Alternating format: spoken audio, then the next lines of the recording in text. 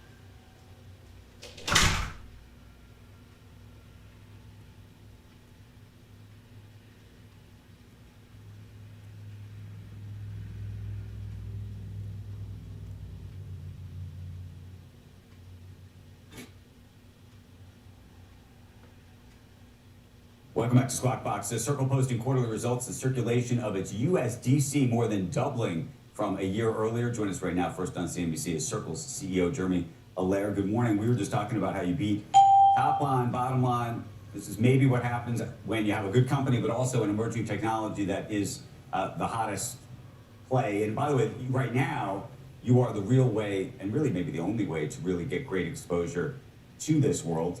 So let's talk about what's going on, because I think competition is about to come your way. And so I'm trying to understand where this all goes. Yeah, lots to talk about. Thank you, for having me on. We had a very strong quarter, as you noted. Revenue grew 66% year over year to $740 million. We obviously saw an enormous increase in the usage of stablecoins on our network. So USDC usage on blockchains, grew to $9.6 trillion of volume in the quarter. That's up from 5.9 in the prior quarter, and up, I believe over 600% year over year. But across the board, what we are seeing is the technology has been advancing rapidly. We're making some major moves in the technology space that happened also in the quarter, which we talk about. And companies all over the world are diving in. And while there's some focus on, hey, there's going to be people who are going to try and build stablecoins or other things, we are, I think, moving at pace to do two things. We're building a full stack internet platform business, from the operating infrastructure at the network level to the stablecoin digital asset layer to the application layer. So we're really transforming the business to serve the needs of these mainstream companies, and hundreds of them are getting involved with this as we speak, and we talk about some of that in our earnings release as well. So the thing that I'm trying to figure out is, it does feel like competition is coming. You're acknowledging that competition is coming? When you get regulatory clarity, that's it becomes a free market. Anyone can play. Now, what we've also seen, and this is actually in our results, is that we've expanded our market share. We grew our market share by over 600 basis points to 29%.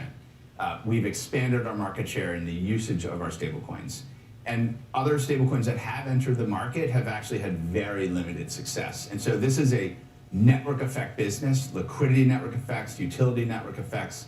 So when major companies like Visa or Deutsche Börse or leading banks like Standard Chartered, or leading banks in Latin America like Itaú and others, when they're choosing what to build with, they're choosing to build with us because we have this broad utility and these broad network effects. And so, I've very consistently been seeing that this is a winner-take-most market structure, and that's playing out in the market, it's playing out in our numbers. When some of the big banks start to play in this game?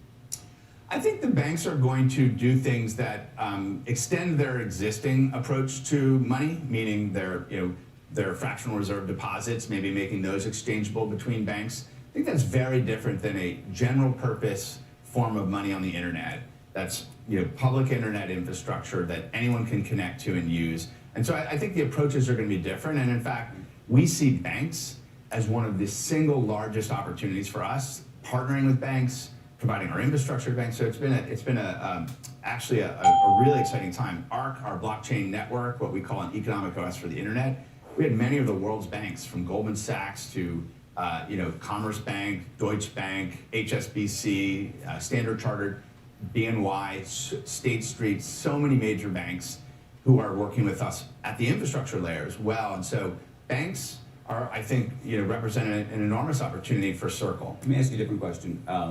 We talked about it just yesterday, and last week we had Kathy Wood on, maybe you saw her. Yeah. She effectively took down she has some Yes. very big expectations for the price of Bitcoin.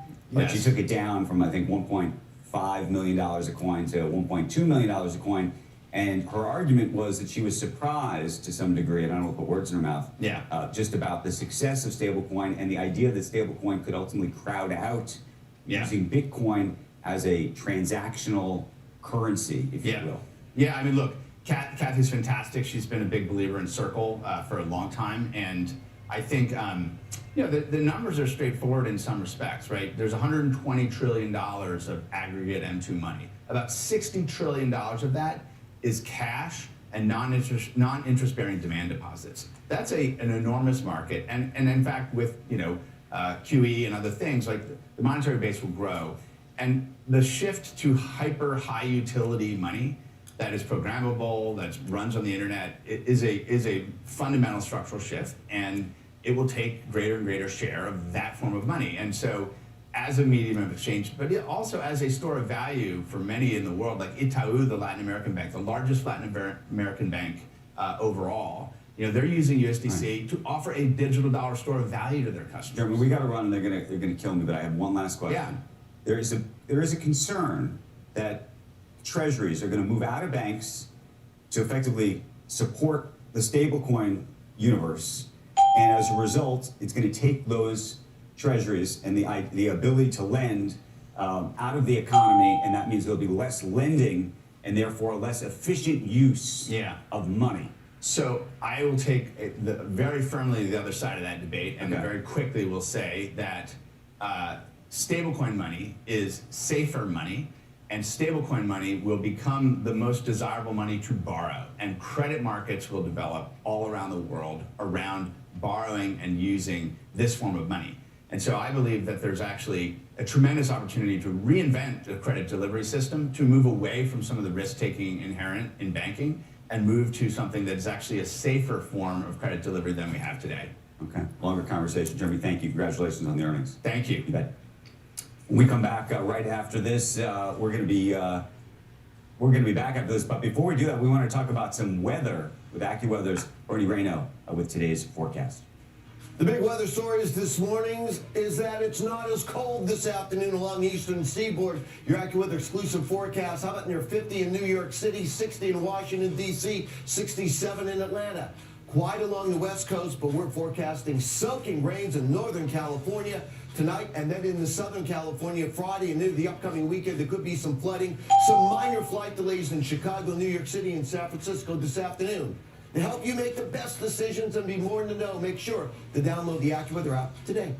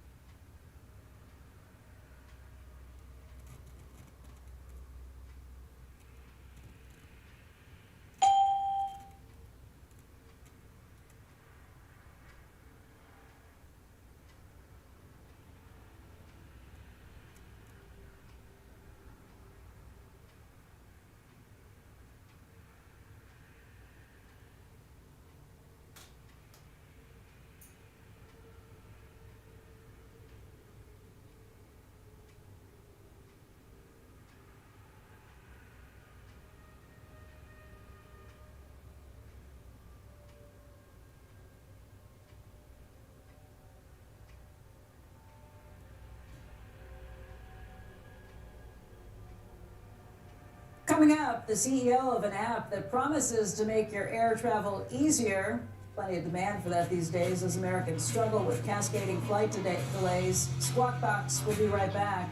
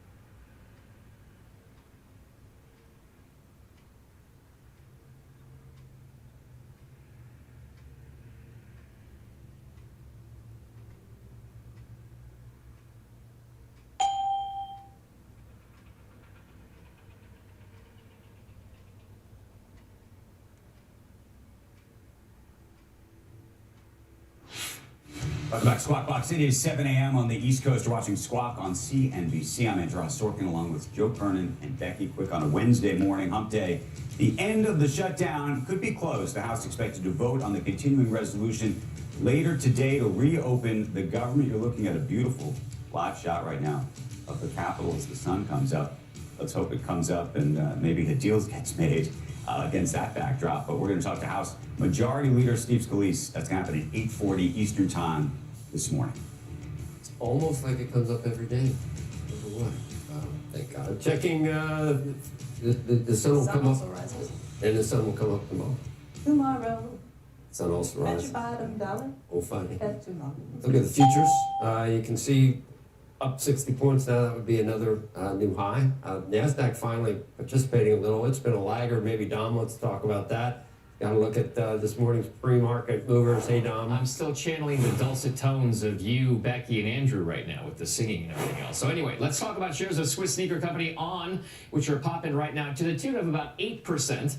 After beating Wall Street expectations for both its profit and revenues. It's also raising its full-year guidance for the third quarter in a row. The shoe brand said it's leaning into premium branding and not offering deals during the holiday shopping season, none of that discounting. Meanwhile, Nike expects its sales in the current quarter to fall by a low single-digit percentage. Another competitor on this, Deckers Outdoor, trimmed its sales guidance for its popular Hoka running shoe back in October. So keep an eye on Holdings up 8.5%. Next up, you got to check on SoftBank and NVIDIA. Those shares are down roughly 3% and up 1% for NVIDIA right now.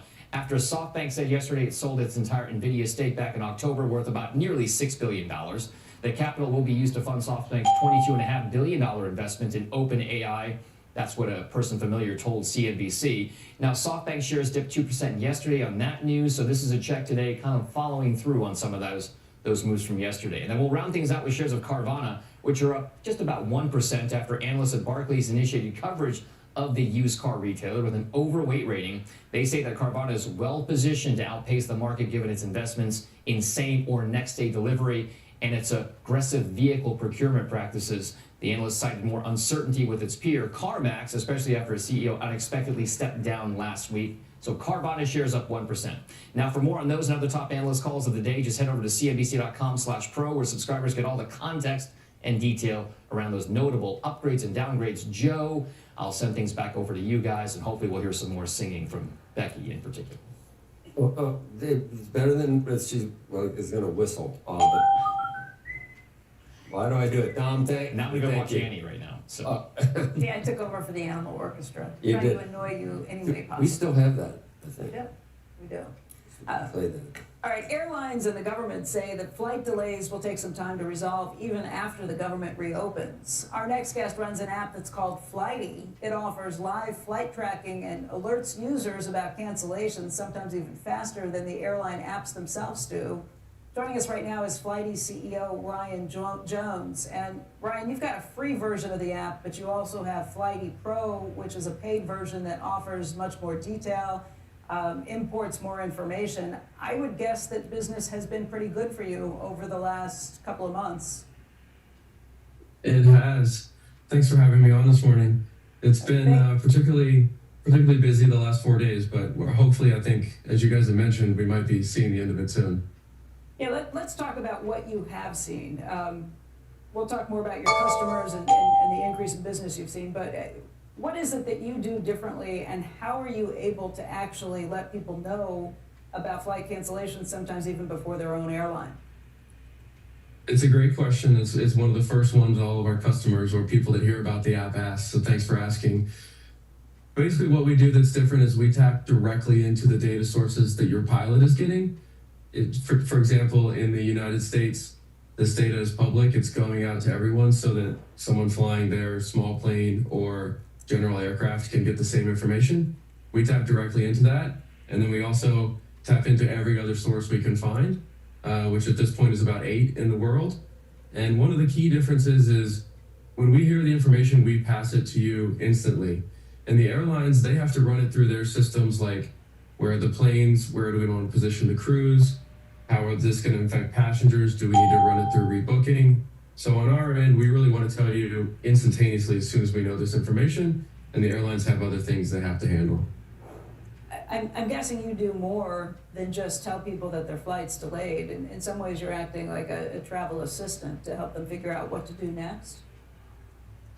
That's right. After we get that data, we layer on some of our more innovative and exclusive features that you heard Brian talk about a couple days ago. Yeah. One of them is Points guy. as soon as we can tell that we watch your inbound plane. That's where about a third of delays come from. And 4 or 5 years ago, people would always hit the "Where's my plane" button. We do all that for you automatically. So we'll show you exactly where the plane's coming from for the previous 24 hours, which is great for the last 3 days. Your plane may be on time, but it's going to go through Newark, and we all know what happens when you go through Newark. But you don't even really have to pay attention to it.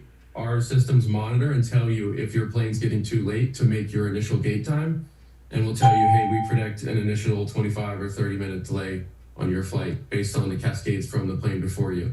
And we have similar systems for the airports for if the airports start to get congested. How bad have things been this week? And are you seeing any signs of improvement today? Today's a little early, but yesterday I was very happy to see a good improvement.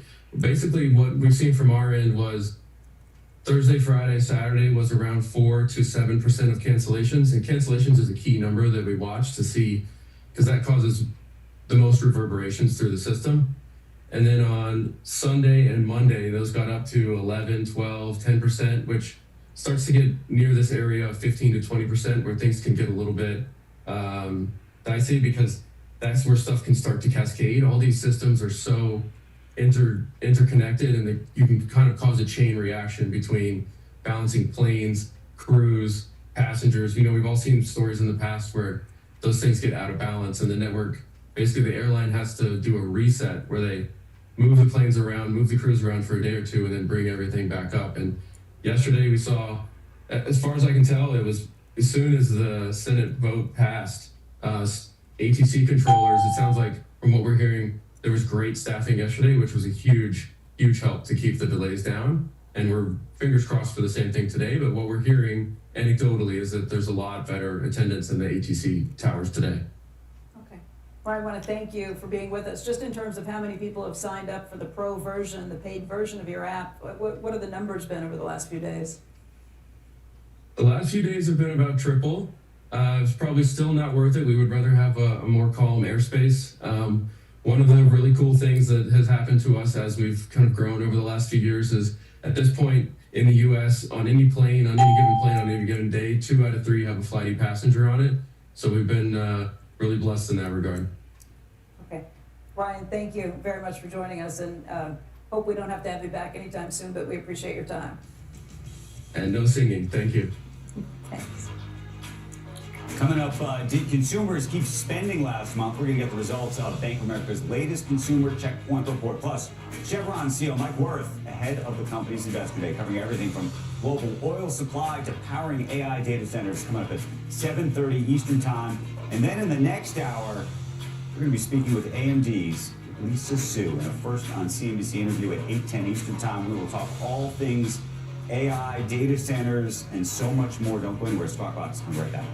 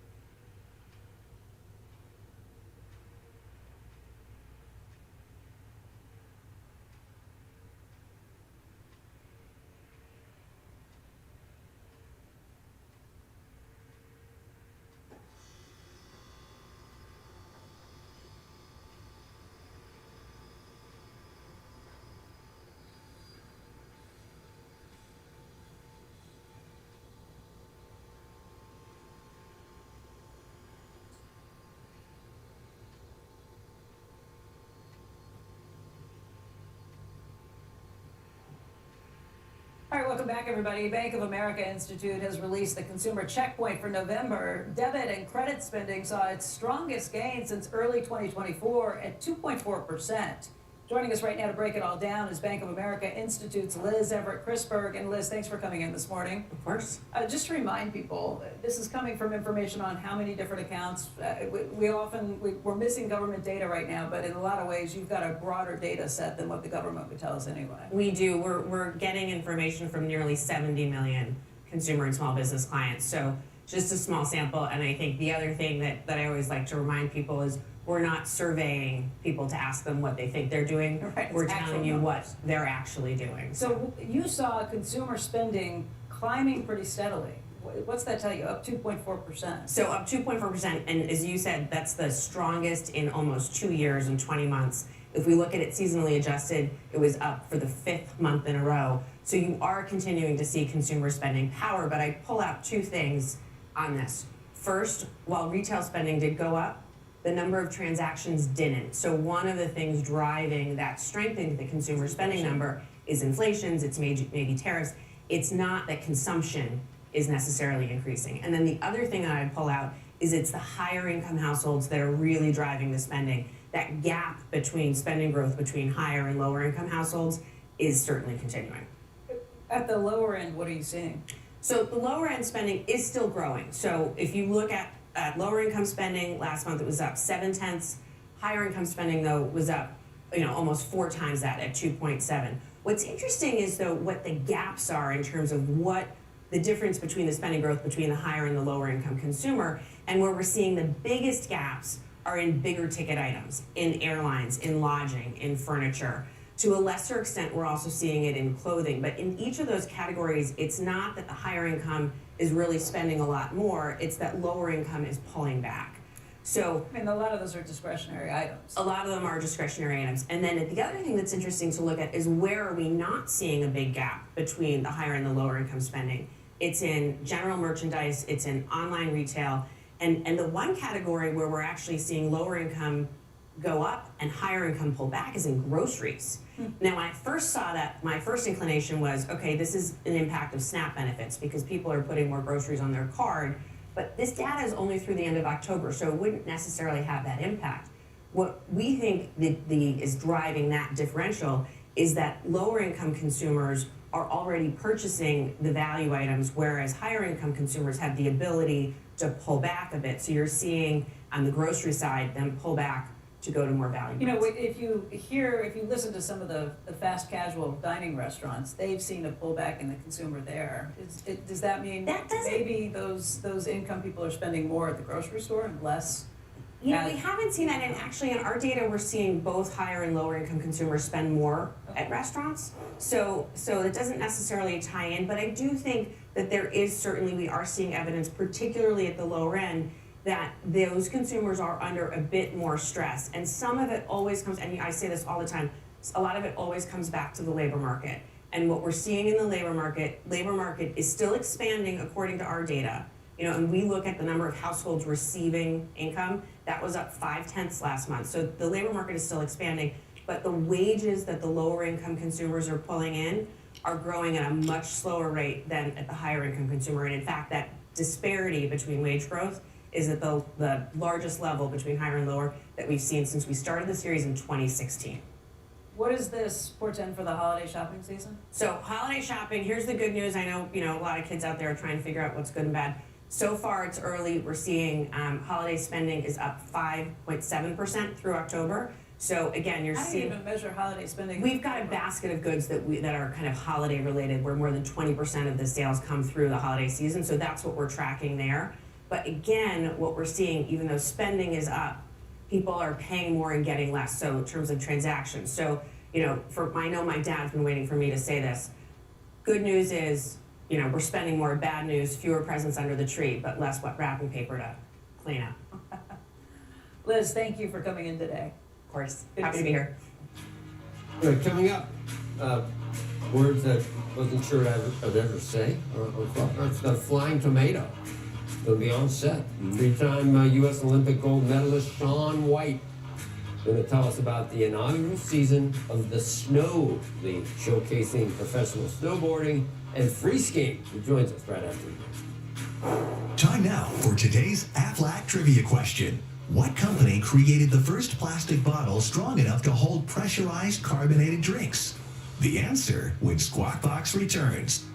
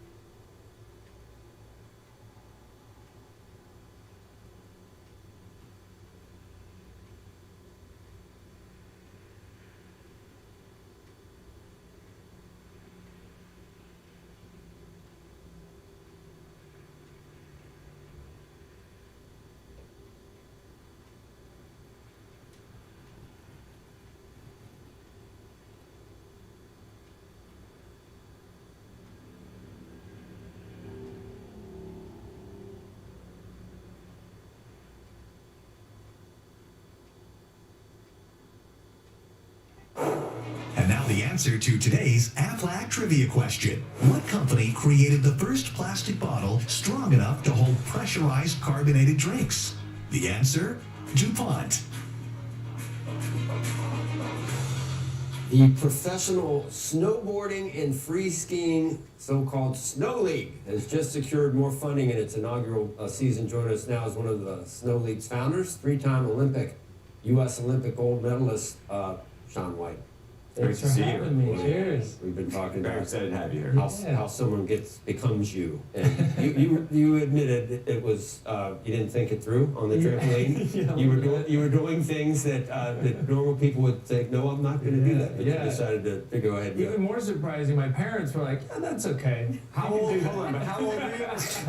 you when you started on the trampoline? Gosh, I was probably like 4 or 5. 4. Yeah, jumping around.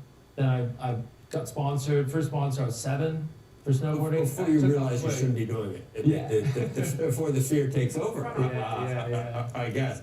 Here's my thought on this. Sports, I mean, what can you say about sports in the world today? It's expanding everywhere. And I thought, you know what? If you can have a pickleball league, you can have a snow league. Yeah. Hey.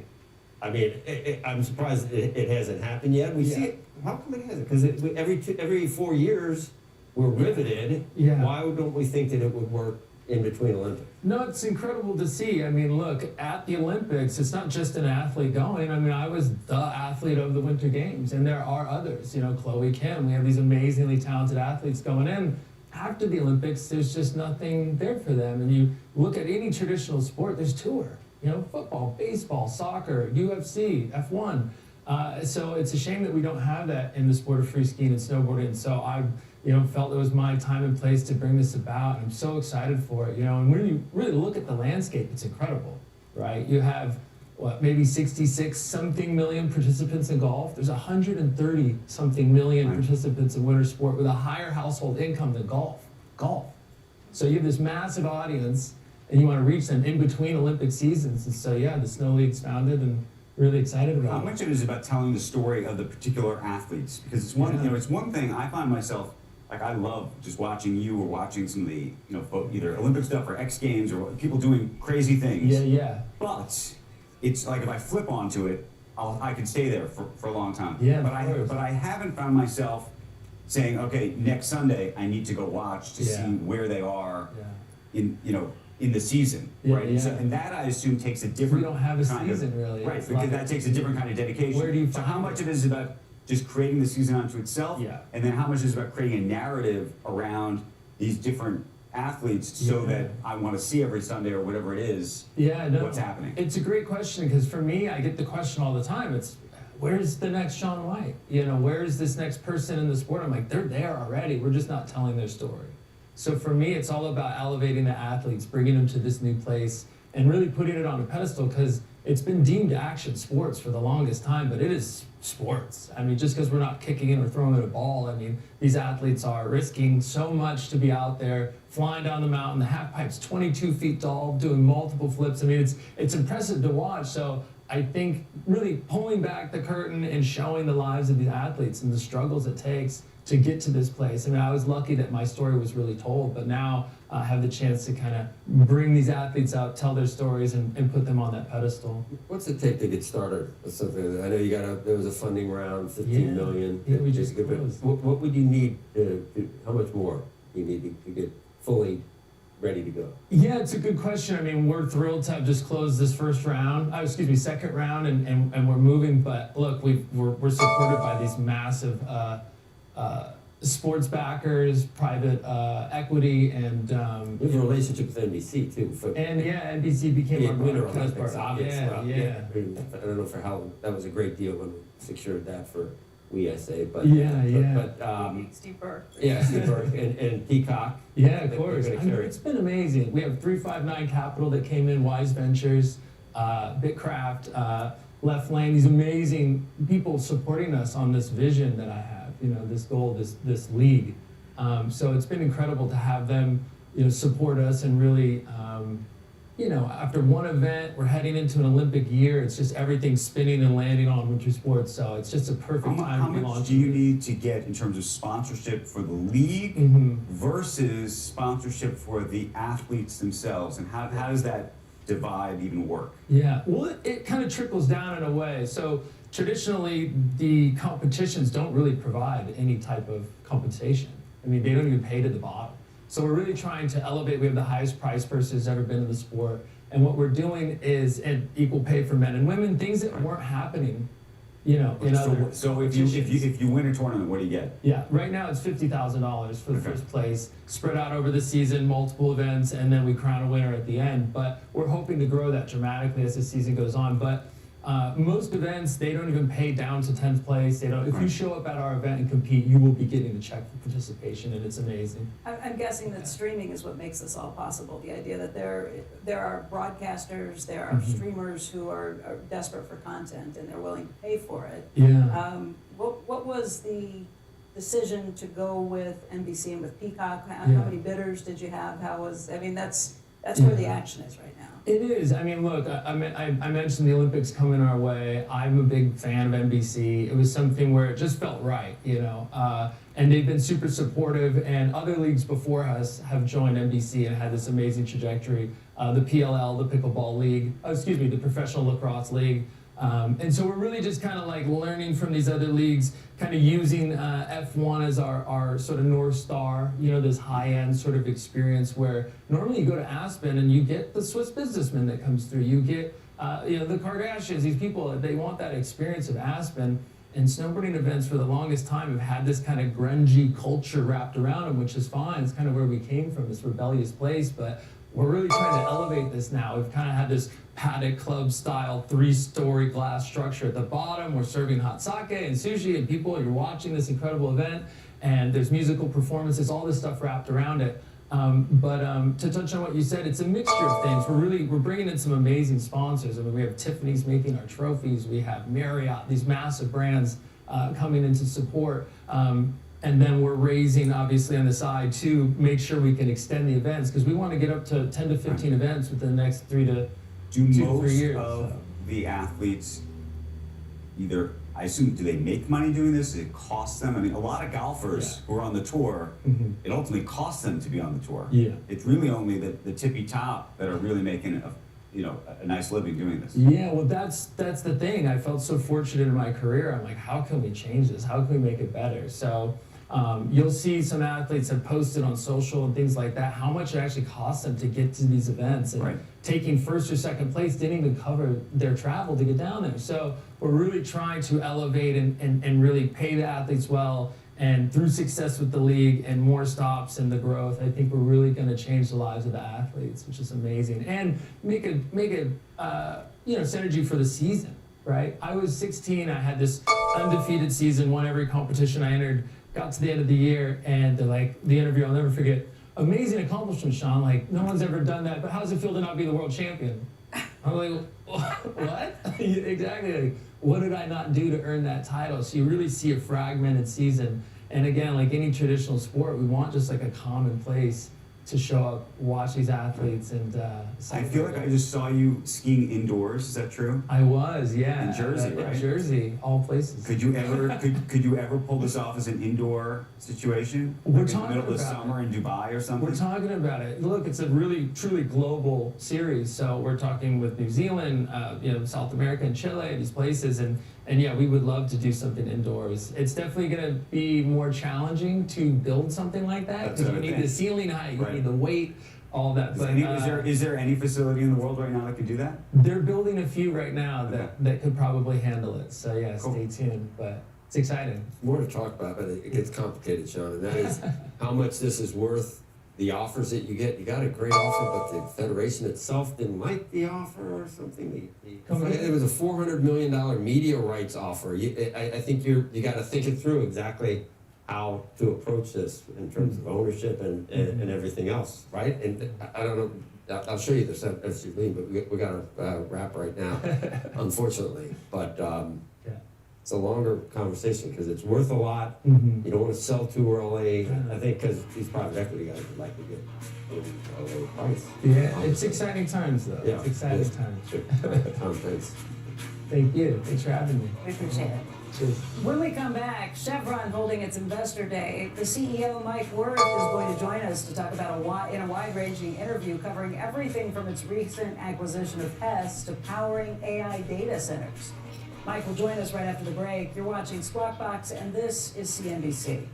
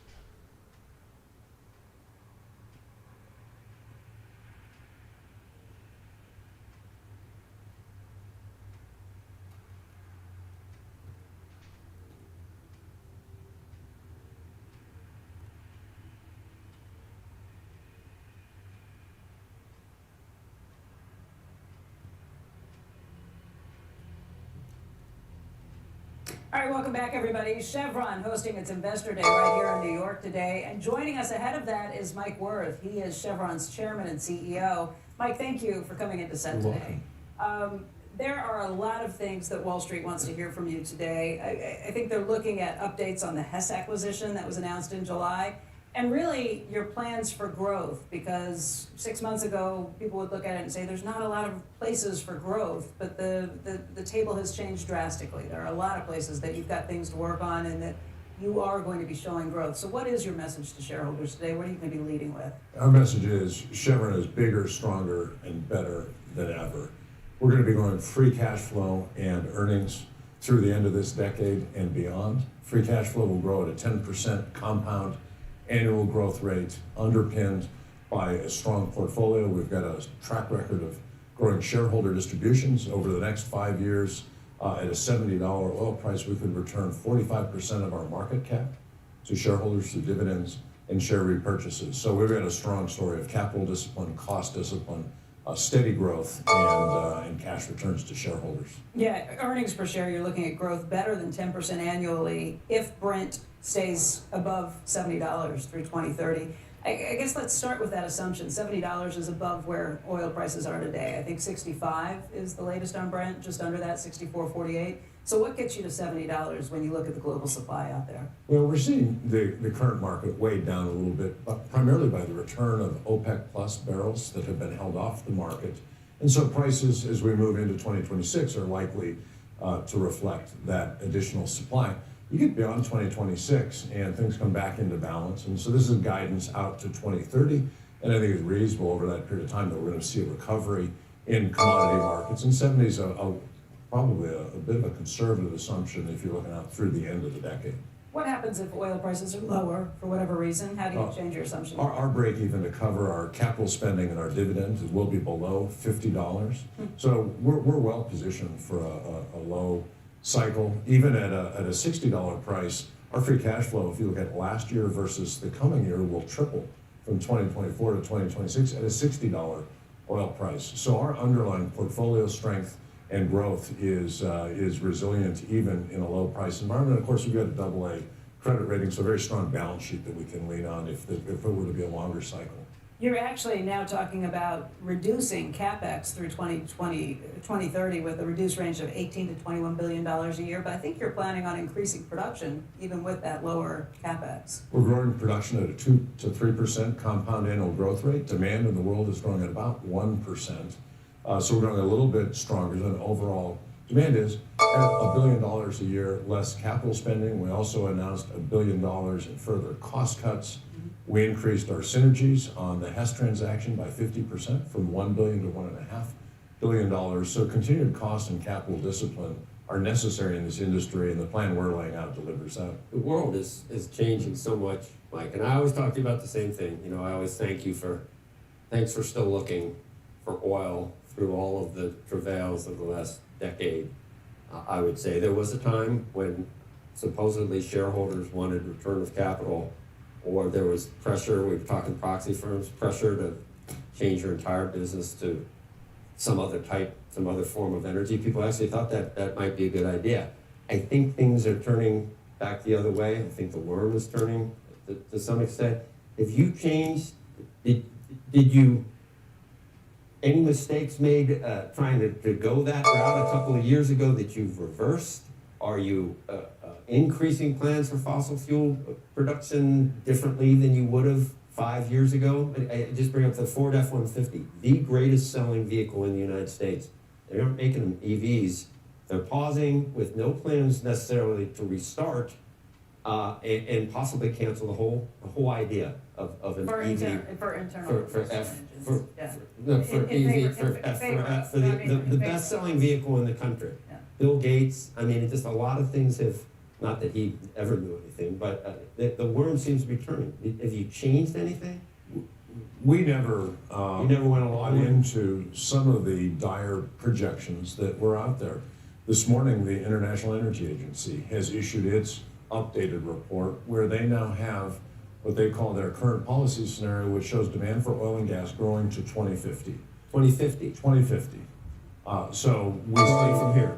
decades and decades of growth in demand for oil and gas, which is what we've always maintained. I was in front of a congressional hearing several years ago where I was asked to pledge that we would never produce more than we were at that point in time, and I refused to agree with that. Who wanted you to do that? We have to meet demand. Whose idea was that? It was Congressman Khanna who asked me that question and said, would you pledge to never produce more than you are today? And we have to meet the demand in the world. We actually supply the energy that keeps things going right outside your window. How much do you have in carbon capture, that kind of stuff? Are you? We actually have a carbon capture project in Australia. Without subsidies, does that make sense? Well, it was part of a broader project. This is a gas field that has CO2 in the gas, which we can extract. Does it economically make sense? It was part of developing one of the world's largest LNG projects. But does it make sense? It does. Even without subsidies? In that case, it does. But look, we've seen the policies slow down. You got to have customers for these new products, and customers have been slow to come for green hydrogen, for carbon capture. So investment is slowing in a number of these technologies. Well, but interestingly, in China, there's no slowdown in EVs, and that's the other. Or coal burning. China's got a different economy than we do. They've got a different way the government participates in investment decisions and industrial policy in China. You have to. So do you think they've made a mistake? Do you think that they should have not pursued the EVs the way they have? Look, they've got a plan to control critical minerals, solar panels, electric vehicles, and so they've got a state-driven plan to have a dominant position in a number of critical technologies, and I think they're effectively They just want to win, pursuing but that. at the same time, they're polluting. I'm not going to say polluting, but they're spewing emissions through coal plants and building coal plants. Sure, they're building more coal plants. They've got more coal-fired power capacity than the rest of the world. And one hand's doing this, the other hand's and they're doing that. continuing to build more in China. Yeah. Hey, Mike, talk about new business lines. You are in the business of now talking to some of these AI companies about building out data centers that are powered by natural gas. How did this come about? Where are these discussions taking place? What should we be watching? Well, you've talked a lot about the demand for power. And GPUs and power are the two things really constraining the growth right now of data centers to support AI. We have abundant energy resources in this country. We're in the queue for 7 of GE Vernova's largest turbines that begin delivering next year for gas-fired power generation.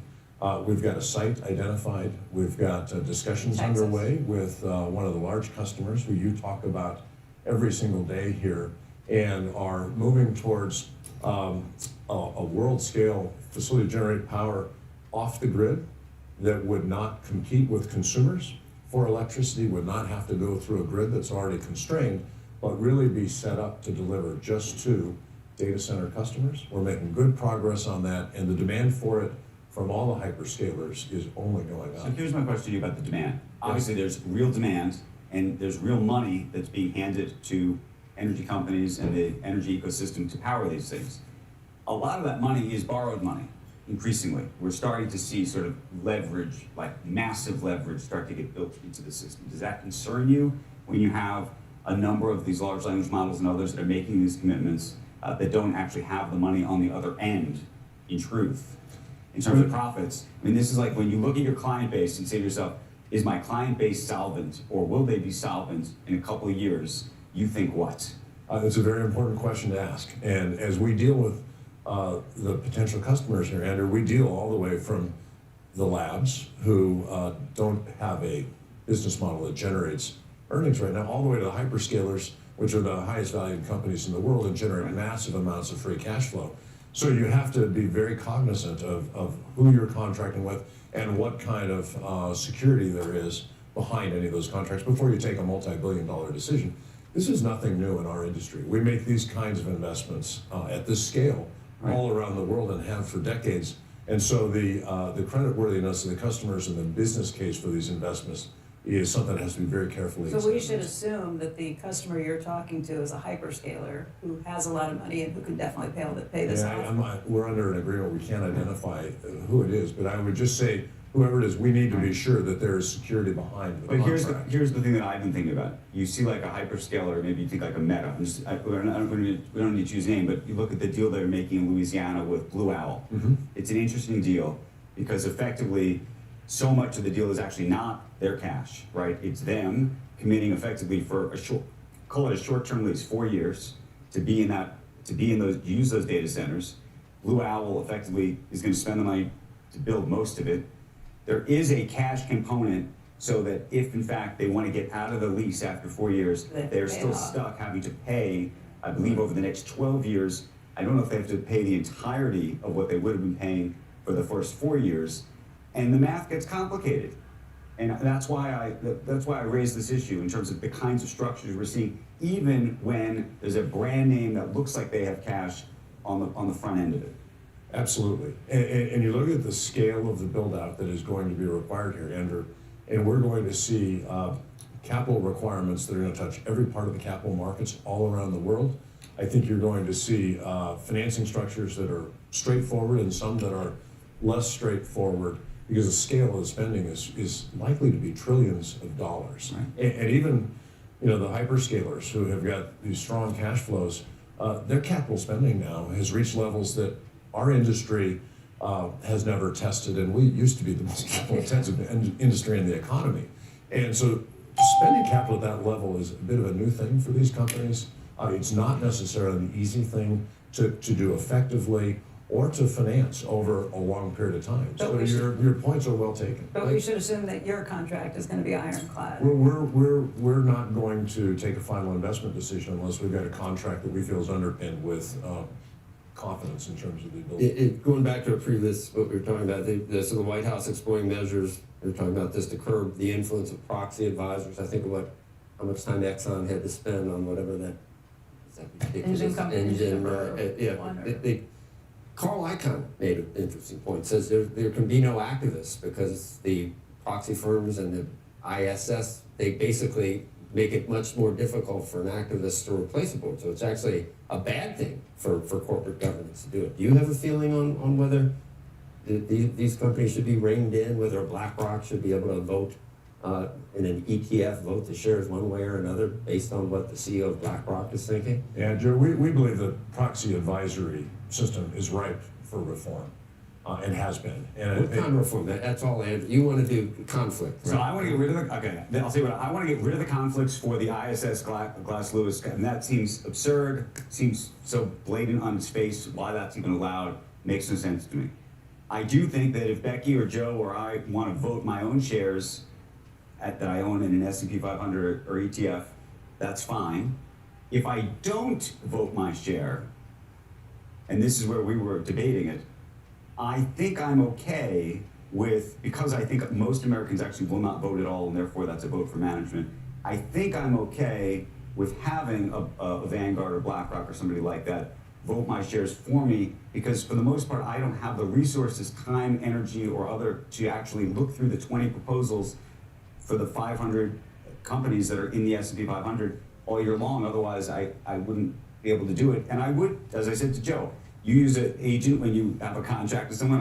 People use a lawyer. I would want somebody to be looking out for my interests. Mike, I'm with you. I'm voting with you. You do what you think Mike, is what do you best. think? Yeah, do what you think Look, is best. we haven't weighed in with an opinion on how shares Here's should your be chance. voted Here's through your the passive funds. They're creating vehicles that allow people to vote their own shares through those, and if they choose not to, I think that's an issue that still needs some discussion. But the point you make is people buy companies based on their assets, but also based on their management and the trust they have in management. We engage with shareholders all the time. I'll be doing that all week while I'm here. Your favorite part of We the sit job. down with Right. shareholders on a regular basis. We value their input. We You're engage talking with about them. people who make a concerted decision to buy an individual stock are doing that for a reason. And those people should obviously be able to vote their shares however they want. I think the question is, for better or worse, we've created an ecosystem now where most people are buying their shares not because they're deciding they want Chevron over Exxon or something like that. They're saying, I just want energy, if that's the ETF, or I want everything, and I'm just going to close my eyes and go. Yeah, but somebody made the point in X on this, that you don't vote in a primary. It doesn't mean that the boss of the party gets to vote your way either. Yeah, that's right. I think that's a discussion that still needs to unfold. I'm sure you'll have Larry in here to talk about this. Probably not. Look, the proxy advisory system is broken. And on the one hand, you can have ISS recommending something to your shareholder, and then the other side of ISS saying, well, we'll consult with you and maybe Well, make a no, different. that to me is just that to me is like the lowest of the hanging fruit because it's just so it's so broken. It's such a disgrace. I don't think there's anybody out there that objects to this except for probably people who work at ISS and Glass Lewis. You're right. Mike, very quickly, the Leviathan gas field, I know we're waiting for an answer on where that goes. Are you still waiting to hear whether Israel is going to allow you to export to Egypt with that? Yeah, we're moving that project towards a final investment decision. This is a very large gas field that supplies almost all the gas into the Israel economy, a lot of gas to Jordan, a lot of gas to Egypt, which increasingly needs more and more gas. We're looking at an expansion there. We're working with the government of Israel on an export permit. There are a couple of terms that are still in discussion. We believe we'll work through that, but we need to get a satisfactory export permit in order to take that final investment decision. And you're a CEO, powerful, but are you still on the bag for your wife at these tournaments? Or? I still have another job that is. Does she let you read putts, or does she just say carry? I read putts and do math on yardages, and you do. She makes the rest of the decisions. Does she take your word for the putts, or is it double check me? Trust but verified, Joe. Engineering and math work. Mike Wirth, thank you very much for joining us today. Chevron's chairman and CEO. We appreciate it, and we'll be looking for more. Thank you. Coming up on the other side of this, changing ownership culture. KKR's co-head of global private equity, Pete Stavros, is going to be joining us to talk about his mission to take employee ownership global with equity sharing programs and a lot more. He's going to join us next. And feeding the demand for AI chips. This is the conversation we were just having with Mike here. AMD CEO Lisa Su telling analysts about a surge in growth. She's going to join us right here on the set this morning, 8:10 a.m. Eastern Time. So much going on in Squawk. Do not go anywhere.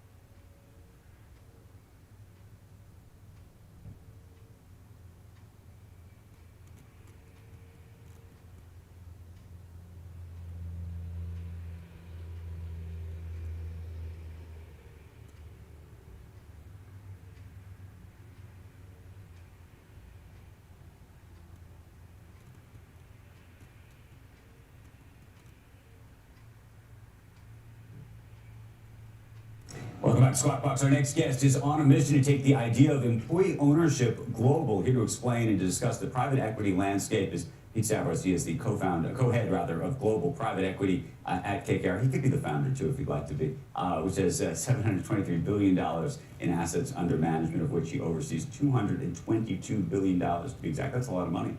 Pete's also the founder and chairman of Ownership Works. Good morning to you. So you've been trying to, you know what, before I say anything, explain what this is all about for those who may not know. Okay. You've been talking about this publicly for quite a while, but I don't know if everybody is clocking what's happening. Okay, and thanks for having me. Thanks for the opportunity. Employee ownership is an opportunity to give workers a chance to build wealth and to help companies address some of the problems that they face in the workforce, meaning, as we know, most employees in America don't like their jobs. 70% of employees are not engaged at work. The quit rate in America is out of control. It peaked recently at 40%. So we look at companies all the time where they are replacing their entire front line every 2 to 3 years. So an enormous waste.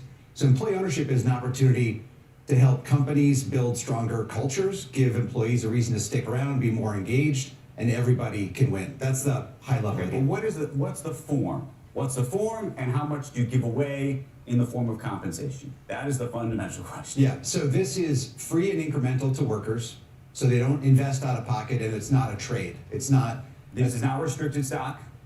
We've done it all sorts of ways. Okay. It can be restricted stock, it can be options.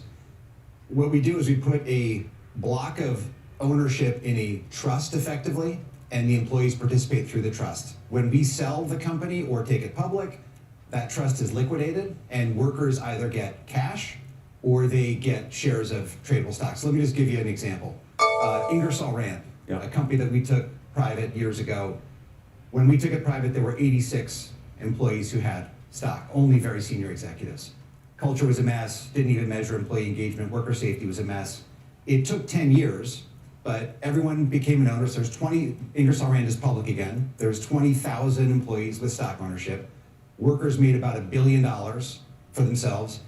And again, it took 10 years, but the quit rate went down 90%, and the engagement scores went from the 19th percentile. How much did you have to give out so workers, to make that happen? We're generally targeting a year's worth of income for employees if we hit our plan. It's not, while there's no risk to workers, it's not a guarantee. When you say a year's worth of income, so if you make $70,000, our goal is for you to earn $70,000 as a free and incremental benefit. That's the goal. As an add-on. As an add-on, not a trade for wages, benefits. We're not taking away 401k and giving you this. Okay, make it more complicated. Same for senior management? It's a better deal for workers because we don't put performance triggers on it. So senior management would typically be, like the CEO would have an equity award that's part time-based, just purely retentive, and part performance-based. Workers, we don't do that. It's because it's hard enough to communicate and educate everyone on all this. Many people have never owned stock before, so we make it very simple. Okay, one of the things that's interesting though is because you're in the private equity business, there's effectively only one major liquidity event. You can't get out, unless you get out earlier. We get out, we're in together, we're out together. So they ride right alongside KKR. When we go public, if we pay a dividend on the shares, the workers get a dividend. If we go public and our investors get stock, the workers get stock. So Ingersoll Rand, when we took that public, all the workers got tradable shares. So there is no secondary market for these shares? No. I mean, that's one of the things I think we're looking at now, especially in tech, for example, where you have a lot of these companies where there's no secondary market. Yeah. And do people look on some kind of computer screen somewhere and see, I own X number of shares and this is the current valuation, and who is determining that valuation as this is all happening? So it's the same valuation we're using at our board level for our third-party investors, and we do quarterly all-owner meetings. So all the employees get together around the world, and we do a video meeting where we're talking about what's working, what's not working. They have our financials, so we're very transparent about how the company's doing. We're updating the valuation every quarter, and so yes, everyone can track how we're all doing. This works when you own the company outright. In a club deal, meaning where you and maybe 2 other firms own a company, does it work in the same way? It would work in the same way. Yeah, we rarely do that anymore. Okay. We're not, I know the club deals went out of favor a long time ago, but there's still some where there's a bunch of folks invested in the same company. Yeah, but look, one of the things we're trying to get at economists will often talk about how real wages have gone up since 1980 20%, and productivity's gone up 80%. And what everybody's missing is the stock market over that period of time went up 8,000%. So even if we had workers participating in productivity, we'd still have this massive problem. Until we get more people owning, there's really no way to. And you're thinking mostly as a retention tool. And an engagement tool. So sometimes people will say, why isn't everybody doing this? This seems so obvious. And the truth is, it's very hard. It's not just you give people shares of stock and suddenly they're happy. You've got to teach them about how the business runs, how they contribute to performance. You got to be transparent with the financials and valuations. There's a lot to it. The easiest is perfect for you today. Share the wealth. It's in the journal opinion. Share the wealth. Don't redistribute it. Workers become wealthy thanks to 401k, stock ownership plans, and stock option grants. That's great. That's the way you do it, though. That they participate with. It doesn't have to be some zero-sum game where I don't think every billionaire stole the money out of people's mouths to become a billionaire. Didn't they create some of that? So one of the ways people often talk about it is this is about pre-distribution. So before the wealth is created, giving people even state. before. That's the idea. Why not do that? Well, that's the goal. And our aspirations here are massive. So I don't think people really understand what we're trying to do. At KKR, we've done this with 80, it will soon be 100 companies. 250,000 frontline workers are going to have stock. We're already around 200,000. We and about 100 different organizations started a nonprofit that you mentioned, Ownership Works, which is trying to build a movement around this. And then the big swing here is policy. So we commission polling work. Everybody likes this idea. It is one of the few things Democrats and Republicans. And when you say policy, what would you like? You'd like a government program that does what? Well, there already is a government program. In 1974, very few people know about this. Congress created the ESOP. Mm-hmm. So the ESOP was a part of the ERISA Act, and it gave companies a tax incentive to share stock with workers. There was a big boom in ESOP formations in the 70s and 80s. It is not as popular today as I wish it were. We get about 200 new ESOPs a year. They're mostly small businesses. The median size is about 48 workers. Could we modernize that policy? And could we get, like Walmart used to have a massive ESOP. Cargill had a big ESOP. Could we bring that back? And if we either try that or maybe we do a blue sky idea on how to incentivize companies to share ownership with workers. It's a longer conversation, but it's a good one. Thank you. Thank you. Appreciate it. It is 8 a.m. on the East Coast, and you're watching Squawk Box right here on CNBC. I'm Becky Quick, along with Joe Kernan and Andrew Ross Sorkin. Among our top stories this morning, the House is expected to vote on the continuing resolution to reopen the government.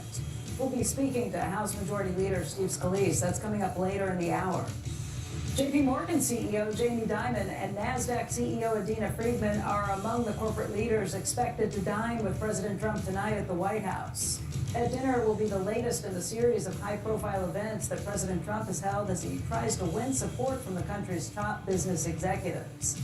And the FAA cutting more flights to keep air travel safe as staffing issues continue at U.S. airports. Transportation Secretary Sean Duffy saying restrictions will ease as controllers return to work, warning of more dire disruptions if the government stays closed through this week.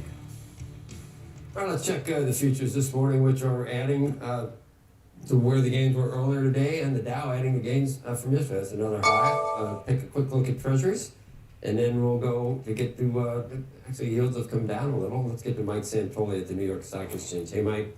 Hey, Joe. Yeah, the S&P 500, here's the index fund that tracks it, is tilting a little bit higher, pretty much in sight of those former highs. It's, just a couple of points, basically, on the ETF. You see we had this, 3%-ish pullback starting on October 10th, quickly bought. You had a 4% peak to trough intraday decline about 3-4 weeks later, again, quickly bought. So there's a resilience in the market. It's definitely been, style points are not really building up because the breadth isn't that great on a given day. You have actually a lot of stocks making new 52-week lows. There's been some punishment meted out to some of the AI spenders, but netting out to still a pretty strong tape because you have these relatively strong seasonal tailwinds in part. You mentioned the Dow. We did get to a record yesterday.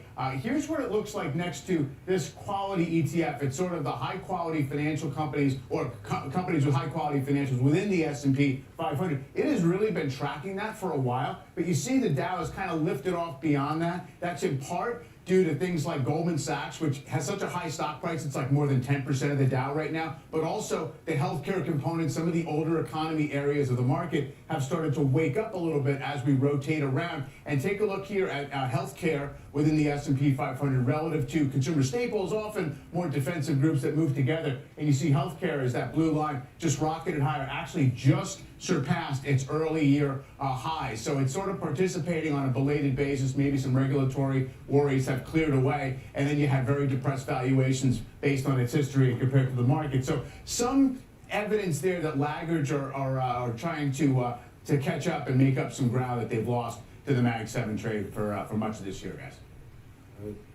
And S&P, and back again towards 7,000. Mike, and it's Yes, only intraday high just over 6,900 from last week or 2 weeks ago. Who'd have thunk? All right, thank you. Up next, AMD CEO Lisa Su saying overall revenue growth will expand to about 35% a year over the next 3 to 5 years, driven by AI demand. Take a look at that stock this morning. You'll see it's up by better than 6%, or just at 6%. Lisa Su, the CEO, is going to be joining us right after this break to talk all about the company's Analyst Day and much more. Squawk Box will be right back.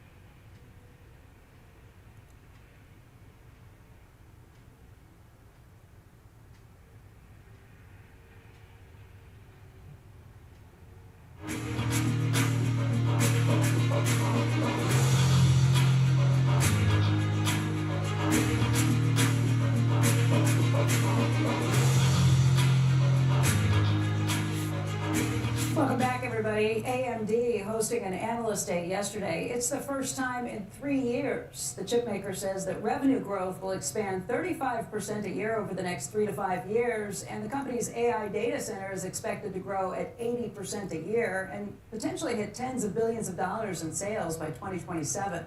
Joining us right now is the AMD CEO, Lisa Su.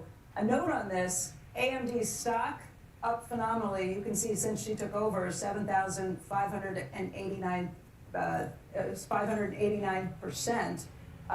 Lisa, I think when you took over, this was a $2 billion market cap. I think today it's above $386 billion. Congratulations. Thank you. Who's counting? Well, it's great to be here with you guys this morning. Thanks for having me. It's great to see you too. Last week you had earnings that came out that beat all expectations, and yet the stock actually declined. I think people were waiting to see what you said at the investor day. They liked what they heard, especially when it came to the revenue, the annualized growth that you're expecting, 35%. I think most people were looking for closer to 30%. Predictions are hard though, especially about the future, and I guess the big question is, what makes you so confident? Well, first of all, it was a great day yesterday. It's always nice to sometimes take a step back from just, what's happening on a quarterly basis to really talk about long-term strategy. And it has been, as you said, it's been 3 years since we've hosted an analyst day. But what we thought is, there's been so much that's changed in the market just over the last, 12, 18, 24 months that we kind of needed to kind of just take a step back and talk about the company as a whole. And frankly, we're in just an amazing cycle for, technology and specifically around AI. So, back to, the major points, the market is accelerating at a pace that we just did not understand until over the last few years. I think we started a couple of years ago. We thought the AI accelerator TAM might be $300 billion, and that sounded like a really big number. And then each year we took it up, and now when we take a step back, we see this massive opportunity. Really over $1 trillion overall market as we get through 2030. And it's a place where everybody needs technology. Think about it as you can think about computing as equating to intelligence. And if you can get more intelligence, why wouldn't you want more computing? And that's kind of the market that we're in. And so, from that standpoint, we're really excited about what we have. It's a product portfolio, it's a set of partnerships, but it's also a vision for where computing is going in the future. What makes you so sure of that demand? What do you see that makes you think not only that this demand is going to be big, but that it's real and that it's not going to disappear? Well, Becky, we spend a lot of time in the ecosystem, and being in this industry for as long as I've been in this industry, over 30 years, I think you see a lot of cycles and you see a lot of technologies take off. The key is what people are saying as they're actually utilizing the technology. So we work with all of the largest hyperscalers in the world, all of the largest enterprises. And if you looked at sort of the AI trajectory over the last couple of years, I think people started with tremendous excitement. ChatGPT came on board. Everyone was like, wow, this is pretty good. And then enterprises started using it. And frankly, the early enterprise usage was a little bit slow. People were kind of just trying to figure out what to do. But if I tell you what we've seen in the last 12 months, we've seen every one of our largest customers say, we can see the inflection point now, Lisa. We can see demand is accelerating because people are now starting to get real productivity out of the AI use cases. And we have all of the largest hyperscalers in the world saying they're investing more in CapEx because they can see the return on the other side of it. So it is something that we always are looking for the signals in the market, but the signals in the market right now say that we're still at the very beginning of the technology, but you're starting to see significant productivity improvements. Do you really think that they can see the returns on the other side, or do you think there's a little bit of a big gamble going on, which is to say that there's a bunch of them will tell you quite openly, look, I'd much prefer to be ahead than behind, meaning ahead than behind. I'm worried that if I don't invest enough now, I won't have enough capacity later, but I can't necessarily fully math out how it's going to work out on the other end either.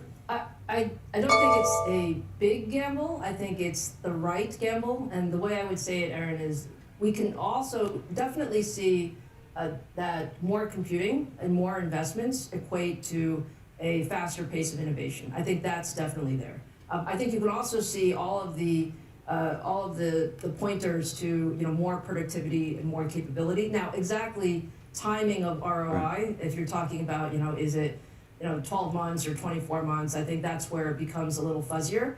But I would say that, look, our largest customers are extremely disciplined companies, and they have the balance sheets to invest. And this An example, the one that everybody talks about is OpenAI. Yeah. So OpenAI in 2028 is expecting to lose $74 billion. By the way, they have $13 billion in revenue right now. I believe that's the number. They believe that between 2028 and 2030, that they will all of a sudden become a profitable business. So they have to make a swing from a $74 billion loss.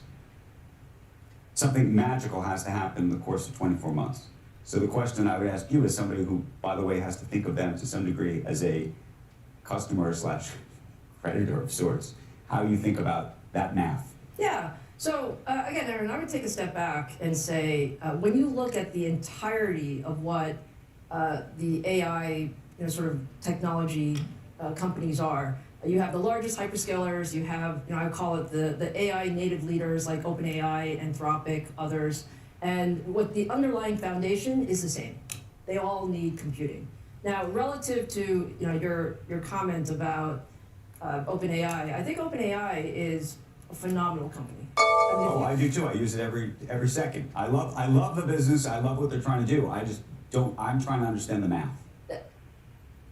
Let's start with the vision, and then we'll come to the math. When you look at the math, the vision will say you need more computing. That today, computing is a limiting factor in how much people can adopt AI, and you can see that in a number of different places. And so, yes, you have to invest ahead of the curve so that you can get the entire user base on there. But if you just take a look at the growth in users, and not just at OpenAI, but across the entire AI ecosystem, we're seeing that growth. And we're seeing that growth because there's true productivity coming at the other end of it. And from that standpoint, I think we are all, like I said, we're disciplined business people, but we see an incredible opportunity in front of us. And absolutely, if one has the capability to address that with a fantastic balance sheet, you would absolutely do that. Let's talk about your plans for AI data centers. You are scaling pretty rapidly. You see the growth there in terms of revenue being greater than 80% over the next several years, and potentially getting to have more than a 10% market share in that business over the next few years. To do that, you're going to have to go through NVIDIA, because by some estimates, they have more than 90% of the market share right now. What's your plan for doing that? Well, I would say, once again, this is an amazing market with tremendous growth. And whenever you have a market that is, let's call it, early in the cycle and also on a steep growth curve, it really favors innovation and it favors partnership. From our standpoint, technology roadmap, we're super excited about the new products that we're bringing out. We have our MI350 series currently in production. We have a big step up with new rack scale architectures coming next year. What we also have is a really strong set of partnerships. Aaron mentioned OpenAI. We have partnerships with Oracle, Meta, all of the large hyperscalers. And the key in this type of market, Becky, is that everybody wants to have sort of multiple solutions. And frankly, there's no one solution that fits all. You can see with different workloads, you're going to want to have the best technology for each one. And we do believe we will have a significant piece of this market. I think between large hyperscalers, enterprises, as well as sovereign nation states that are out there building large data center installations, I think we are an excellent option, and we've talked about some of the key partnerships to do that. Mind-boggling what I've seen with NVIDIA. We spoke just briefly about Jerry, one of the co-founders, Jerry Sanders, who I knew for a while. He started this in 1969, I think. He was at Fairchild. Every employee got stock options when he started. And he told me, I haven't kept up. He's still alive. Maybe he might be watching. He's 89 years old, I think. The reason I bring this up, Lisa, I watched AMD challenge Intel for years and years, and I have to rethink everything because I thought of it as an also ran back then. And it always seemed to be copying or cloning a lot of things that Intel did. the chart doesn't even work and this is only, what is that? That's only 10 years for Intel versus AMD. Something happened somewhere. Can you tell me where Intel missed something or AMD capitalized or capitalized? I mean, obviously, but is it GP? Did things change in the business? What caused Intel to lose its preeminence? Well, first of all, Joe, as I said, we love Jerry. I hope Jerry's watching. He absolutely founded a fantastic company, and I'm honored to be a CEO.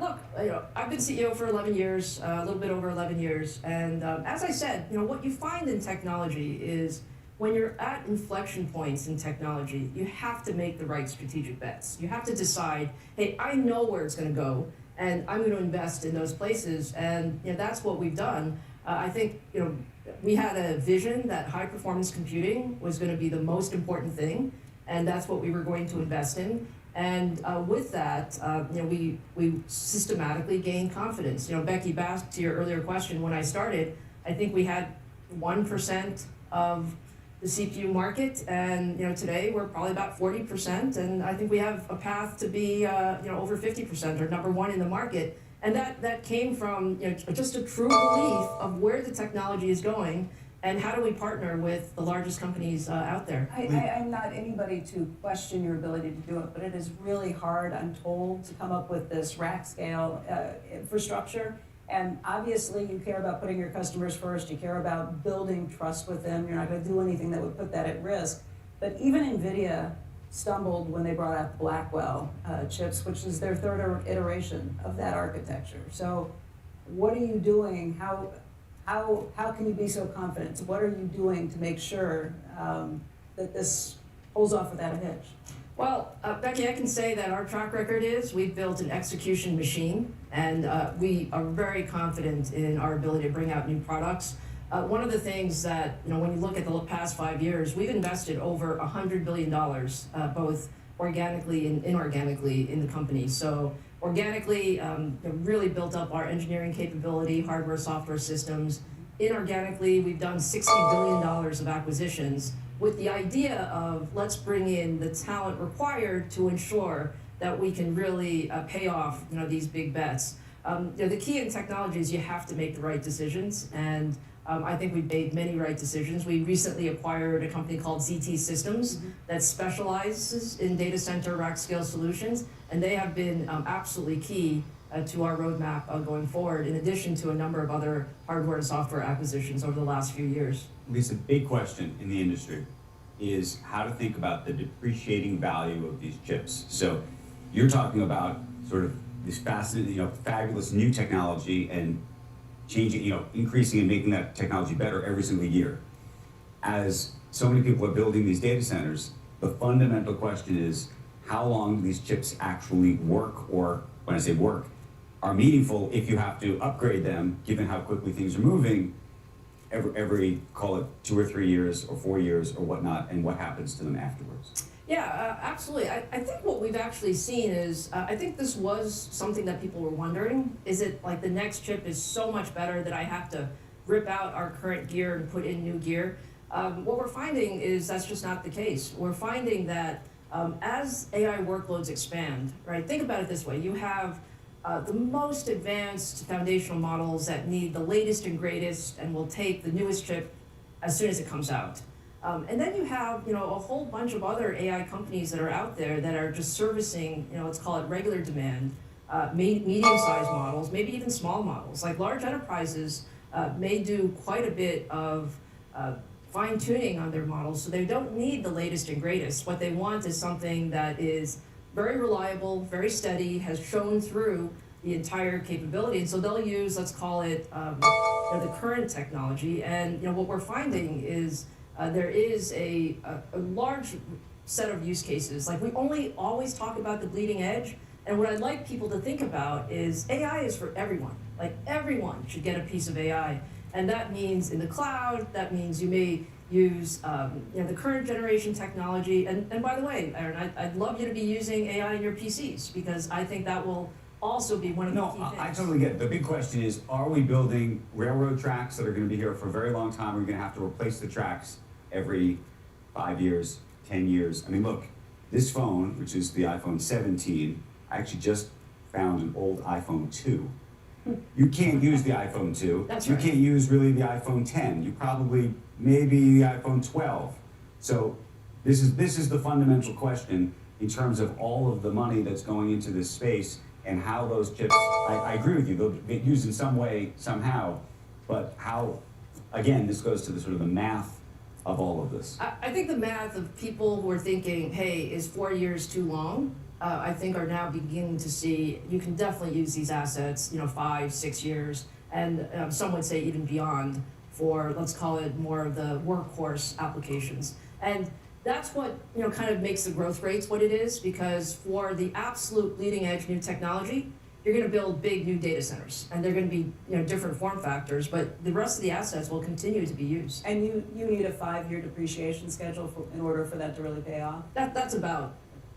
Back to Andrew's earlier question, just going back to some of the deals that we've seen. From the outside, it looks like this crazy whirlwind where anybody and everybody in the industry, both when it comes to technology and energy, are meeting all the time. We just have Mike Worth here talking about how he's talking to somebody, we don't know who, about building out an AI data center in Texas. Is it like that from the inside? Is it this crazy whirlwind of you got to meet with everybody all the time? It is a whirlwind.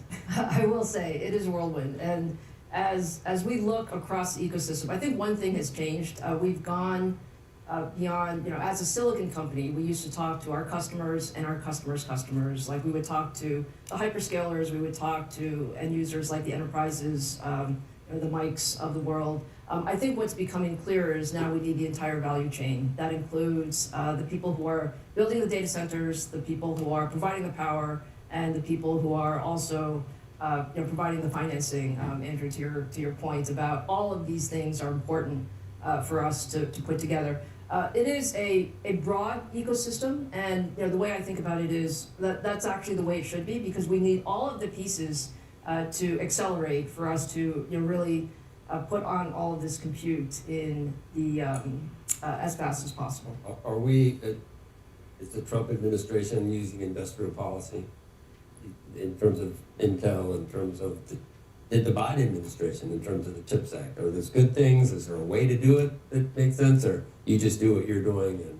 Well, I think it's a fact of life that semiconductors are now essential to every country. They're essential to the United States. I think the Trump administration has actually been very, very helpful in terms of engaging industry. A bunch of my peers, myself, we spend a lot of time there just ensuring that there's a very clear understanding of how semiconductors, the U.S. wants to lead in semiconductors, and we absolutely want to be able to enable that. I think we lead today, we want to extend that.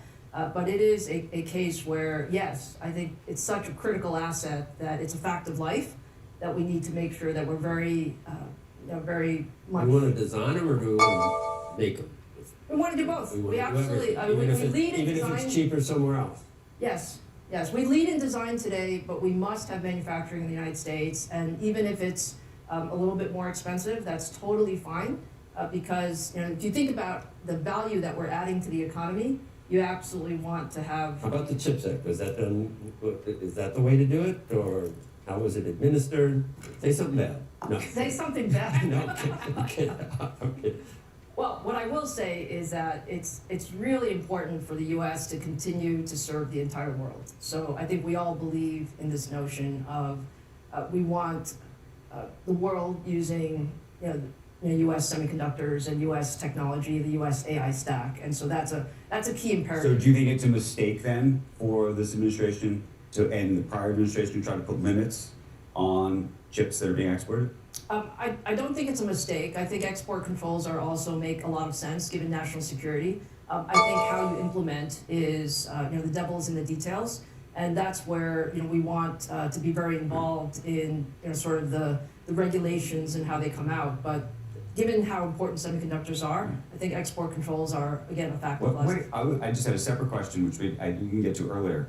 Masa-san yesterday dumped his entire stake in NVIDIA, effectively $6 billion or $5.8 billion worth, to use that money to commit to OpenAI. And I'm so curious what your reaction to that is or was. I don't know, Andrew, that I have a particular reaction to it. I mean, I have a lot of respect for Masa-san. I think he makes his decisions. You know, I view this as the AI ecosystem is in a place where people are making bets and people are deciding what bets they want to make and whether, you know, which part of the stack you want to make the bets. You know, from our standpoint, we're certainly at the foundational silicon level, but we invest in a number of AI companies as well because we want access to that ecosystem. I just wonder whether he's saying to himself that the chip piece of this has run its course and that he thinks clearly the next stage of value is in a large language model like OpenAI. That seems, from the outside, that seems to be what he's saying without saying it aloud. Well, I would say, being someone on the chip side, I think the chip trade and the chip industry is doing very, very well. He got out in 2019, and that was a mistake for him Right. too. So we'll see. We'll see. Lisa, let me ask you about Intel and NVIDIA, because I know you don't like particularly being compared to either one of them, but now the two of them have a partnership themselves. And from a competitive standpoint, what does that mean to you? How do you change at all, if there's anything you would change in terms of how you face either one of those companies? Well, I think, Becky, our industry is such that we compete and then we also partner. Like, we actually have a partnership with Intel as well on the x86 ecosystem. You know, our chips run interoperably with Intel chips, in some cases with NVIDIA chips. It's a complex ecosystem.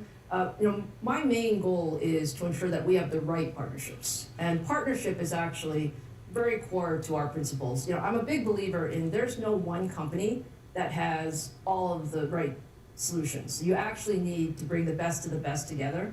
So I like to say when we create partnerships, it's how do we do 1 + 1 is greater than 3.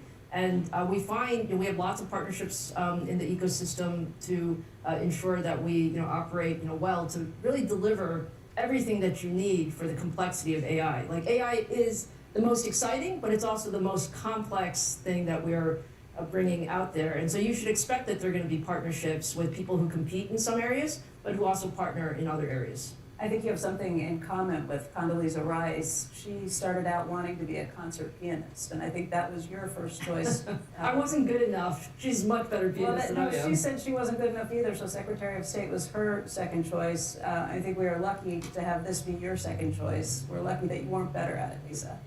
I have one more this theoretical question. So I used to work, like I don't have enough to worry about, but I used to worry about Moore's Law and physical constraints and that the party's going to end. It almost became moot, didn't it? Because everything's sort of attached. Do we need Moore's Law to continue? Would it help if we could go on forever, and is it ending? We all love Moore's Law. Moore's Law is, in its traditional sense, slowing down, but we've added many more laws on top of that. And the idea is when you have smart people and you focus them on a problem, they can do amazing things.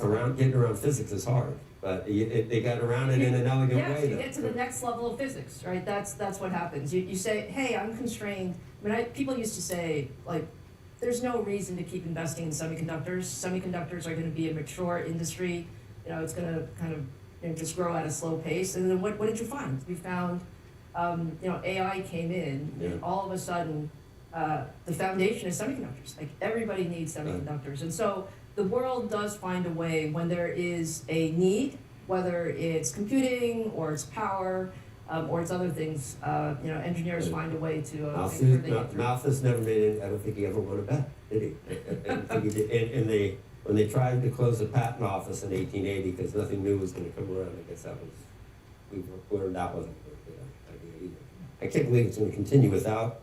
So you can't really explain it, I guess, to me. Probably would take a while. How do you get around Moore's Law?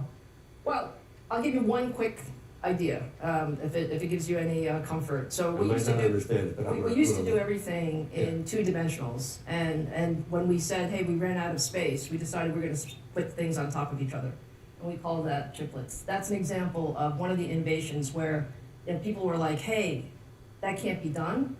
Well, guess what? It can be done. It's not an ice cream snack. A chiplet? Part of the reason that they took on Intel. Oh, that's right. Chiplets. That's a chipwitch. Yeah. People used to say, "Hey, you're gluing chips together," and it's like, no, we are showing you how you're supposed to build chips in the future so that you can really get around some of these constraints. So there are lots of examples like this. Lisa, I want to thank you very much for joining us today. Lisa Sue of AMD, and we appreciate your time. Thank you so much. It's great being Sue, here. thanks. A lot of fun. Thank you. Please come back. Up next, former Fed Vice Chair Richard Clarida on rates and the state of the economy. And then later, Majority Leader Steve Scalise on government shutdown, the reopening, and hopefully, and much more. Spark Box right now.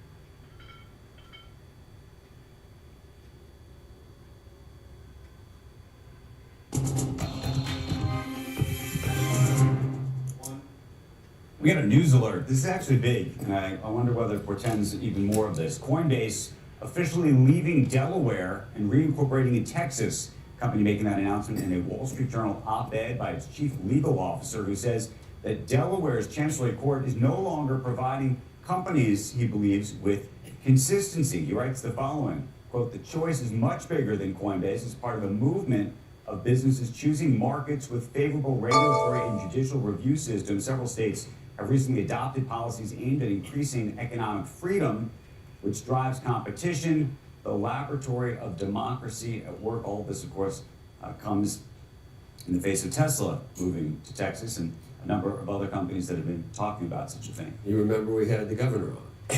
Yes. And he repeated, every time we asked him about this, he repeatedly said, "There's nothing to see here. No one's upset, no one's mad, we're the best. Delaware will always be the best." And here's another company doing it. So. Yeah, and actually people were writing in saying, this guy he knows that there's more going on underneath the surface than he was admitting to. He's new, I think. I think I suggested we would FOIA some documents. Maybe we need to do that. I think you did. I did. Yeah. See? Did you remember that? I have to remind you. I did remember that. I didn't remember to FOIA the documents, but nonetheless, our next guest is going to give us his insights on the economy, the Fed's rate path, and so much more. Joining us at the table, PIMCO's global economic advisor Richard Clarida. He's former Fed Vice Chairman. Good morning to you. Normally I'd say, what do you think of the data? But we don't really have data, or maybe we do. What data are you looking at right now, actually? You know, you get things like ADP on the labor market. There's something up in Boston that scrapes prices from Amazon. So you're getting some numbers, but it's obviously not the gold standard, which is the government data, which I assume we're going to start getting pretty soon. So what do you think is actually happening here under the covers? I think the labor market's been slowing all year. The challenge for Powell and the committee is it slowing because of demand for labor, or is it slowing because of supply of labor, immigration enforcement? And what do you think the answer is? Well, I think as of September, they've judged that it's really sort of a demand story, which is why they cut rates in September, at least on a risk management consideration. And I think there's some evidence there, Andrew. You've seen some slowdown, for example, in wage inflation, but it's a murky picture at best. You know, we just had Lisa Su sitting at the table where you are, and AI is a big question mark about employment. Do you think that's having any measurable impact yet? Anecdotally, it does appear. In particular, you see, for example, employment for entry-level coders is way down. I do think it's too soon to tell, but probably we're moving in that direction. The question is, you know, the pace that we see and what sectors are impacted. Okay, so we have the employment picture on one side of the aisle. We have the inflation picture on the other side of the aisle. Yeah. You know, if you were to talk to Scott Bessing, he would say, look, inflation is decelerating, and it is. But there are pockets within the economy where you have inflation increasing. Yeah. And so if you were sitting back in your old seat, what do you tell Jay Powell about that? Well, inflation, I think, is basically treading water. If you look at the Fed's preferred measure, it's running at around 2.8 or 2.9, and that's where it was 2 years ago. I think the Fed could make a case that but for the tariffs, it would be lower, but inflation's not falling, and it's been above target now going on 6 years. And so the point I'd be making that I'm making now is there's a risk to the labor market. There's also a risk that inflation is too high, and it may take a while to get it down. But this puts you in a stuck position because, you know, if you're going to lower interest rates, you're going to make the inflation picture worse. Yeah. Maybe make the employment picture better. Yeah. And if you raise interest rates, you're going to do the opposite. That's right. It's the blunt instrument. So what do you do? Well, I think it's a judgment call, and I think that's why the committee now is pretty divided. And as the chair said at the last press conference, people of goodwill can look at the data and reach different conclusions. But I will say that there is risk management on both sides of the mandate now, just not on the labor market. Okay, when you put your PIMCO hat on and people look at either treasuries right now, by the way, think about equities. Where do you think we are in this cycle, if it's a cycle at all anymore? Well, obviously, there's a lot of optimism about AI, but more broadly, earnings season, at least based on what I heard on this show and others, earnings season was pretty good across the board. And I think markets have formed a judgment. The Fed is cutting. I think the Fed can cut more if the economy slows. And there's a lot to like about the U.S. economy. Certainly, if you compare the productivity story, even outside of AI to the rest of the world, it's quite favorable. Rich, when you were at the Fed, did you consider how the market was reacting before you would decide to cut or raise rates? Because if you look at the stock market right now, there's not much of a reason to cut, but this is a bifurcated economy, the haves and the have-nots. And Becky, part of what's tricky about it, of course, is that markets are forward-looking.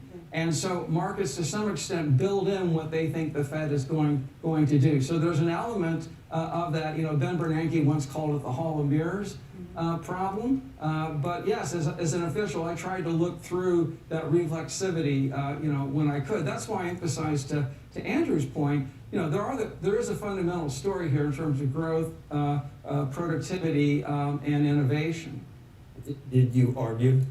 Because there's an article today, this is the first time it's ever happened, where there's some Fed dissent. Do you think there's more right now than average from what you hear? I think that historically we have had dissents. During my time at several meetings in 2019, we had 3 dissents, I think, out of 10 votes. And so I think for the most part, that's a healthy part, especially when you're at this point in the cycle. Nobody needs groupthink. Absolutely not. And in fact, if anything, a year ago, there were a lot of headlines saying there's too much groupthink at the Fed. They've taken care of that problem now. Richard, I want to thank you for coming this morning. Thank you. Nice to see you. Thank you. Person, no less. All right, up next, House Majority Leader Steve Scalise. If you check out the futures this morning, we are in the green across the board. Looks like the Dow will open up by about 130 points if it were to open here. NASDAQ up by 165, and the S&P futures up by about 26. Squawk Box, we'll be right back.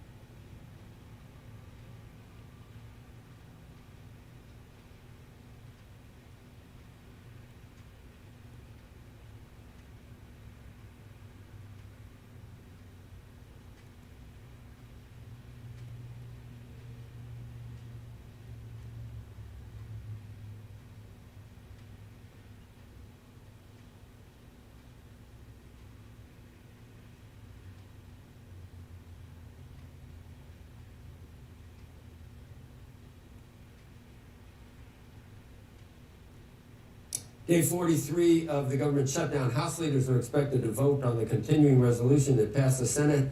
And joining us now, House Majority Leader Steve Scalise. Majority Leader, it's good to have you on. Good morning. Thank you. Good to be back. Thanks for having me. I've seen it a few times where they asked Speaker Johnson about it, and I don't know, people run with, if it bleeds, it leads. And I guess he didn't answer, oh, yeah, it's a done deal, it's definitely going to happen. They try to instill a little bit of uncertainty about whether it's all going to go smoothly. Is it going to go smoothly? Will it be today? It's going to be today. We'll start the process probably around 4, 5 o'clock. The actual vote on the bill to fund the government will probably come later around 7 o'clock after all the debate. There'll be, I'm sure, a good, thorough debate. But it's so important that this gets done. We've been trying to end the shutdown for over a month now. And look, I think some Democrats still want to play games and inflict pain on families across America, but we've got enough, luckily, 8 in the Senate. We may get a few more than that in the House who want to end this madness and just let people get back to their lives, stop holding hostages. We still have differences we need to negotiate. That's going to go on, but don't hold the American people hostage. It's been a ridiculous shutdown. It's time to end.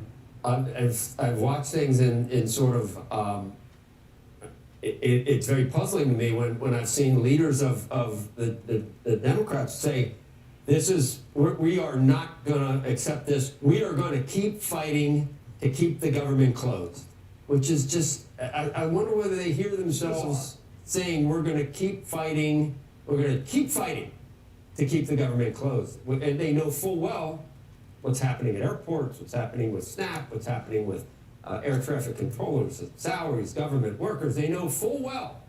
It's very strange to be in that position. How do they justify that? Yeah, they know that this is inflicting pain on millions of Americans, and are they not listening to those people?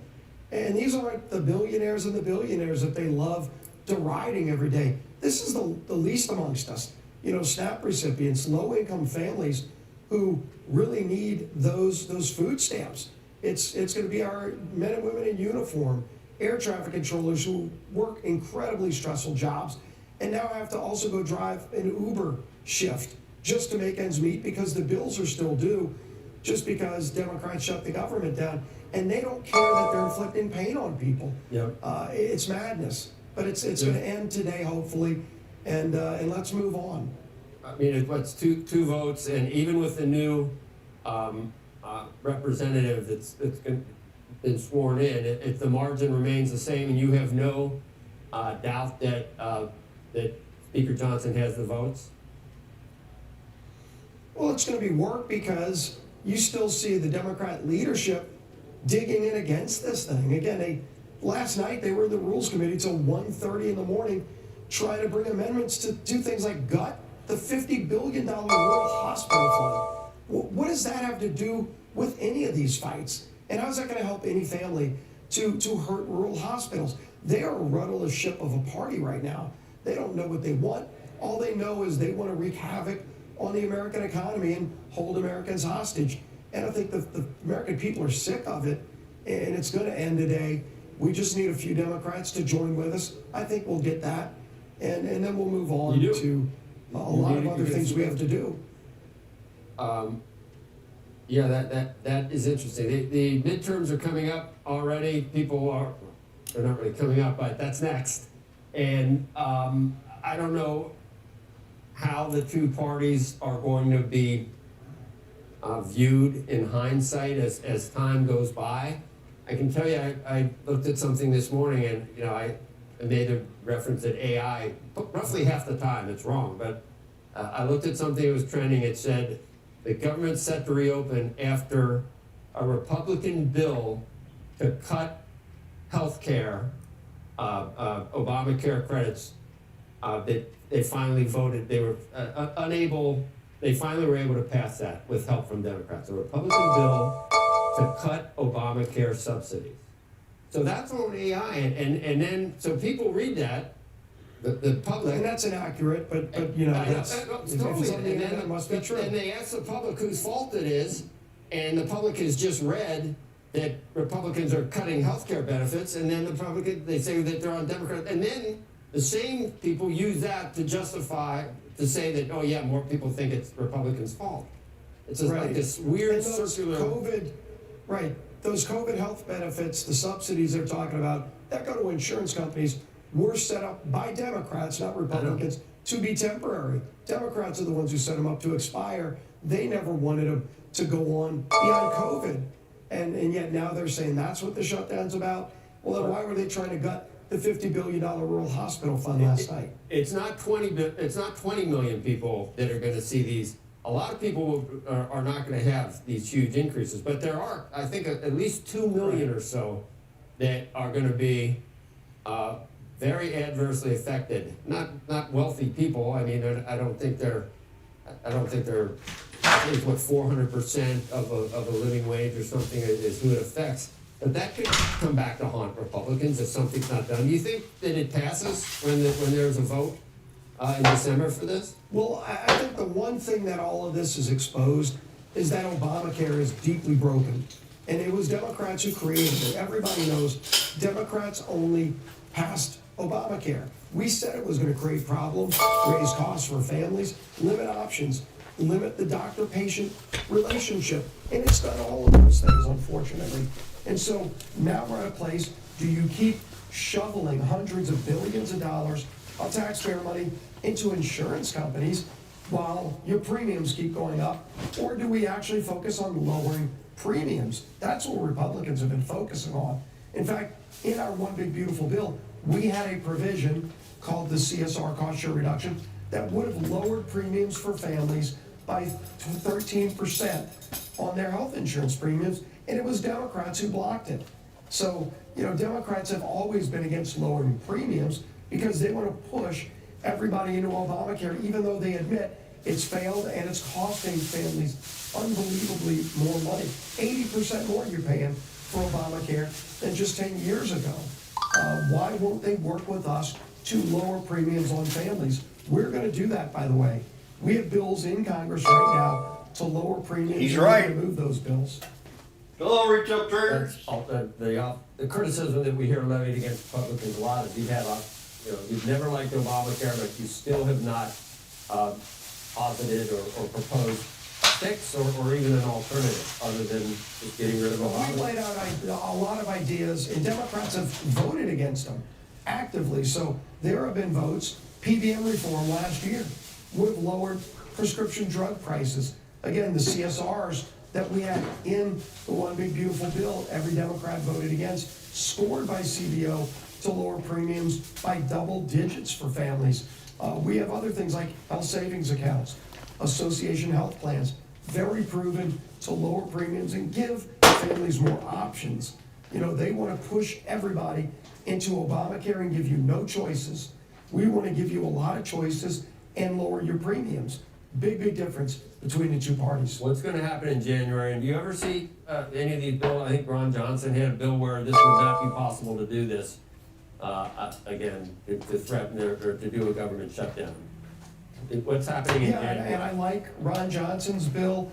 Jen Kiggins on our side had a similar bill to pay the troops. You had other members, Mark Alford, to say, don't hold the American people hostage if we have a difference of agreement over government funding. But as you saw, even in the middle of the shutdown, when pain was being inflicted by Democrats, it was Democrats who voted against those bills to just help military men and women, air traffic controllers, other federal employees. So hopefully common sense comes back to some of these folks. We're going to give them those opportunities. All right, Andrew, you want to? I mean, the rage on the left is for these 8 senators. It's like, it's hard to understand. Can you explain it? Yeah, Democrats are attacking each other right now. It's ridiculous. Look at me. Why? I want you to ask that. It's downright, it's uncivilized. You did a very good job with the majority leader. Okay. Look, we're ready to go. We're going to get this thing back on track. And then we have a lot of work that we're going to make up. Next week's going to be a very busy week in the House. We're going to be moving good agenda, policy agenda items What for the about American another people. reconciliation bill? Democrats can. We're looking at it. Obviously, if we can get consensus, we'll do it. Because you did the OBBB and it's just been fighting since then. Trying to prevent other things from happening. So. But there are a lot of other good ideas. We're looking at permitting reform. We want to do a number of other things to help energy production in America, lowering crime. We got a very busy agenda the rest of this year. Enjoy the leaders, Elise. Thank you. Appreciate it. Thanks, man.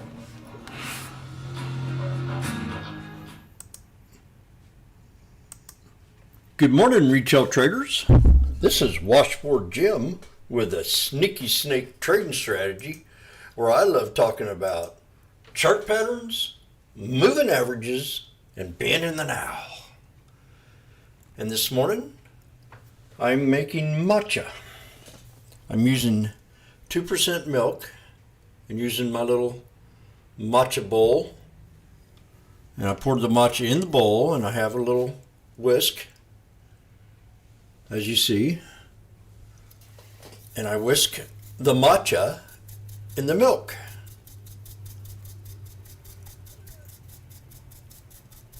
Cook 2-pan hot lye hully hully.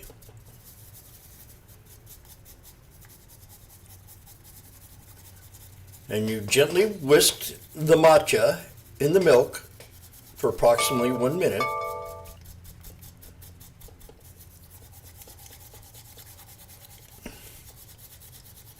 And you meditate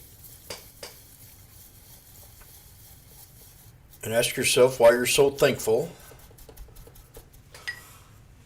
I'm thankful. I think a lot. Oh boy, we have a double top on the SPY. We hit the 200 on the 1 minute. That's why I think we'll go down to 682.34. That's about that's $3 dip. Man, we had a good run after hours.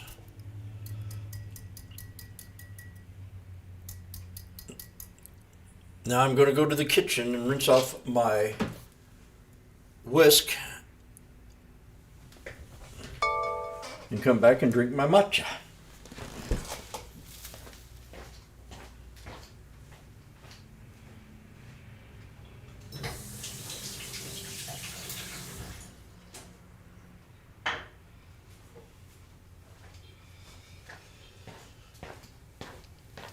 Matcha, matcha man. And when we have a yin yang, so I'm going to draw that line in too.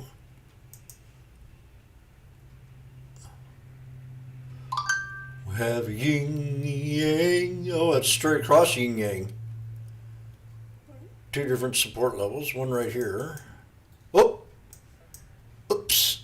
Happening this morning on Squawk Box, AMD CEO Lisa Su telling us that she's confident in the demand for high-performing AI chips and the needs for those chips she says is expanding. Meantime, so I might call this low support AT&T now. to overweight with a $30 price target. AT&T trading just above $25 right about now.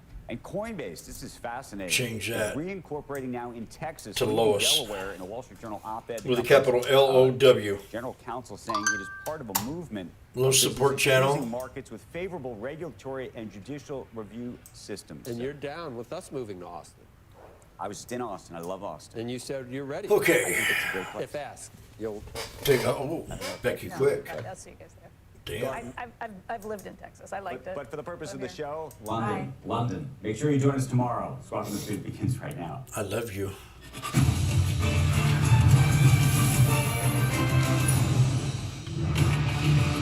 Am I declaring an end to the era of magical investing? How about this?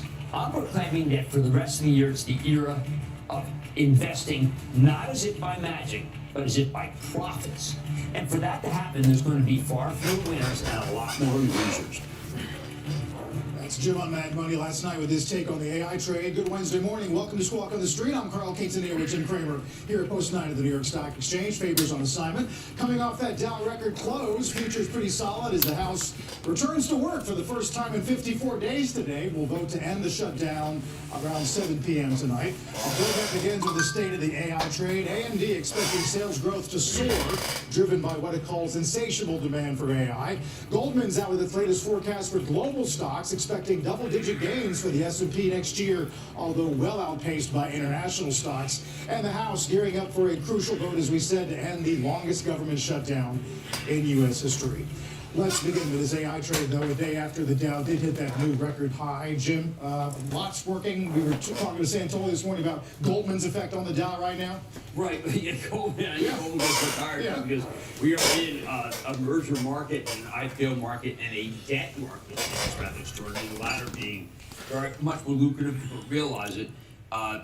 We have a big position for the trust, one of the big positions. I think that stock at 16 times earnings just makes a lot of sense. In my theme that I'm developing now, something at 16 times earnings is something we really, really want. Something that is 40 times earnings, something we don't want as much. And something that is something times revenues, that's over. Because those companies are in the prove-it phase. We've had a lot of it. I always said, listen, if we ever get a lot of insider selling, if we ever get companies going up a lot that don't make any money, well then I will say sell. Now this happening, and I'm not saying sell those companies. I have to be consistent with what I was talking about. Now, that does not mean sell Lisa Su's. I didn't understand AMD's selling yesterday. Well, it does say that when Oklo reports and they report a not great number, you shouldn't embrace it because it's nuclear. Because I'll take Mike Wirth and Chevron and that's good stuff as in power for data centers. But I think we have to get away from the companies that are hostage to OpenAI, for instance. Now, Lisa has more business than OpenAI, But I was quite stung by what happened. $2.90 price by Wed Bush. Where I thought Michael Lynch Fader. Goodbye.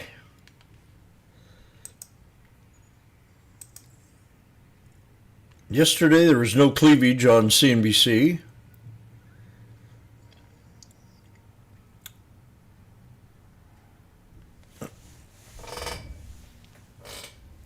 I mean on Schwab.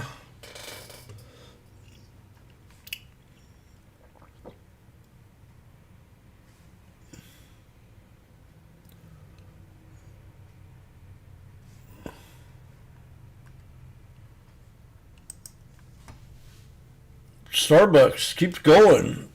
Well, they're on that one. Stephanie Link buys Starbucks and trims Target. She's a little bit too late.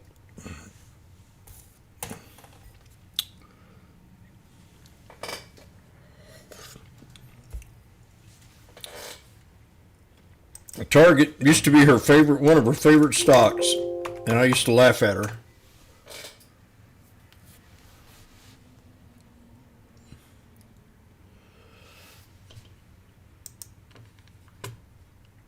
That sneak in, but we'll get John Williams this morning, Anna Paulson this morning, Christopher Waller this morning, Raphael Bostic around noontime Eastern, Stephen Myron will speak around noontime, and then Susan Collins around 4 in the afternoon. So 5 that are on the calendar. Oh, Fed God. speakers today. We also get a 5 10-year note Fed speakers coming out today. about 1 p.m. Eastern. That'll give us, remember the 10-year note is the benchmark for interest rates. So that'll give us some more information as well. But, you know, with all these Fed speakers coming out, I expect a lot of, you know, headlines coming from those Fed speakers on how they feel about interest rates and inflation and the labor market. I think you're way behind talking about the their curve. demand. So, yeah, I expect a lot of headlines today.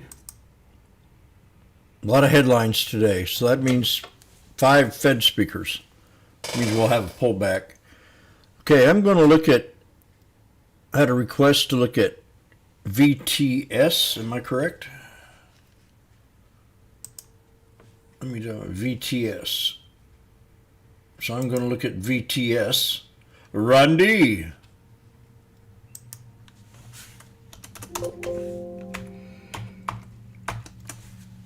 VTS. Either take up 3 energy living in. Oh. Well. That looks like it's been sold off. And we got kind of a starting of a cup and handle. So I say if we break the 21 today, or if we break the 21 and build above the 21, which is right around 2175,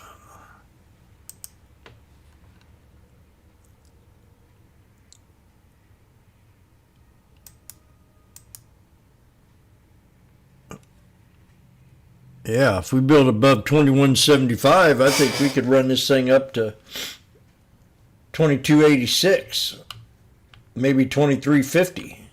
Long swing trade, and we got to hold. We're just going to say we're going to hold yesterday's candle. Strong buy at 21.29.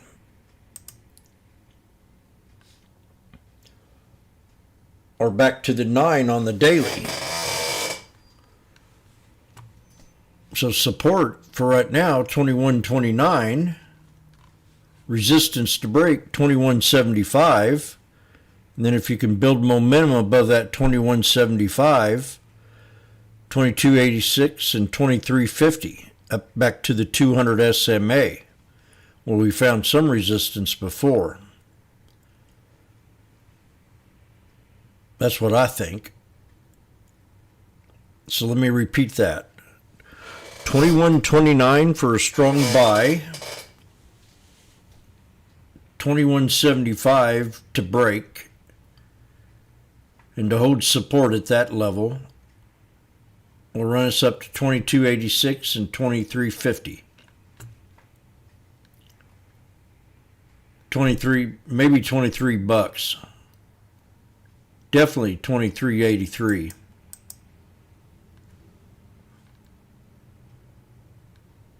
And then somewhere around $23.58.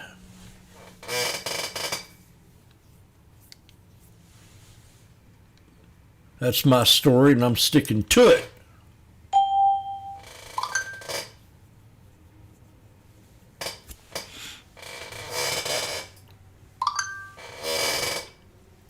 I'll put the chart in the room so you can save it. Everybody say good morning to Sue this morning.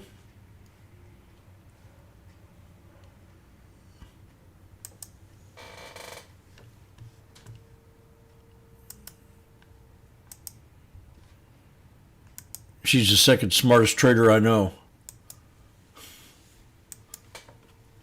Everybody say it. Surprise her. See what she thinks.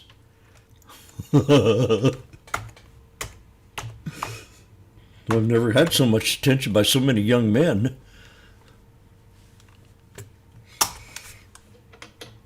Jim, did you put him up to it?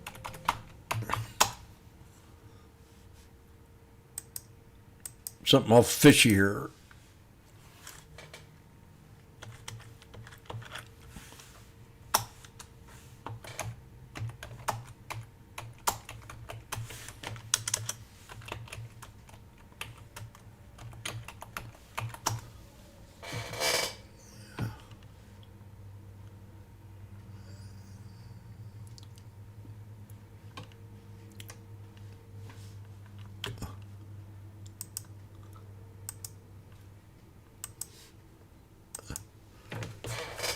Well, that's a pretty powerful matcha there.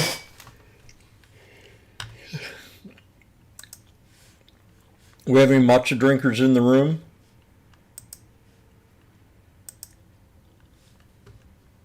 Chat disconnected. Please wait while we try to reconnect you. Successfully reconnected. Good morning, Bobby. Good morning, Matey. Good morning, Washboard. Oh, that's me.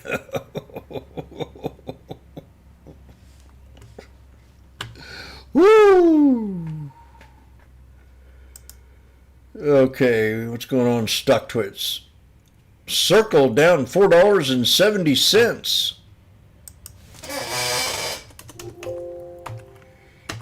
Didn't it have earnings last night?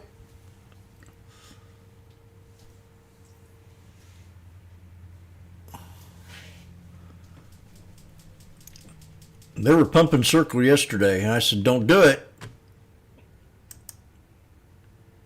This is never good. Yep.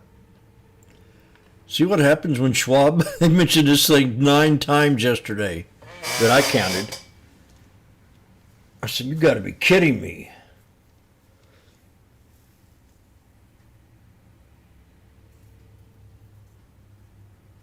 We're at a quad bottom here.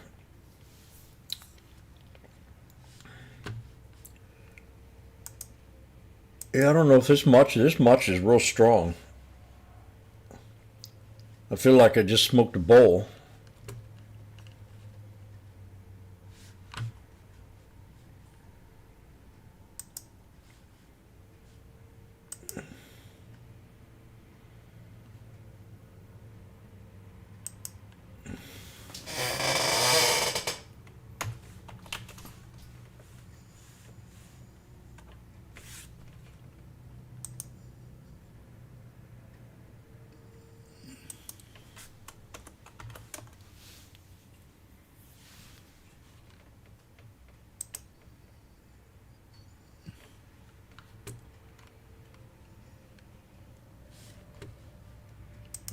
Oh, Jenny.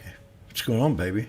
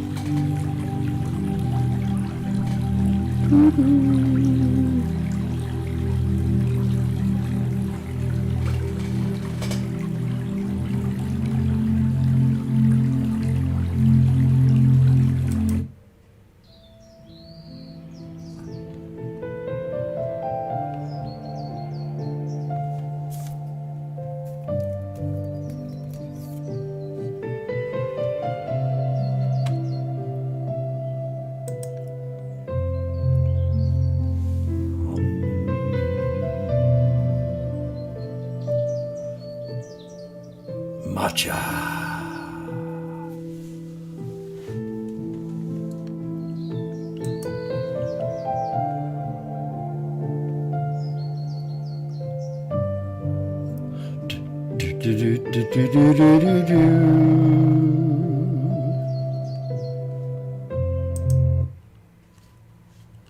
I think you get my drift.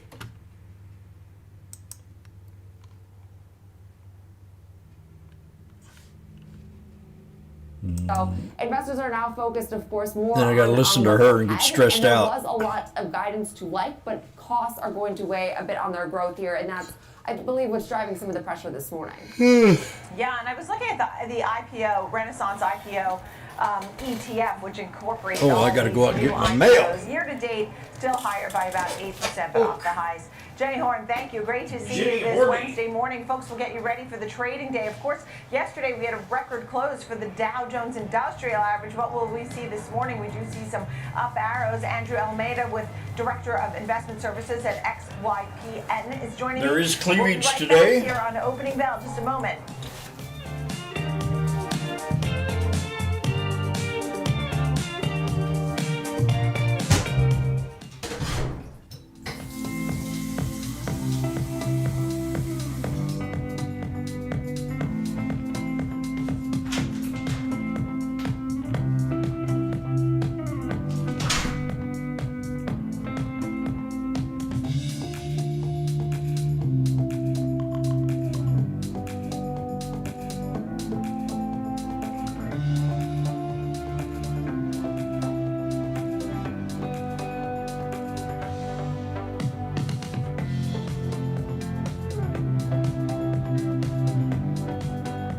This is Fast Market, built for traders who want more than just headlines. We walk you through trade ideas with structure, risk management, and a focus on execution. From options to earnings to volatility plays, we bring decades of trading experience to every segment. With real-time insight across products and sectors, we deliver what active traders need to stay ahead. Fast Market, weekdays at noon Eastern, live on Schwab Network at schwabnetwork.com. Hi, I'm Alex. I'm Jane. And I'm his mom. Sometimes, you could have done better. Same goes for where you invest. Level up and invest smarter with Schwab. Real-time market moves, earnings breakdowns, and trade-ready insights. Follow me on X at Sam_Vardis and connect with me on LinkedIn or Instagram for more.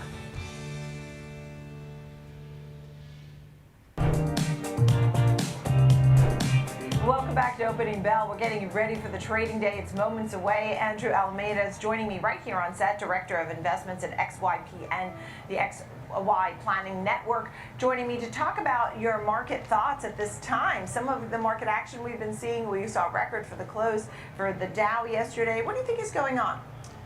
Thank you for having me first, Nicole. I think we have a market that's being quite resilient. It's really quite incredible what the market's doing. If you consider the backdrop of stories we've had this year of, longest government shutdown ever. And whose fault is that? Trade routes and tariffs from the largest economy in the world. Right. And a potential Fed But that... it's you say, we know the list of, the things that have hit this market. So let's move it forward. You said you don't really feel like this is the great financial crisis or the bubble of 2000 or Nope. things like that. There's something better happening now? Well, yeah, from a valuation standpoint, we have, more companies concentrating up the larger part of the market. So, those 10 companies which make up the 40% of the market, as compared to in the year 2000, where the first 10 companies in the S&P made up 20%. of the market cap. So, this insulated kind of concentration we have, while some people have looked at it as now this is strange. Also, been insulating the market because these are companies with very high margins. I got billed from an insurance company, and I don't even have insurance with them.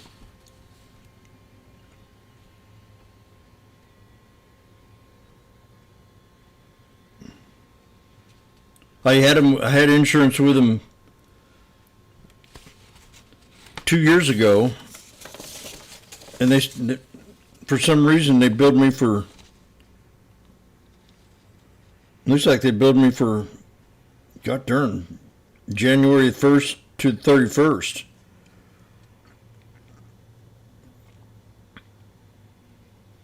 I never applied for it. Payment due date on the. I ain't paying the shit.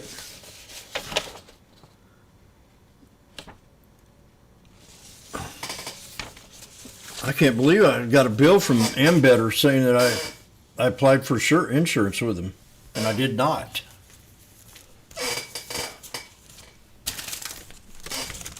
So that's going to be number one priority when I get out of here today. Call them up and say, what the frick are you doing? I almost said a dirty word.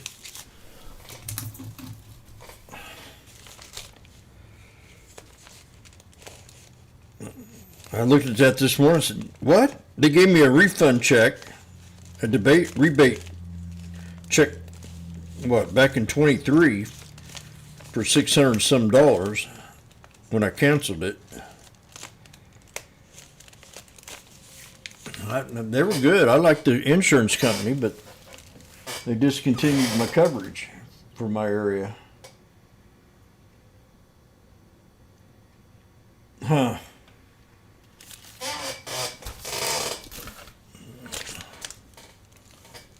Sometimes I wonder about this shit.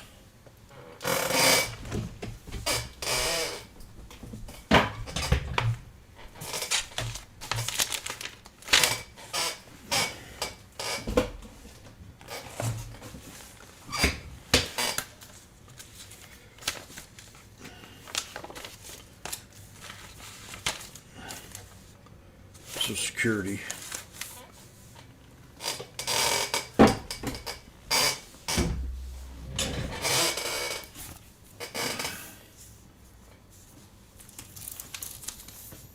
Check.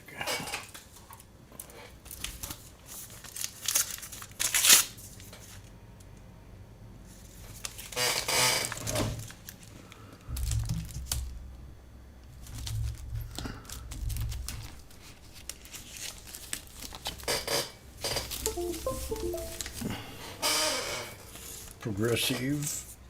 Oh God, property tax.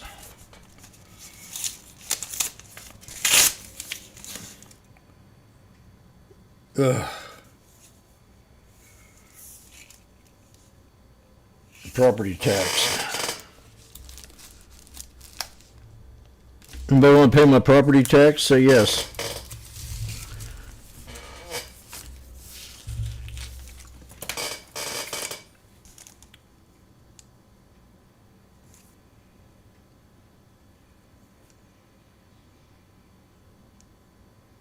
I might want to check this out. This car insurance.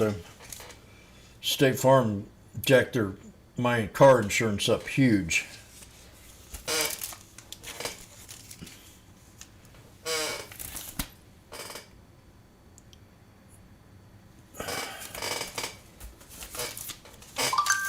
And a gas card.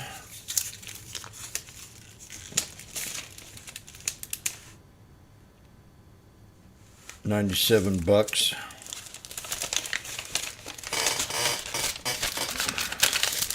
I used approximately $97 worth of gas in 1 month for my business. Then I got a bank deposit. Okay. Got 7 more minutes left here.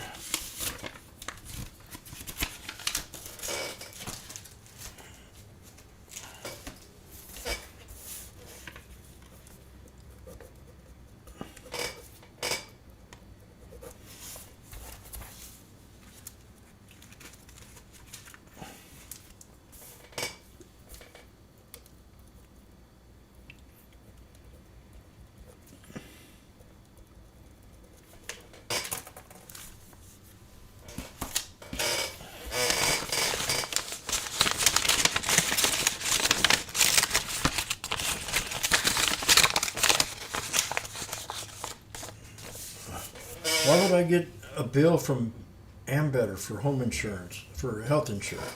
Is that health insurance?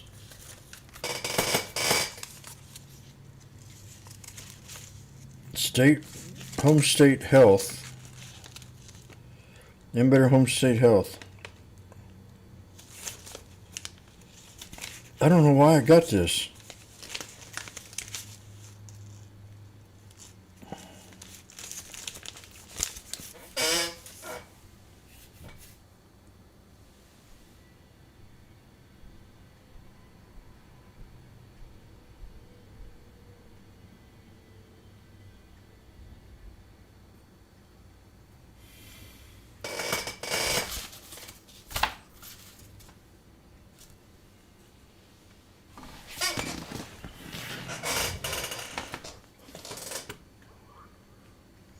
Oh gosh, Meta just had a big spike.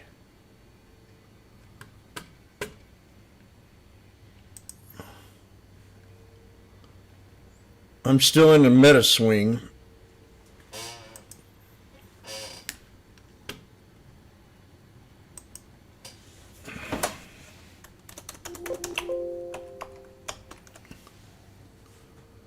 Woo, yeah. Let's go. Says ton of tokens offered in Telegram system.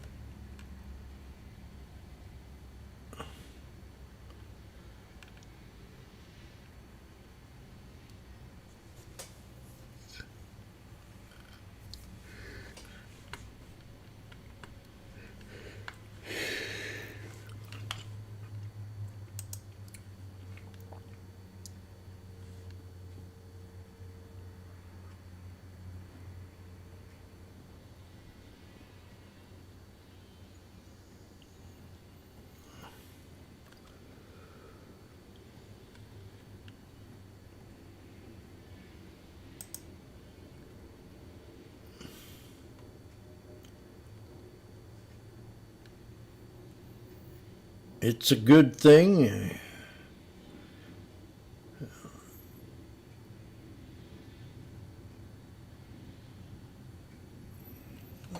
Donald Trump said there's no inflation.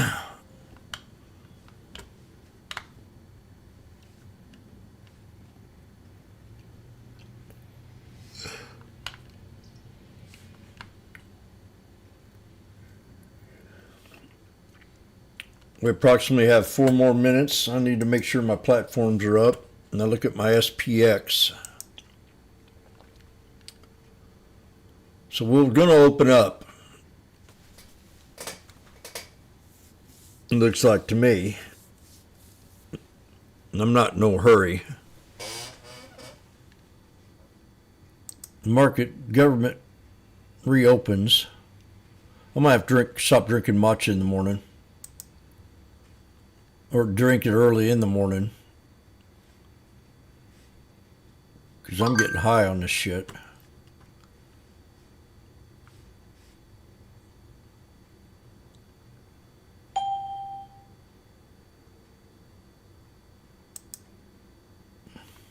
That's good stuff, whatever. I don't think I've ever had that kind of reaction to it.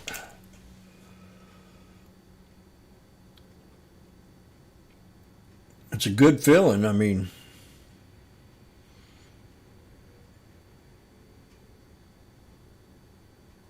definitely feel a meditative state.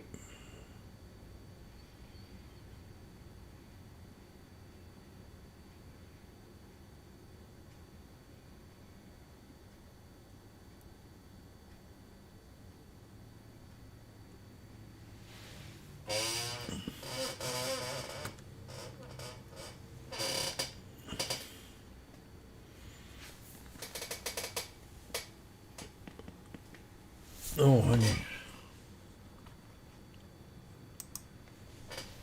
Yesterday I nailed it. The calls, I got in first thing in the morning. They went up 100% on the SPY.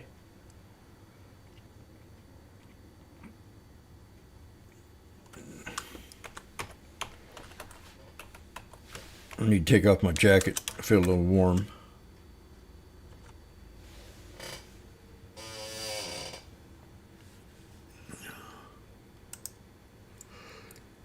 I've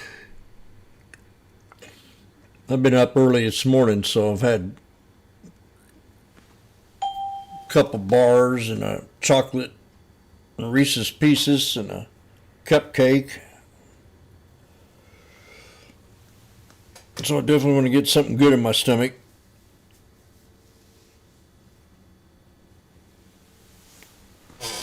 Like a Hangers and some cottage sleeves.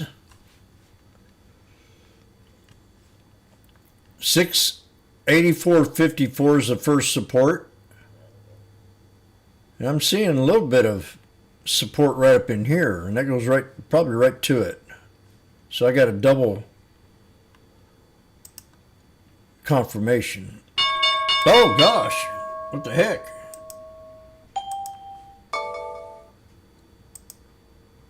Something ain't right. Right to support. The 685s or the 687s, but we'll see here. They're at 106.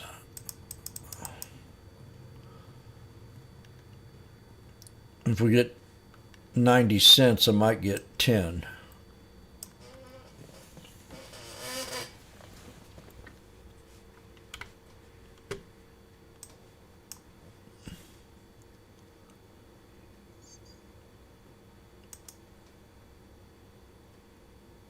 If anybody voted for Kamala Harris in the room, I won't hold it against you.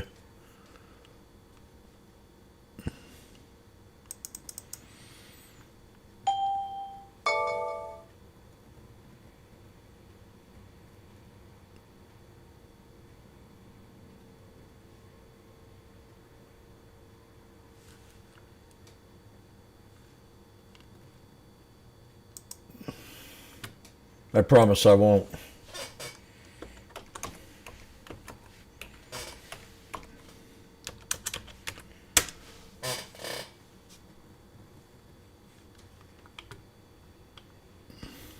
Watch PLTR.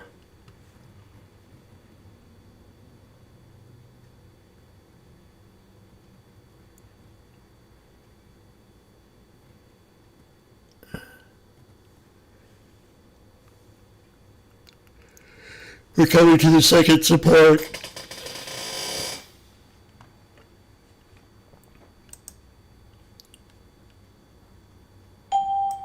We got a double top high here. I'm going to clean this up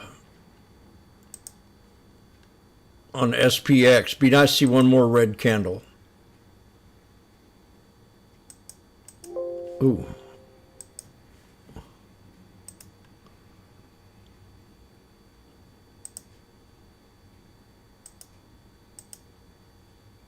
$68, $54, $57.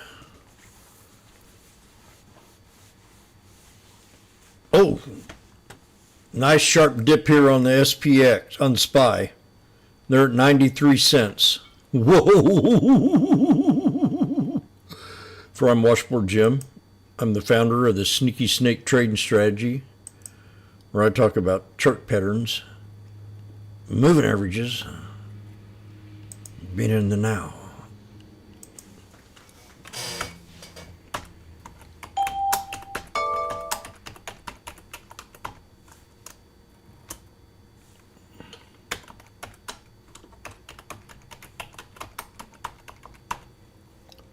$0.94, the 685s.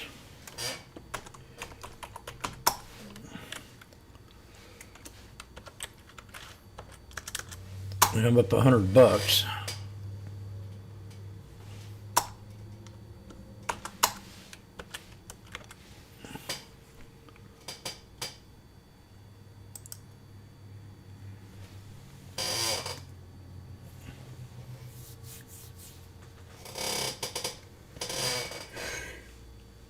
And the SPX,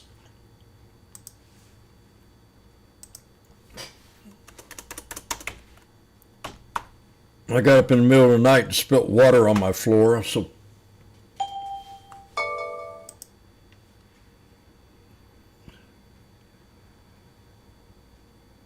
Had to mop it up and wake up. I didn't like that. We're back at 94 here, 97, 98.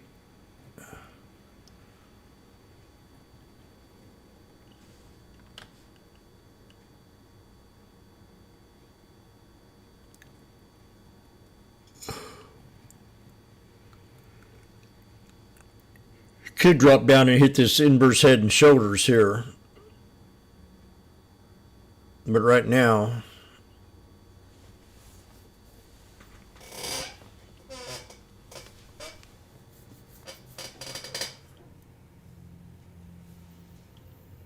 man, I didn't apply for no Am Better insurance.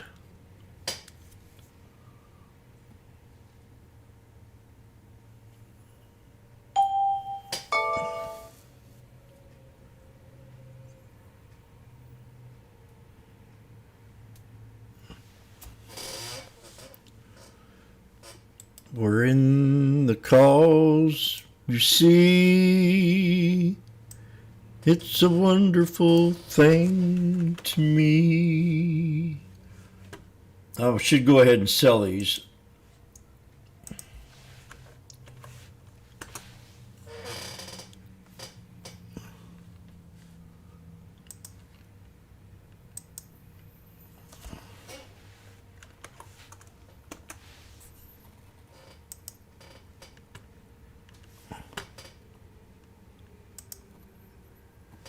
$113.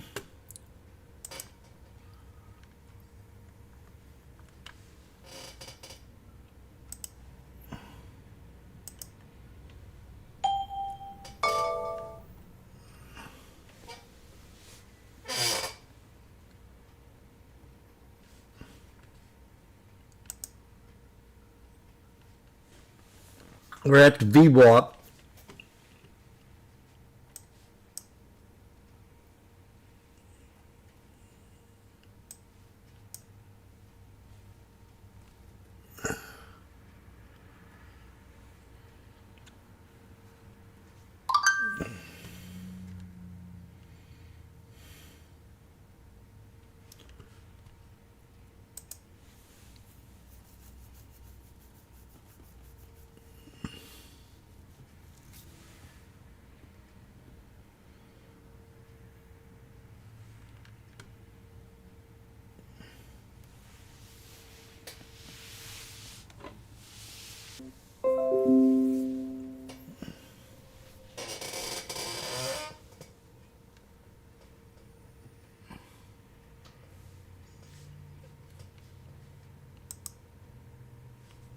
$112.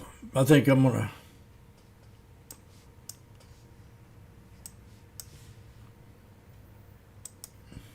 $113.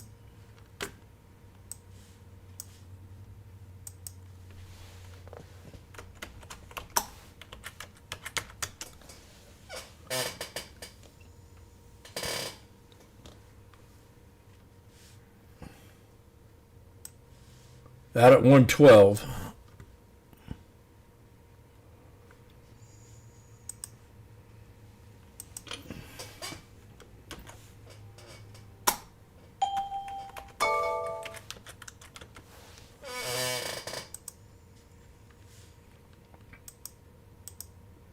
Now they're 114.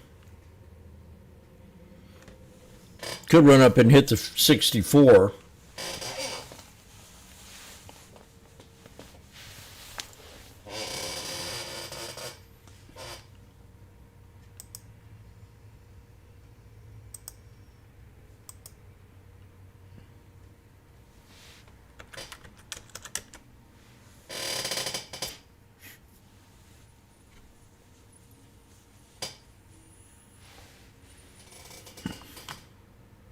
We hit the 63 right here.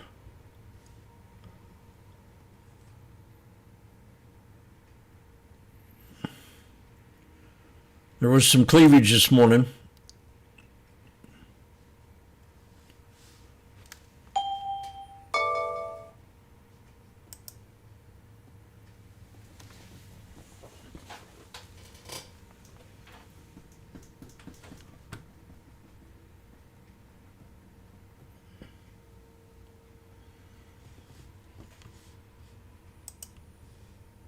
120. Gosh.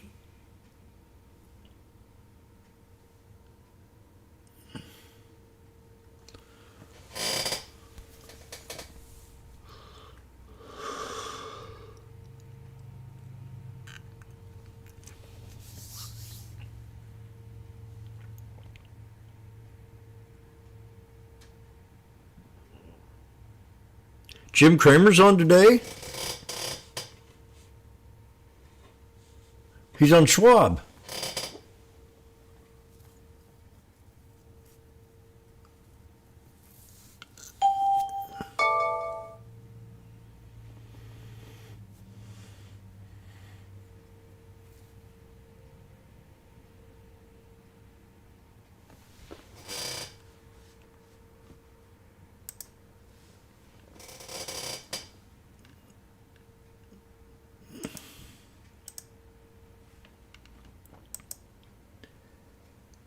Oh, got a knife on Meta.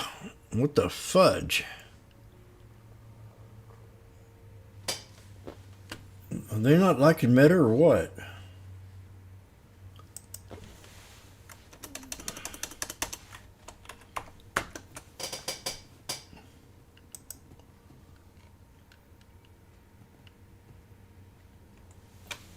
Huh.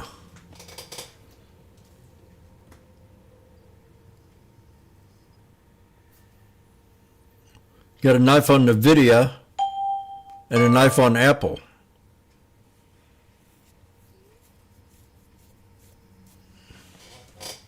Pull back on SPY.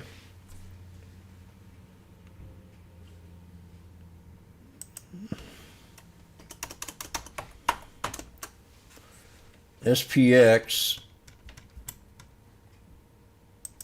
Today's the 12th.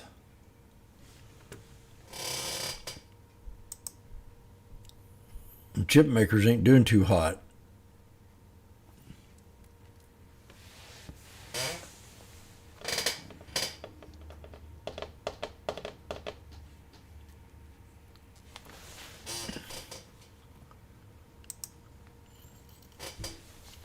Gotta watch the reversals on these three and see which one I want to do here. Got those Apple's been the hot one here lately. We just had a new low. They're being quoted in NVIDIA.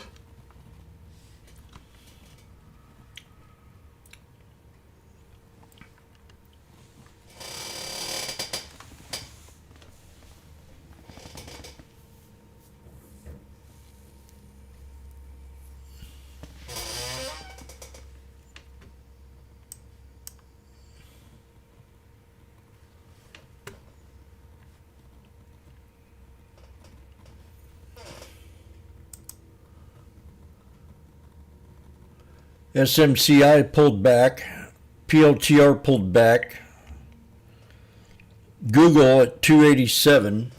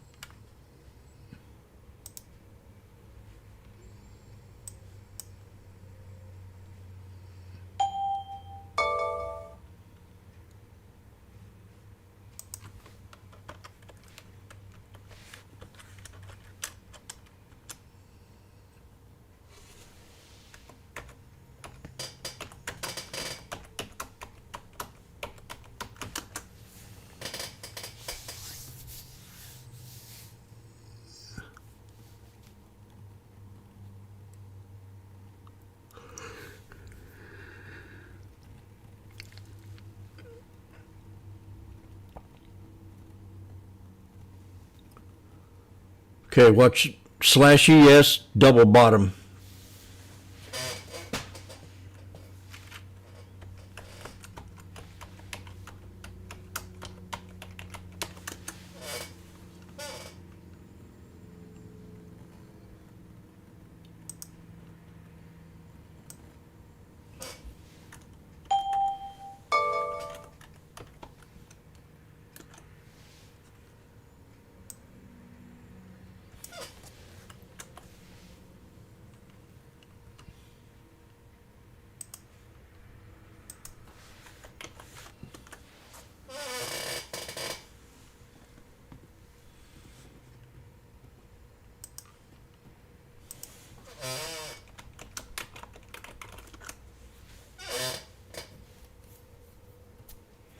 $68.80s on the SPY.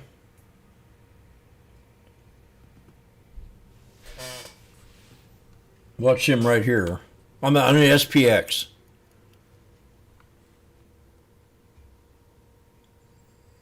I just missed. I wasn't watching. I'd caught that bottom right there.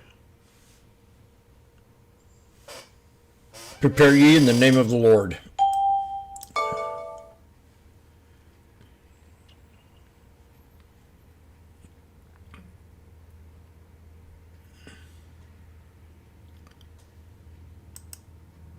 $5.20.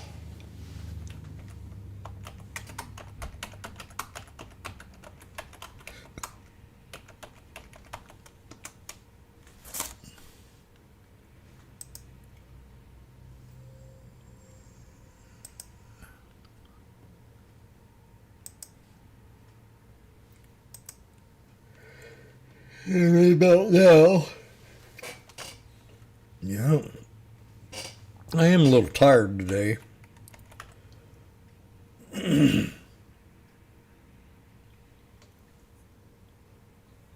$68.80s. Oh, here we go. 63.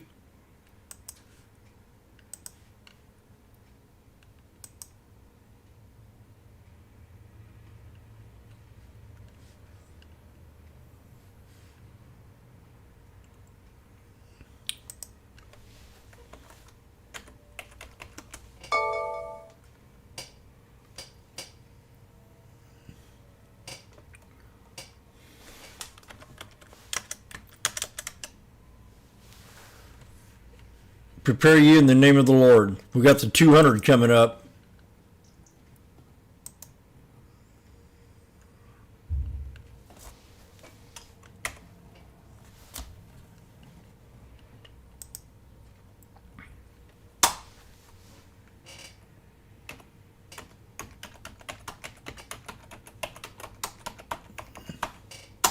$68.80s.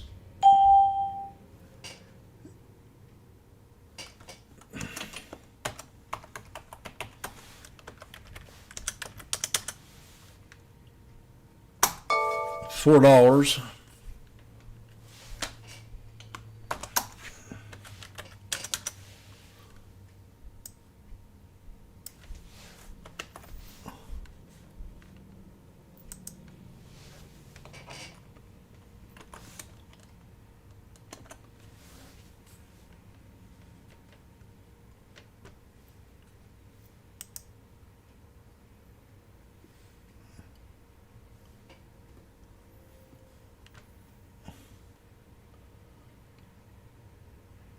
Right when I buy it, it dips down another candle.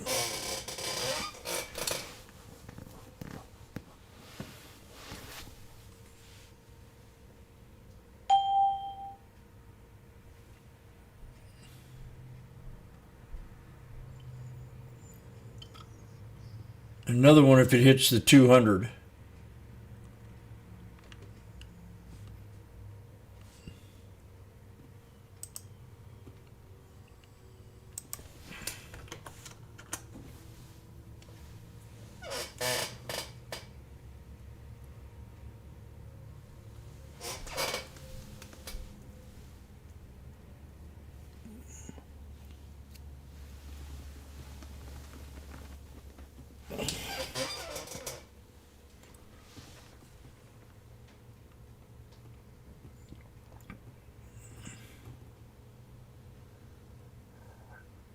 Traders anticipate federal government reopening, driving pre-market gains for U.S. equity futures.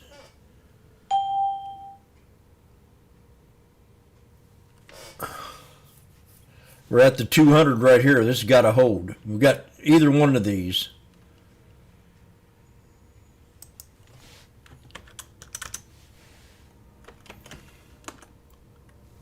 And I'm going to add another one. There it is right there. At $3, and how much is that? $3.40, $3.30. So I got one at 4 and one at $3.40.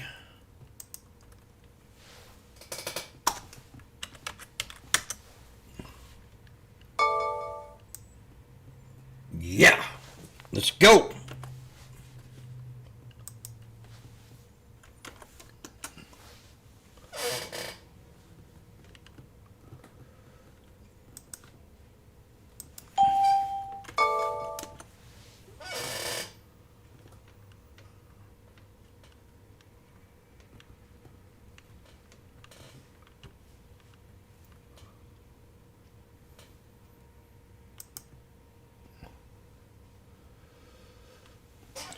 Do do do do do.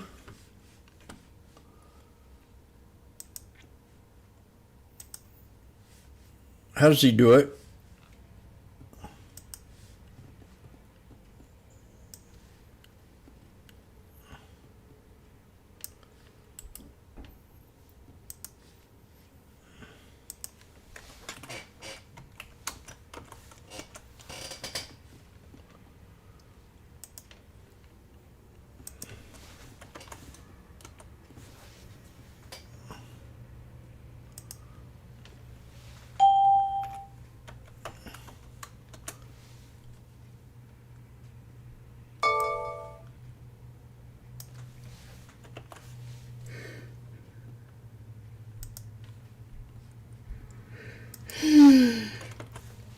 I did say the 200.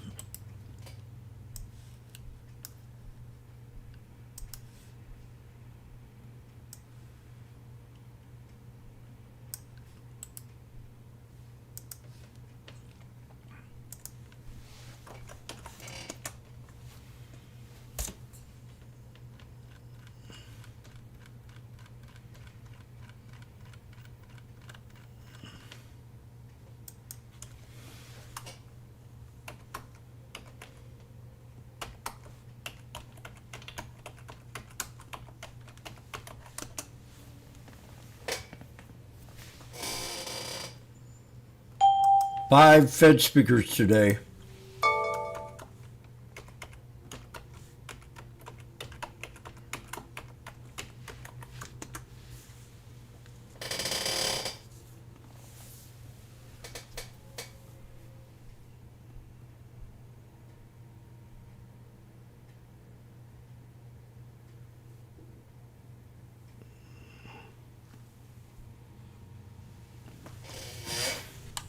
Let's go. We're breaking the 9.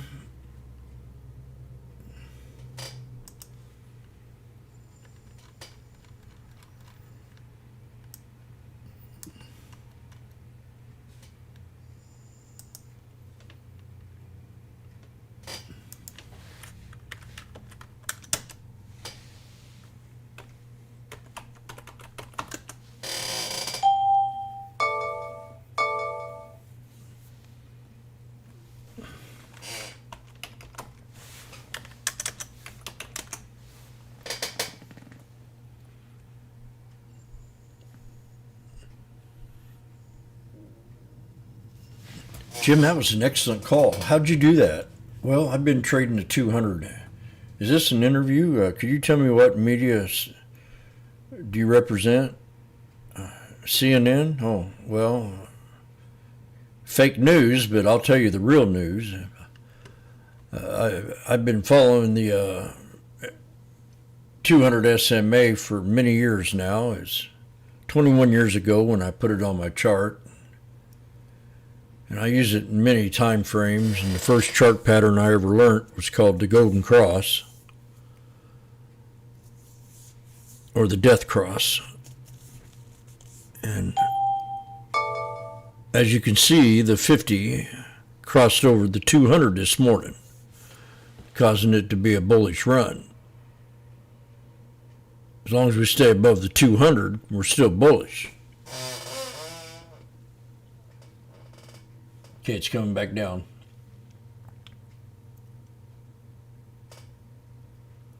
We want this to maintain a higher low. We don't want it to come down here and do a body. Oh! Uh-oh.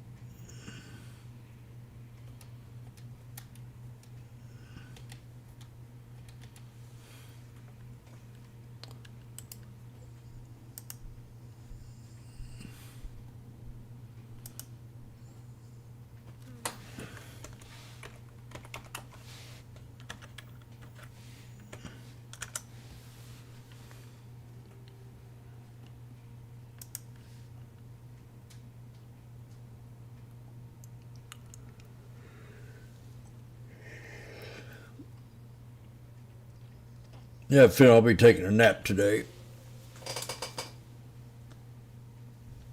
Not trading much.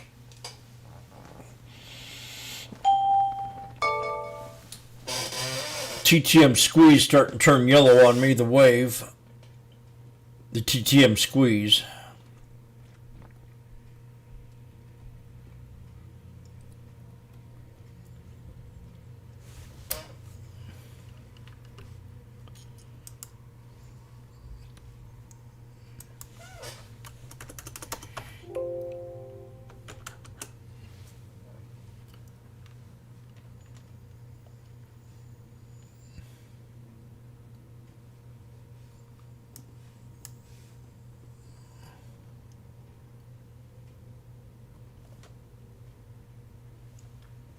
I gotta stay above 685457.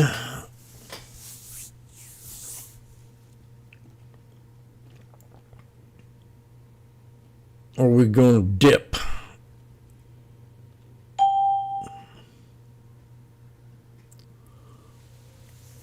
I'm tempted to get out of it and wait.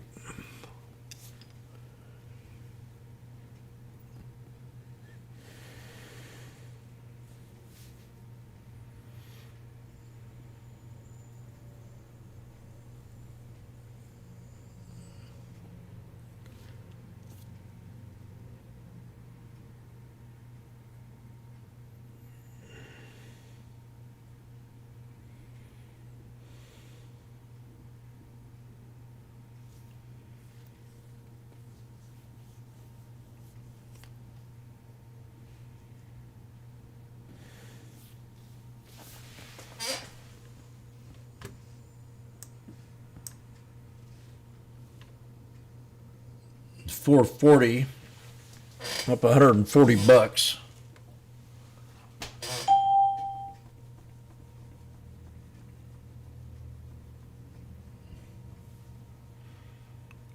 I can't see us having another run like yesterday.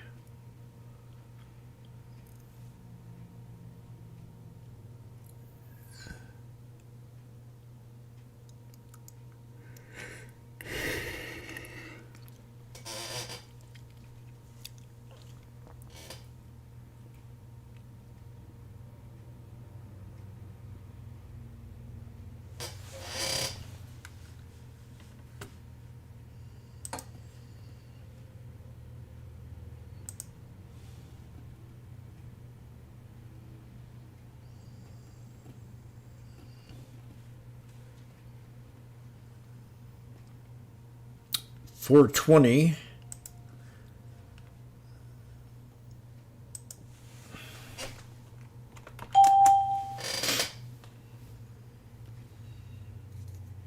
Got a higher low.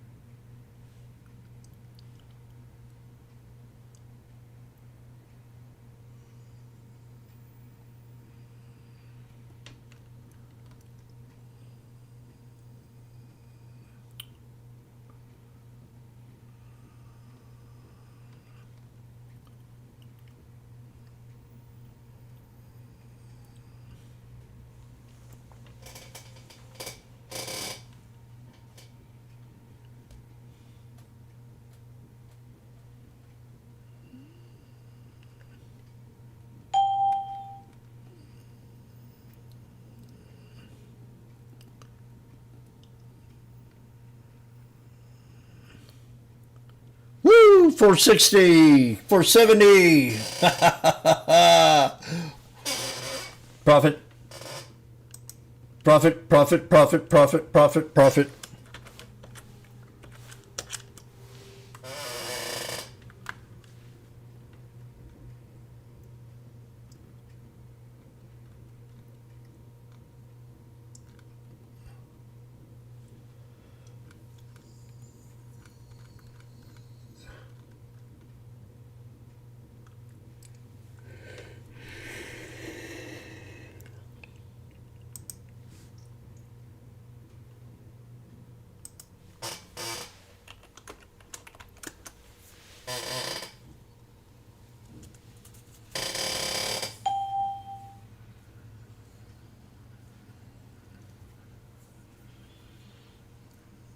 Profit, profit, profit, profit, profit, profit, profit.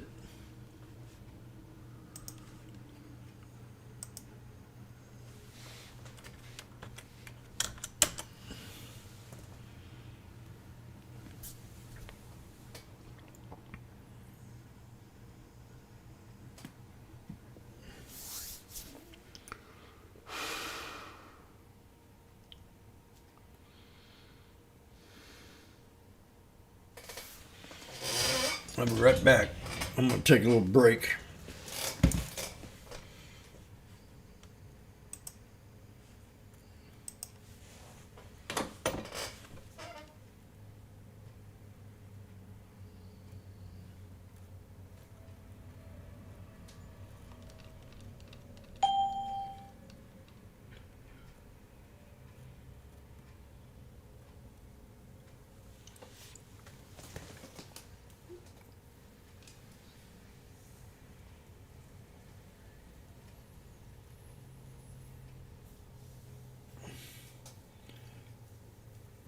Are we going to go higher? That's the question.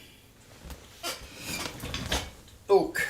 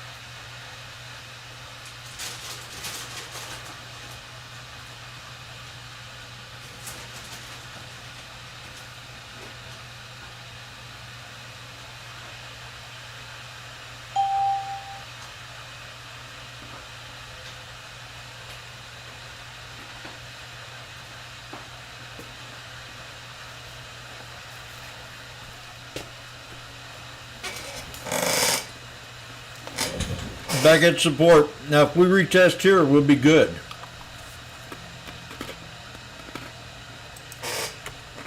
Randy?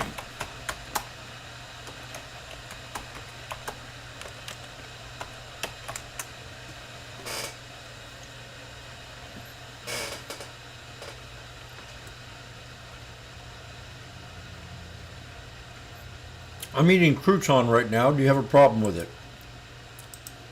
If we do, let me know and I'll stop and I won't chew no more. 3.60.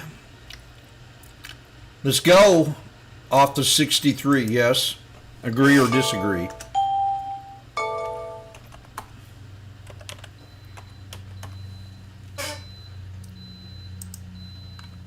Jim, my grandma called me up last night. She just happened to tell the family that she was pregnant. What? She can't. She cannot be pregnant.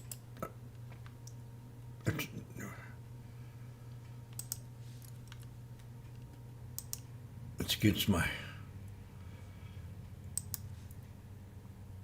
I don't believe it.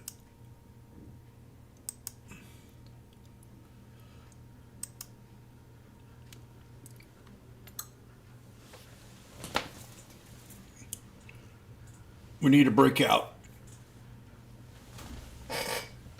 I've been working on the railroad all the livelong day.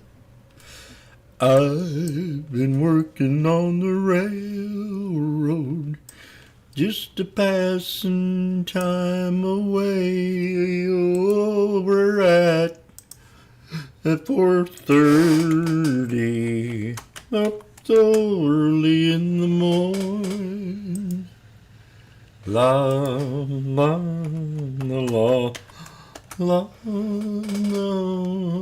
baby torn. Oh, I've been working on the railroad. Oh,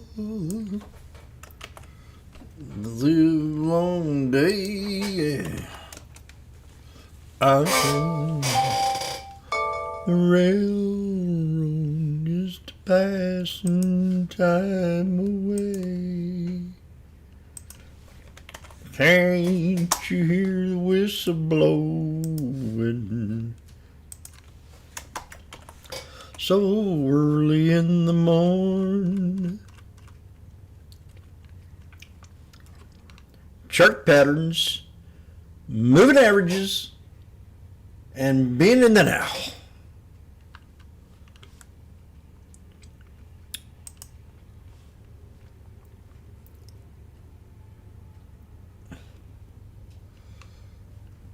Banks are ripping.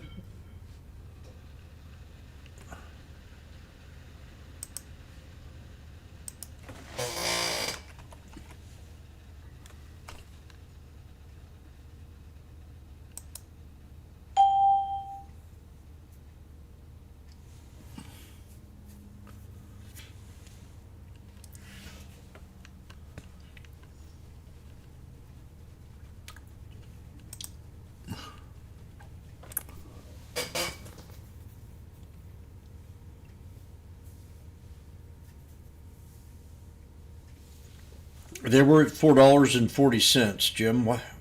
Why didn't you sell it?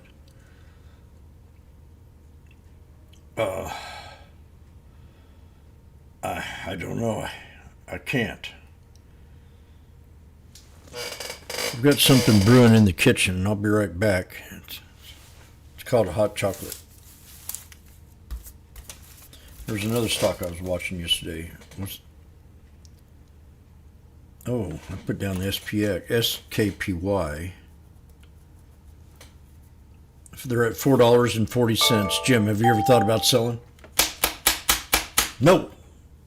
Break. We have an ascending triangle right now. We're getting ready to squeeze.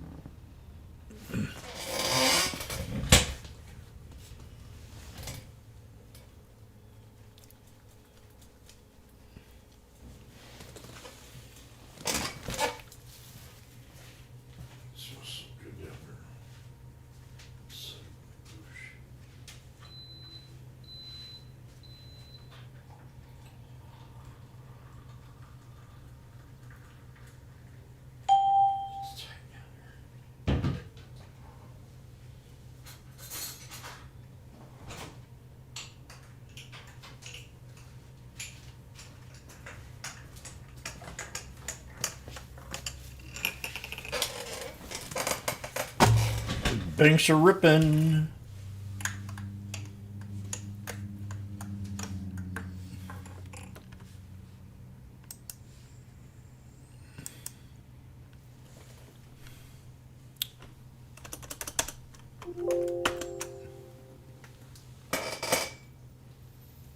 Are they really?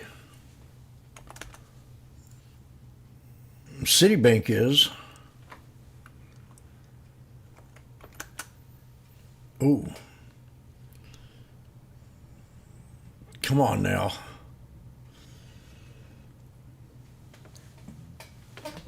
Jim, you should have sold it. You were at 340. It's all right.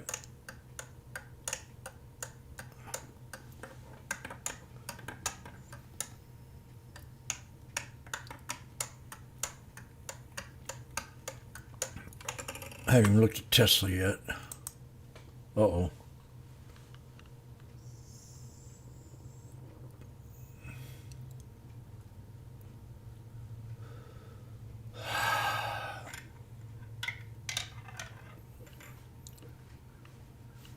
$200 EMA right here.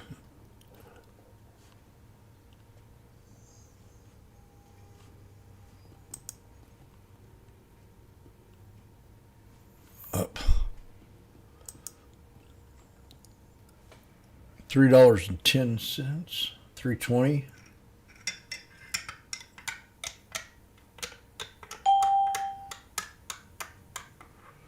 It's got to hold.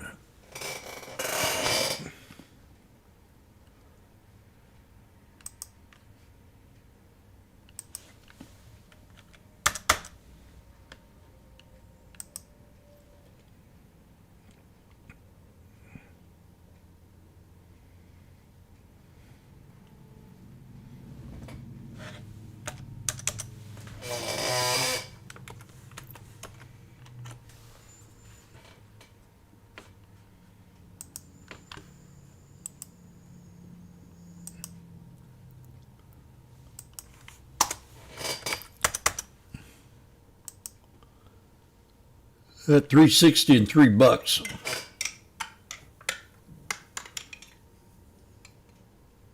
Total of 3 contracts.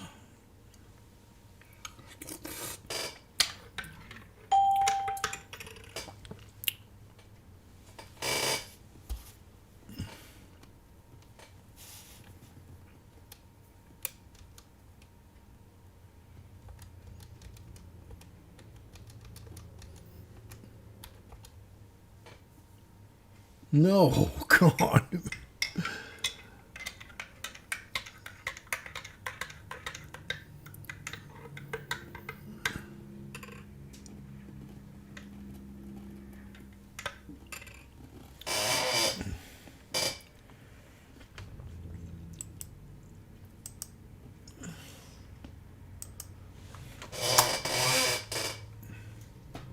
My chair's been squeaking here lately.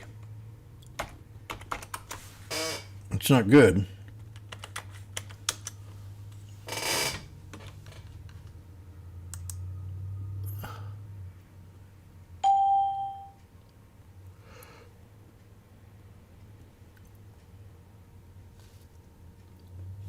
Average of 320. I got one at 360 and two at $3. That's all I'm putting in it.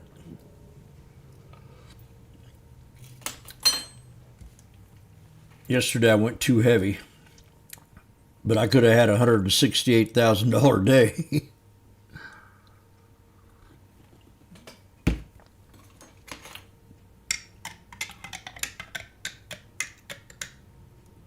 That'd be life-changing to somebody.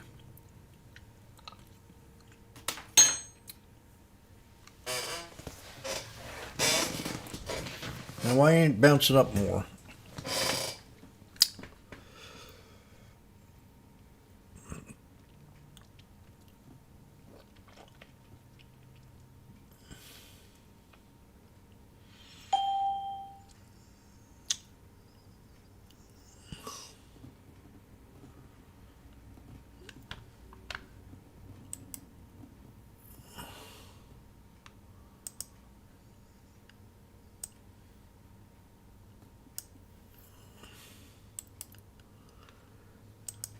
I'm even. It's either get out here or just take a risk.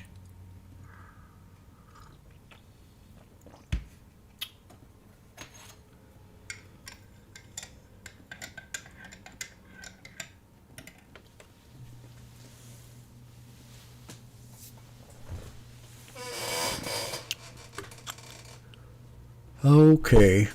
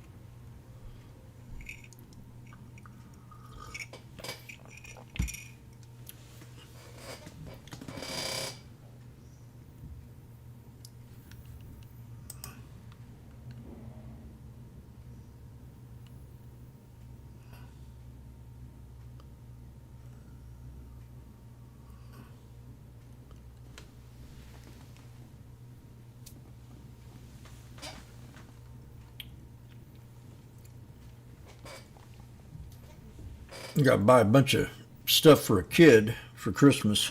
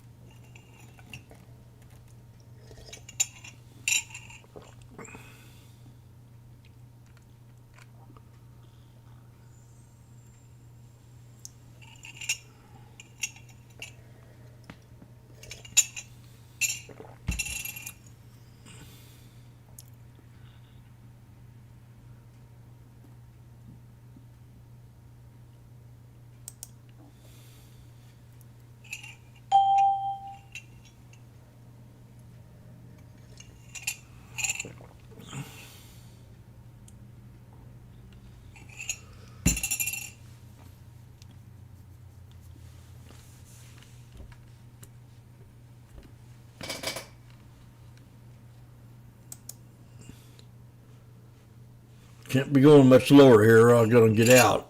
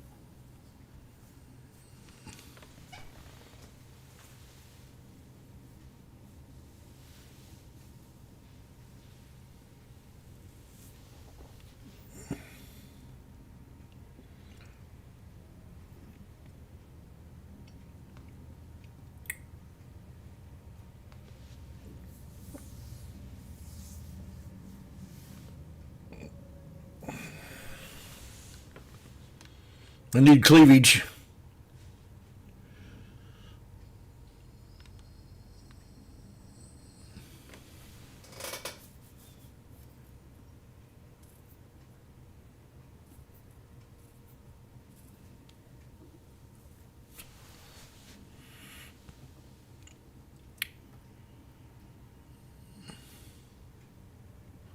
Yeah, I see myself taking a nap today.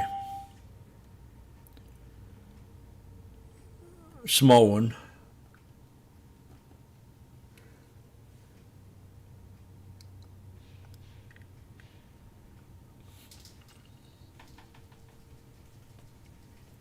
I don't think my body can handle getting up early in the morning anymore.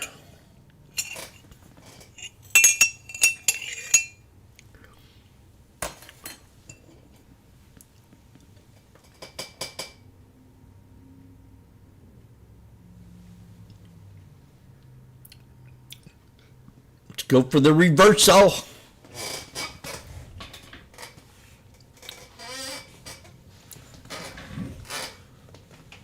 I'll be right back. Might make me a lunch. If I might take a small nap. I don't want to trade with my eyes, can barely hold my eyes open.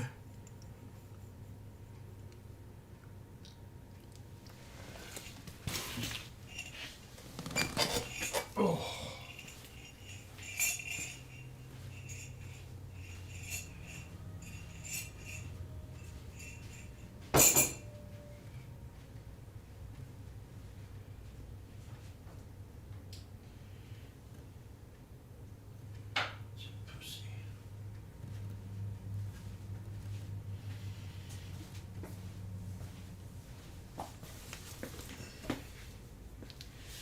$2.80.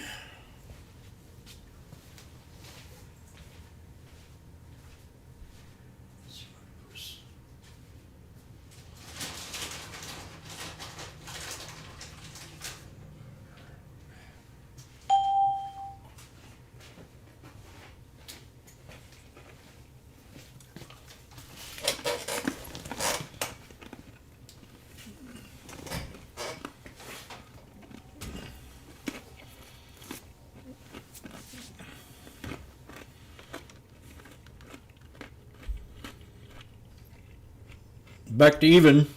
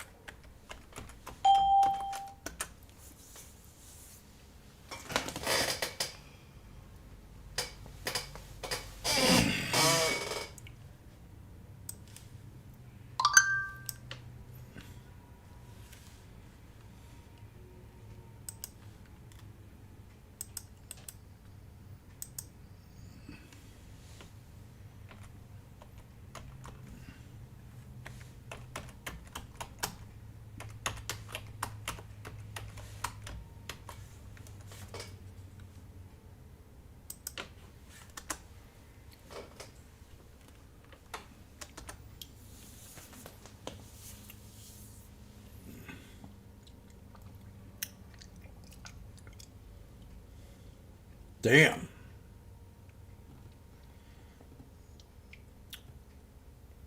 I'm not being nice.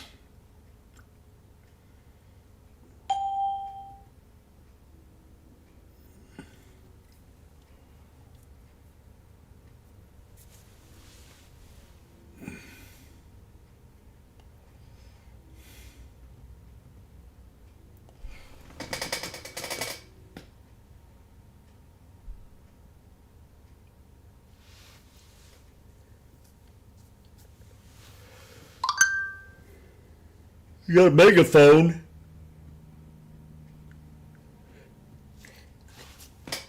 I got a megaphone.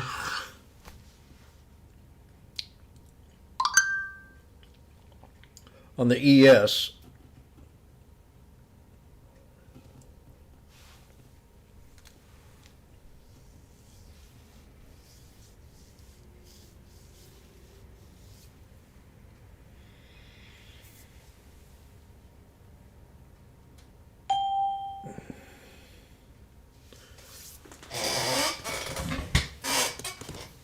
There's only one thing to do.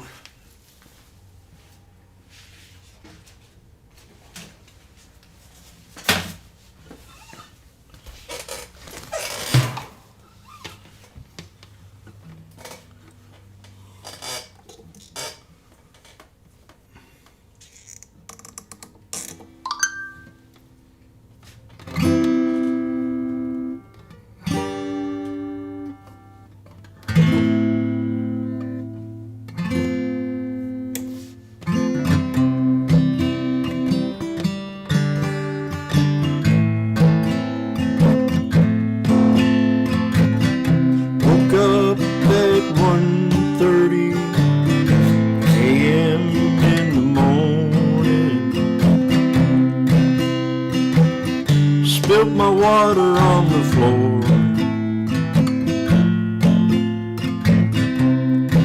So I got up and had a hot chocolate, thinking about my day.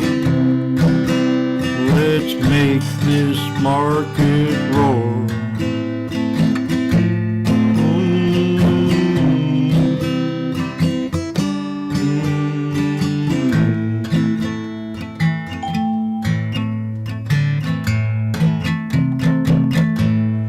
Oh boy, this ain't working out. Might have to take $360 loss.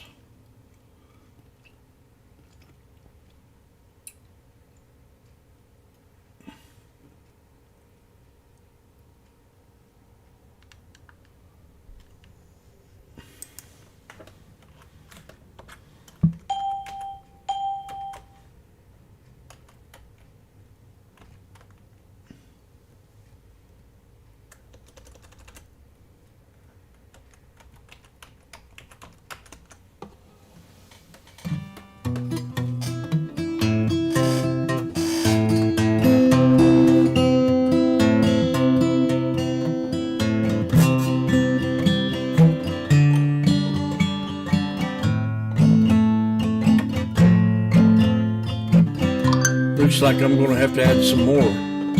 We got a fallen wedge. Fallen wedge.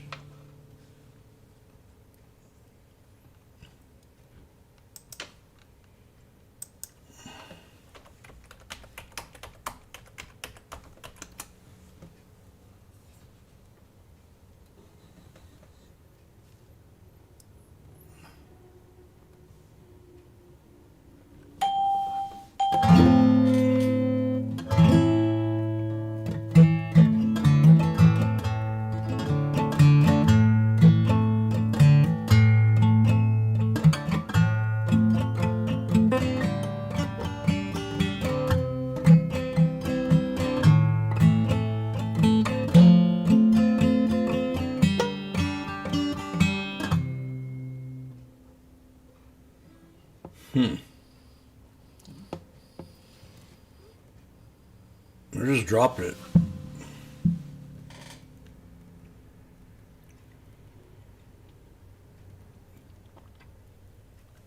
So let me see here.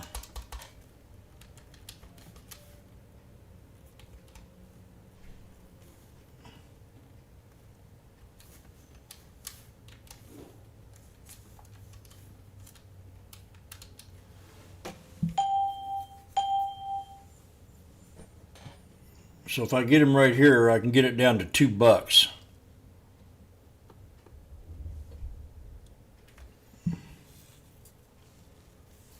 I'll have 9.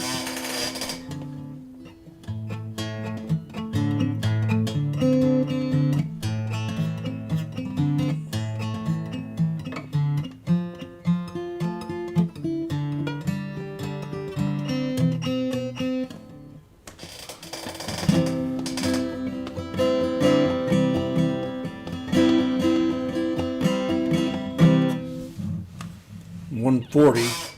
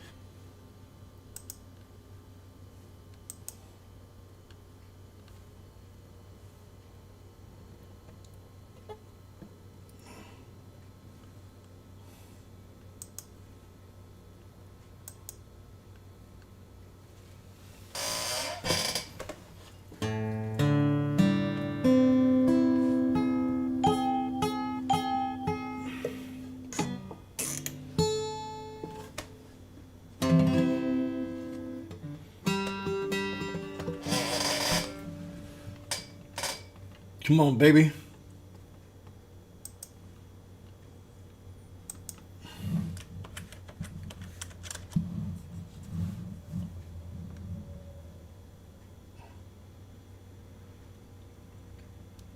There's $2. I'm even now.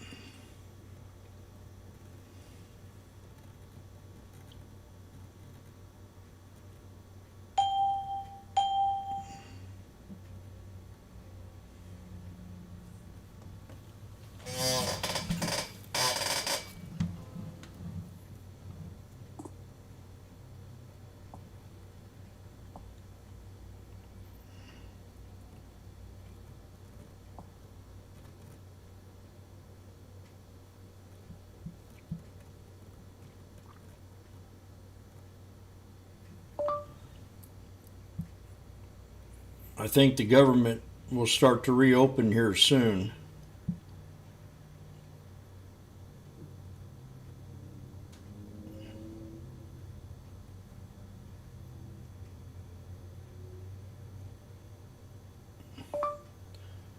That means customers will be going in and out of that front door.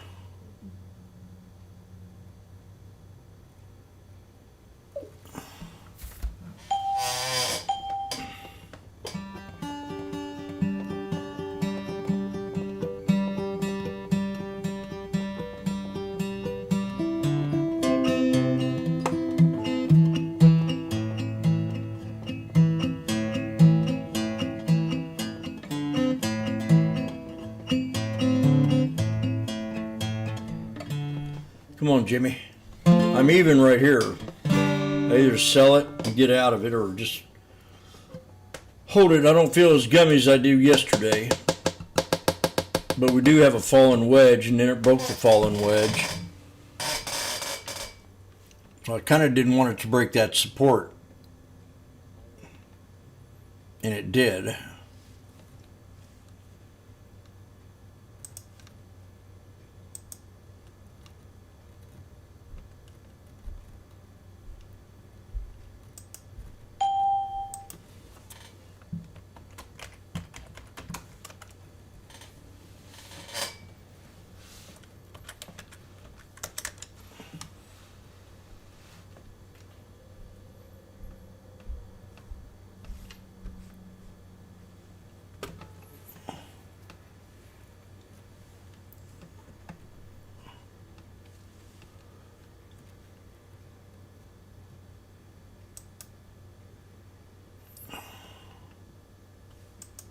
We're at 430.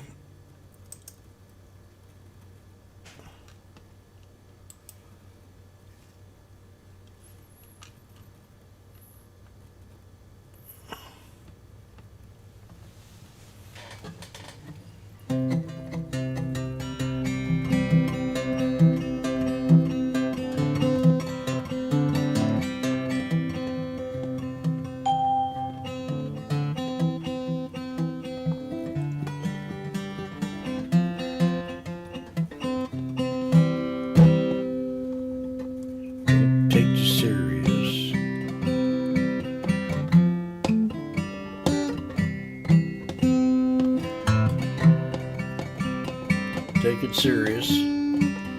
Let's break it. We're at the 200 EMA. Oh.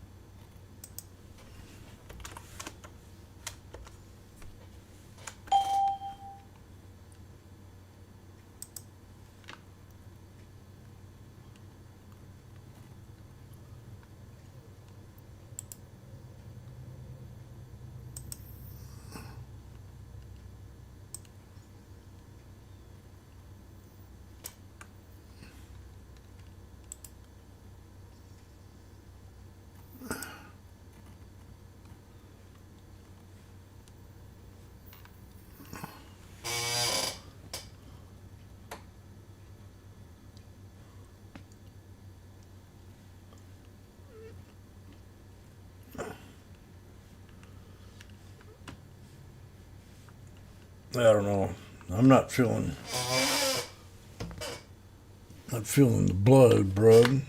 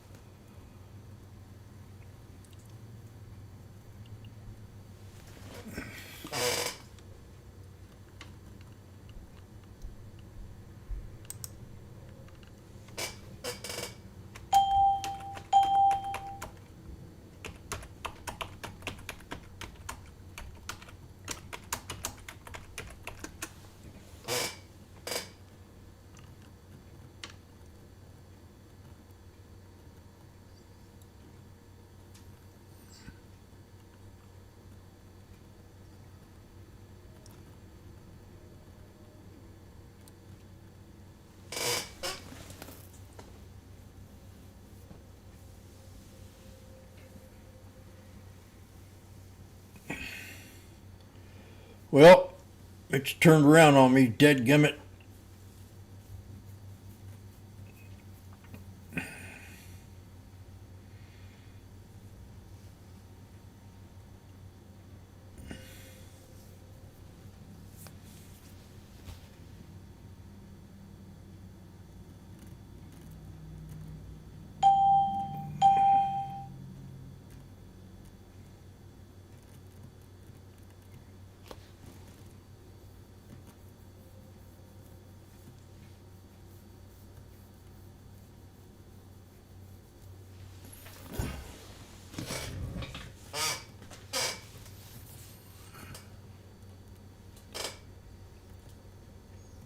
I'm gonna go make my lunch.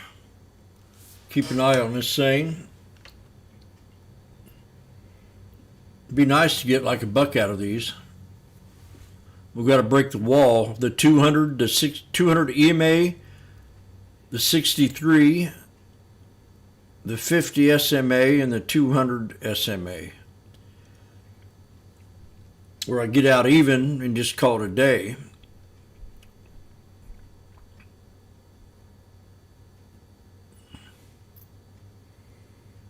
I'll take a $90 loss right here.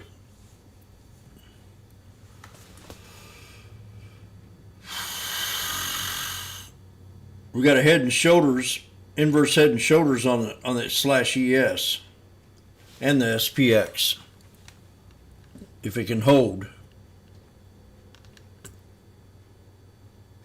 And we get another candle up.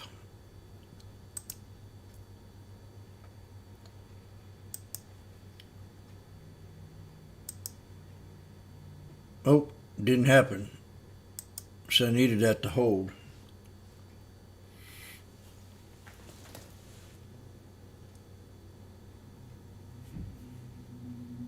If that candle can close above that line, we'll be safe. Right there. Go to the next candle.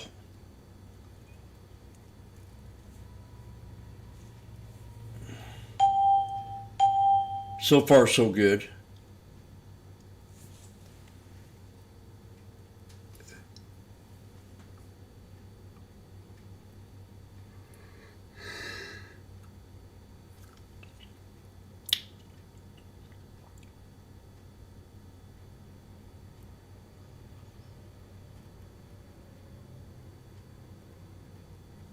I'll be right back.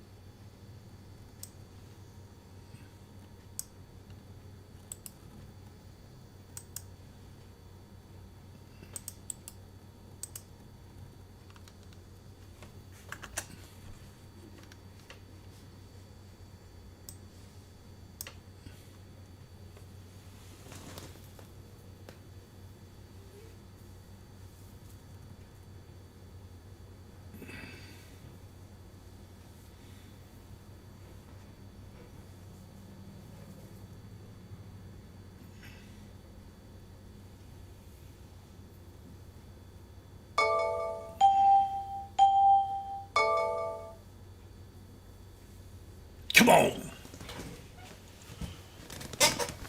Oh.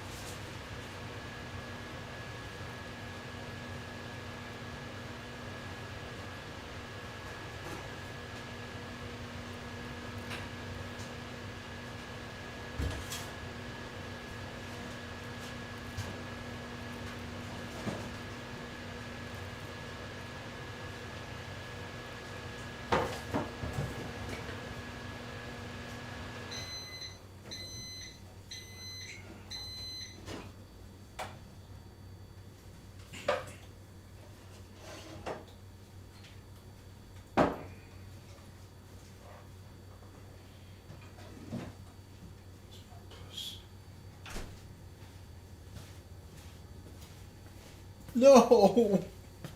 God, this ain't.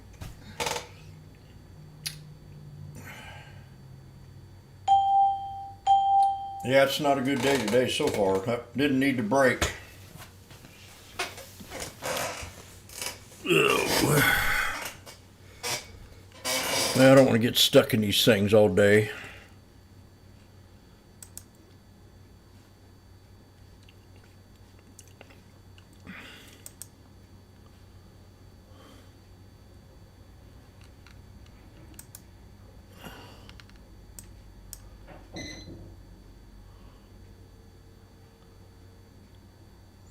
I got alert set for 679.70 on the SPY.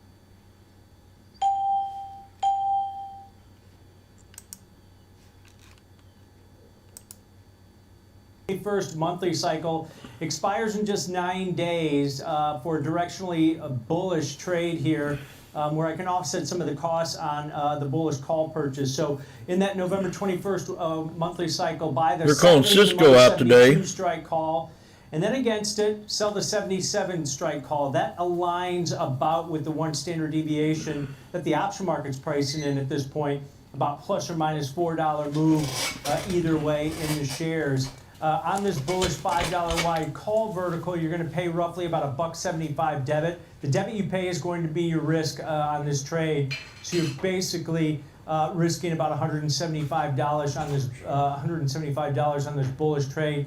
And it takes your break even up to 73.75 over the next 9 days. That's just over 2% above the current share price, well within that 1 standard deviation move on this particular trade. And one of the keys with this type of trade, this is a bullish example. If you're more bearish, you can buy a bearish put vertical. You've got 9 days in this trade. It's not a pure earnings play. So you've got given yourself a little bit of duration.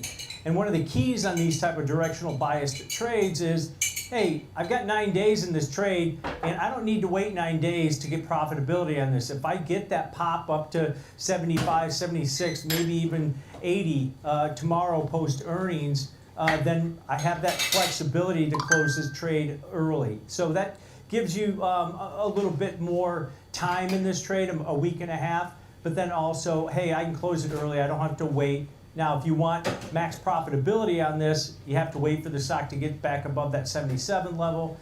And as you get closer to expiration, that'll start to expand in price also. But this is a directionally biased vertical with the fact that, hey, implied volatility levels aren't as elevated as they normally would be just because we've seen this run up in the stock.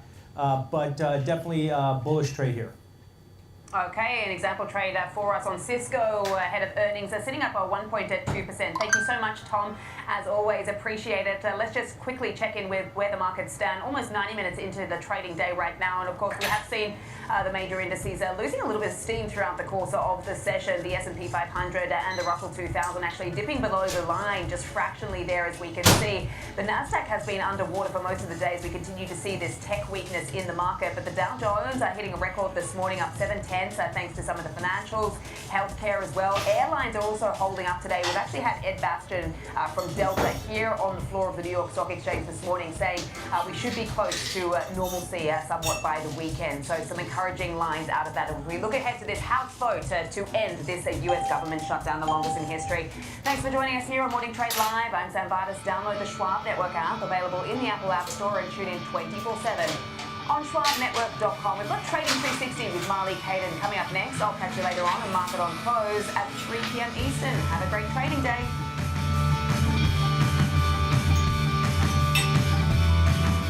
Whether you're an experienced investor or just getting started, Charles Schwab offers a webcast that's right for you. The Platforms and Tools webcasts are designed to help you broaden your knowledge of platform features and resources available from Schwab. Yeah, it's just not going to be one of them days. Help navigate Schwab.com. We're coming to a double bottom. And mobile-based platforms. Best of all, You can ask questions by chatting directly with an education coach. It's interactive learning at its finest. Tune in live or watch on demand. Head over to schwab.com/coaching and start learning today.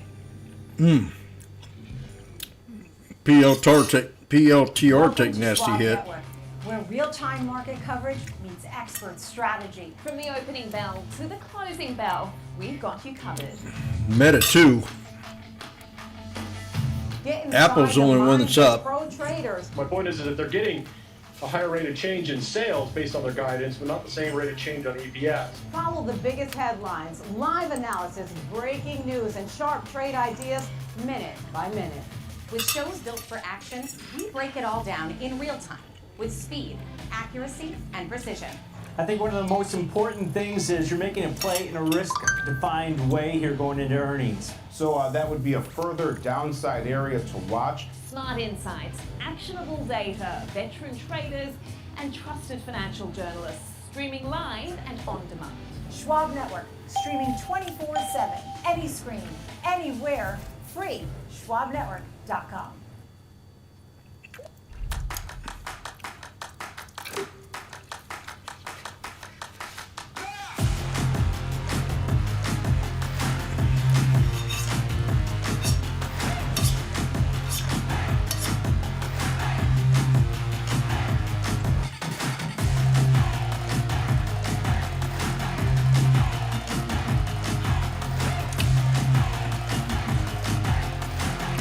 Go! Bring it, bring it, bring it. I'm Sam Vardis, live from the New York Stock Exchange. When the market moves, we're on it, getting the reaction, the strategy, and sentiment in real time. Stream Schwab Network at schwabnetwork.com.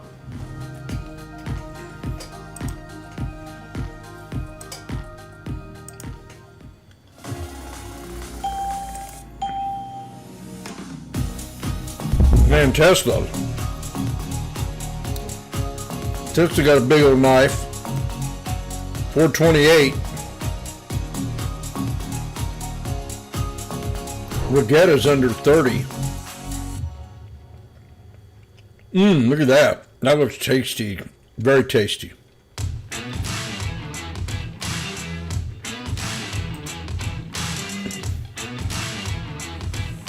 Google looks very nice.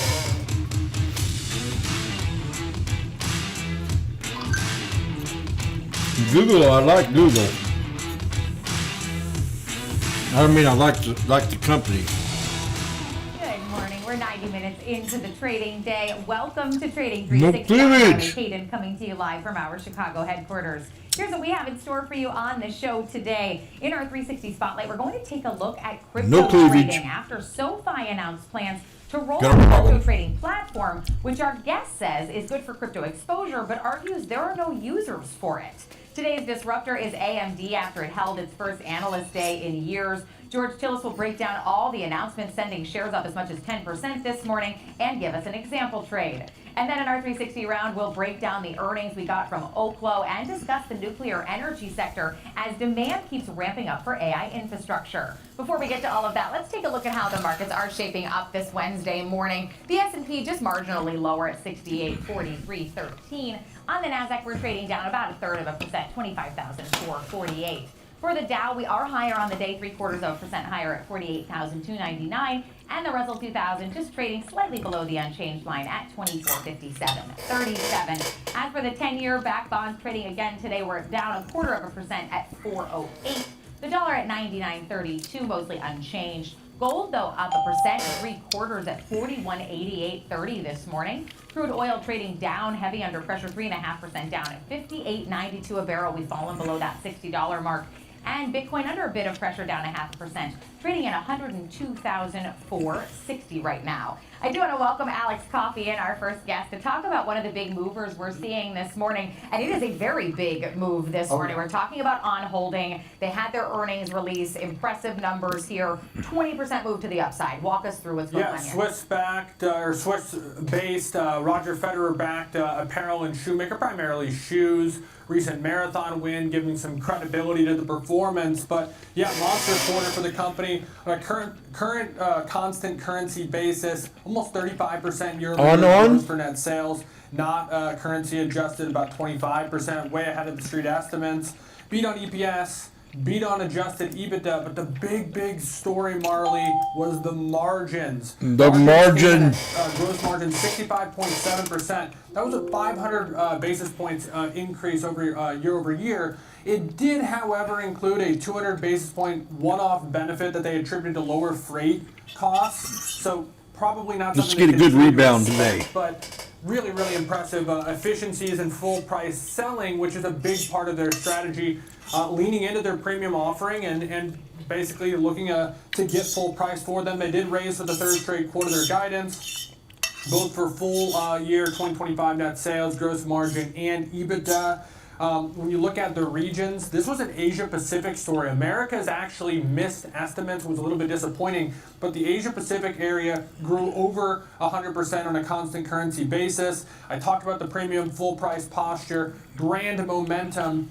Analysts were excited as well when you look at it, but the biggest thing, that one-off margin benefit, is the only real nuance here. Even Jeffries, who hasn't underperformed, had to admit solid print with a standout for Asia Pacific, despite flagging some of the risks they see for next year. And one thing I thought was really interesting too here is that they added that the quarter's performance was so strong, they're not going to offer any Black Friday deals or any holiday deals in advance of this holiday shopping because they expect their season to be so strong. That's one of the first retailers we've really heard that sort of They say they're going to finish it up tomorrow. It pushes back on this idea that the consumer is tapped out and stretched and looking for deals. So this will be a really nice bellwether post-holidays to see if this strategy worked out and if it's unique to a strong brand or something a little bit different. But speaking of that brand momentum, I talked about the recent marathon victory, but also new stores in Palo Alto, Zurich, and Tokyo as they are trying to expand that footprint in some key areas. And those are wealthy markets. I mean, they're clearly trying to market themselves as a luxury or premium brand in this athleisure space, but seeing sympathy moves to the upside pretty much across athleisure and athletic apparel and shoes today. Nike higher, Decker's higher. But Alex, thank you for breaking that down. Shared up about 19% for On Holding, ticker on. I do want to welcome in our next guest, though, joining us now, Dale Smothers, the president and CEO of RDS Wealth Management, to talk more broadly about this market action that we're seeing. You know, Dale, we're getting hints that the government shutdown may be coming to an end. It's looking like we're heading in that direction, but we are still seeing some pressure in the markets today. You know, I'd love to just start with your thoughts on the market action we've seen lately. The late market action that we've seen, maybe over the past 2 weeks, has been a little bit rocky, Marley. Nobody would contest that. Earnings continue to come out good, and we still see these stocks that post maybe even better than expected earnings potentially sold off in spite of those things. You've got your exceptions. On is a great example. But the reason for this is the uncertainty of what lies ahead over the next 2 months. The government shutdown, first and foremost. You know, a small blip from a government shutdown that lasts maybe a week or two is no problem. But when we get a 5-week government shutdown going on 5 weeks, people miss paychecks, uncertainty sets in, and we start to see this pullback that we're seeing at the moment. We also have a Fed decision coming up in December, and whether or not that is a cut is going to make a big difference on how the market reacts. And the Fed right now doesn't have the data that they need to make that decision as effective as they must. It's a high wire act. He's walking a tightrope here. Jerome Powell has to decide which is more important, risking inflation or risking a weaker labor market. And that uncertainty is not good for markets, as we're all aware. Seeing this uncertainty, and you mentioned the rockiness there, you know, I know we've spoken before and you were bullish heading into the end of the year. With this rockiness and this volatility that we're seeing, are you still bullish? We're still bullish. And, you know, the thing is, I think that all of this shakes out. We've got the seasonal tailwinds of November and December.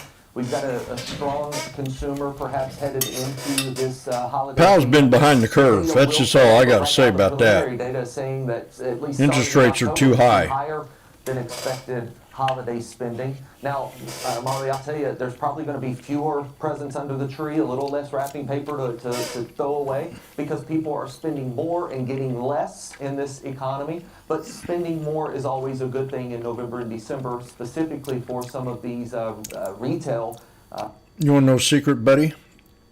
It's been like that for about 5 years.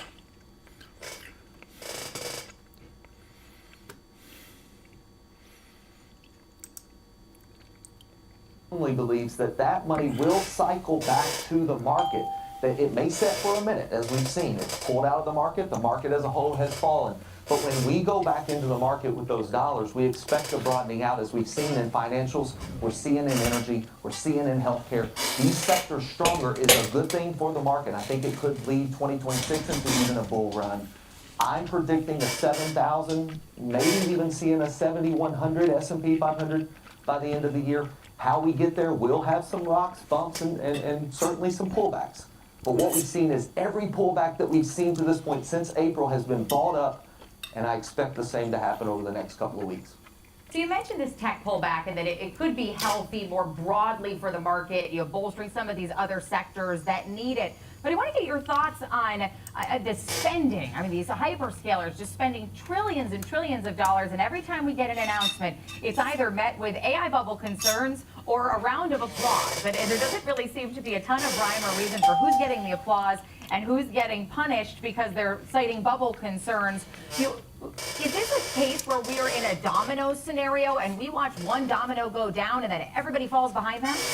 You read my mind, Marley. We've said this in the past. Marley. It kind of reminds me of a Three Stooges skit where, somebody owes somebody, and by the time it's done, there's only been $10 exchanged, but nearly $60 worth of debt has been forgotten about. This type of strategy of spend trillions in hopes that we will make perhaps billions and maybe trillions in the future, it for now has caused a significant bubble in the AI trade. I am not of the camp that I think that bubble pops, but there will be some air let out of that. It will take one announcement, either way, that, we might not actually make much money in this $1 trillion build out, and that is a domino that will topple the entire thing, and that could be very nasty for us. It could also take one announcement that says, hey, we figured out a way to actually make this spend profitable. And now we've got an even higher bid up in AI. So I am of the camp that we're probably in 6 or 7 when we talk. I don't know if it's about profit or not. We're in inning 6 or 7. And whether or not we go to extra innings is going to depend on what takes place over the next 6 to 12 months. Artificial intelligence is here to stay. It will change the world.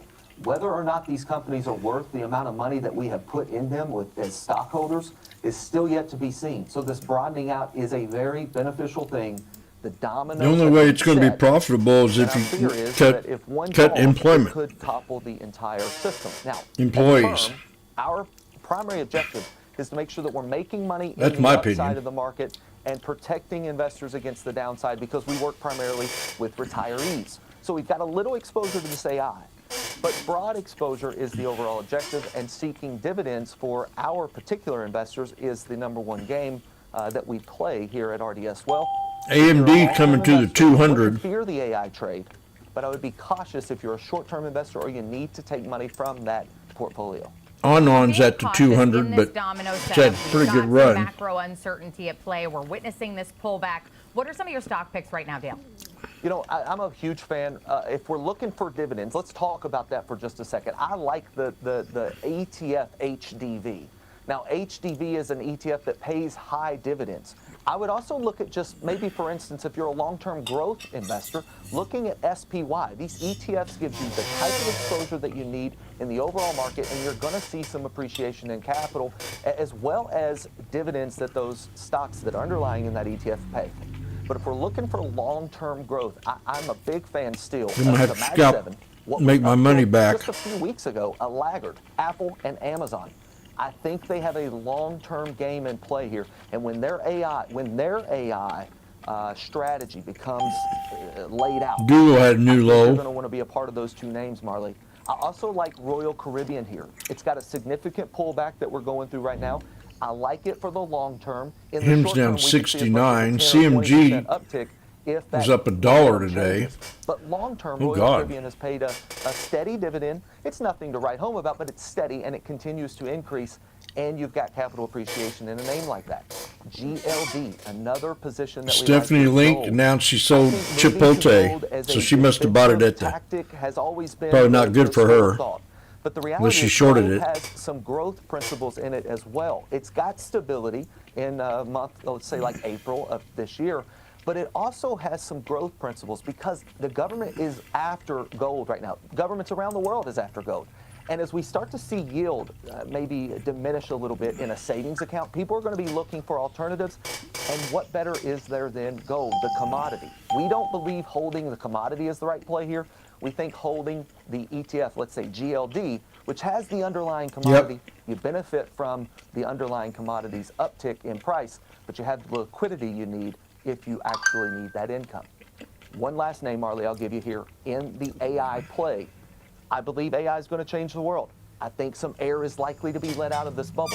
Too much noise from it? You can hear it, huh? That you can buy right now on a very steep discount. I don't know what's going on. Just started doing it today. CoreWeave has a very good chance of changing the AI race, and it could even lead us higher. I'm going to have to put some squeaky stuff on it. From computing. So when you're looking at names like Rigetti or IONQ, right? When you're looking at those names, you might also look at CoreWeave. If you're a long-term player in AI or quantum computing, CoreWeave's on sale right now. I like that name. We like sales, right? I like sales. Like sales. All right, Dale, thanks so much for being with us today. That's Dale Smothers, President and CEO of RDS Wealth Management. And we've got plenty more to come here on Trading 360 this morning. Next, we've got the big three stocks, 3 charts, and 3 trades. Rick Ducat will walk us through the technicals, and Don Kaufman will join us for the trades for Apple, the silver ETF, SLV, and ExxonMobil. That's next on Trading 360 on Schwab Network.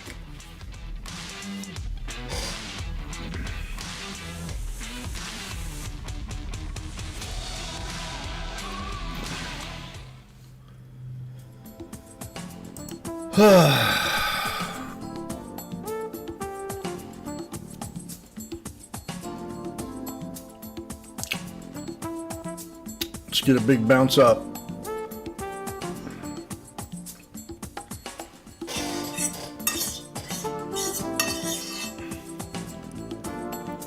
I had to go out and buy another chair.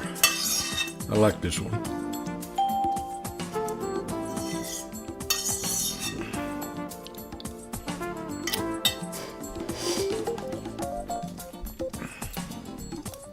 Let's go.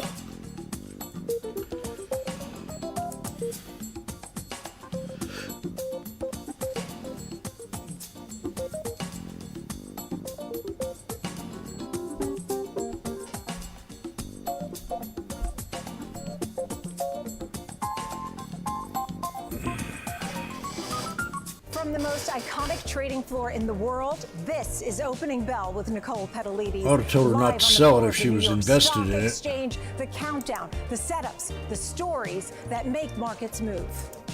Minute-by-minute breakdown of the biggest headlines, earnings, and global movers. Just the trades that matter. As the bell hits and the markets react in real time, Opening Bell, live at the NYSE, right when it counts. Believe me, when it comes to investing, you'll love Carl's Way. Take a left here, please. But there's a... Carl's Way is the best way. Is it? At Schwab, how I choose to invest is up to me. Exactly. I can invest How in restaurant chains are responding to mounting customer Let's pressure. move on, shall we? No can do. Well, you've raised the prices too high. Where are you going? Chipotle launches Chipotle on Rivalry Week. Schwab, a modern approach to wealth management. Welcome back to Trading 360. I'm Marley Caden. It's time for the big three. We've got 3 stocks, 3 charts, and 3 trades. Rick Ducat, our lead market technician, of course, will take us through the charts. And here to take us through the trades today is Don Kaufman from Theo Trade. Great to have you both with us. Don, let's start as we always do. Big picture thoughts on this market action we're seeing today. Yeah, you know, nice bid back to the upside in this marketplace, and that possibly has to do with the government reopening, but really has to do with a handful of AI stocks actually on the bid again. Look, the marketplace right now is literally owned by a handful of big tech stocks. And when you start to look at individual big tech, you're going to find out really quick, even like Meta right now on a year-to-date basis, it's basically flat. You got Google, you got NVIDIA. There's your marketplace right now. I mentioned Chipotle And Don, yesterday. I'm taking a look at the Mag but I don't 7 just as you remember were what I talking. said. They were completely under pressure on the Mag 7, entirely in the red here. Your first pick in the Mag 7. I know so what I walk us said. through I this said play damn on burritos Apple. are $16 a Yeah, piece. you know, I don't necessarily have any love for Apple, you know, in a fundamental reasoning, but this one is all about retail options order flow. And that has become everything in this marketplace. So the setup here is quite straightforward in that the stock is at or near all-time highs. What I'm looking for is retail call buyers to rush in and to cause a gamma squeeze. And that is basically retail traders are going in there, they're buying calls in big, big numbers. And what that happens there is as retail buys the calls, the market maker would sell the calls. In turn, as the market maker sells the calls, they buy the stock. Why? To hedge off their short calls. They buy the stock actually explodes up. I want to be part of that. To do so, I'm actually going to go short duration here. NOV 21, just going out to the NOV 21 expiration. I'm going to buy the 275 calls. I'm going to sell the 285 calls. This one's done for a $3.50 debit. It's just a $10 wide call spread. Looking for that squeeze in the next 9 trading sessions. All right, Rick, so if we're looking for the gamma squeeze, we are trading just off of all-time highs right now, not even $3 off right now. You know, as we look at the technicals for Apple, what are they showing us? Sure, you know that 277 level, those highs, 277.32 to be exact, that was our high point right here. We are quite close to that point now. If we were to break above that level, you know, who knows what could happen from that point, but that would likely trigger that cascade of orders that results in a breakout point. But to the downside, our job's a little bit easier to find some potential supportive areas here. 265, an old high, subsequent low point, and then around 255 was these lows here. You could also say perhaps around 257. So 255 to 257 as well there. So we can see our price activity comes in an upward channel type shape here. We can see as well when we include our RSI study, momentum is still rather strong. We are dipping slightly below that overbought area here, that threshold of 70. So look for further pushes above that point in tandem with a price breakout for greater confirmation. To the downside as well, 21-day EMA lines up with our support. That comes in around 266. Finally, when we look at our volume profile and standard deviation channel studies, we can see here this is our notable volume node close to current prices, right around 270 as well. We also have a larger one near 255, and that one lines up with our +1 standard deviation channel for potential support. Meanwhile, the +2 channel very close to those old highs, so further emphasis there as potential resistance and possibly as a breakout point as well. Yeah, and Apple, you know, performing really well over the last month, up more than 11% just in the last 30 days. Now, Don, let's move on to this next one here. It's a silver ETF, ticker SLV, trading up about 3.5% higher, you know, but we've certainly seen silver make a massive move to the upside along with gold. You know, walk us through your play here. You bullish or bearish? This one I'm actually going to take a little bit of a bearish trade on, and it's not bearish to the extent that everybody's thinking. This is not like a wildly, you know, outlandish bearish trade. I'm just looking for a little bit of a pullback. What we've actually got here is silver recently hitting highs, and it did it in a spectacular fashion. It ultimately sells off a little bit. Now it's got a bid back under it. I think that this is just that kind of quintessential bounce, if you will, and in the very near term, it's going to fade. And that's all I'm doing is trying to actually look for, if you will, what I term a bounce, which it's on right now, and a fade thereafter. A little too far, a little too fast in this particular case. So in SLV, I've chosen SLV. It's nice volatility. Yeah, I could go out and I could trade GLD. Either one of these metals is a very, very similar technical pattern right now. I choose SLV if you're an options kind of geek out there. The liquidity is spectacular right now inside of SLV. The expiration I'm going to use is the December 12th expiration. I'm going to be buying 47 put and selling a 44 put. So it's just $3 wide put spread done for about $1.30 debit. Okay, looking for, again, just kind of short-term pullback here in the next few weeks based on, as I said, too far, too fast on the bounce. Yeah, and it's up, you know, about 75% so far this year just for the metal itself. So As we take a look at how the ETF is trading, Rick, what are the technicals showing us? Yeah, so 47 to 44 would be kind of around the lows of today to about this gap level right here. So this would be the pertinent area for that trade, looking for this area right here to come back into prominence where we had our push to the upside. But 49.25 is our upside boundary there. Along the way to the downside, we had these old lows near about 45.84. That could be an area to look for potential support if things do start to falter a bit here on the road down to that 44 level here. So when we do include our moving averages here, our yellow 21-day EMA is the closest one. That comes in, again, just around that 44.50 level here. So there's another factor coming into play around that general range at this time. Remember, though, that will move as price moves in the coming days here. So it's kind of just a snapshot for right now. We can see RSI continues to improve as well. Just like our last chart, what the bulls would want to see would be for price to break out and for RSI to break out in tandem there. But still quite a high reading, 67. RSI only goes from 0 to 100 here, so keep that in mind as well when you're trying to assess momentum. So you can see here that our open for today was right around our +1 standard deviation channel near 47, so that could be a supportive point as well. We can see our volume node comes in right around here near the 44 level. So that once again shows our trend line and our 21-day EMA and our volume node all kind of coinciding around that same point. So that would be a downside area of interest for sure. Yeah, we've seen these metal trades just skyrocketing as people rush into safe haven demand, and silver sort of becoming the new tandem with gold here. But let's move on to this next one, a total pivot here. ExxonMobil, are we bullish or bearish? Yeah, ExxonMobil, it's all about the range. In this particular case, it's going to be a bearish trade simply because, well, we're at the top edge of that range. So as we're going to look at in a minute with Rick, Rick's probably going to define exactly what that range is. You can go back a year, you can go back 3 years, you can go back even further. What is Exxon doing over the last couple of years? And that is, it's just been bouncing around listlessly from 100 to about 120. Well, right now we're at the upper edge of that range. And look, I know every time we get to the upper edge of a range, oh, we're going to break out, we're going to break out. Hasn't done it. I'm actually going with the probabilities in this particular case. I'm going to go define risk. But I'm still going to trade the probability in this particular case.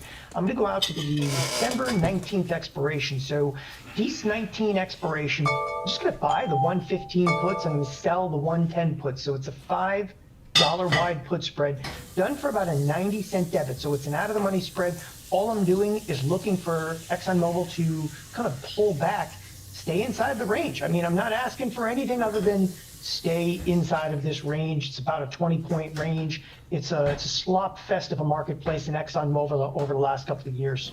I love some of those terms you just used there, Don. So, Rick, as we look at the charts here, are we seeing the slop fest? Are we seeing the listless bouncing in that range? And what are the technicals showing us about the potential to stay in range? Yes, I also like Slopfest. That's a good one here. But we can see that the horizontal levels that really stood out to me at a glance, and indeed, very choppy trading, moving sideways for the most part here. But the horizontal levels, 117 right here was our low point before we had our gap. So those 2 points stand out. 115.50 is where things opened up, and then we had our very severe decline based on the low points there that we saw after our tariff news announcement shock here. But look forward a little bit. 115 is about where we topped out many times in the past. You can also see that gap level, 117. We hit some highs there, then faltered and failed to close above it. Now we have pushed beyond that point rather convincingly here. But, after a breakout, a retest of prior resistance then becomes support. It's quite common to see some kind of pullback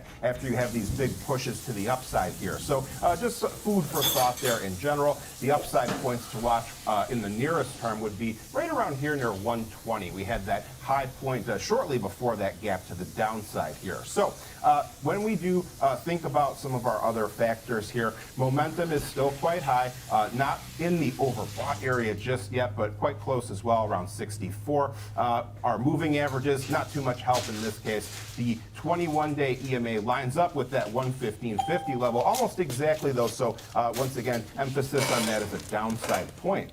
when we do include volume Back to profile, 150. we can see that our node that we have closest to current prices is right about here near 118 or so. We gotta and break to also it's quite 63. close to our high point here. So we have pushed beyond that volume node. The next test is shortly. Yes, I think above it's it. that So, shoulder our line that I future called out prices earlier. with those old highs near 120. So volume picks up. So I think if we break this, we go higher. If not, we pull back down.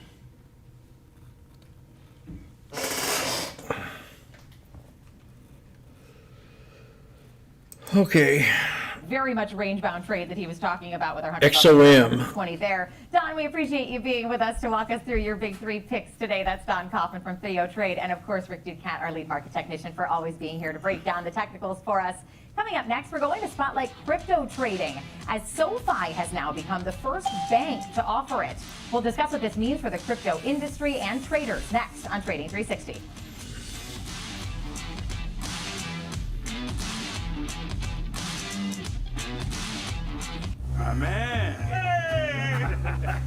Sometimes, you know, you could have done better.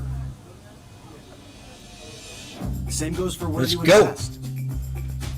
Level up and invest smarter with Schwab.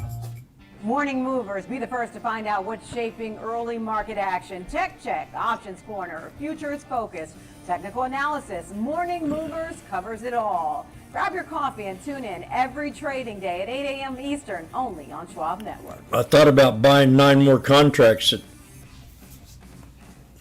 Whether you're At an a buck, experienced should have went and investor done it. or just getting started, 'Cause that would Charles make- that'd Schwab put me offers way a in the green webcast now. that's right for you.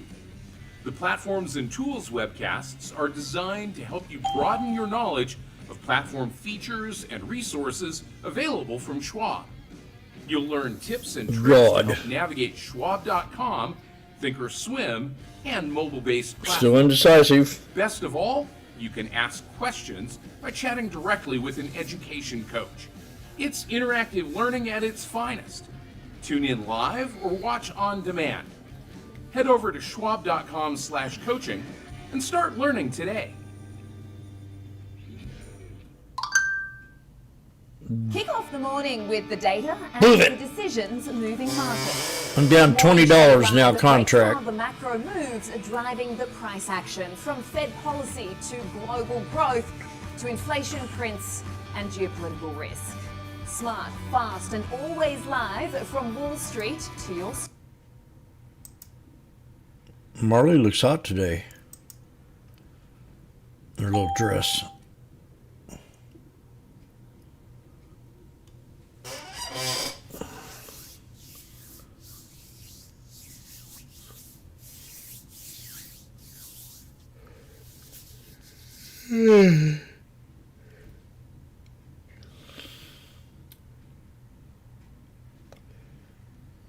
We got the 200 EMA,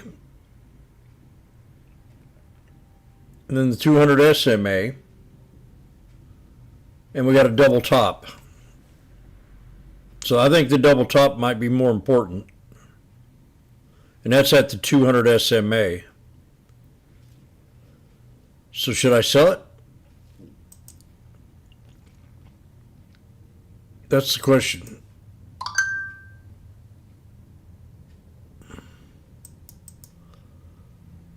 $68, $48, $82.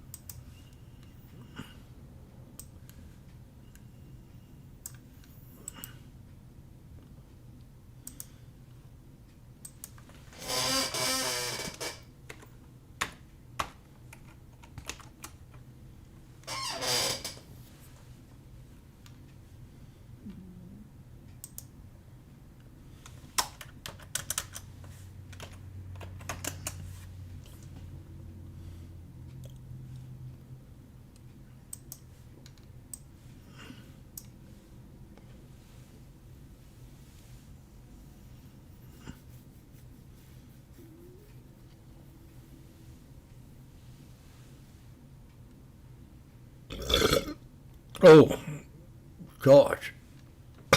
Narcissist Jim.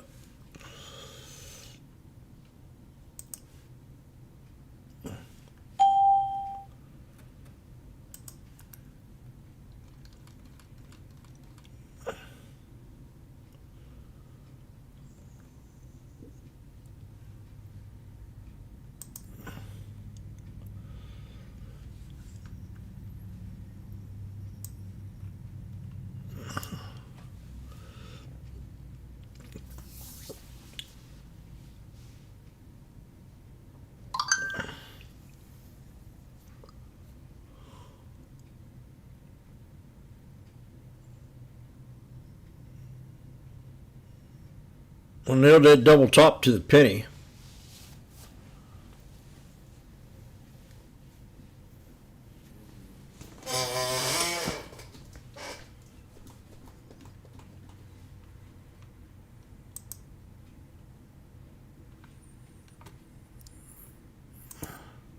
Standards that are required for a crypto exchange. And so what does this look like for a SoFi being a bank? Not a lot. I mean, I think quite honestly, like what we saw yesterday on CNBC is that SoFi's CEO was pitching the fact that now you can earn yield on your dollars and then use those dollars to buy Bitcoin, ETH, and Sol, the only 3 cryptos that they're offering. But if you didn't know this already, like you can go on Coinbase and you can access incredibly high yields. I didn't believe him either. You know, in the US right now, you can get 7% yield on your dollars. And that is something that SoFi is nowhere near, right? They're probably offering like 3.75, you know, close to Fed funds. And so I don't really know how they compete with that, right? Like you need to be able to access these yields that are coming specifically from DeFi. And it's far more enticing for these retail users that are very much the same user base that SoFi has already. So you mentioned that that's not innovative. I also saw that interview as well. So if that's not an innovative feature here, and you're talking about this crypto washing, and that now, you know, being involved in crypto trading is the new, you know, buzzy trend. Is this, do you think, potentially just a marketing ploy, or do they really view this as a growth avenue? Both. Look, I mean, they'll generate some revenue from this. Like, let's be honest. I'll be right. Let's be honest. I think for retail investors, you should be very mindful of the prices that you're getting. When you trade on PayPal, He for says, example, let's be the honest. price that you're getting is not the same price that you will get by going directly to a Coinbase or a Robinhood. And you should be mindful of that. Let's I be feel like honest. trading size through PayPal or trading size through SoFi. They are most likely capturing some amount of spread in that. And that means that you are not getting the best execution you could possibly be getting. And SoFi has also hinted that they might potentially launch their own stablecoin, or potentially even a crypto-backed lending, which of course could come into play if we start to get approval on these crypto-backed 50-year mortgages that are being proposed right now. From your vantage point, is that a realistic next step, or are they getting a little ahead of themselves here?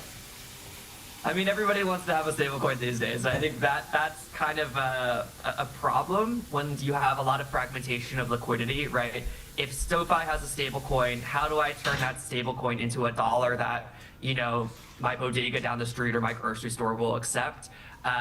There's a lot of building that has to go into that. You need to have market makers to be able to convert between one stablecoin and another.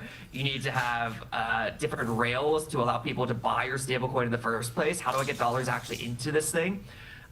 I get it. Look, stablecoins are an incredible business, right? If you look at Tether, if you look at Circle, right? They have built massive market share in this space. But the idea that anybody is going to go and build a stablecoin for, you know, mass market appeal, I think is more marketing than it is actual reality. Again, Circle and Tether have like 90% of market share there, and I don't see that changing anytime soon. The fact of that comes from that Tether is linked directly to Binance, and Circle is directly linked to Coinbase. And if you don't have those sort of like exchange pairings, right? Every currency that you trade on Coinbase can be linked with USDC, so it's USDC Bitcoin. It's hard to get that like liquidity or demand for your stablecoin. Like I just don't see it. Well, Brian, we appreciate you being with us to break down this announcement from SoFi and also offer your perspective there. Brian Wong, co-founder, CEO of Glider. And coming up next, we've got the disruptors. George Tillis will join us to take a look at AMD as shares are climbing following announcements at its analyst day yesterday. He'll break down the news and give us an example trade next on Trading 360.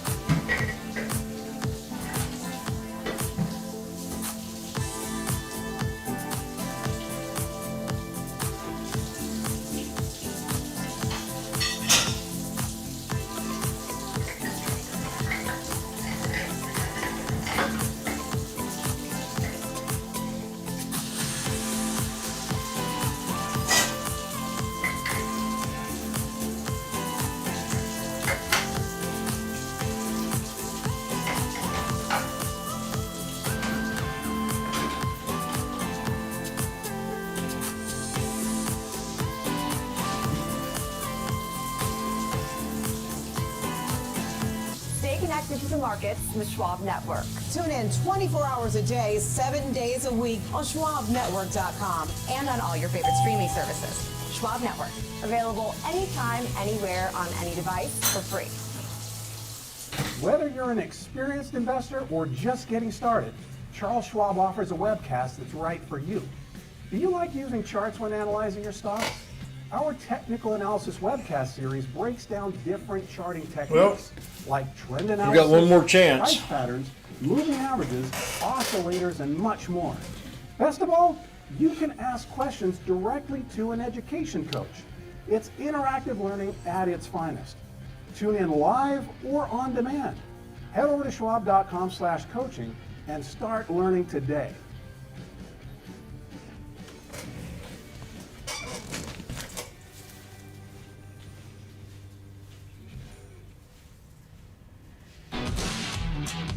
Welcome back to Trading 360. I'm Marley Caden here in our Chicago headquarters. Let's head out to the New York Stock Exchange for a check on the markets. Welcome in Nicole Patalides, host of Opening Bell and the Watch List.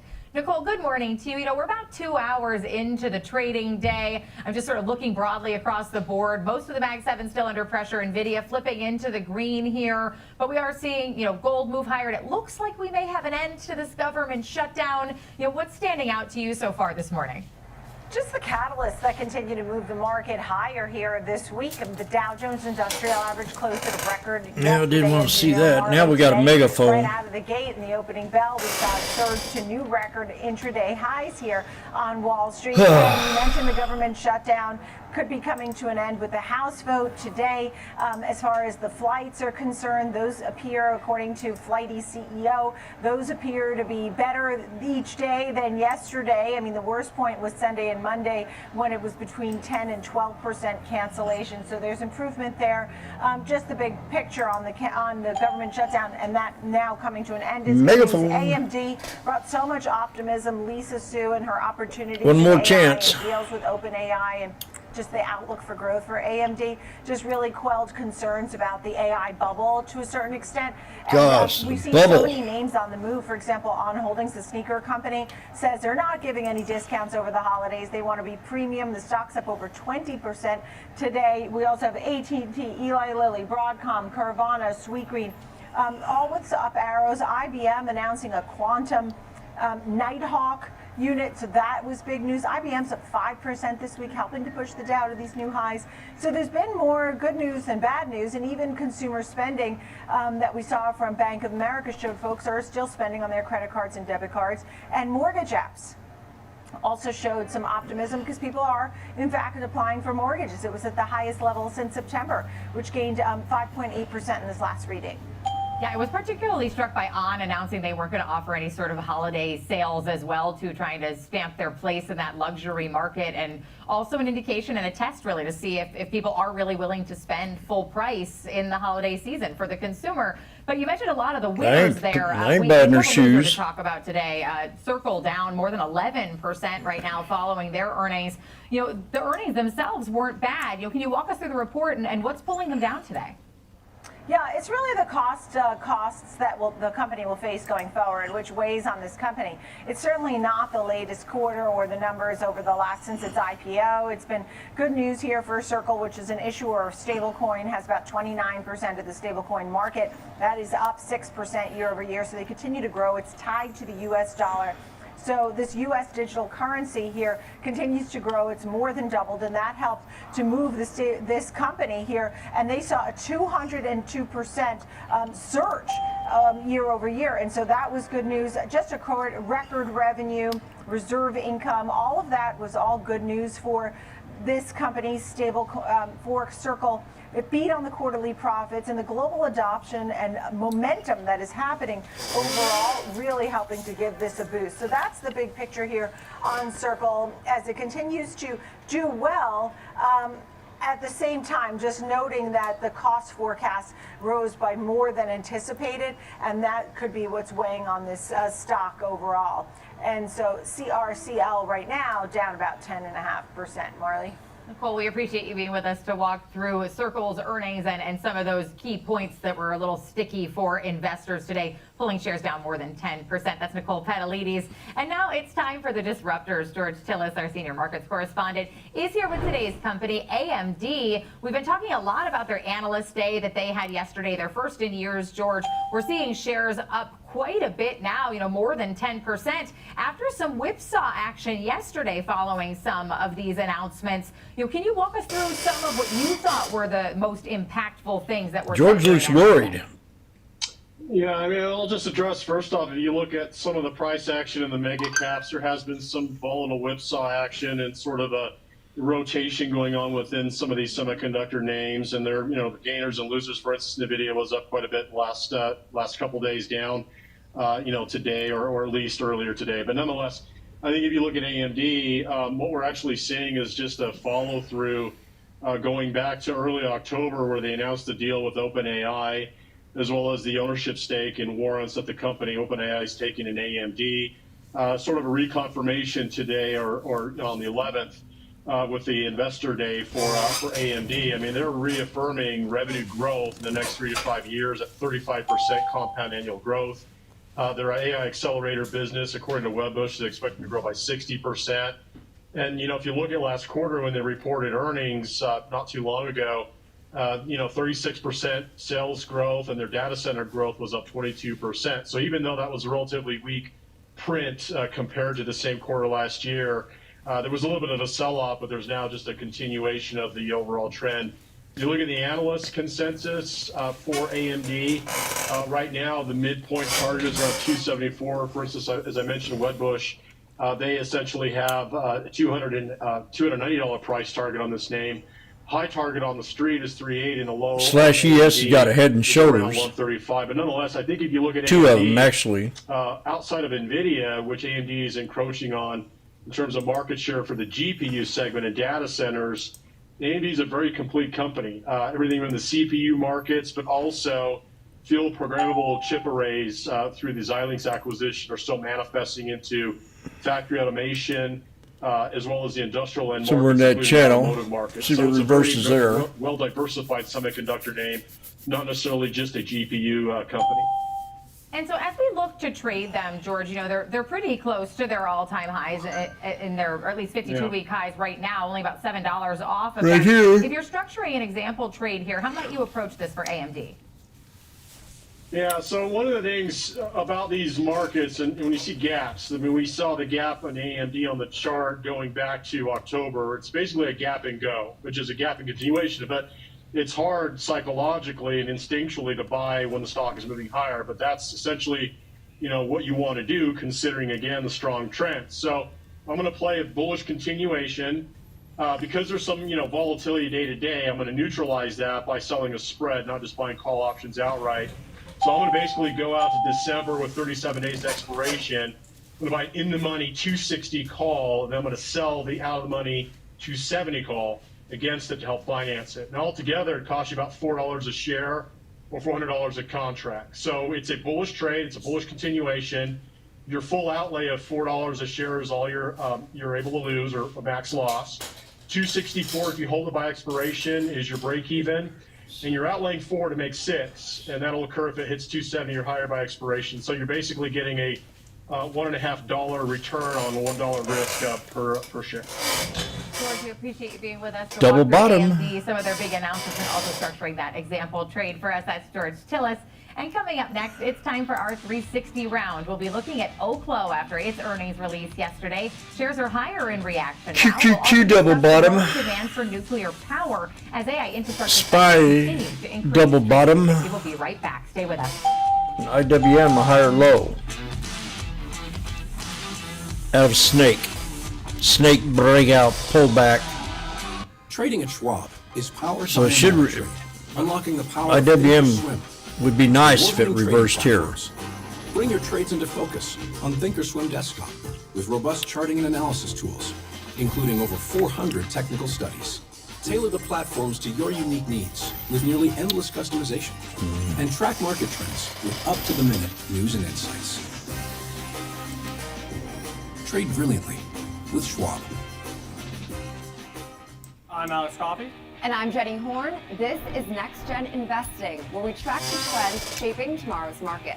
From tech to energy, crypto to consumer, we focus on what's driving investor sentiment right now. Clear analysis and forward-looking market coverage every trading I'm day. about to call it a day. Make or break level for this stock. And that could certainly be a short to near-term catalyst. Next Gen Investing, 1 p.m. Eastern. Only on Schwab Network. Hey, Dad. I have a question for you. Sure. When did Granddad first start investing? Granddad had an account with Schwab before there were branches in the area. He really started with nothing. He worked hard, and after he passed away, the torch has been passed to me, and my advisor, Jennifer, she was with me with the journey, helping with the estate distribution. The 2 grandchildren, planning for their college educations. Someday it'll be their turn. This is Fast Market, built for traders who want more than just headlines. We walk you through trade ideas with structure, risk management, and a focus on execution. From options to earnings to volatility plays, we bring decades of trading experience to every segment. With real-time insight across products and sectors, we deliver what active traders need to stay ahead. Fast Market weekdays at noon Eastern, live on Schwab Network at schwabnetwork.com. Welcome to Schwab Network, where real-time market coverage meets expert strategy. From the opening bell to the closing bell, we've got you covered. Get inside the minds of pro traders. My point is that they're getting a higher rate of change in sales based on their guidance, but not the same rate of change on EPS. Follow the biggest headlines, live analysis, breaking news, and sharp trade ideas minute by minute. With shows built for action, we break it all down. Google's down $7. Accuracy and precision. I think one of the most Double important bottom. things is you're making a play in a risk-defined way here going into earnings. So that would be a further downside area to watch. Smart insights, actionable data, veteran traders, and trusted Looks like the whole market's kind of settling with itself. and on demand. Schwab Network, streaming 24/7, any screen, anywhere, free. schwabnetwork.com. Welcome back to Trading 360. I'm Marley Caden. It's time now for our 360 round. For that, let's bring in our panel to discuss Oklo's earnings. Joining us now, Joe Rinaldi, President and CIO at Quantum Financial Advisors, and Jason Britton, President and CIO at Reflection Asset Management. Thank you both for being with us. Jason, let's start with you. I'd love to get some of your key takeaways from the earnings that we got yesterday. Well, Marley, I think it's an interesting story in that the stock has whipsawed, right, in the last 24 hours from down close to 7% at the close yesterday to opening up and trading in a range today of like 116 to 104, putting back a lot of that loss. So to me, it's the market trying to make up its mind. I mean, it was a 20-cent net share loss, very little revenue to speak of, and basically mostly... Last 2 days, you'd think it'd all be over with. And Joe, coming to you with the same question, and also anything you want to address We're not making that profit. Jason just said about the hype and some of your takeaways from the report. I think if you look at many of the stocks in that sector, they're up or down 10%. So it doesn't surprise me that these stocks are very volatile. But I do believe longer term, this is the space to invest in, even with high PEs. Yeah, nuclear, a space we continue to talk about, especially with this AI build out. Jason, coming back to you, we saw them report a deeper than expected loss. They had that 20-cent loss. I think expectations were about 13 cents for that loss. But still, the stock trading higher now. We did see that whipsaw action, but they're up 5%. Year to date, they're up more than 400%. How do you explain that kind of disconnect between their performance and their valuation? Pump. So similar to Joe's point, just because the price earnings multiples are really, really rich doesn't mean that the stock's not going to move up. I think this is purely a narrative trade, and it's a narrative trade based on AI. People are clinging to the hope that small modular reactors will in fact be the saving grace on the infrastructure side that allows us to continue to achieve that computing power and the growth that's needed in the energy sector. That's why, as Joe said, all those other stocks are plus or minus 10% as well. I mean, if you boil this down to fundamentals and reality, none of those stocks in that sector on the small modular reactor side has actually produced power at commercial scale. None of them have much more than a handful of regulatory approvals and a handful of contracts that are promises to sell at some point, right? The nuclear energy space, while satisfying two investment themes. One, the clean energy transition, but two, the only way to really get to scale, because it takes so long to build power plants otherwise regulatorily. You do have the headwind of a very friendly regulatory regime, but you still have that bottleneck from all of the components and all the other challenges. I agree with Joe. It's a long-term play, I'm and gonna I think you can buy in, especially if walk you're being away smart from and this buying for a the dips. second. But the reality is you're 7 to 10 years away from seeing a data And center I'll be right fully back. powered by an SMR. And Joe, Jason just said this is a narrative stock. We're talking about the story here is they don't have any revenue and they haven't actually created. They don't have anything no yet. revenue, But they that's did get their why. DOE approval It's for up their 400%. design. They're building their fuel fabrication facility. Is this meaningful process? Is this enough for this show up scenario that we're looking for here, or is this just a regulatory milestone that isn't enough to move the needle? You're asking great questions, and I think that's generic throughout the whole sector. But I just want to pivot a little bit. We have a huge position in BWXT because I believe the forward earnings on that company is much more stable in this sector. They already have N number of government contracts, and they do have some modular machines out there producing energy on a modular basis. So I think that is a great play. We've been accumulating that stock anywhere from 90 to 110. It's close to 200. Our intrinsic value at current U.S. Treasury 10-year rates are approximately 250 to 265. And if rates go lower, that intrinsic value chart goes up above 300. So we love that particular company, and we think that is a leader in that small modular space. So, Jason, coming back to you, let's stay in this small modular space, not so focused on Oklo. We've got BWX now a part of the conversation. We know a part of the drive here in their next 5 to 10 years is nuclear meeting the demand for this AI build-out, this data center build-out. Is it realistic that startups like Oklo and companies like BWX, although they do have functional SMRs right now, as Joe was just saying, are they really positioned to meet that demand, or are we still going to see that come from natural gas and renewables? So I think both of those sentiments are right, and it's a question of timing, Marley. I think that in the near term, there was just an article this morning around a lot of the companies that are in the SMR space who are trying to bring things online. I know there was one contract that was just signed between Google and the Tennessee Valley Authority that they're going to actually start producing power using those natural gas-fired plants in the near term and then pivot to the SMR once it becomes up and ready. To pivot off of Joe's theme, while BWXT and a lot of those names, I do agree, are, if you're a seasoned analyst like Joe and his team and you're able to sift through the numbers and find the winners, that's a great place to look. For a more novice investor who doesn't have that sort of research at their capability, you can look at some of what I believe will be an additional play in the space, which is consolidation of those winners by the big producers today. So TerraPower, which is backed by Bill Gates, Rolls-Royce, Westinghouse, and GE Hitachi, all names in the nuclear space at the utility scale size, sort of conventional plants, also are looking at SMR or have their own efforts there. And I think one of those really well-funded companies will likely snap one of these really thoughtful producing startups up and really be the winner. Well, thank you both for being with us to talk about Oklo, more broadly about nuclear and some of the potential plays in that space. Joe Rinaldi, President and CIO at Quantum Financial Advisor, and Jason Britton, President and CIO at Reflection Asset Management. Also want to thank all of you for joining us today on Trading 360. I'm Marley Caden. You can download the free Schwab Network app available in the Apple App Store and tune in 24/7 on schwabnetwork.com. I'll be back with Sam Vadas later today at 3 p.m. Eastern, 2 Central for Market on Close. Stay with us. Fast Market with Diane King Hall is coming up next.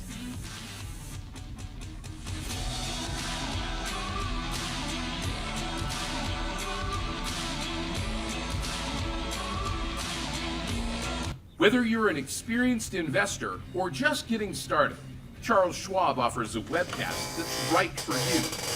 The Platforms and Tools webcasts are designed to help you broaden your knowledge of platform features and resources available from Schwab. You'll learn tips and tricks to help navigate I'll be right back. Schwab.com Thinkorswim, and mobile-based platforms. Best of all, you can ask questions by chatting directly with an education coach. It's interactive learning at its finest. Tune in live or watch on demand. Head over to schwab.com/coaching and start learning today. Welcome to Schwab Network, where real-time market coverage meets expert strategy. From the opening bell to the closing bell, we've got you covered.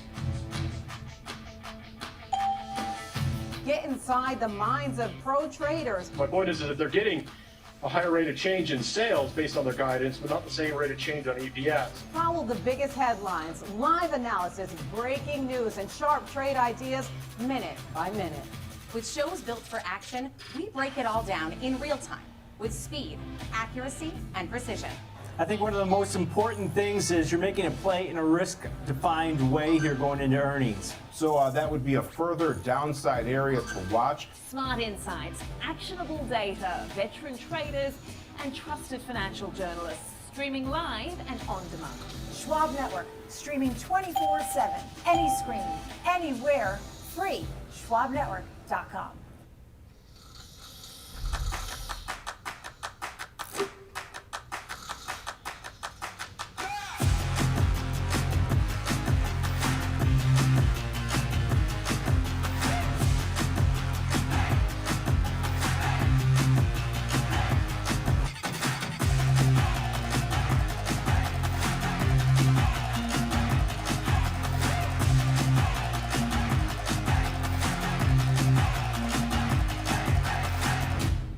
I'm Sam Vardis, live from the New York Stock Exchange. When the market moves, we're on it, getting the reaction, the strategy, and sentiment in real time. Stream Schwab Network at schwabnetwork.com.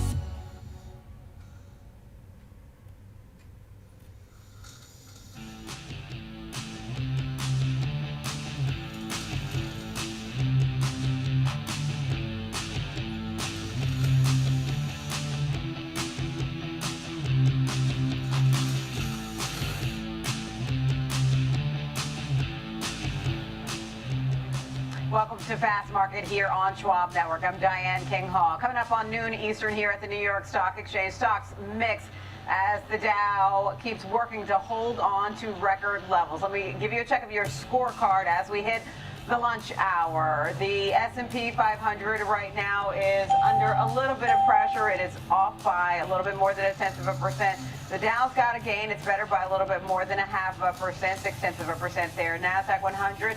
A little softer today, off by 0.4%. Russell 2000, pretty flat, off by less than 0.1%. Really quickly, I want to take you through some of the sectors in the S&P 500. Healthcare is on the plus side, followed by materials and financials. Where you have some weaknesses, communication services and energy and consumer discretionary. Here's the roadmap for today's show. We'll look at example option strategies for Cisco. It's got earnings due after the close today. Plus, the team from Lightfolio will be along with sentiment data on Disney. And Micron is also on our radar after hitting an all-time high this week. It's got some more momentum today.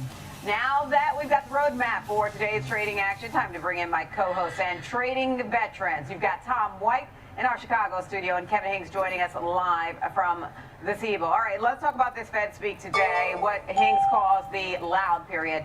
This was interesting to me. You got Raphael Bostic saying he's actually going to be leaving his post when his term ends in February. So he's not a voting member this year, but he would be next year. Tom, what do you think about this when you think about just all the Fed speak today? Well, it's not surprising. I think one of the key takeaways is, the president doesn't get to appoint a replacement for Bostic. So, and he's been relatively moderate, right, as far as most of his commentary.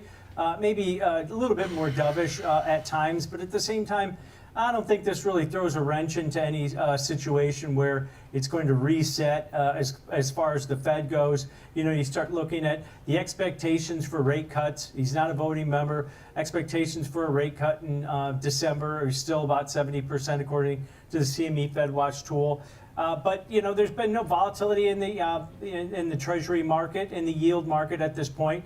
That hasn't really you know, negatively impacted the equity market, which typically it can. But at the same time, you got the, you know, the 10-year yield under 4.1%, a little bit weaker today. But I'm not sure if this is going to cause any consternation within the Fed in the decisions that they have to make. I think one of the key takeaways is that we're finally starting to see some bifurcation in the Fed. For so many years under Fed Chair Powell, we've seen everybody kind of go in alignment, not kind of go out of status quo. Well, now you're starting to see it. And maybe that's a good thing. Maybe those questions should be asked because the two mandates, there's bifurcation there, right? Where we've got inflation at 3%, and then the jobs market's getting really weak at this point. So maybe a little infighting here in the Fed's not a bad thing to kind of get this plan, you know, moving forward as far as if we're going to continue this rate cutting cycle or if we're going to take a pause in December. Okay, good point. And in terms of the differences of opinion that we see more now in the Fed, and we'll hear some more voices speaking later today, later this hour. You've got Myron up next, Governor Stephen Myron. Kevin, what's your take when you think about Bostic and his announcement? You know, I think it's interesting that Raphael Bostic is leaving only because he hasn't been there that long. He's been there since 2017, and he did have some issues with financial disclosures and a couple years ago, so there was that. But the Fed has been under a lot of scrutiny lately. Let's face it, they've lost a little bit of their high echelon luster off this group, and yeah, a little creative tension in the Fed is pretty much probably a little better thing, but it did come as a surprise though, because he hasn't been there that long, and he would have been a voting member next year. So yeah, it came a little bit of a shock of all the people that would leave. And remember, there's been a pretty good steady flow of people coming and going with the Fed over the last couple of years. I think they've been under a fair amount of pressure lately. So I would understand where they may want to go back to the private market, probably make a lot more money, Diane, let's face it. So yeah, I think it came as a bit of a surprise today. Yeah, interesting. Yeah, sure, there's certainly the potential to make more money. Hicks, I just want to get your thought on this, because you say don't count your chickens before they're hatched. But it does look like we're near the finish line on the government shutdown. Kevin, what do you think? What's your take? Yeah, I think the vote should be tonight. I think, you know, you're getting a lot of people. I guess Ed Bastian was on the floor of the New York Stock Exchange this morning saying it'll take a couple days, but by the weekend they should have everything back to normal. I think there was a news blurb earlier this morning that air traffic controller vacancy is like all but vanished as everyone's rushed back to work. So I think that's good news. The quicker we get air traffic back to normal, I think a lot of the pressure, a lot of the stress will be taken off this economy. Get the snapback. Not feeling too good today, I don't think. I think a lot of this will start to really dissipate. I mean, I think it's a really good thing. Like I said, there's some procedural things that has to happen. The House should vote tonight. All good news, Diane. 41 days. Yeah. Great mention, great catch of Ed Bastian being here on the floor. He was actually upstairs in the media and makeup room earlier. And don't let the smile fool you, because he has a very imposing presence. Even he had his detail with him, but I'm like, you don't need it. He's a very, very tall guy in person. John, let's talk about the law of large numbers. It seems like that's fueling some momentum around AMD today. The stock rising off the back of its analyst day. What's your take? Yeah, really positive commentary from Lisa Su and AMD yesterday. If you look at it, you know, the big growth driver for them has been data center, right? They say that data center revenue is going to increase 68% over the next 3 to 5 years. How do you know? That's a positive, because that's their higher margin part of their business. And then Lisa Su did say that the total addressable market for AI data centers, she sees that increasing to $1 trillion over the next year, 5 years. I mean, so she's basically kind of throwing it out there that, hey, we're in the mix on this build out of data, AI data infrastructure build out. And then stated that their company, the overall revenue for their company is going to jump over 35% over the next 5 years from the $34 billion that we saw here in 2025. So really positive commentary in there. I think one of the big things that we've been discussing over the past 6 months to 12 months is, with that high-end AI chip space, 90% controlled by NVIDIA, is there enough room for two players in this space? Everybody keeps on talking about, can AMD compete and start taking market share? Well, yeah, I think they are starting to take market share because some of their newer products are becoming more advanced and competing well with the Hopper and with the Blackwell chips. You have to start thinking moving forward how innovation at NVIDIA is going to impact to go in. Sales moving forward, because I think there's enough room for both of these chip makers to succeed in the AI space. And if you see the track that she's kind of laying out for the amount of need for chips moving forward, and that, basically $1 trillion outlook here for data almost centers, too far out of the money. I think the key, and there's probably enough room for both of these to succeed and do well. Yeah, the conversation is moving into the trillions now. That's a good point in terms of what was interesting to me is when the comments from the analyst day first started might coming run out, to the bank and back. yesterday afternoon. The initial reaction was a little bit of negativity, but it goes to show that sometimes you have to take a step back and take it all in. Kevin, what's your take when you think about AMD? I mean, shares rallying about 9% right now.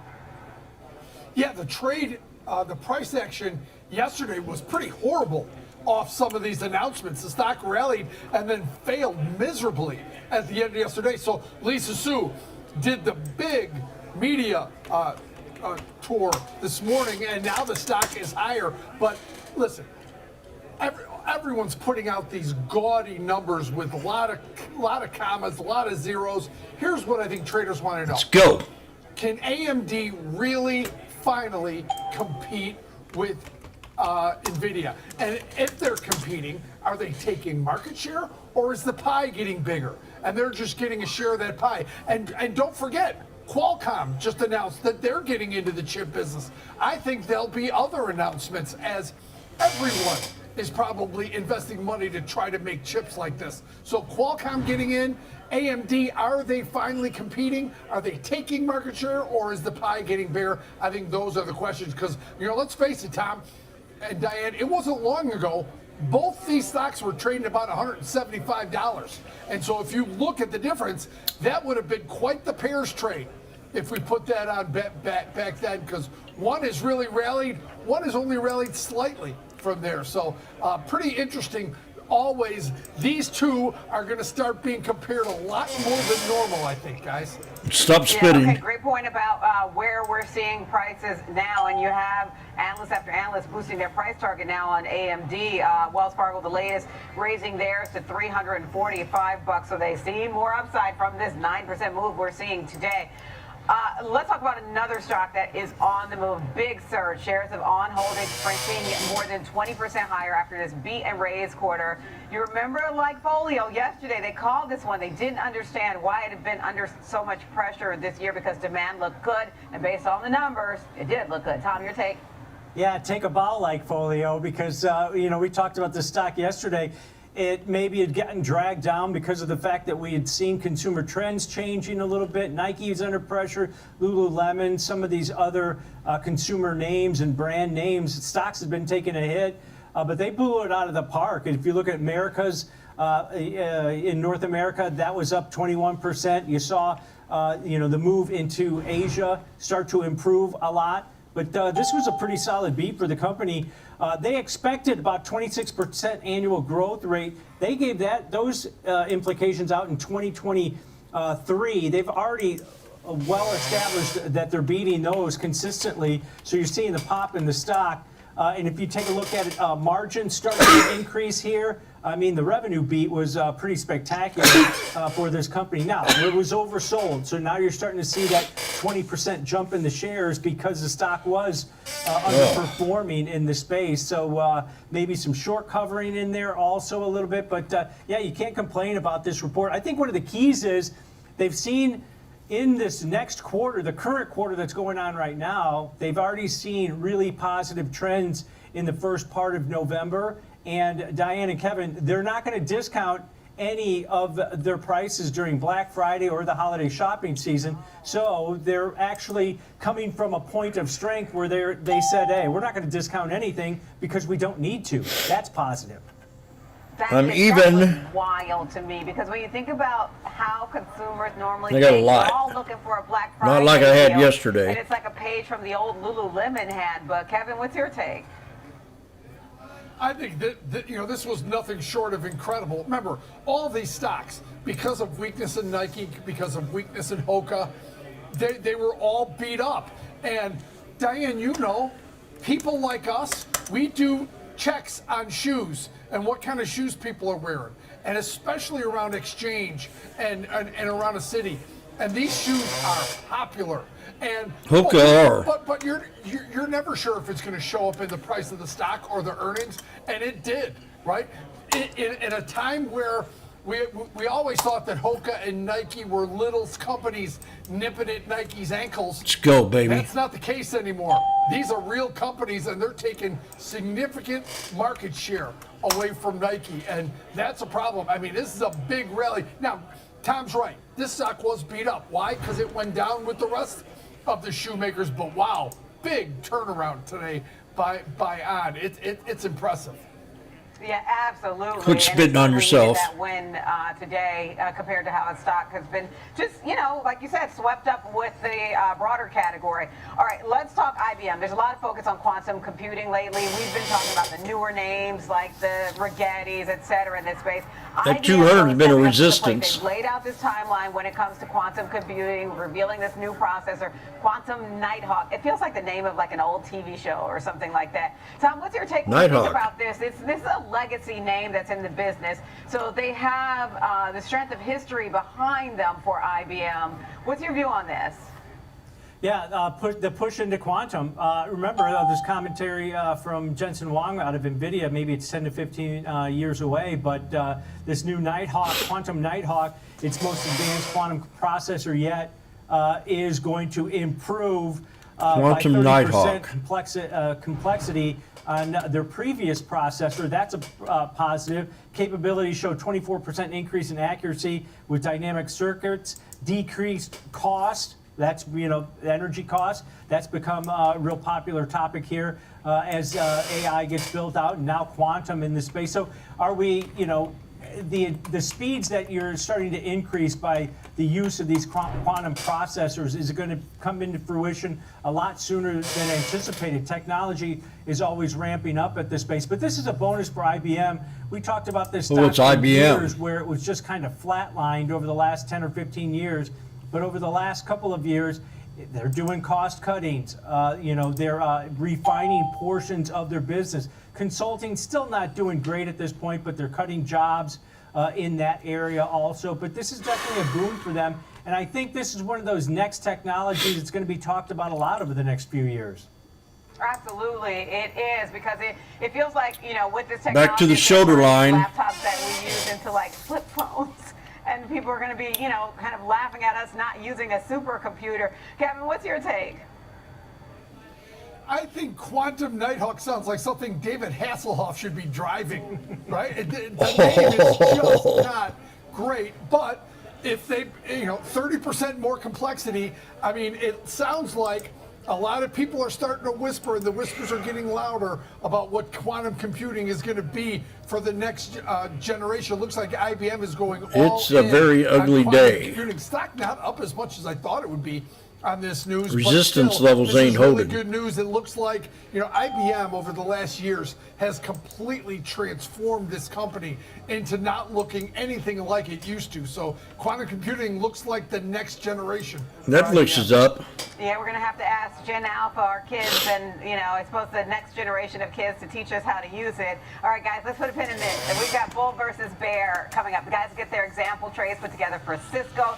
It's got earnings due after the bell. We'll be right back.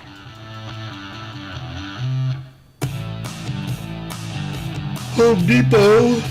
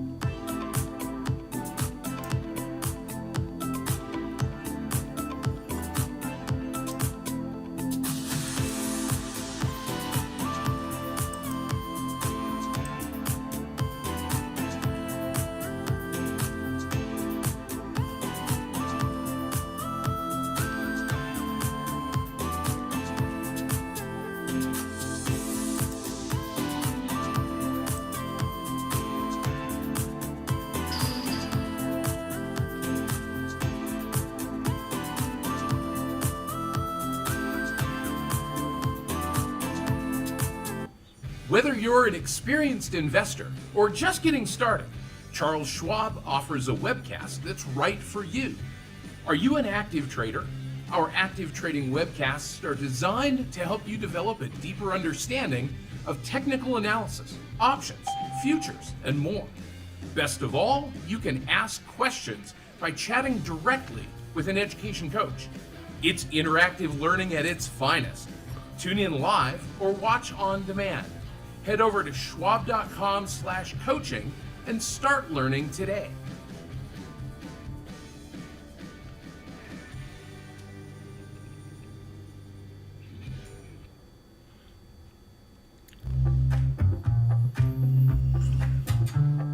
Sometimes, you could have done better. Same goes for where you invest. Level up and invest smarter with Schwab. Welcome back to Fast Market here on Schwab Network. Cisco is next on deck with its quarterly report card due after the close of trading today. Wall Street is expecting it to report earnings of 98 cents per share. Revenue is projected Back to the 200 again. $14.7 billion. Keep in mind, shares are up more than 20% year to date. All right, let's throw on the trading glasses and welcome back in our co-hosts Tom White and Kevin Hanks. It is bull versus bear time. Before we get to your example trades, we got to talk Cisco. Kevin, I'll start with you and your take. I mean, it is up more than 20% year to date. What's your view on Cisco before we get into example trades? Yeah, after years of underperforming, this stock has had a really strong year, and there's a lot of excitement going into this earnings event. A lot of it has to do with better than expected sales, a resilient gross margins, and excitement over AI, Diane.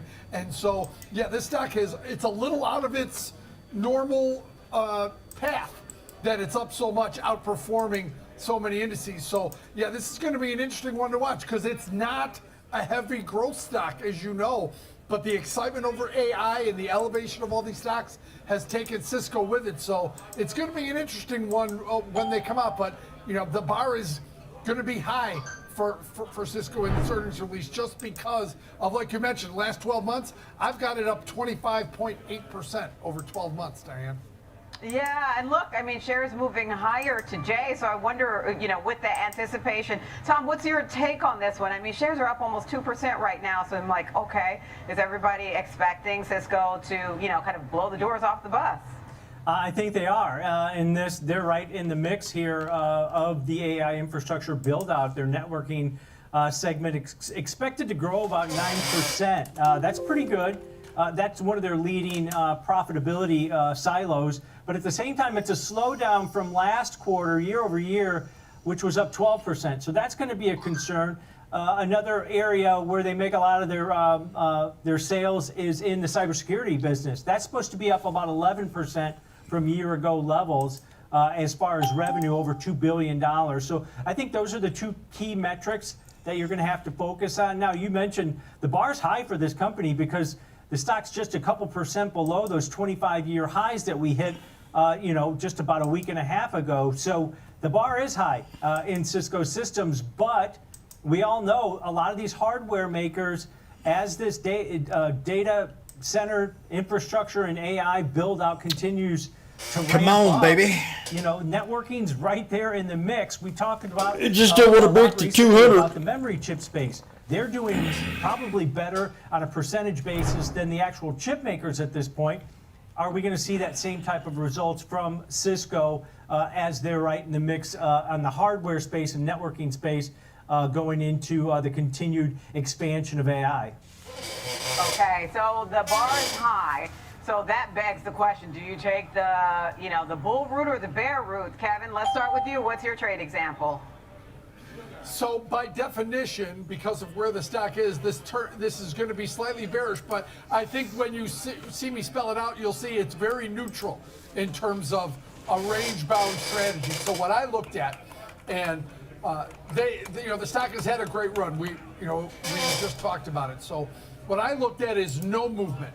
The paper money trade I'm looking at here is for virtually no movement, Diane and Tom. So what I did, I went in and sold the 72 straddle in this week, in November 14th, sold the 72 call and the 72 put. Then I went in and bought the 70 put and the 74 call. So a $2 iron butterfly. Iron butterfly, it's in the iron condor family, but when the strikes are the same, it's the iron butterfly. I sold that for a 170 credit. Remember, it's only a $2 wide vertical on each side, collecting $1.70. So the risk is only the difference between $2 and the $1.70 I took in, Tom. So this one hopes for a range-bound strategy, maybe slightly lower towards that 72 strike would be ideal, but any range-bound trade will probably help this trade, Tom. Yeah, and I think the key here, Kevin, as we break down this trade is that the risk-reward setup really good, but you've got to be right on this type of trade because it is a tight, short iron condor, or as Kevin mentioned, iron butterfly, because you're selling both the call and the put on that same common strike. But let's break this one down. November 14th, weekly options, just 2 days to expiration. Sell the 72 strike call, sell the 72 strike put. There's your short straddle. And then on the put side, you buy the 70 put and you buy on the call side the 74 call. So you're buying a strangle to make it risk defined, right? Because you got a short 72 call and put, buying the 70 put, buying the 74 call, collecting roughly about $1.70 credit. That's what you can make on it. If it pins at or near 72, that's the max profitability on this.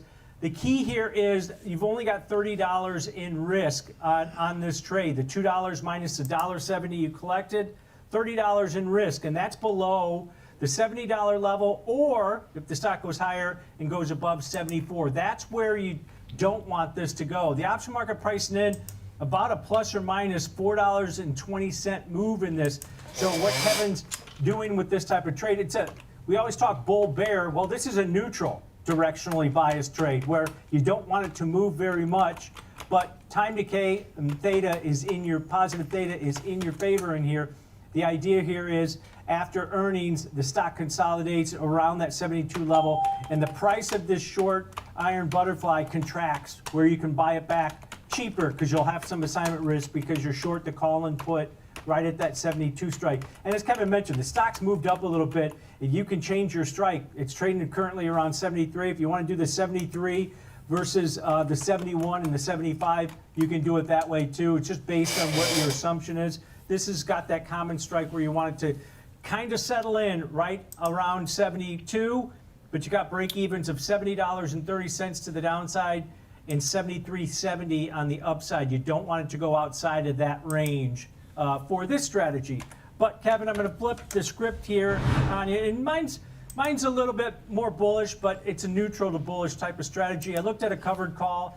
The stock, if it continues to pay that dividend, it's got a 2.25% dividend yield on the shares. The stock's run up pretty significantly, to up 23% so far this year. So I look at a strategy that takes advantage of a neutral to slightly bullish stance here. So I looked at a cover call. Where's the vote at? Is there a poll? For every 100 shares of stock you buy, you sell it out of the money call to the upside.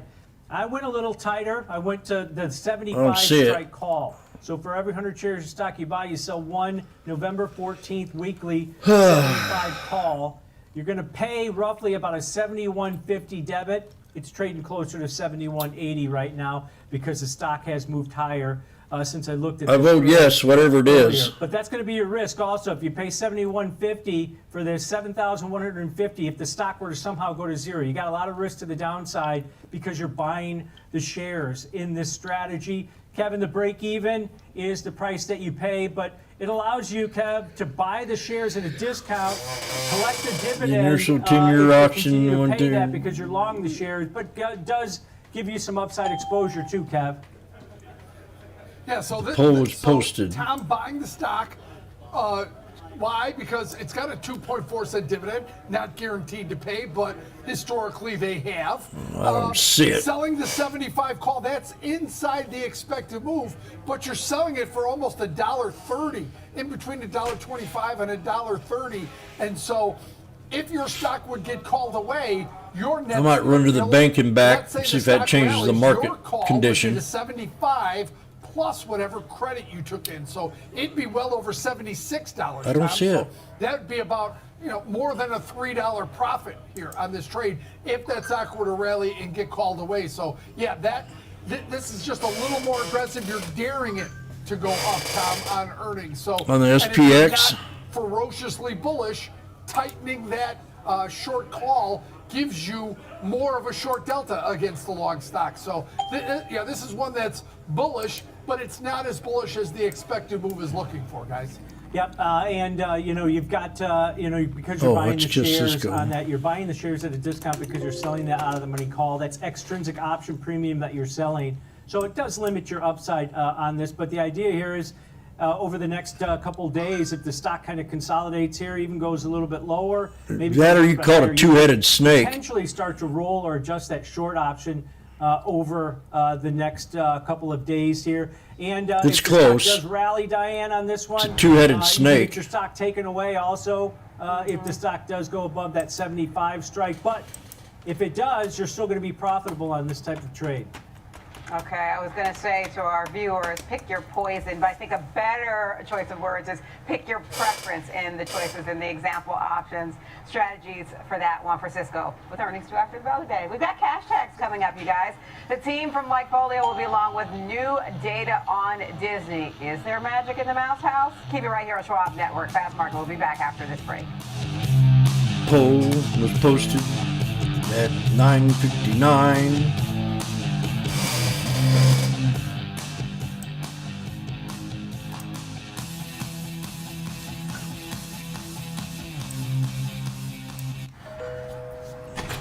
Hi, I'm Alex. I'm Jane. And I'm his mom. I'm his mother. You could have done better. Same goes for where you invest. Level up and invest smarter with Schwab. I'm Well, I don't see it. live from the New York Stock Exchange. When the market moves, we're on it, getting the reaction, the strategy, and sentiment in real time. Stream Schwab Network at schwabnetwork.com. There's no poll. Trading at Schwab is powered by Ameritrade, giving you even more specialized trading support. I'm going to say yes. Connect with the Schwab Trade Desk, our team of passionate traders ready to tackle your trading questions, no matter how complex. Plus, get 24/7 live help and access support by phone, email, and in-platform chat. Trade brilliantly with Schwab. Whether you're an experienced investor or just getting started, Charles Schwab offers a webcast that's right for you. I think they're pulling a leg on Are me. you an active trader? Our active trading webcast I don't is see it. designed to help you develop a deeper understanding of technical analysis, options, futures, and more. Best of all, you can ask questions by chatting directly with an education coach. It's interactive learning at its finest. It's 7:59. Tune in live or watch on demand. Head over to schwab.com/coaching and start learning today. The initial 10-year note auction is at 1 p.m. Extra minutes of reaction. So, this is when you got to read twice. No spin. Just Marley, you got big from open to tits. Close and beyond. Streaming 24/7, any screen, anywhere at schwabnetwork.com. Welcome back to Fast Market here on Schwab Network. I'm Diane King Hall alongside Kevin Hinks over at the SIBO. Time now for our cash So I'll give segment 2 on extra all minutes things for the Disney. reaction. For that, we want to bring in our next guest, and that is Landon Swan, co-founder of Likefolio.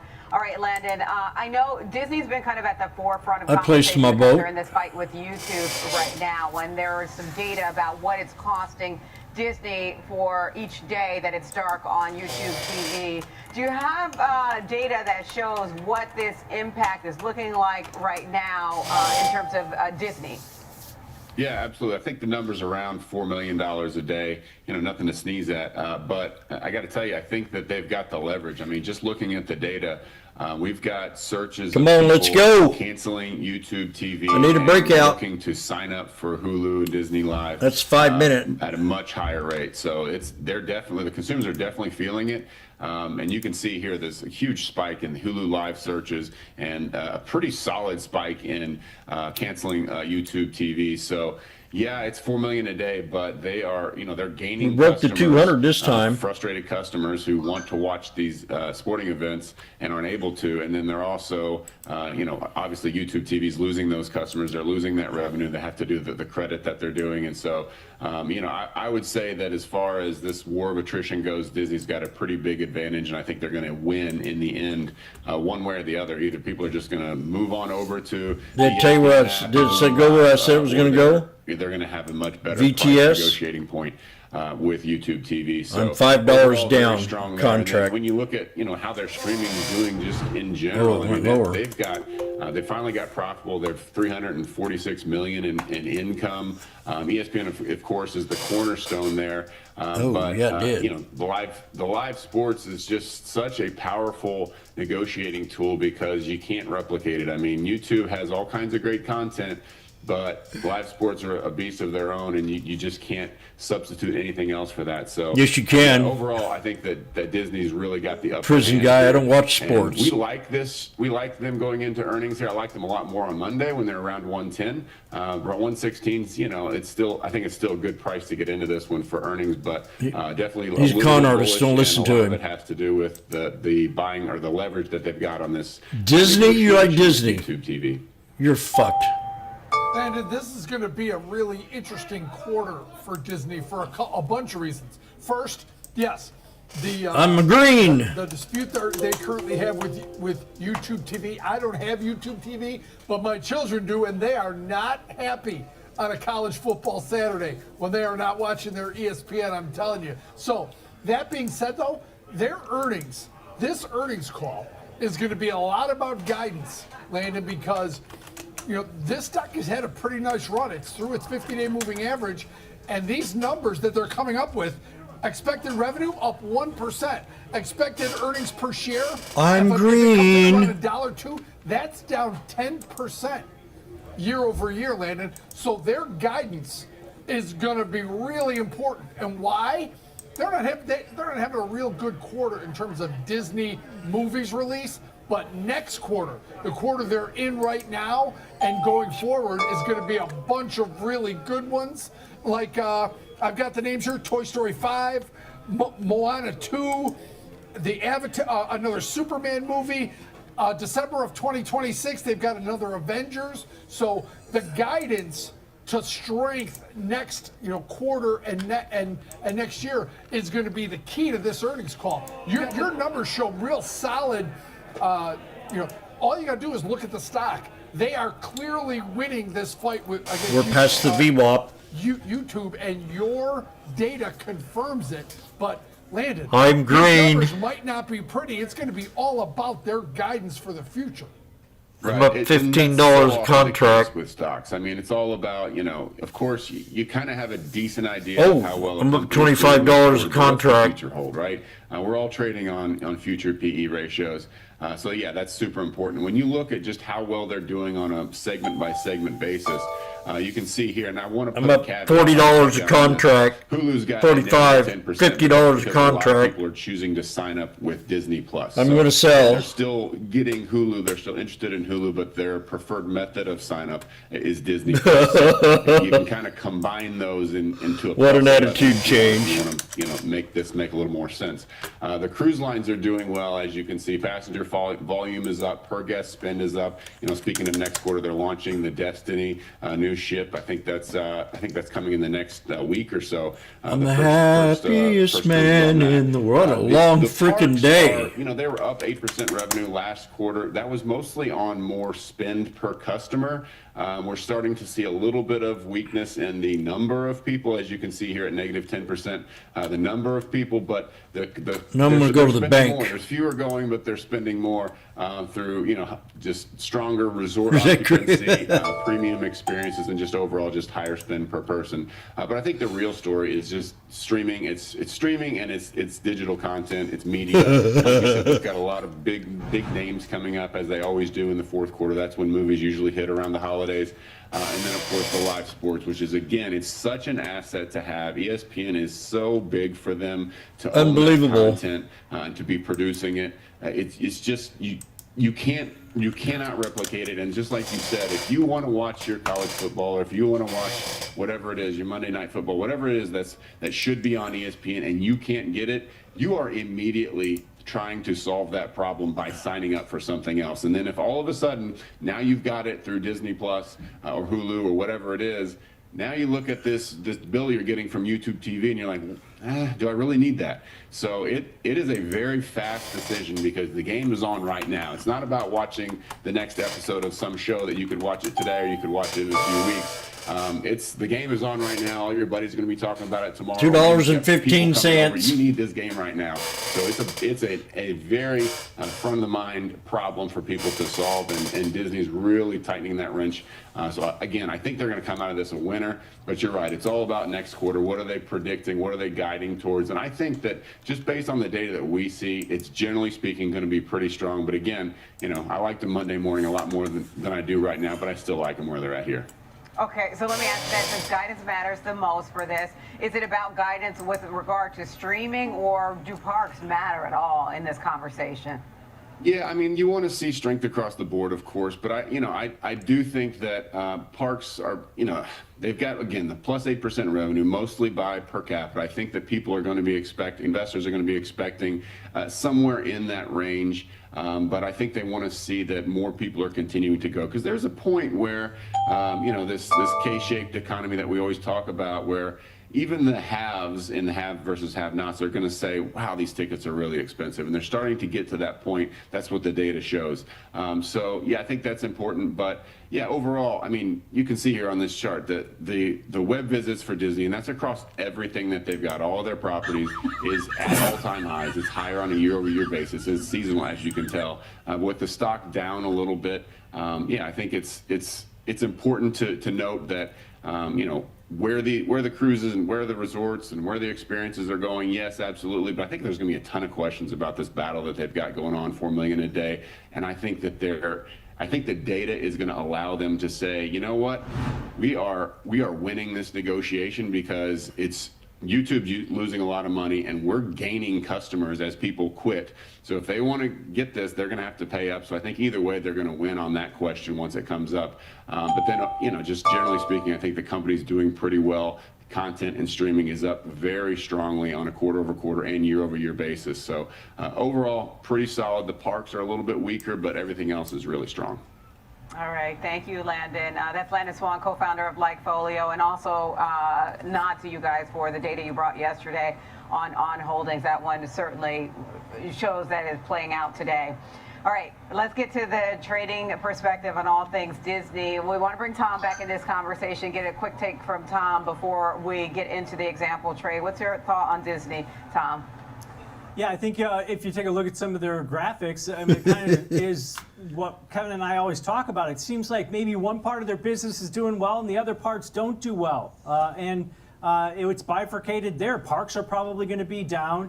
And then maybe cruise lines and some of the others might be up, even though the cruise lines, some of their competitors have actually turned lower. RCL, NCLH, those stocks are struggling right now. They've got pretty good metrics, so we'll have to wait and see. They've got all these different silos of revenue generation on this, and stock's only up about 4% so far this year, but far off of those lows of about it's still a good payday. April. Kevin, the option market pricing in about a $7.40 move in the shares on this one, about 8-9%. How do you you're want to down look at this one from an 95%. example trade? Have you ever thought about selling? Like I said, Tom, I think Disney's going to have a good story coming out of this quarter. I can't. I don't think the numbers are going to be great, but obviously can't. it would help if they beat on earnings per share and beat on revenue. But the story they tell Jim, about basically you were down almost 95%. Have you ever thought about selling? The shows coming out and movies coming out next quarter. I think that's going to hold this I just at can't. These levels. So I looked at something, Tom. The expected move right now about $7.30. So what I did, Tom, I'm just $1 inside that. I lined up the 1 week 122 call calendar, Tom. So slight upside bias. The price on that, the net debit, was about 40 cents. Now it's about 45 cents. But again, a pretty inexpensive way to play an upside move here in Disney, Tom.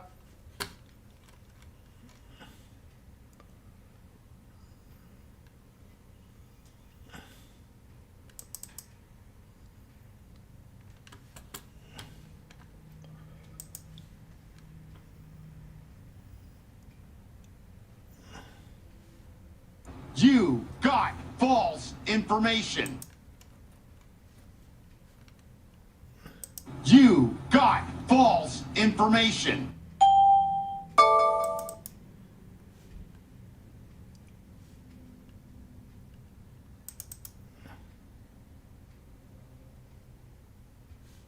You're down 95%. Have you ever considered selling? No, I can't. You're down 95%. Have you ever considered selling? No, I can't. That's a no.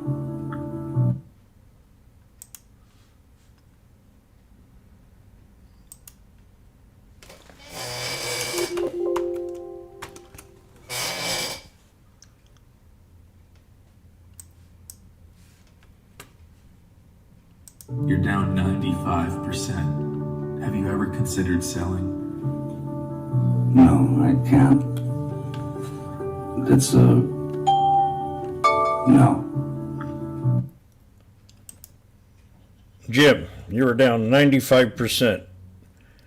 Have you ever thought about selling? No, I can't.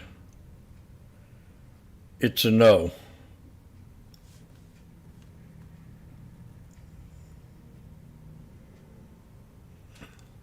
Did you ever hang around with Johnny Depp's wife?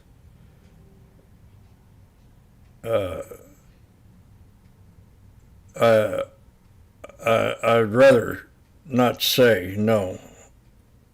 I can't answer that.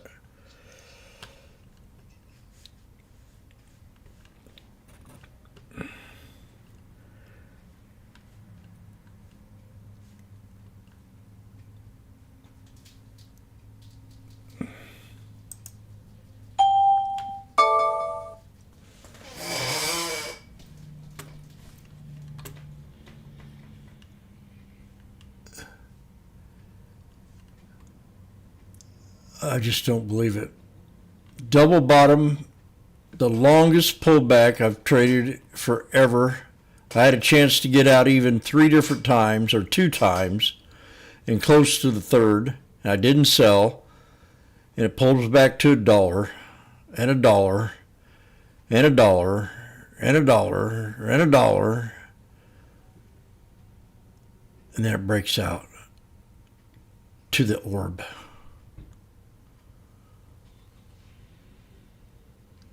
And all that time, did you ever think about selling when you were up? No. No, I can't. I just know. Did you sell now? Hell yes, I did.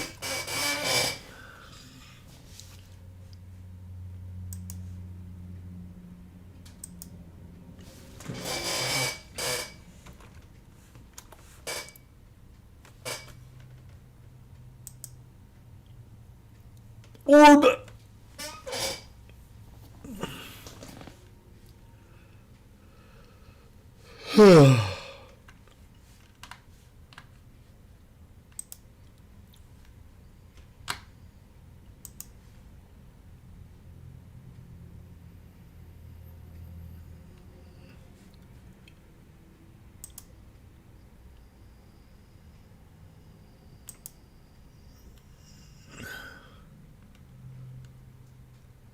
Any questions?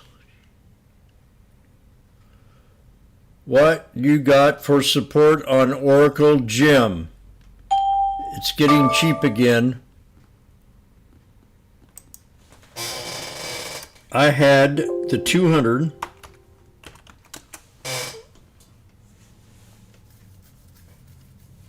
I think we went, 225.42. 225.42.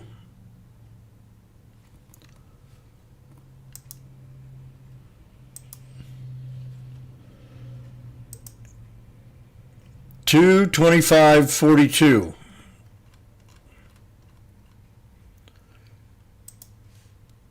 $225.42. Did you get that, Jesse?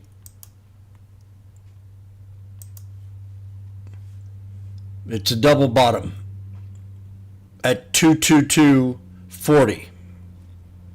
So you have two choices. You have the 200 EMA at 225.42, or you have the 222.40 at a double bottom. 10-4.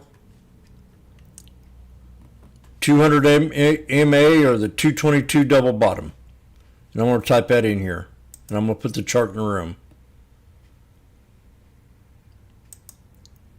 Man, I just sat around here, moped around, took a 5-minute nap.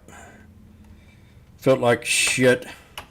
I don't like being in a bad trade for a long period of time. Because I'm a bottom feeder. Like them squeezes. Fast reaction within 30 minutes. Do you understand? It does get kind of boring, Jim, when you're not playing your part. And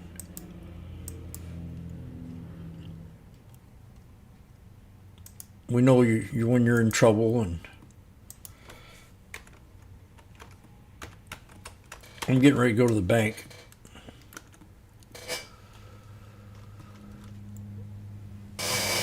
Oh.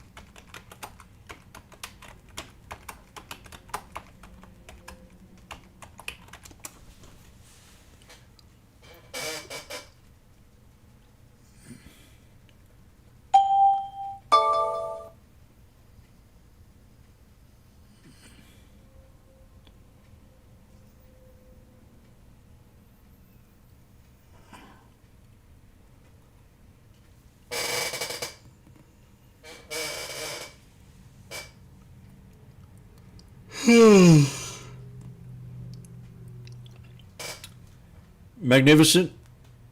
Did you notice I couldn't admit I was wrong and I stayed in the trade? So would you like to give me a good grade? You haven't gave me a grade in a long time. Let's bring back some good memories.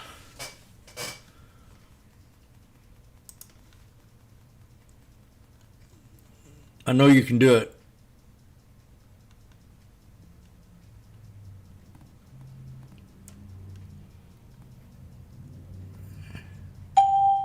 I voted.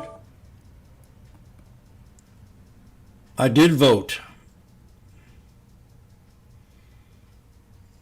Take that back.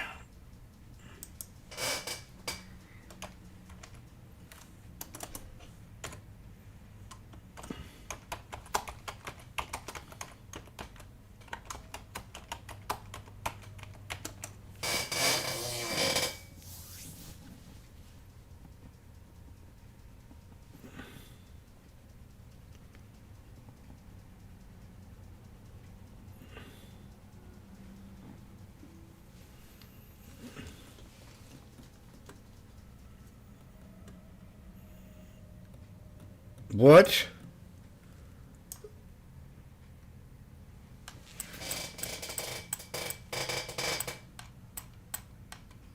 Bunch of shit.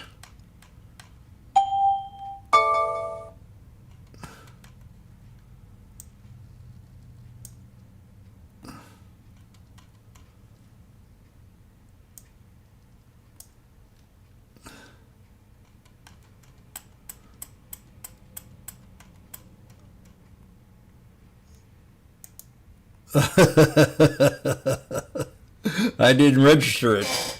I voted now. It might be too late. Market might be up for the.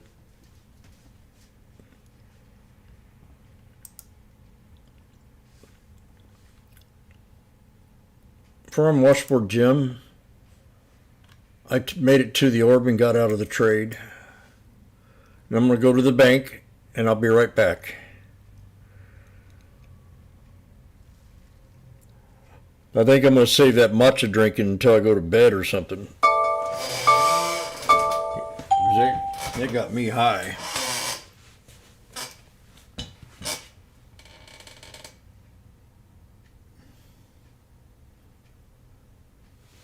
Matcha.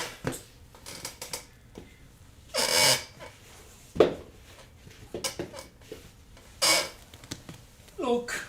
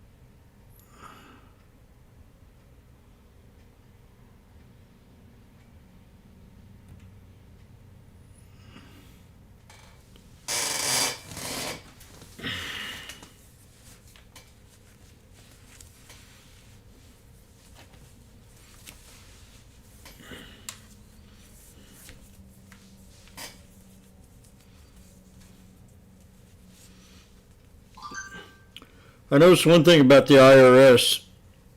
When Joe Biden gave them all that millions of dollars, they were spending like drunken sailors up there.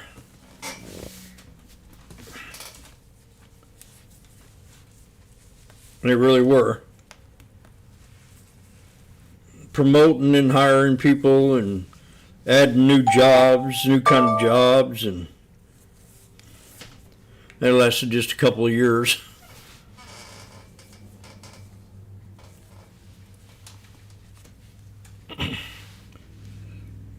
Jobs, you know, I had some guy going around all the IRS buildings and inspecting them and being a bitch.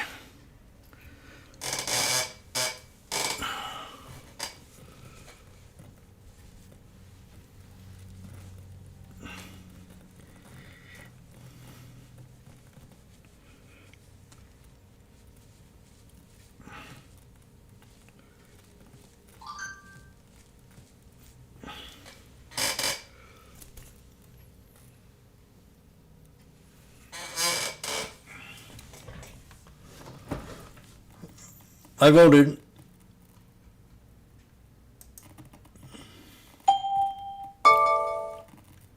No, I don't want the ape franchise. What's it feel like to be a bachelor?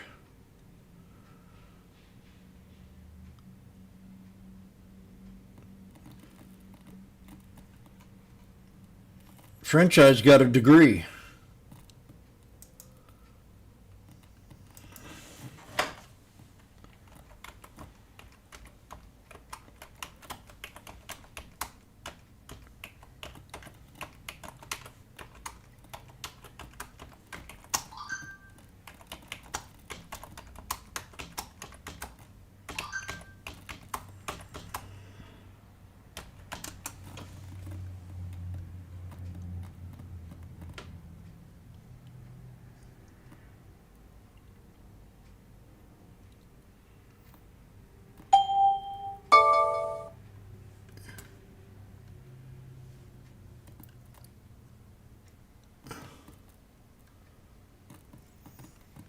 Winning answer?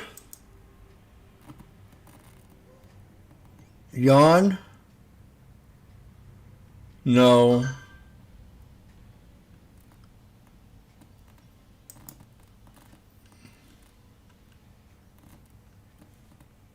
Up.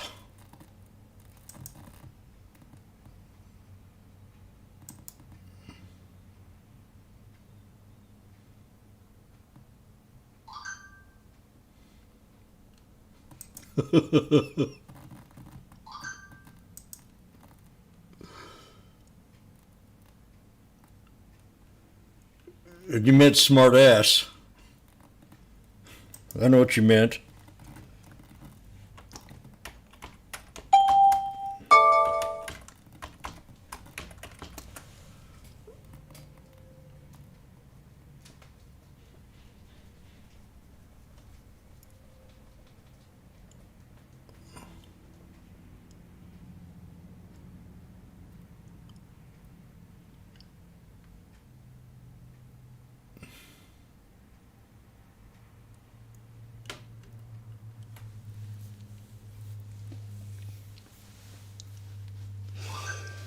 Head and shoulders on the SPX.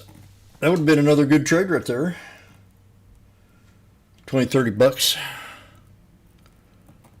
40. I gotta see what they, it could be the phone.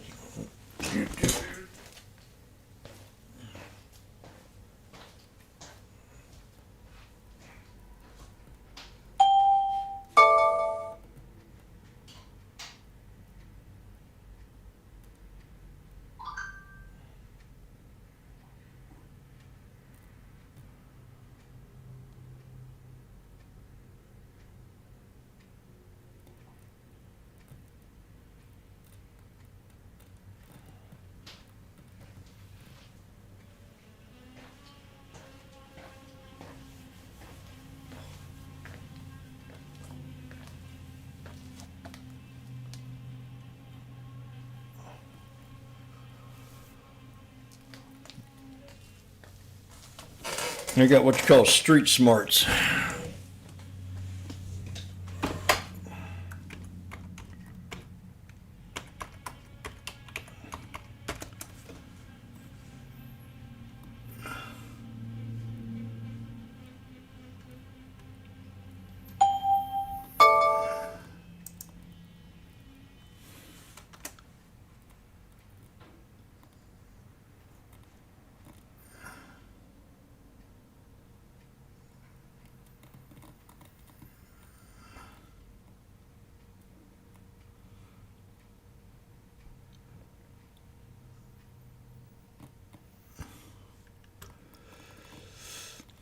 We're at the orb. We're at the orb. We're at the orb on the 1 minute.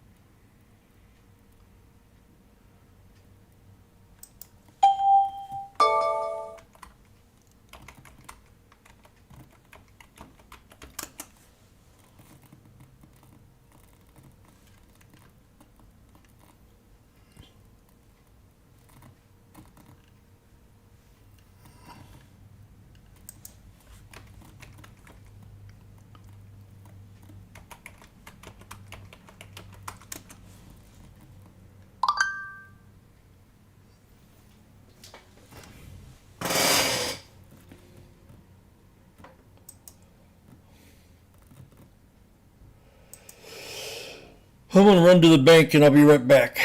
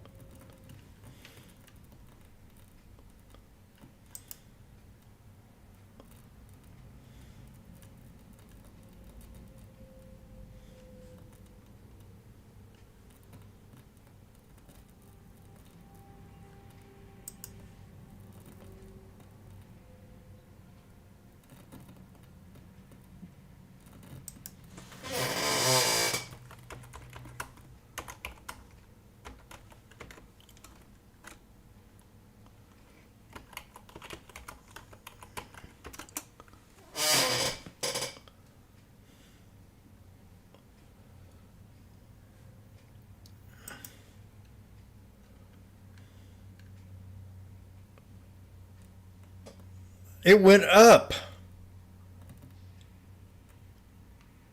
Your pull is wrong.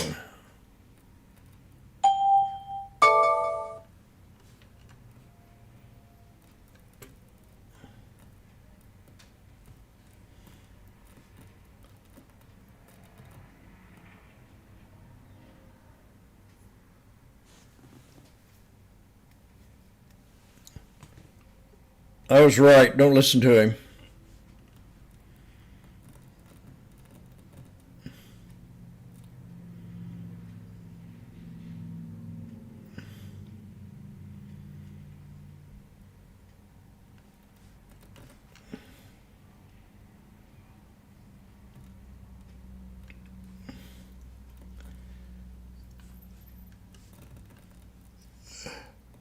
The poll was rigged.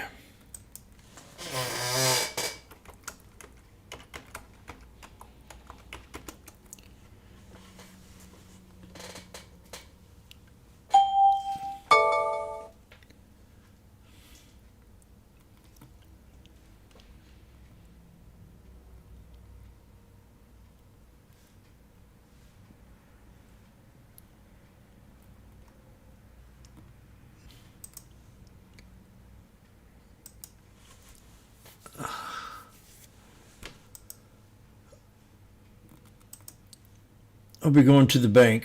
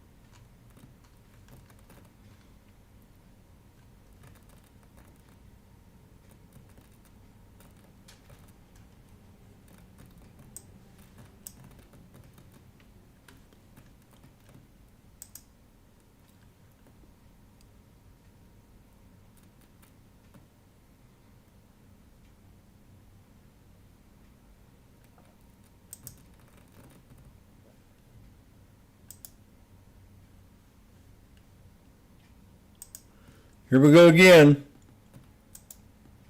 I didn't leave yet.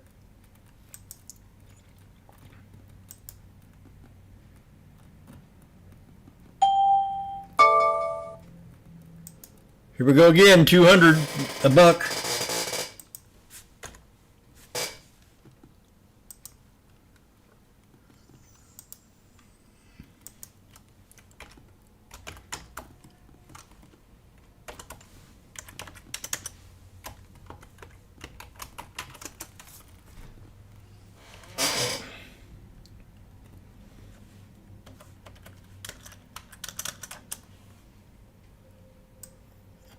My name is Washboardjim.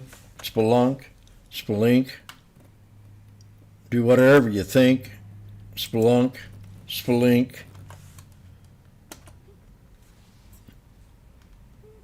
The poll is rigged.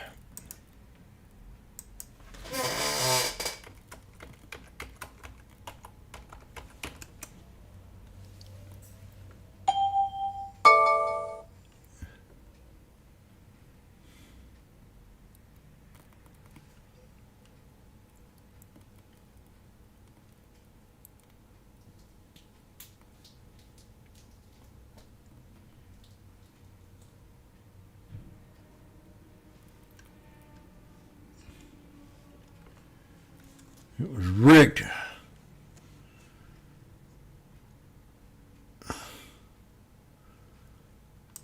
Jim, did you take that off the 63 EMA? Yeah, I did. Were you down 95% on your previous trade? Yes, I was. But I was able to sell it with a big profit. Oh!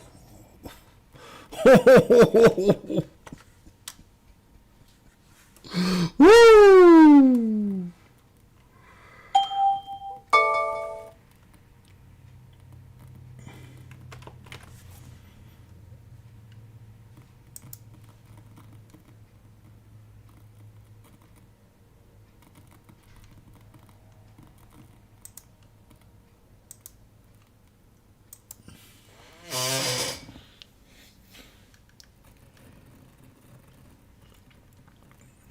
Washboardjim just called it off to 63 at $1, and we are now at 135. You can make a business decision if you like, or we come up and we hit the right shoulder there one more time, or a double top, or another head and shoulders. Oh, we broke it. Uh-oh. There it is, $1 to 145.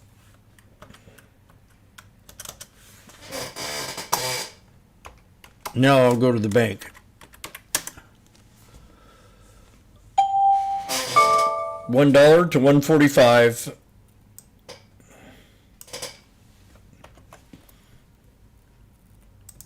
How do you do that? Incredible.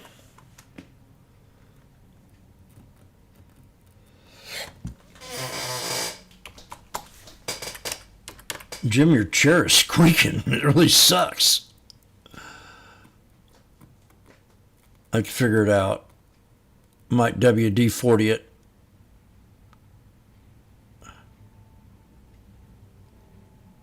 It's got to be in the spring of the chair. Oh boy. I'm going to the bank.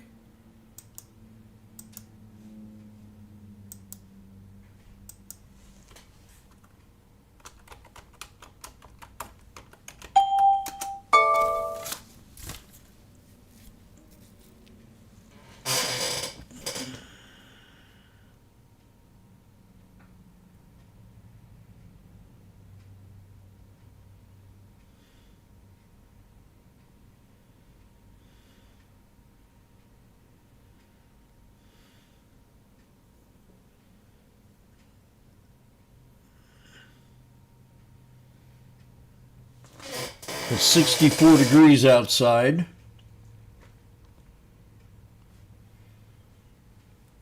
And what's tomorrow going to be like?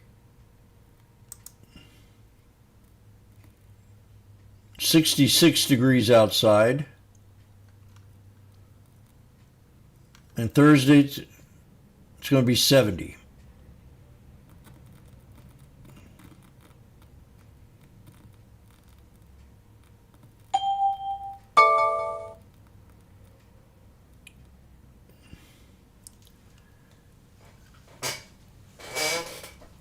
I can't believe this chair making all this noise today.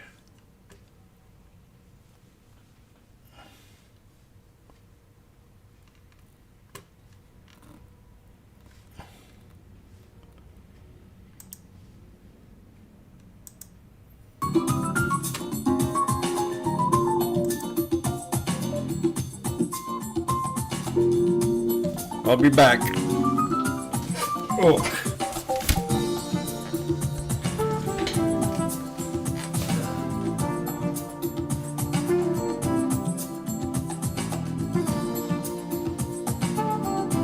Stay connected to what moves markets. Download the Schwab Network app and stream live coverage wherever you are. What's up, Carl Nation? It's your #1 broker with the best full-service wealth management skills in the biz. Actually, I'm seeing something from Schwab. Uh-oh. Yeah, Schwab lets you invest and trade on your own. And if you want, they can even manage it for you. Not to mention, Schwab has a team of specialists for taxes, insurance, and estate planning, all with low fees. We're experiencing technical difficulties. Carl? Schwab. Schwab, a modern approach to wealth management. Whether you're a bull or bear, you'll want to catch the latest market action on Morning Movers with me, Diane King Hall, live from the floor of the New York Stock Exchange, only on Schwab Network.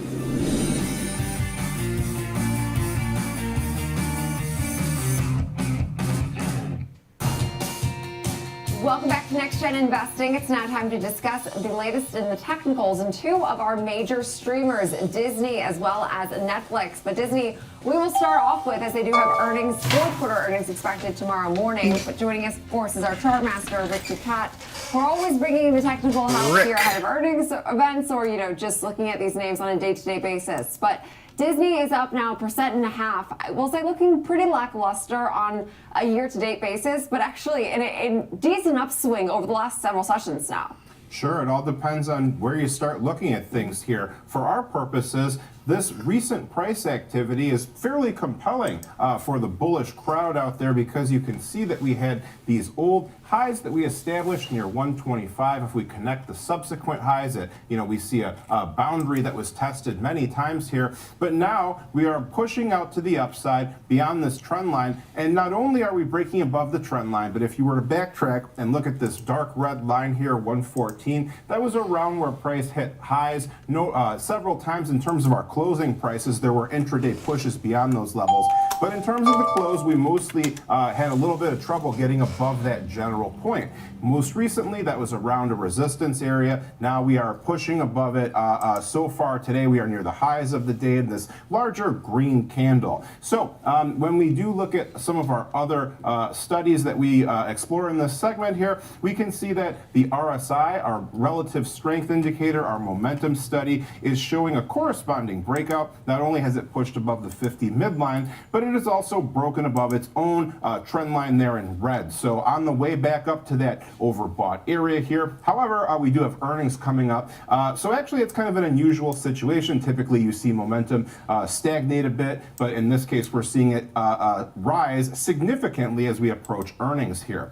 Our moving averages that we follow, they are quite close together. They're moving sideways for the most part, suggesting weak trend directionality. But price, after bouncing numerous times right around our purple 252-day EMA, seems to have propelled itself upward. We have crossed above our other moving averages and are on pace to remain above some of those levels. Our 63-day EMA there in orange comes in at about 113. That's the closest one.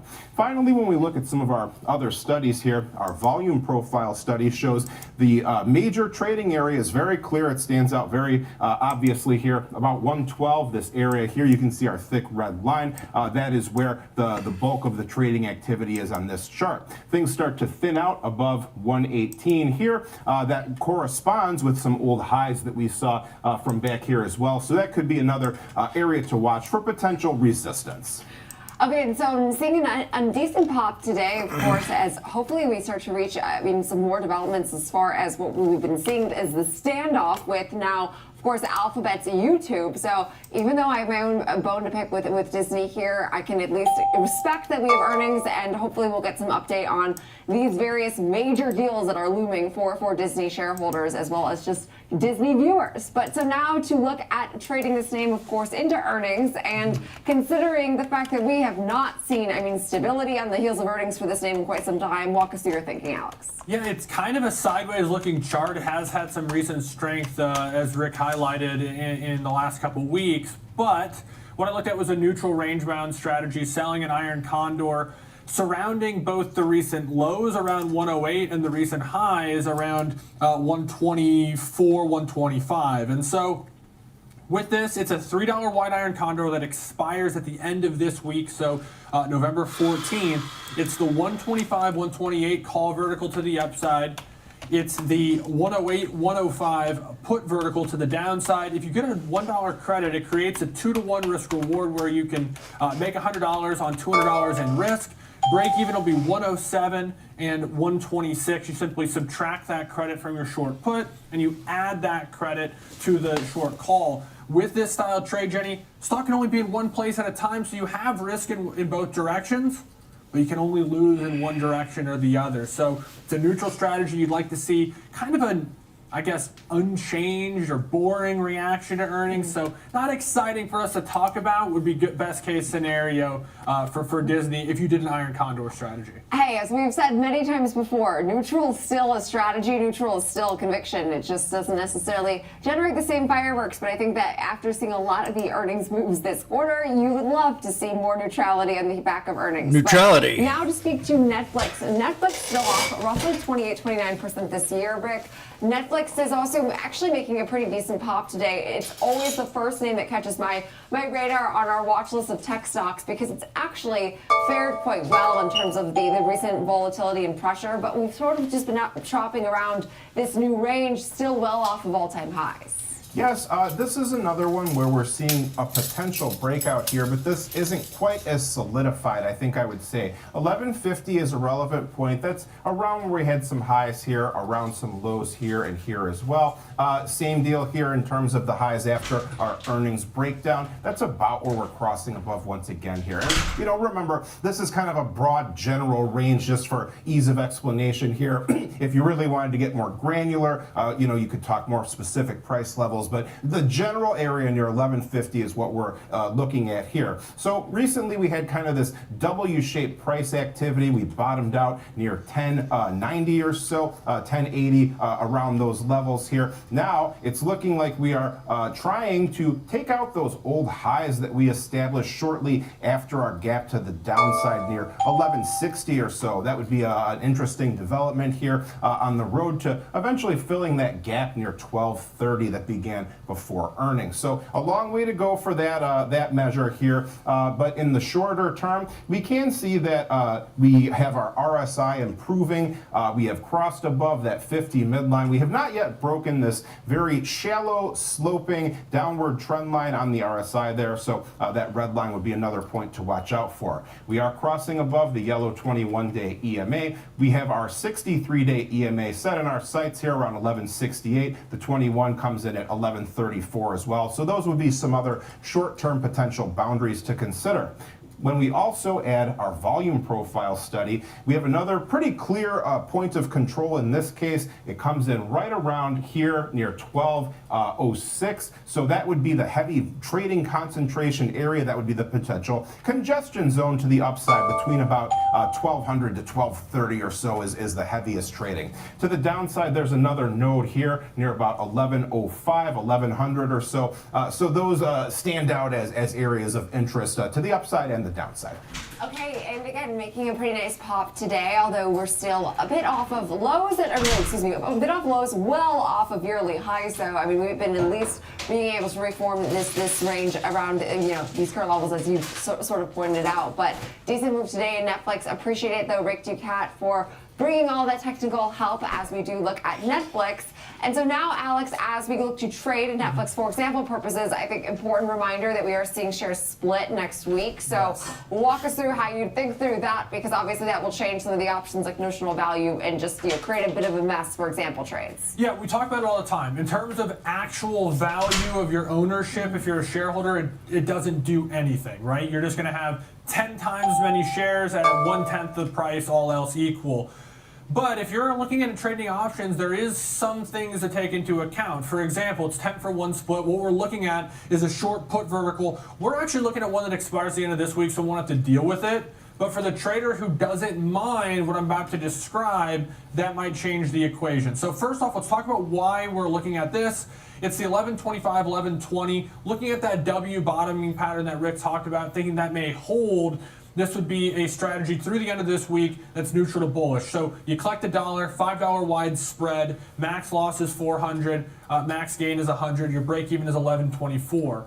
Now, say this expired at the end of next week or even beyond that, what you would see happen if you held it through that split event is you'd then have 10 short, 112.5 options, and 10 long, 112 options. And so you have a 10 lot of a 50-cent wide spread. A lot of traders wouldn't look at that strategy. It's just kind of uneconomical, and it's not necessarily a strategy they would look at because of that. And so with that in mind, staying ahead of the event, and then you can always look to reestablish something different in Netflix after that event if it is something you're concerned about.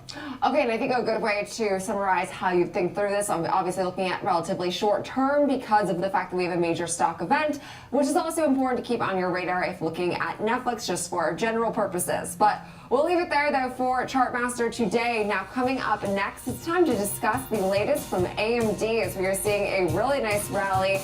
Initially a bit more of a sluggish reaction to their investor update from Lisa Su. So we'll dive more into her commentary coming up next.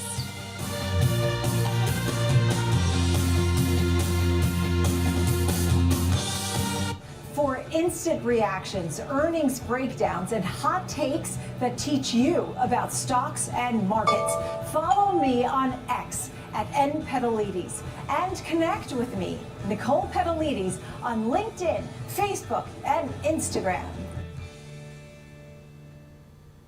Trading at Schwab is powered by Ameritrade, unlocking the power of Thinkorswim, the award-winning trading platforms. Bring your trades into focus on Thinkorswim Desktop with robust charting and analysis tools, including over 400 technical studies. Tailor the platforms to your unique needs with nearly endless customization, and track market trends with up-to-the-minute news and insights. Trade brilliantly with Schwab. Live from Chicago, this is Trading 360.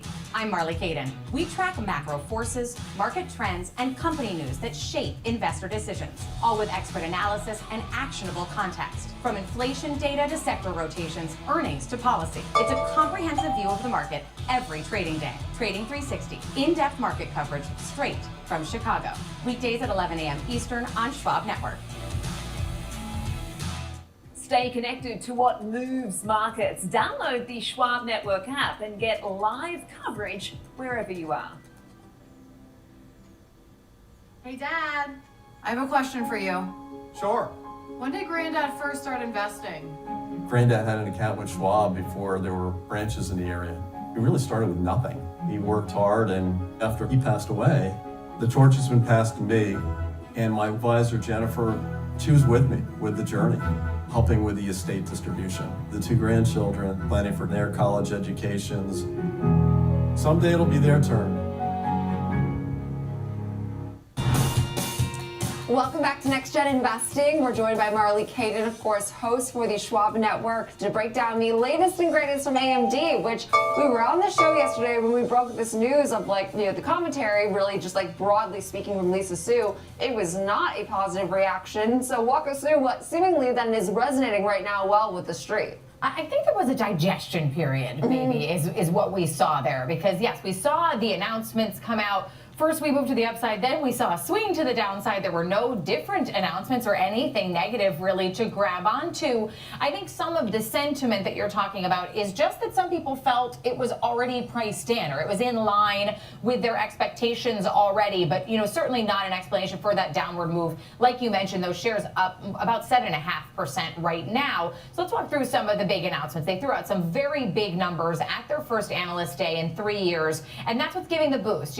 They doubled their outlook for their data center total addressable market, which AMD expects to reach about $1 trillion by 2030. That seems to be the most popular headline that I've seen floating around from their announcements.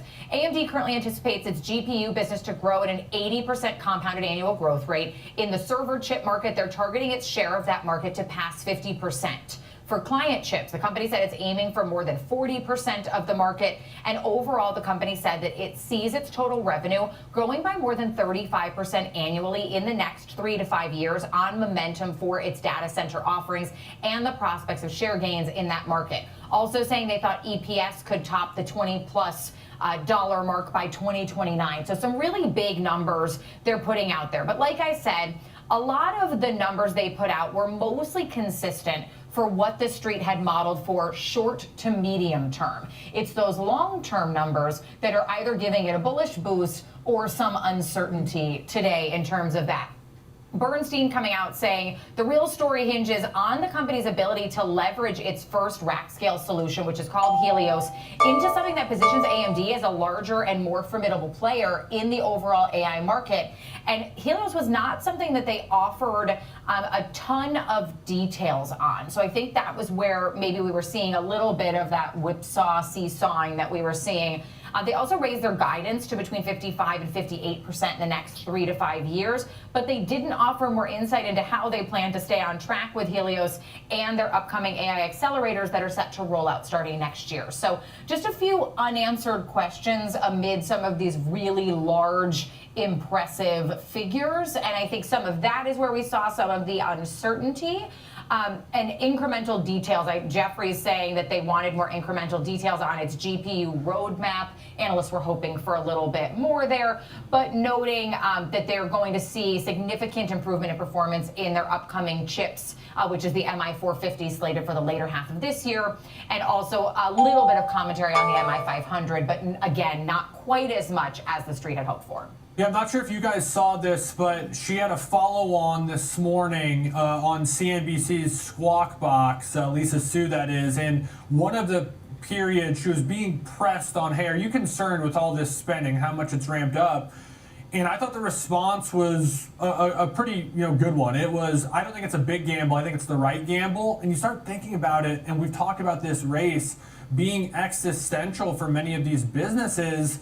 They may not have a choice. Now, I think there's a difference between a company investing in these tools and trying to be more efficient and using automation, especially if they're a factory, and like Meta platforms spending hundreds of billions of dollars, all these other mega caps spending hundreds of billions of dollars on like data centers, when you don't really know how that's going to evolve. So I don't know if you have any other thoughts, if there were any other analyst commentary, but fascinating to see it just continue. The same headline seemingly recycled over and over to seem, I know there's new information, but it's like, they're growing, we get it, and they're up another 7%. Yeah, and then they're up. But it is interesting that you bring up that commentary that it's essential. I mean, it's almost become a pay-for-play model. You have to put money in the game or you're going to get left behind. And I imagine for these companies that is a real pressure that you have to pay to participate, and you have to keep up with the expected rate of play as well. A couple things I did want to highlight that we didn't talk about yet. Evercore ISI and Goldman both sort of bringing up the same point in their takeaways from Analyst Day, that they are both skeptical about their OpenAI partnership and if it can fully scale up to those 6 gigawatts of energy. They said they do believe it has the potential to ramp up AMD solutions in volume. It's just a question of whether or not they can really deliver on the full deal and also the reliance on that deal. Real quick, guys, question for you. Either one of you can answer, both of you. The biggest thing that I think that matters to this too is that all these companies are being rewarded for this spending right now. Like if that at any point changes, I wonder how that, I guess not really a question, that's more of my thought, like how that changes the equation. Well, so have we seen them still rewarded? Because I feel like this was the first quarter where that Fair came enough. into question. Like Meta is who I tend to think of like, yeah, that they're spending, but is that the same like boom for your share price as it used to be? That I think that isn't always a shoe-in necessarily. Yeah, I guess it said another way, Marley. What if a company said, we're not going to invest in AI at all? We think AI is bad. Like, that stock might be, like, limit down. I mean, I feel like that company might be Apple, but... Yeah, that's actually... Well, a little bit. I mean, not that they're not investing, but they're certainly taking the guy in the corner at the party. Yeah, we're going to hang off to the side while everybody else spends and figure out what works and what doesn't, how hard you get punished or rewarded, and then we're gonna jump in and join this party. That's sort of how I look at them. I mean, not necessarily a fair assessment there, but I'll answer your rhetorical question though that you posed here. You know, interestingly enough, when you look at AMD, the sell side is still positive on them. I mean, they want people to show up, and that's what we're hearing the guests now. It's sort of shut up and show up time. They want to see profitability on this spend. They're pro the spend. They want to see participation. They want to see you driving towards growth, putting money towards growth. But now we've reached that point where we're starting to see the scales are tipping. We want to see profitability. The question is, how long are people willing to wait to see that profitability? And obviously this is a company-to-company basis and an industry and sector basis, but you know, for AMD, I think they have a window here where we're willing to accept that we're in a ramp-up period. But the question for all of these companies, Apple included, is when does that window period end?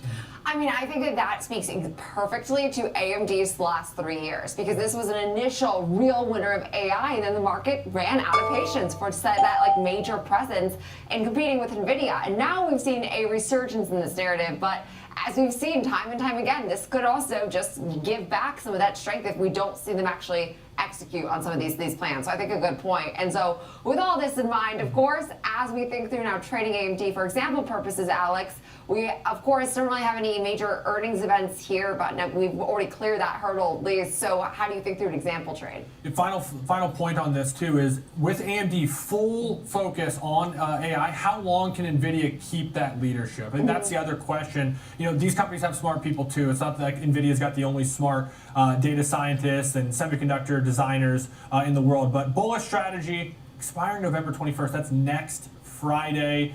Looking for a move to new highs at 270. It's 262.5, 270 call vertical, $3 debit. You risk 300 and you have a chance to make 450, but you're going to need some help from the market. So right now, AMD trades 256.50. You need this stock to get above 270 to reach that max profit. Break even would be 265.5 at the end of next week. So risk 300, chance to make 450, 1.5 to 1 reward to risk on this one. So a little bit of positive asymmetry. Not the highest probability of trades, but FOMO-esque, looking for more upside, guys. Yeah, and of course today's move is only just fueling its, now 2% now move, or excuse me, 103, 109, 110% move. I'm looking at a 3-year time frame, but 110% we can say safely on now a year-to-date basis, and also 235% off of those lows. So appreciate it to Marley Caden for giving us that insight and really giving a good summation of what we heard from Lisa Su, of course, their CEO. But coming up next, we'll talk another winner of the session today, and that is Oklo, which is also up another 8% today, adding to its 377% move this year.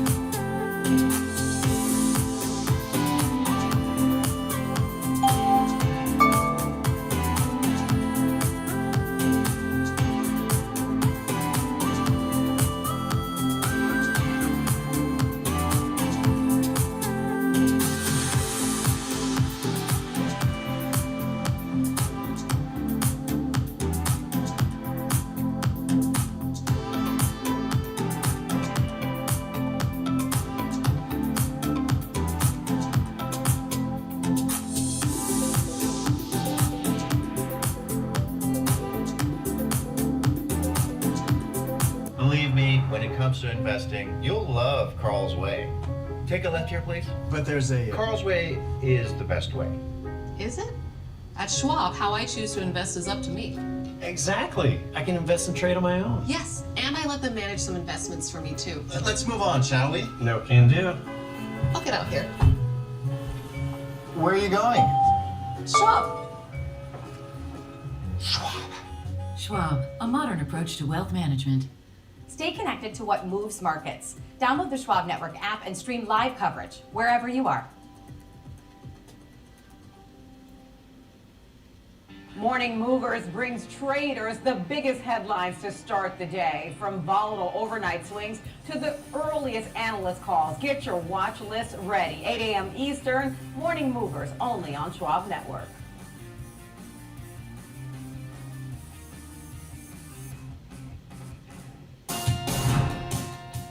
Welcome back to Next Gen Investing. It's now time to dive into the latest from Oklo. We're joined by Diane King Hall, the host of Morning Movers, for some more insight on their recent earnings, which initially were not, I think, necessarily received as positively as they are now, as we're now over 8% here, Diane, and just adding to a really meteoric run on a year-to-date basis for Oklo.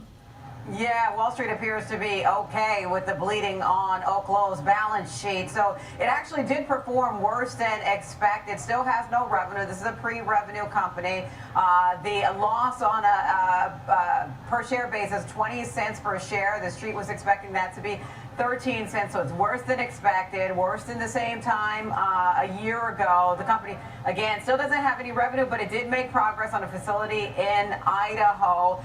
Shares have rallied more than 400% this year, really around optimism around nuclear capacity and the demand that is going to be necessary there. Oklo's been trying to, kind of move the needle on these regulatory deals with or deals rather with the agreements with the government. The sentiment is, mixed in terms of how analysts view this one. Bank of America is more down the middle with how they view this one. They noted that they made progress during this quarter, regulatory milestones they talked about. The company delivered meaningful progress. This is a quote from them on fuel de-risking and regulatory milestones. Not enough to become bullish on this one because they say the update's encouraging, but they said, quote, bears would argue that fabrication costs, yield, and recycling data remain missing, and that until Oklo proves scalable, the model is more concept than a margin. So they're neutral on this one. They've got a $111 price target, which is down from their previous price target. Citigroup's more bearish on this one, even though they say neutral, but they've got a $68 price target. So that's certainly some downside from here. They talk about a lack of tangible sequential pipeline growth and see that as the potential to disappoint some investors. Not disappointing investors today because it looks like this is really about future casting here. Wedbush is on the bullish side of this equation. Wedbush has an outperform view on this one. They're maintaining a $150 price target.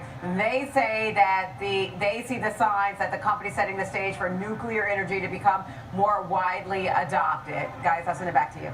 Yeah, and I will say I was frankly surprised based on some of the initial commentary, but now it seems like the bullish crowd has really piled in, and hey, an 8% climb today is no small move for Oklo shareholders, so we do appreciate that green shoot today. But appreciate it, Diane King Hall, the host of Morning Movers, for that breakdown for us. But now to shift gears really beyond what we're just seeing from a lot of these AI names and really what's driving these overall markets, I'd like to welcome in Mark McCarron, Chief Investment Officer at Westcott Financial Advisory Group. So Mark, thank you so much for joining us on this Wednesday. We do know that there's been, a pretty well advertised government shutdown as well as geopolitical issues, but we're still in, like the strongest market that most people have really ever witnessed. And is this right now getting to be a point of concern with valuations, so stretched, this market so frothy? Yeah, absolutely. It does seem like that. There's no real concern about where the valuation levels are for the market today. Bad news isn't being really discounted the way it usually is in the marketplace. So we just got to be thoughtful about how much is being built up into the market expectations, if you will, and how much is priced in, and how much depends on really the successful execution of everything AI an AI adjacent, if you will. Data centers, power grid, everything else needs to sort of meet those high expectations. So in my opinion, any disappointment there has a risk of bringing a disruptor and a potential candidate for correction. Mark, how do you balance that risk of concentration, that risk of correction that we hear from so many financial professionals, with the other risk of constantly being scared of what's around the corner but doesn't come, and being underinvested in, I guess, right tail risk versus left tail risk? Yeah, it's a balancing act. Any balanced portfolio is really taking that in consideration, right? So building a portfolio where Westcott has exposure to all these top names in the marketplace today, particularly in the large cap space, participating to really benefit from their success. At the same time, you've got to look around the other parts of the portfolio to ensure that if there is a hiccup, if there is something else that goes wrong short term or even longer term, there's other parts of the portfolio that drive that. And we're actually seeing that. In fact, the portfolios that we're managing today are up pretty strongly this year, but it's not all because of AI.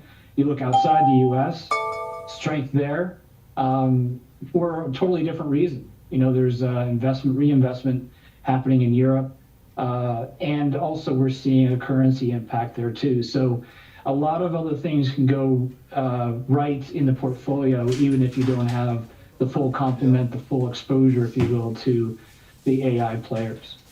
Okay, and so to speak to what we're seeing as far as like the global standard right now, I think that could in any of these, changing U.S. policy and currency concerns continue to challenge, the dollar, but also a lot of these high growth tech names that have benefited from this bull market, or I guess contributed to the bull market for quite some time. Yeah, I think there's a lot of cross currents in the marketplace, right? So you've got the currency impact, which was, I think, related to the policy questions and uncertainty as to what the U.S. policy might be going forward with respect to trade. And maybe there's a little bit of a hedging going on. We're at the 63 again. So buying other European currencies or Japanese yen, other investments. My timing is always so explicit. That all is What time is it? I think a healthy rebalancing. 11 minutes to very strong dollar 2 o'clock Eastern time. But what we're also seeing is, I got a frosty. I think a question around tariffs and trade and how that might impact global manufacturing of this time it didn't hold technology that's needed. So what you have to do is look at the large cap players, which really are in the driver's seat today. Anybody in the trade right now? Space, which is, I think, really speculative. The small cap technology names that are up a lot but aren't earning anything, I think runs the risk of being a disappointment. Mark, our viewership's primarily a younger self-directed investor, maybe embarking on their financial journey. Let's assume that many of them are long only. I think it's easy to find the things that are the growth side of the equation. We've talked about those AI names throughout the show, and we do so regularly. But you mentioned some of the other things that you balance it out with. What are some examples of some of the other asset classes or areas of the economy that you look at? We look at infrastructure, which is somewhat related, obviously, to the data centers and the power grid. But that infrastructure space is a great way to play the AI trade without necessarily buying the hardware. It's the facilitation of that growth, which I think is a really important part of our portfolio and a great way to add something to the strategy. There are other parts of the market. Gold has been very, very strong this year. That's sort of, and so has Bitcoin. Bitcoin and gold are sort of looked at as maybe hedges against uncertainty.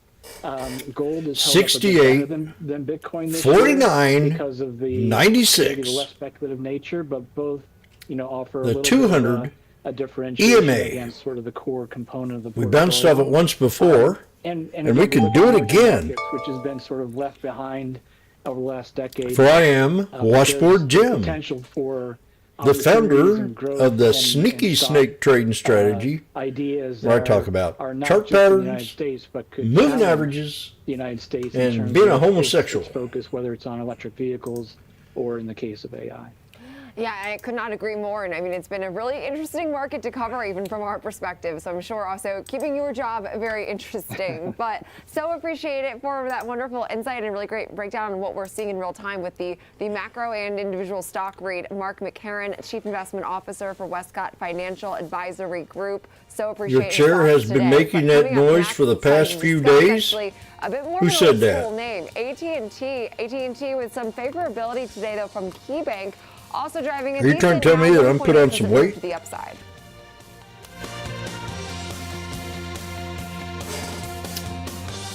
I'll fix it tonight. I'm going to get some WD-40. See if that helps. Don't stop when the market day ends. So neither do we.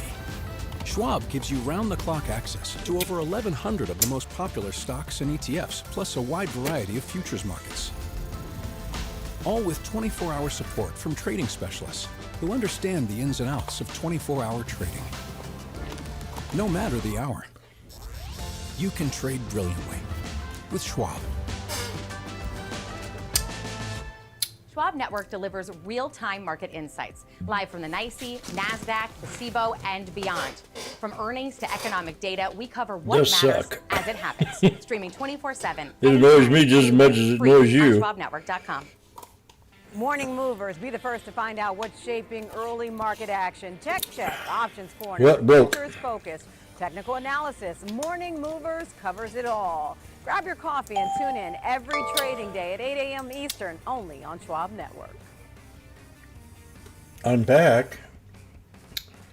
We'll move the options up to Tune in 68.70. 7 days a week on SchwabNetwork.com and on all your favorite streaming services. Schwab Network. Available anytime, anywhere, on any device for free. Stay connected to what moves markets. Download the Not in Schwab them yet. Network app and get live coverage wherever you are. I was going to ask them if they're going to keep that Wendy's open down there, and I didn't. And this is the watch list. Your midday view into the trends. I figured they'll leave it open because it's right next to the highway. Technology, innovation, and companies leading the next wave of It's not in the ghetto. big movers, real-time interviews, and insight from analysts, founders, and market voices you trust. The Watch List, 2 p.m. Eastern, only on Schwab Network. They're $2.25 right now.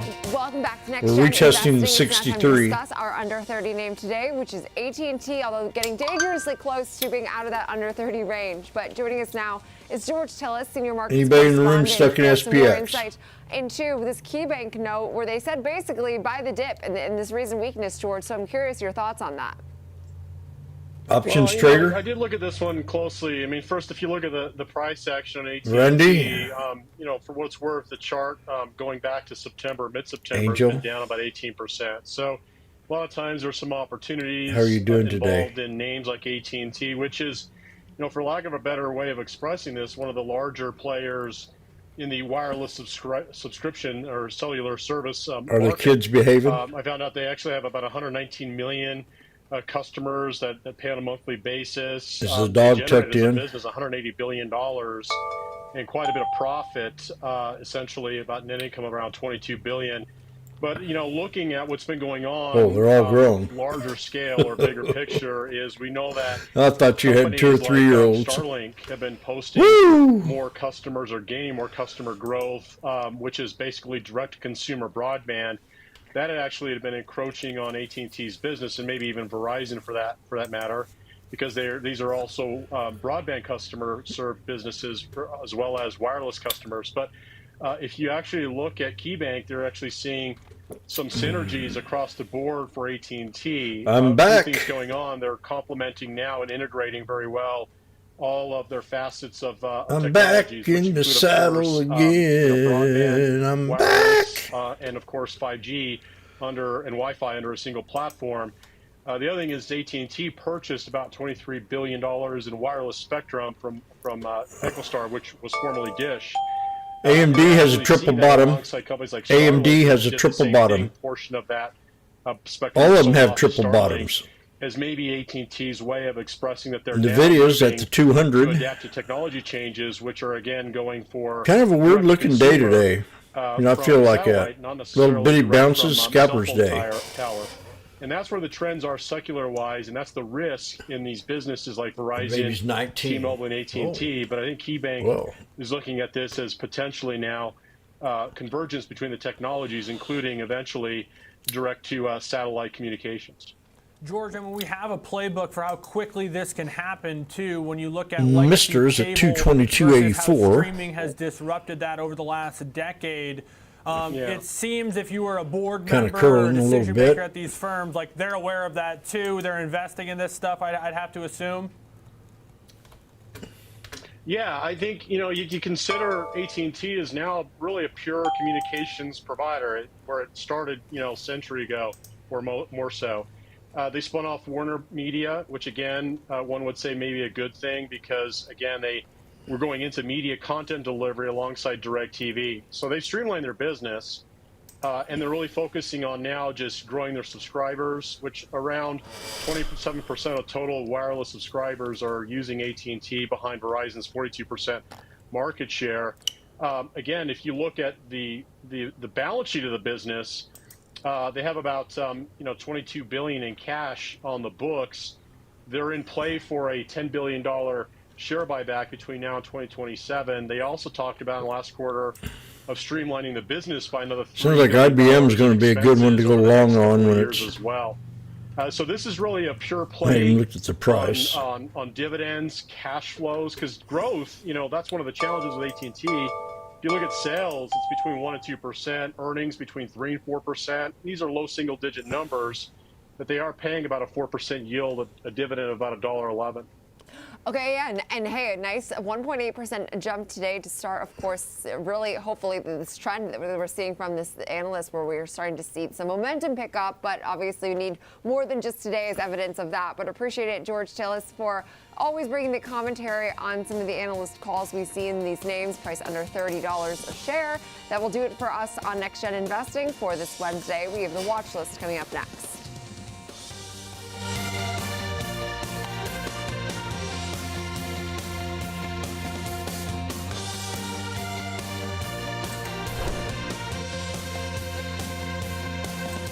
Whether you're an experienced investor or just getting started, Charles Schwab offers a webcast that's right for you.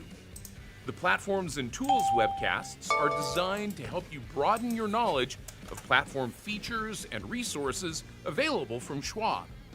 You'll learn tips and tricks to help navigate Schwab.com, Thinkorswim, and mobile-based platforms. Best of all, you can ask questions by chatting directly with an education coach. It's interactive learning at its finest. Tune in live or watch on demand. Head over to schwab.com/coaching and start learning today. Welcome to Schwab Network, where real-time market coverage meets expert strategy. From the opening bell to the closing bell, we've got you covered. Get inside the minds of pro traders. My point is that they're getting a higher rate of change in sales based on their guidance, but not the same rate of change on EPS. Follow the biggest headlines, live analysis, breaking news, and sharp trade ideas minute by minute.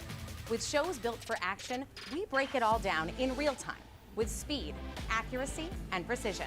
I think one of the most important things is you're making a play in a risk-defined way here going into earnings. So that would be a further downside area to watch. Smart insights, actionable data, veteran traders, and trusted financial journalists streaming live and on demand. Schwab Network, streaming 24/7, any screen, anywhere, free. SchwabNetwork.com.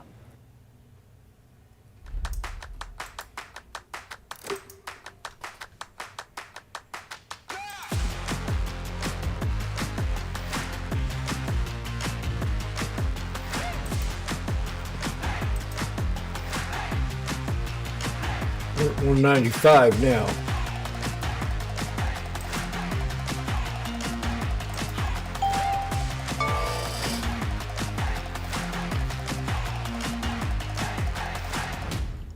I'm Nicole Pedalides at the New York Stock Exchange. Live interviews, market movers, and real-time coverage right from the floor. Subscribe now at schwabnetwork.com.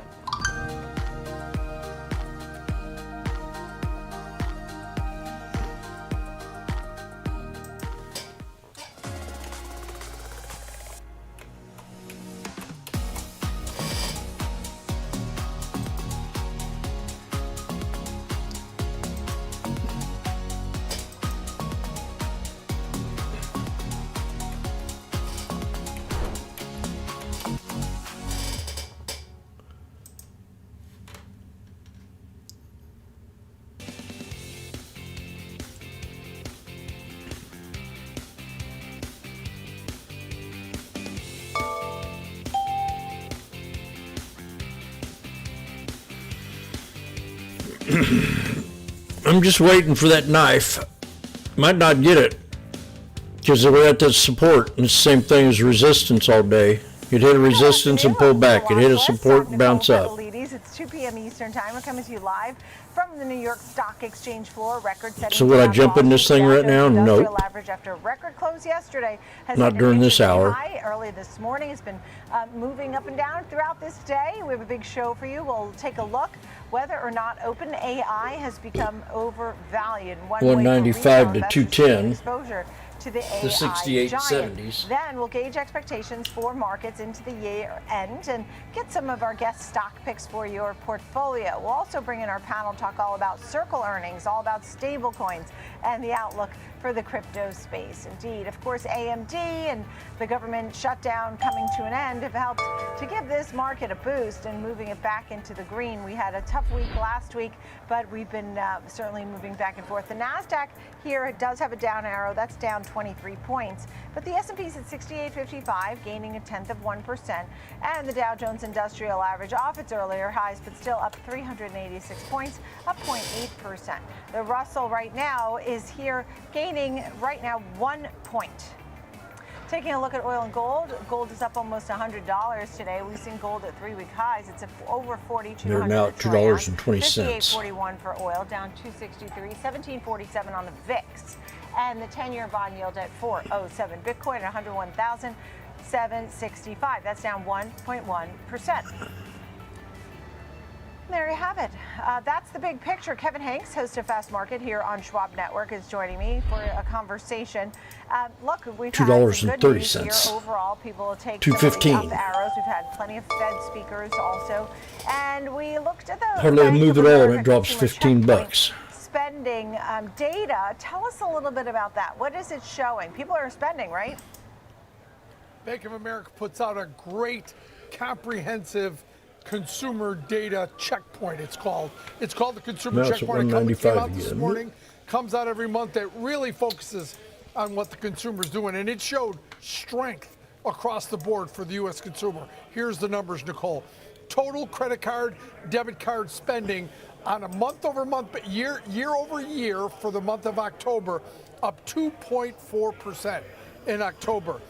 Month-over-month from last month to this month, up 0.3%. Fifth monthly increase in a row of consumer spending. It was focused on mainly services spending like restaurants, things like that. Now, holiday shopping is what's coming up on the calendar. It's already started. And for October, holiday shopping plus 5.7% per household. Year over year through the month of October. This is despite retail transaction volume slightly declined from January till now. So a little bit mixed there, but overall strong spending, up 5.7%. If you break it down by households, higher income household spending up 2.7%, lower income household spending up 0.7%. And after tax wages for higher income households, plus 3.7%, lower income households up 1%. That said, 62% of respondents to the holiday survey reported feeling financial strain during the last month. So a bit of a concern there, but all things considered, strong consumer spending, mainly by higher income people, but still lower income as well, just at a lower Mr. Hickey. But really strong numbers from the Consumer Insight. Yeah, that's good. That's a good showing overall. You told us about the mortgage apps today, how that was up 5.8%, the highest level since September. So people are making some sort of moves. In the meantime, we look at On Holding, the sneaker company, and that's up. It's been up about 20% all day long. Let's talk a little bit about that. Yeah, it's up about 18% now. Remember, all these stocks had sold off because of Nike's earnings and Hoka's earnings were down. Not so much On Holdings. Their net income was 118.9. Now, all these numbers are Swiss franc. Remember, this company is located out of Switzerland. So 118.9 million Swiss franc compared to 30.5 million in the third quarter of 2024. There it is, 145. Their sales, 794.4 million, up 25%. I finally got it. Direct to consumer grew 54%. I'd like to get one more candle. The apparel sales up 75%. Come on, baby. You know what you do. The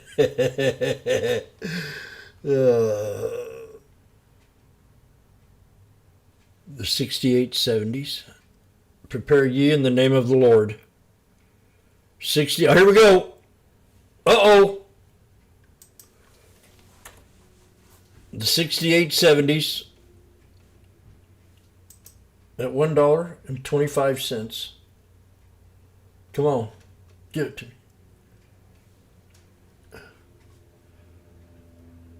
We're trying our best here. There it is. I got it. I got it. I got it. I got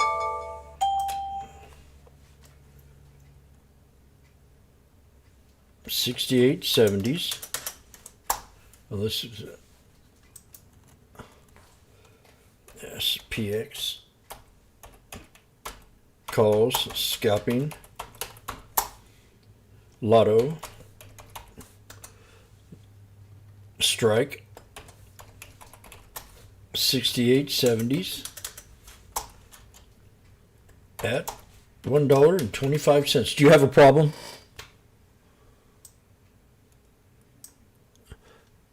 Off the 200 EMA.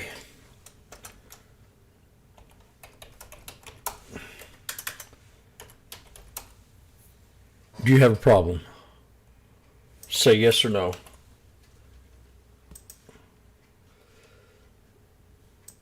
Because I'm doing what I do. Yeah, I got 155. I'm up 30 cents.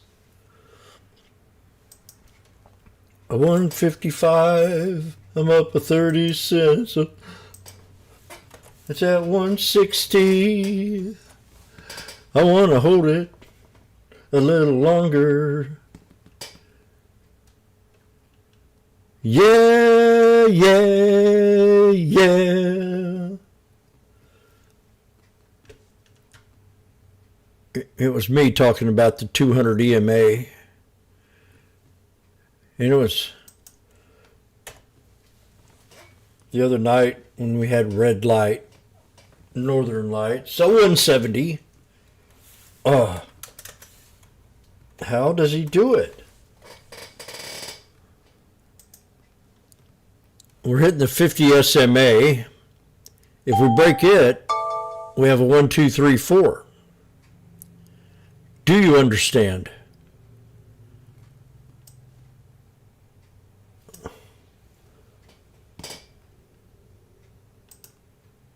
How do you like impatience, Randy?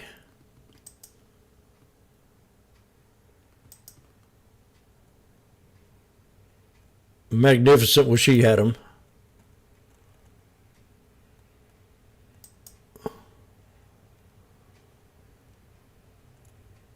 Is that a megaphone?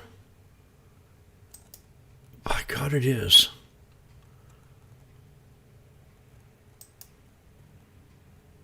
I see a megaphone. Oh my God.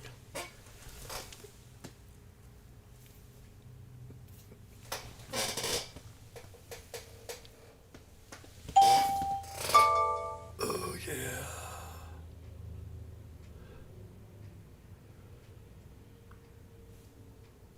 No, no, no, no, no, no, no, no, no, no, no, no, no, no. hit the 50 SMA.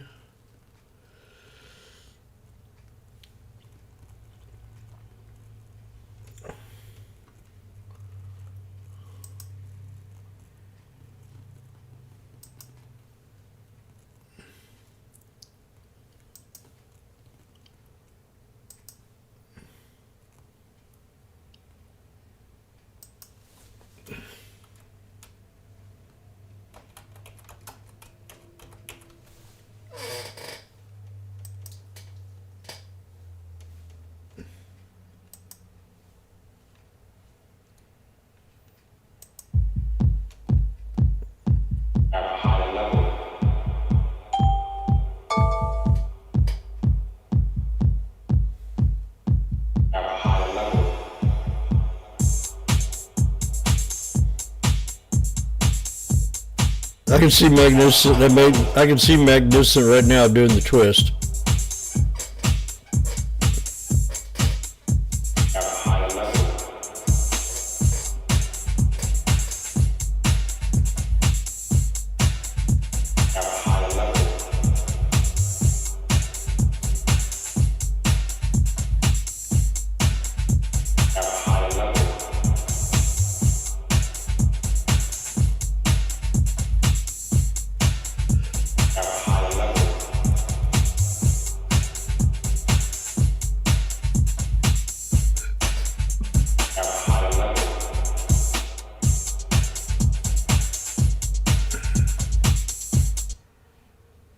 Higher level guy, and he's gotten a raw deal in his.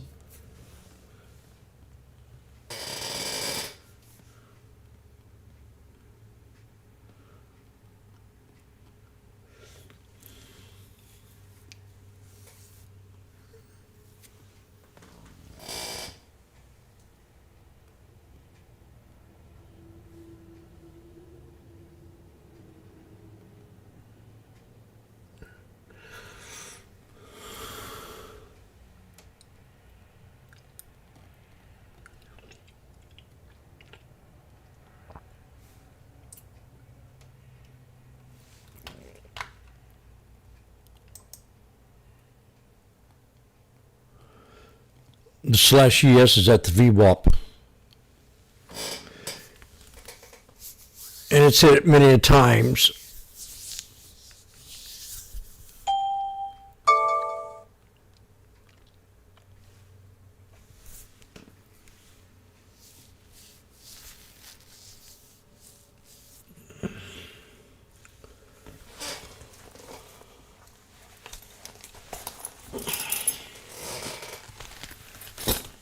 Ooh.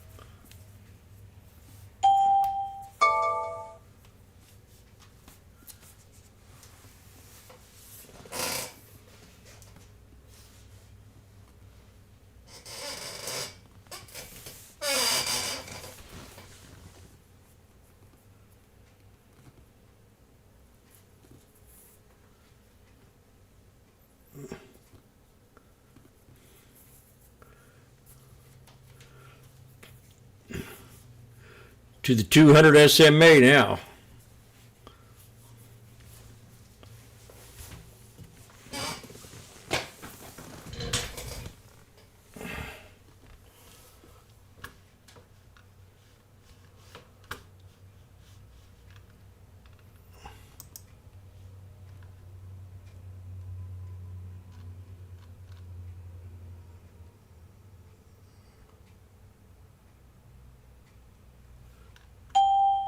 I didn't sell them all.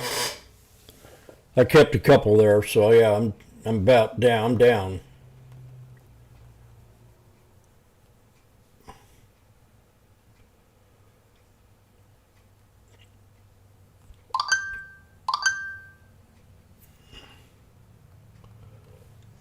I might add here at the 200 SMA.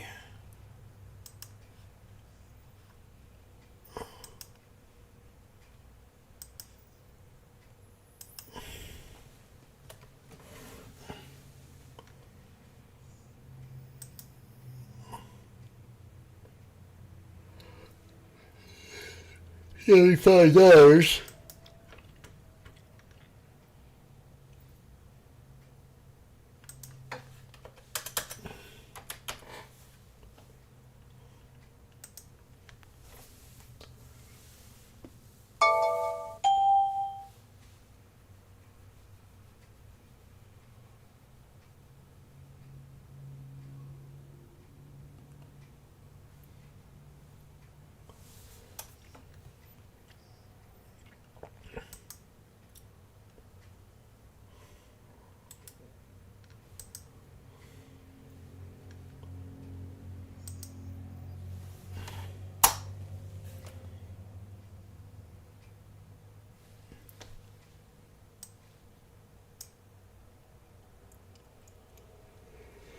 We bounced off the 200 before.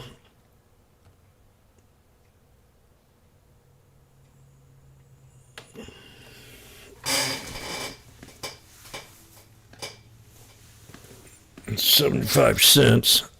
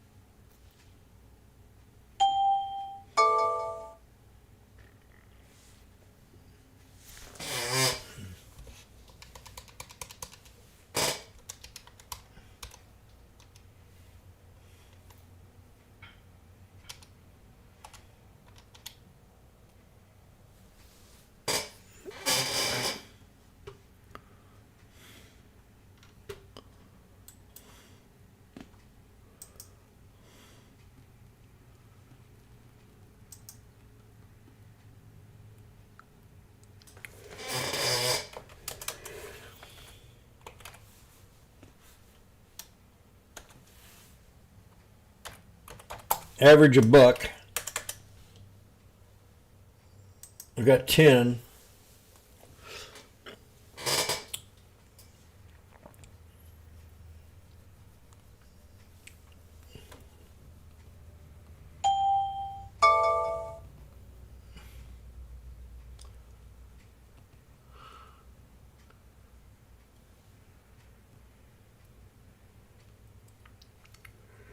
I'm even.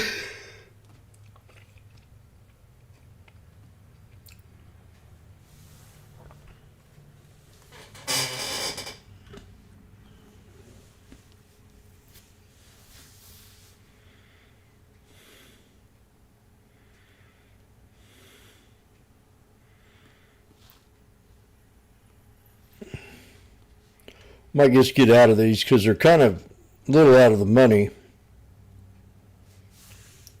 now.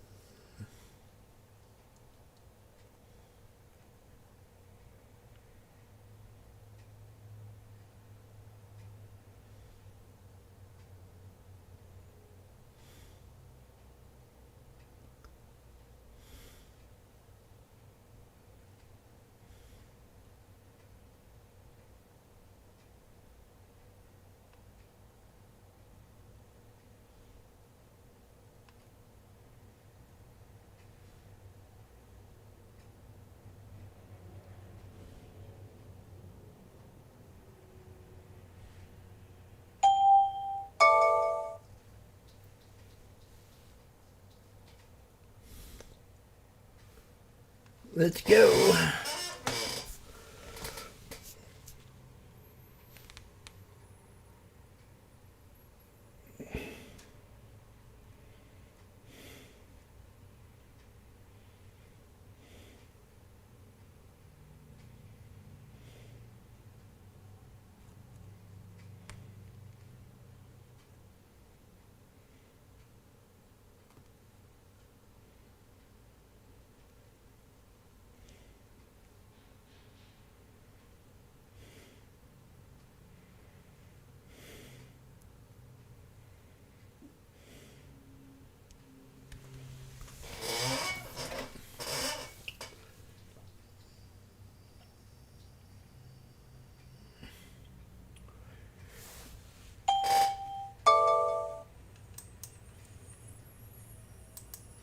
Strike calls, paid an average debit of about $6. So the break even for this trader where they start to profit Come on. $96 over the next 37 days. Well, we're already above those levels because these calls that they bought are deep in the money. And they paid a pretty hefty option premium. So yeah, looking good so far for this trader, and they still have over 5 weeks in this position, Nicole, on a bullish call purchase. All right, we'll have to wait and see. I mean, the holidays could surprise folks. We don't know. Yeah. Tom White, I mean, it has in the past. Jan Rogers Niffen always seems to call it, you know, when people are sort of being pessimistic. He says, no, the parking lots are full. You know, he always knows what's going on. And we'll see if people are going to be ordering a lot of packages or not. Thank you, Tom White. It's wonderful to see you, and a good look there at Options Corner. 3 names, 3 trades that he gave you right there on Merck, Alphabet, and UPS. Every day with Tom White, Options Corner. Coming up, we'll examine OpenAI, the current valuation, one way retail investors can actually gain exposure into this AI giant. We'll explain much more coming up right here on the watch list.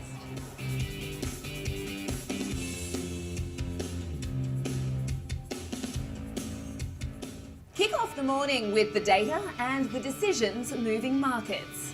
Morning Trade Live breaks down the macro moves driving the price action, from Fed policy to global growth to inflation prints and geopolitical risk. Smart, fast, and always live from Wall Street to your screen. Morning Trade Live, where the markets meet the macro, weekdays at 10 a.m. Eastern on Schwab Network. Whether you're an experienced investor or just getting started, Charles Schwab offers a webcast that's right for you. Do you like using charts when analyzing your stocks? Our technical analysis webcast series breaks down different charting techniques like trend analysis, price patterns, moving averages, oscillators, and much more. Best of all, you can ask questions directly to an education coach. It's interactive learning at its finest. Tune in live or on demand. Head over to schwab.com/coaching and start learning today.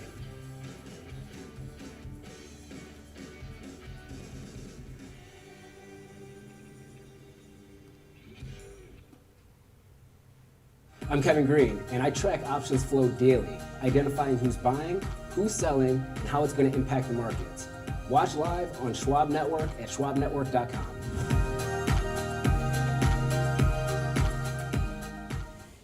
Trading at Schwab is powered by Ameritrade, giving traders even more ways to sharpen their skills with tailored education. Woo! Get an expanding library filled with new online videos, webcasts, articles, courses, and more. All crafted just for traders. And with guided learning paths, stacked with content curated to fit your unique goals, you can spend less time searching and more time learning. Trade brilliantly with Schwab.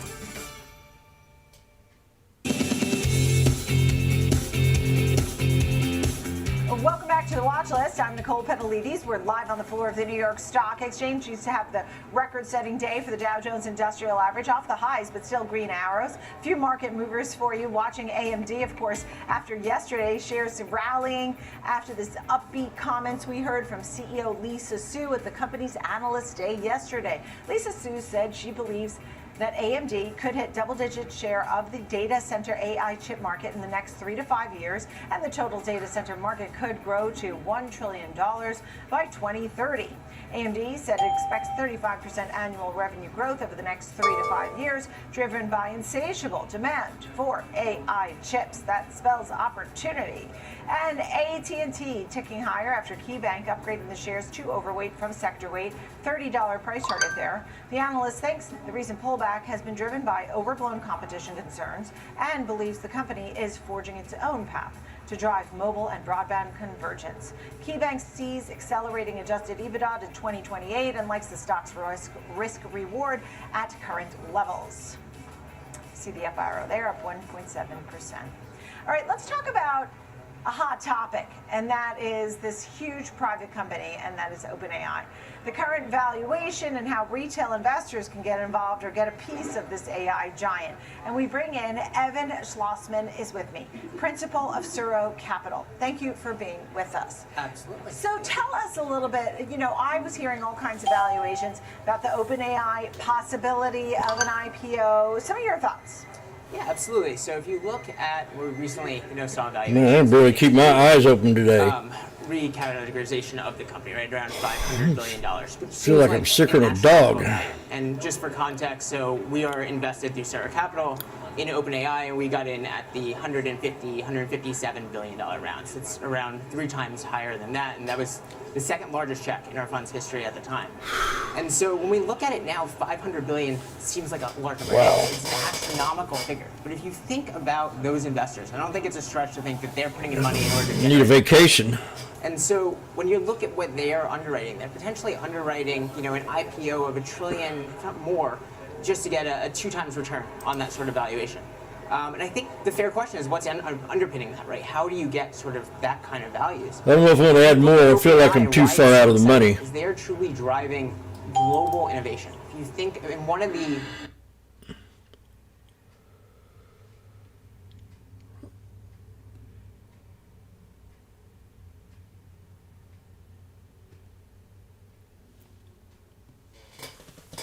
I scalped it for a little bit, but I'm still in the hole.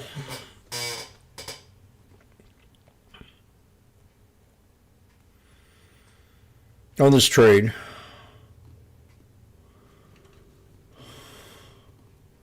But about fell asleep there.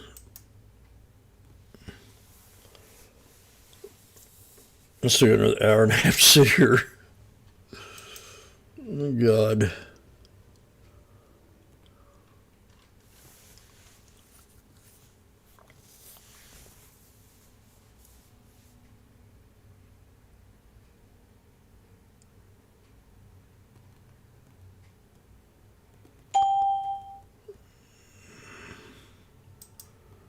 Don't wake me up at night. It's not a good thing.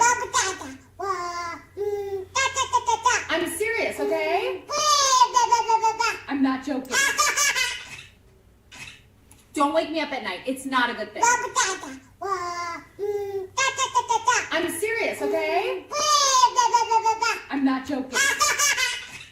Don't wake me up at night. It's not a good thing.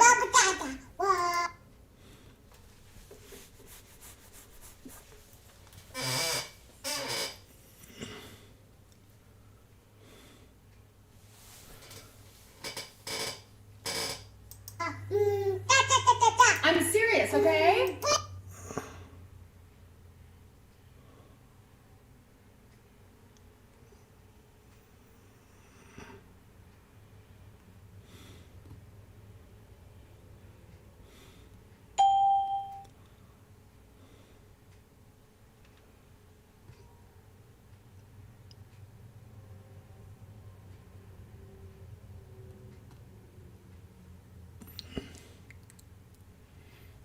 $0.30.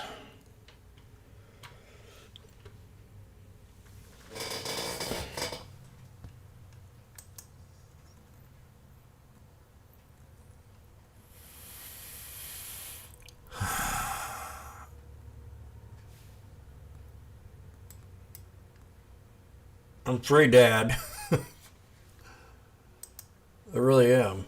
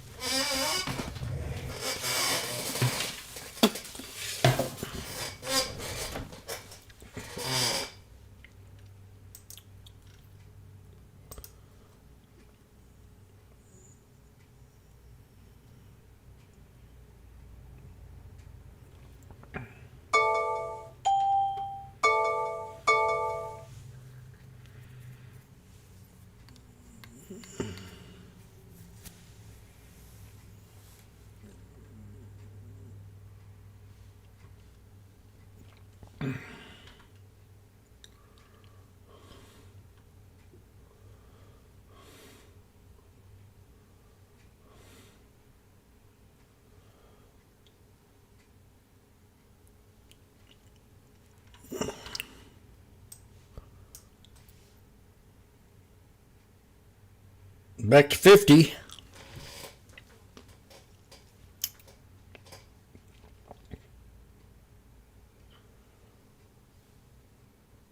Jim, you're down 50%. Have you ever thought about selling? Yeah.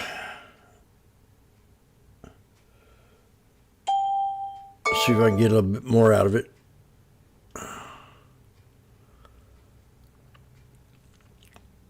That would have done it right there, probably.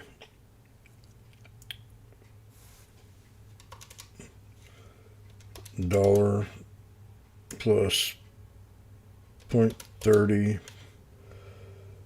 plus 0.30 equals divided by 3. Yeah, I'd be out of them. If I'd added, I'd have been out of. I'd add $600 more to it.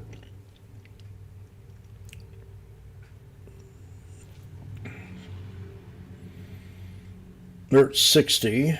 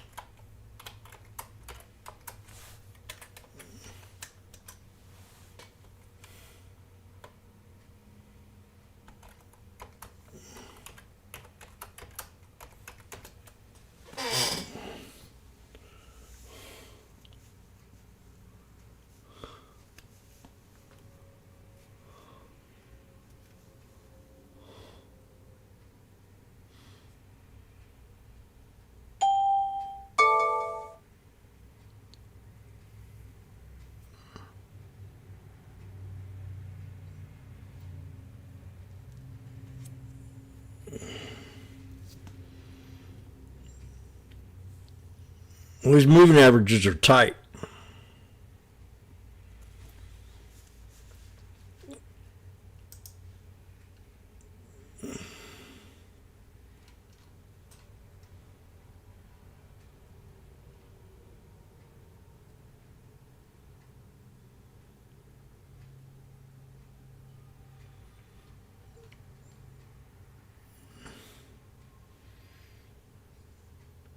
Oh.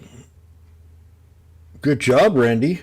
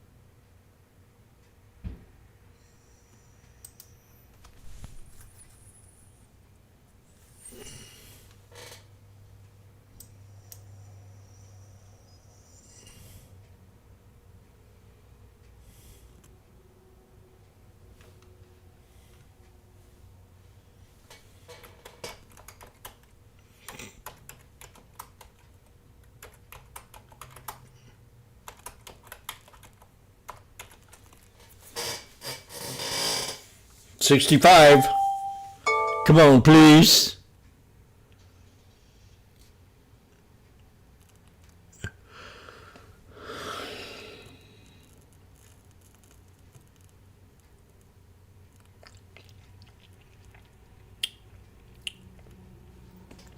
Break the orb. Let's have an end of the day rally. End of power hour. This is an exit idea.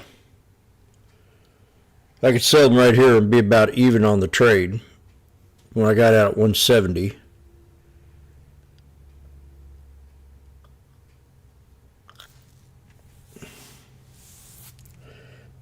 There's 70 cents. Oh, for a split second.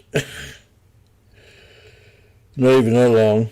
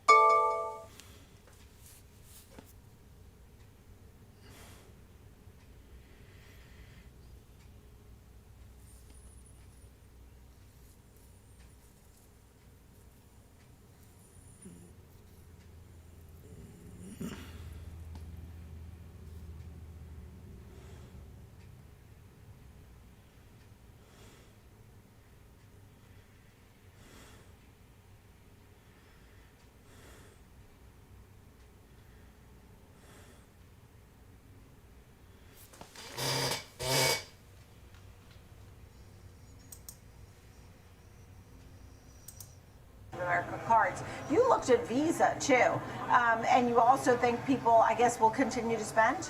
We did. Visa, obviously a very large company. They have great market share, big moat. And if you look at their financial data and their earnings specifically, payment transactions are up big time. And so that consumer is continuing to spend at all levels. And although we talk a little bit about the consumer that's being left behind, rates are high, equities are high, investments are high, and there are a lot of people struggling. But ultimately, what Visa, what MasterCard, what American Express is showing us is that the consumer is really strong, and Nicole, this is a consumer economy.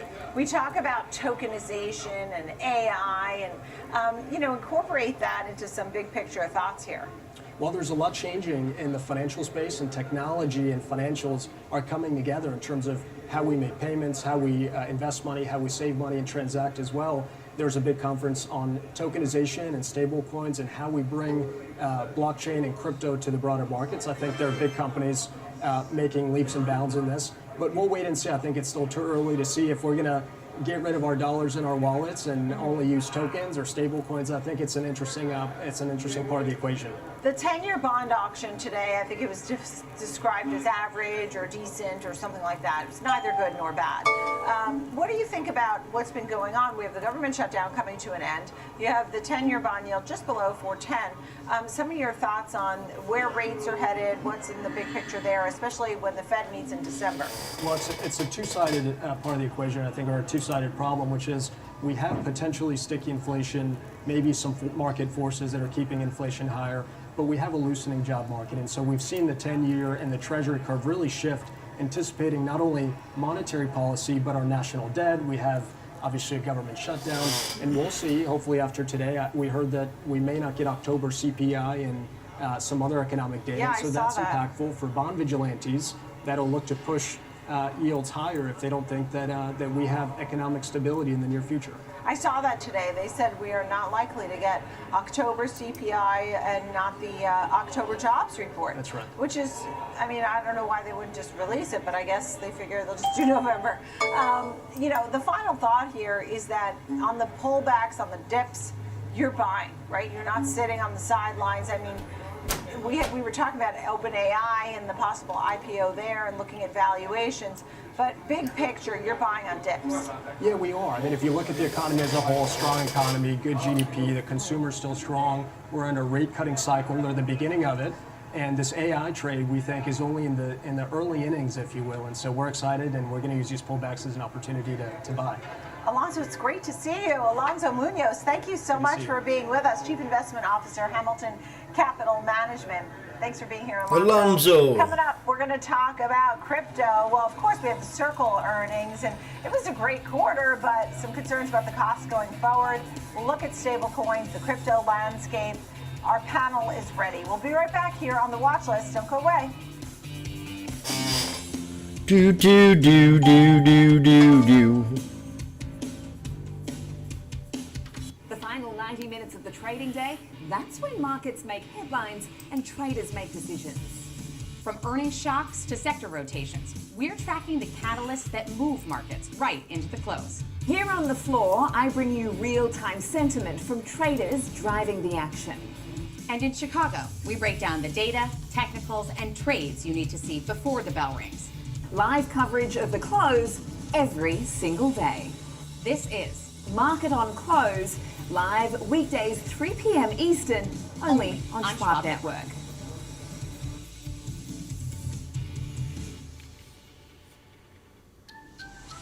Opportunities don't stop when the market day ends. So neither do we.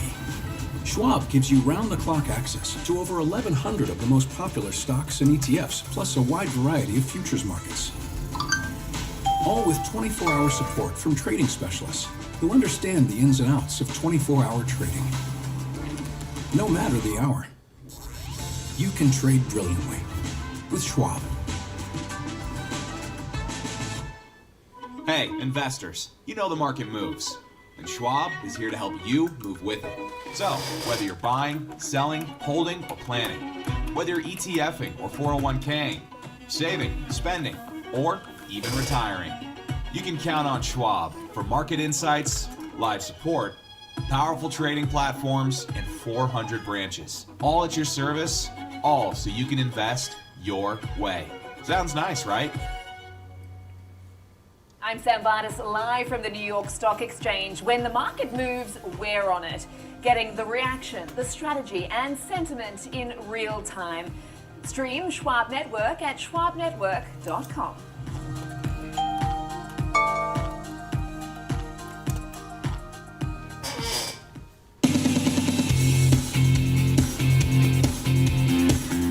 Welcome back to the watch list. We bring in our panel to discuss the Circle earnings and take a look really at crypto big picture. Todd Stankiewicz, co-portfolio manager of the Free Markets ETF, and Kevin Lehitinity. You say it. Latinity.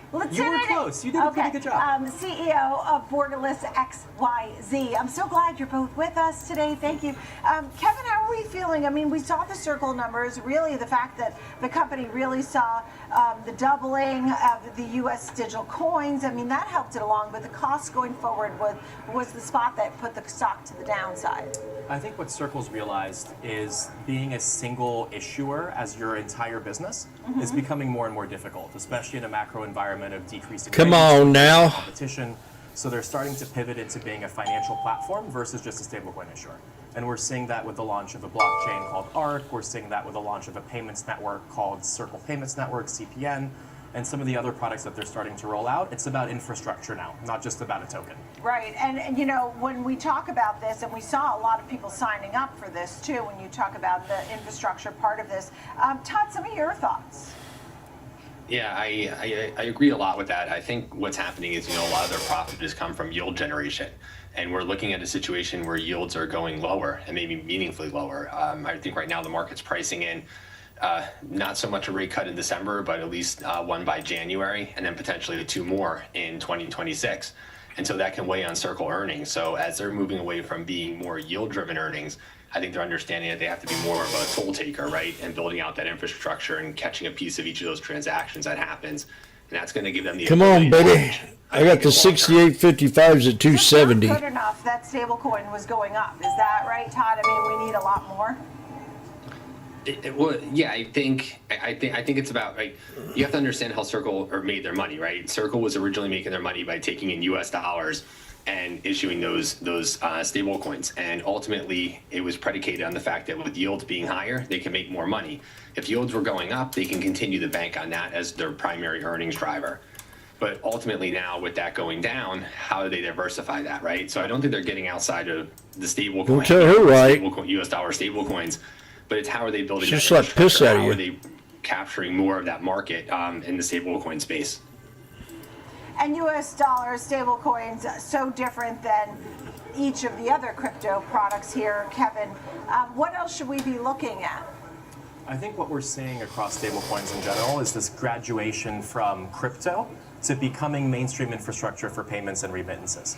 And we're seeing a lot of enterprise and institutional adoption picking up. Western Union, as an example, announcing that they're going to release a stablecoin. It's no longer this fringe crypto group of people that are working on stablecoins. It's now becoming real infrastructure that's used at scale with enterprises and institutions. I mean, at some point, when do you think it becomes more mainstream, Kevin? I think we're seeing the roots of those things taking place 3 right now. o'clock. We're certainly seeing $3, that on the I M&A mean. side, all the activity around BVNK. We're seeing the acquisitions Coinbase is making. We're seeing MasterCard trying to acquire Zero Hash, Stripe buying Privy. And then we're seeing that with the amount of payments companies as well, which are kind of the backbone of remittances. AirWallX is hiring a stablecoin team. Wise is hiring a stablecoin team. Kind of all these people are now very actively looking at it. And the open question is, if we have a bunch of proof of concepts rolling out over the next 12 months, how many of those stick versus how many of those get rolled back or killed over the next 2-3 years? And I am a little biased, but what we're seeing at Borderless is a lot of them are going to stick. Oh, that's amazing. 348. I mean, if you could have more than 50% of the stick, that would be amazing. That would be incredible. Let's talk really, Todd. Same question. I mean, 350. when do you think that these types of payments really become more prevalent, whether it's I sold Metaloss. other forms of crypto? It's happening now. Look at the passage of the Genius Act, really. It provided a framework for stablecoin, right? There was a lot of gray area that companies like Circle didn't know how to operate. They didn't know what they expect going forward. I moved them up But into the Genius Act provided that framework. So now we know, 6855s. what activities they can and can't do. We know that they have to be backing, all the stablecoin issuance with U.S. dollars, right? So this framework is making a reality. Although it's not being put in place, it probably won't be until about first quarter of 2027. We are seeing the reality that people are. Putting things in place, and they understand that framework, and they understand what they have to do. So this is a reality. This is happening, and we're seeing more companies move into this space. And not a lot of people talk about PayPal in this space, right? That's something that's happening too. And I think that they're a player, but they just don't have the infrastructure, and they don't have the breadth that Circle has. And we talk about adoption and integration and more usage, but Todd, what do you recommend for people to make money in this? Should they be buying Circle? Should they be buying Bitcoin? Should they be buying Ethereum or Solana or whatever else? How do you get involved? I think they're two very different things. The reality is a company like Circle is benefiting from that stablecoin issuance and that infrastructure build out. Think of it as a way that if we're getting the pipe set up for like DeFi, although stablecoin itself isn't DeFi, it's providing a facilitation of payment, right? We know that money is going to be there. The challenge is if you have cryptocurrency, Bitcoin, Ethereum, which is a little bit different than Bitcoin here, it seems to be more speculation at this point. And it seems to be used more for trading for a lot of people. I get the theory behind it, but I think if we're talking about real payment facilitation, it's Circle. and owning companies like Circle, and to a lesser extent maybe PayPal as well. They're all in that space, and even Tether's kind of playing in this space a little. Yeah, and you talked about, Kevin, in your notes, you talked about ARK already getting deep institutional buy-in from BlackRock, Goldman, et cetera. We were talking a little bit about that earlier. Kevin, what are some of your thoughts? How can people really get involved and maybe get with this growth? There's certainly an explosion of new corporate chains coming. Circle doing ARK, Stripe doing Tempo, some of these other neutral chains that are being VC-backed. I think, as with anything in the blockchain space, maybe unfortunately, a lot of the easy way to get exposure is through the actual underlying tokens of the blockchains themselves, but that's certainly not a foolproof way.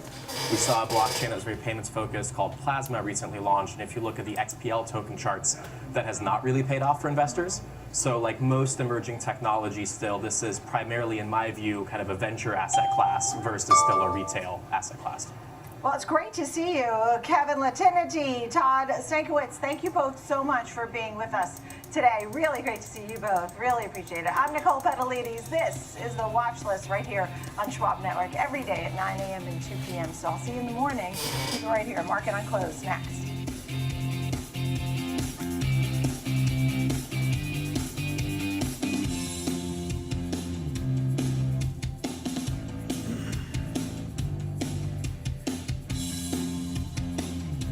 Whether you're an experienced investor or just getting started, Charles Schwab offers a webcast that's right for you. The Platforms and Tools webcasts are designed to help you broaden your knowledge of platform features and resources available from Schwab. You'll learn tips and tricks to help navigate Schwab.com, Thinkorswim, and mobile-based platforms. Best of all, you can ask questions by chatting directly with an education coach. It's interactive learning at its finest. Tune in live or watch on demand. Head over to schwab.com/coaching and start learning today. Today's definitely a scalper's day. Where real-time market coverage meets expert strategy. Big time. Bell to the closing bell, we've got you covered. Today's like a huge scalper's day. So you're sitting up here trying to break this 62.58 for that one, that one, that one, that one, that one. Now you're back down here to an inverse head and shoulders. Breaking news and sharp trade ideas minute by minute. With shows built for action, we break it all down in real time. How about that trading? It's too much work. I think one of the most important things is you're making a play in a risk-defined way here going into earnings. So that would be a further downside area to watch. Also, that one before this one, that small loss, but and trusted financial journalists. smart. When I got, if I'd averaged in at 30 cents, I would have done very good. Anywhere, free. But I didn't. SchwabNetwork.com. I just sat there and looked at it. I've been half asleep today. I don't know what the deal is.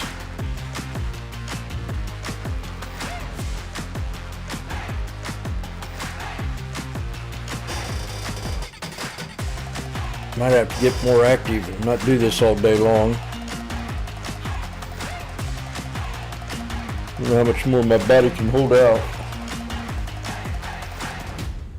I'm Nicole Petalides at the New York Stock Exchange. Live interviews, market movers, and real-time coverage right from the floor. Subscribe Winter's coming now up too, at so I got to get on the treadmill.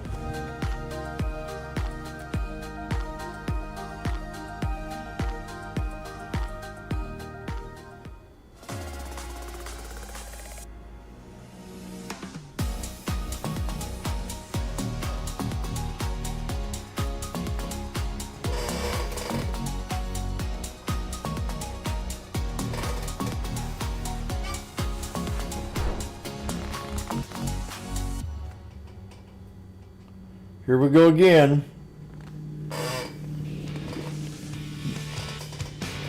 Double bottom.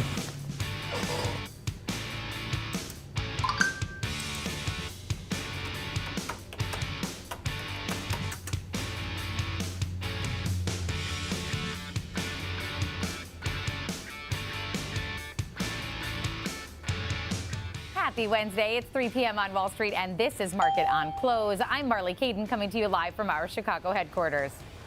And I'm Sam Vitus, coming to you live from the floor of the New York Stock Exchange. Let's take a look at what is coming up on today's show.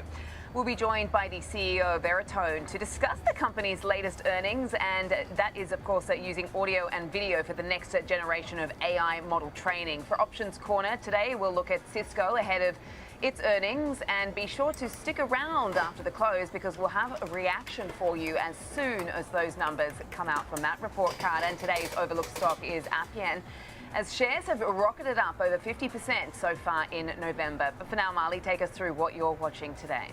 Yes, Sam, On Holdings stock surging after the sneaker maker turned in better than results and raised its financial forecast. Strong sales in the Asia Pacific region really helped drive that revenue growth for the company. We'll break down the full report for you coming up. And AMD is trading higher today, the top performer on the S&P, as the street digests all of the headlines from its analyst day. Sell-side commentary is bullish following all of the announcements, particularly that AMD expects revenue growth of 35% over the next 5 years and EPS to reach $20 a share by 2029.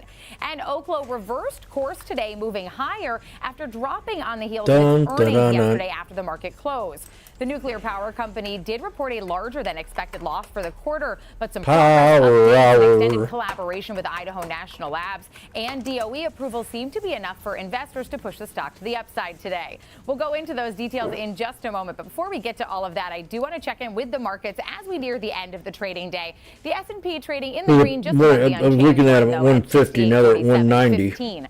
On the on the Nasdaq, double trading bottom. down 0.25%, 25,467 right now. The Dow trading 0.7 higher at 48,269, and the Russell 2000 just slightly below the unchanged line at 24.5632. The dollar slightly higher at 99.38. Gold, though, up 2%. I like this chick here, Angelina Rose. In quite a bit of time here. Crude oil trading down She's a more 10. than 4% right now. Let's go. Jimmy's here. A barrel. And Bitcoin also under some pressure today, almost down 1.5% at 101,490 right now. Now, I do want to check back in New York with Sam and see what some of the top stories that caught her eye today are. Sam?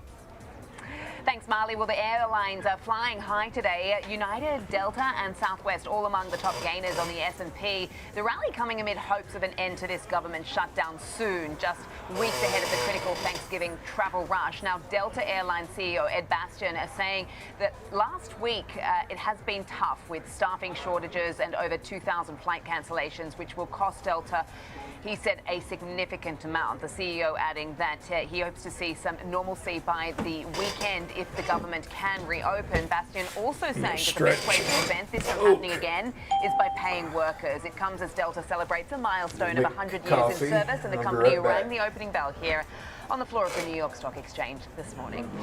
From CEO to Fed speak, Atlanta Fed Reserve President Raphael Bostic announcing he'll be leaving his position when his term's up in February. He's been in the job since 2017 and says he's proud of what they've accomplished during that time. Bostic later coming out today saying that he favors keeping rates steady, pointing to inflation as the greater risk to the economy. He's in the camp that believes the Fed should wait until it is clear that they're on track to reach that 2% target. Bostic is not a voting member, but highlights the hawkish stance coming from some members who think the Fed should approach with caution. Now that 10-year yield moving lower today as bonds got back to work after the market holiday. The House of Reps is said to be voting at around 7 p.m. Eastern on a bill to reopen and fund the government through to January. But for now, I'll send things back to Marley, who's with Jenny Horn in Chicago with some of today's top movers. Thanks so much, Sam. Yes, like you said, Jenny Horn joining us here in our Chicago studios, co-host of Next Gen Investing, to talk about some of these big moving stocks we've seen today. Let's start with the top performer on the S&P. We're talking about AMD. We did see some really interesting action in the wake of some of these Analyst Day announcements. Moved to the downside. Now we're the top performer on the S&P 500, as I think we've had a bit of time to digest. But you walk us through some of the biggest headlines that came out of this day with Lisa Su. Yeah, so I mean, I think that a great summation of the very mixed picture that was read from this overall investor event. But I mean, I think that the key takeaways were its AI market opportunity, of course. I mean, AMD now estimating its total addressable AI market share will reach over $1 trillion by 2030. That was up from its previous forecast of $500 billion. You know, so just doubling, $500 billion, sure. But that was also reflective, though, of the AI demand they see for infrastructure as well as chips. Growth targets now projecting around 35% annual revenue growth over the next 3 to 5 years, driven largely by, of course, AI data center demand specifically. Gross margins, though, are expected to remain strong at 55 to 58% compared to around 54% last quarter. They also did give a long-term earnings target of around $20 on non-GAAP earnings within 3 to 5 years. That was up pretty considerably from the $2.68 that we saw in 2025. But also they expect data center chip revenue to hit roughly $100 billion but within the next 5 years. So that's really a result of these MI450 Helios systems, which are launching now in the new year, as well as MI500 series, which are planned for now 2027. They're also expanding their CPU market share with Venice CPUs, which are customized for AI workloads, and they signed this multi-year deal. This is not necessarily brand new, but with OpenAI, it's expected to generate now tens of billions in revenue and involving these AI large-scale deployments, plus boasting of their partnerships with Meta, Microsoft. I mean, we know that AMD has been busy. Now, when will they actually monetize all these efforts? And I think that question is being asked amongst the Mag 7 names right now, I think is the next major hurdle for them to clear.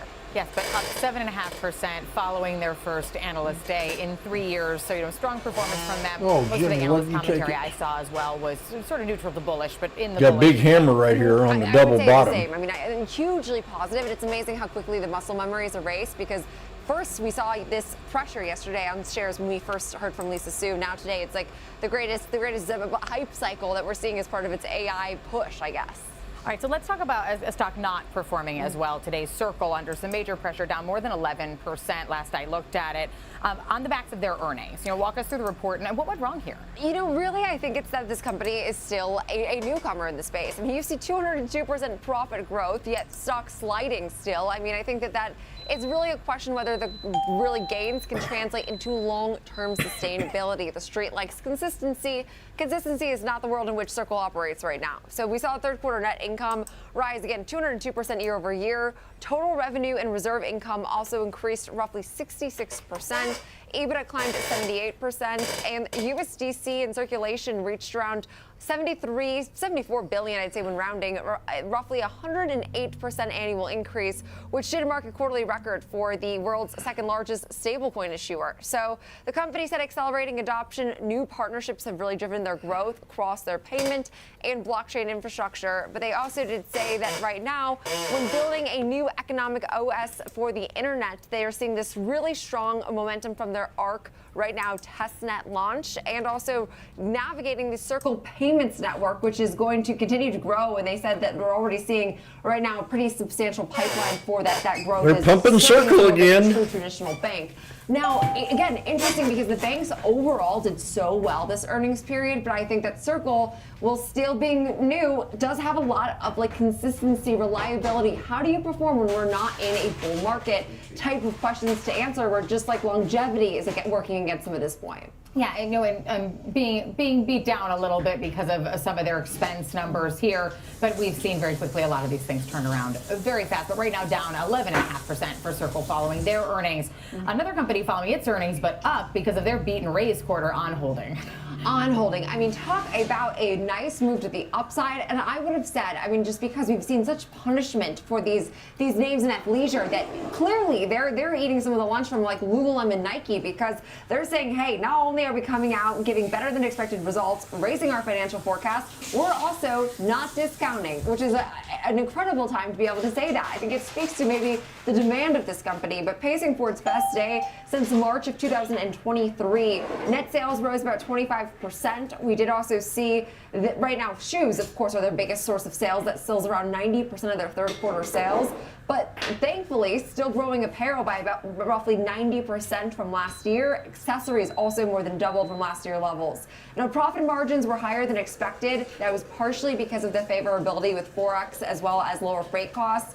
But their CEO did say that demand remained incredibly strong for our premium offerings and that they're not going to discount as other companies do historically going into Black Friday, Cyber Monday. But I will say that my co-host of Next Gen Investing, Alex Scalvi, did make a very good point, and that's one of the only real laggards of this entire report was their North American business, which is where we would see that discounting. So it's an interesting move perhaps to say, nope, we're standing strong with not really offering a true discount, but this is the way that Lululemon used to be. When they commanded the majority market share, you never would find a good discount on Lululemon's website.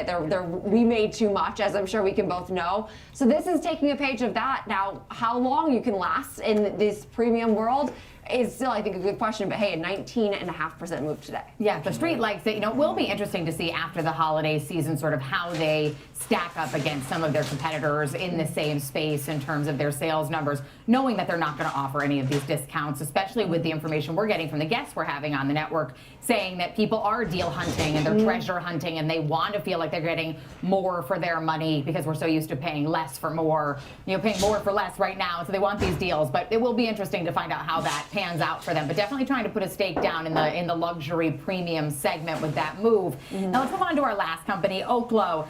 We saw their earnings come out yesterday, sort of a surprise early announcement on their report. Now they are a pre-revenue company, so a little bit different report than we're used to, but they're up, considerably on the day. They are, and I mean, first of all, it seemed like that was a bit of an accident releasing when they did, but I won't comment on that because I don't know what goes on at the inner workings of Oklo. But we did see, some pretty nice gains that we've seen throughout this year. Also really reflective today, but the company's wider losses didn't seem to matter at all. Amazing. We saw they posted a loss of 20 cents a share that was well beyond what the street had been expecting and also steepening on a year-over-year basis.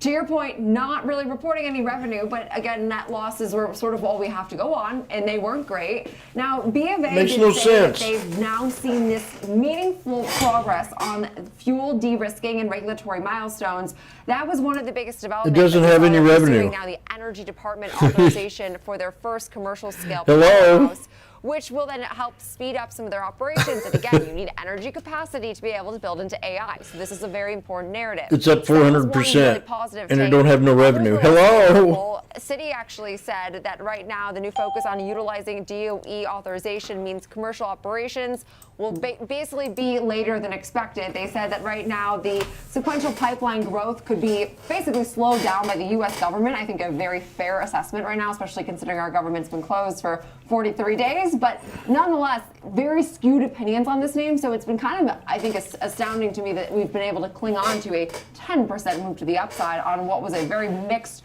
report from the horrible report in nuclear, like the alternative energy space. Yeah, the small modular reactor. They don't have any functionally working right now that are in operation, but the idea is there enough that the street is backing it. So 10% higher on their move of their wider than expected loss. Jenny Horn, thanks for breaking all of those down. That's Jenny Horn, co-host of Next Gen Investing. And I do want to send it back to Sam in New York for a look at what we have coming up in the show. Well, we'll dive into the state of mega cap tech and AI. How can you pump it? Some stock picks to watch in that space. Market on Close will be right back. Marley, I love you. You're a very beautiful woman. You know the market moves, and Schwab is here to help you move with it. But you've been pumping Circle, selling, holding, and now Oklo that doesn't even have any revenue. 401k, saving, spending, or even retiring. You can count on Schwab. Why? Market insights, live support, powerful trading platforms, Why? 400 branches. All at your service, all so you can invest your way. Sounds nice, Just right? answer that one question. I'm If it's a good answer, live at the New York Stock Exchange. I'll marry you. This is the Watch List. Your midday view into the trends driving the markets with a sharp focus on technology, Marley. innovation, and companies leading the next It wave has no of revenue, growth. baby. Big movers, real-time interviews, and insight from analysts, founders, and market voices you trust. The Watch List, 2 p.m. Eastern, only on Schwab Network. It has no revenue. Whether you're an experienced investor or just getting started, Explain it to Schwab me. offers a webcast that's right for you. Are you a long-term investor? Yes, I am. Our investing webcast series breaks down different investing styles, including growth, value, income, and more. Best of all, you can ask questions by chatting directly with an education coach. It's interactive learning at its finest. Tune in live or on demand. Head over to schwab.com/coaching and start learning today.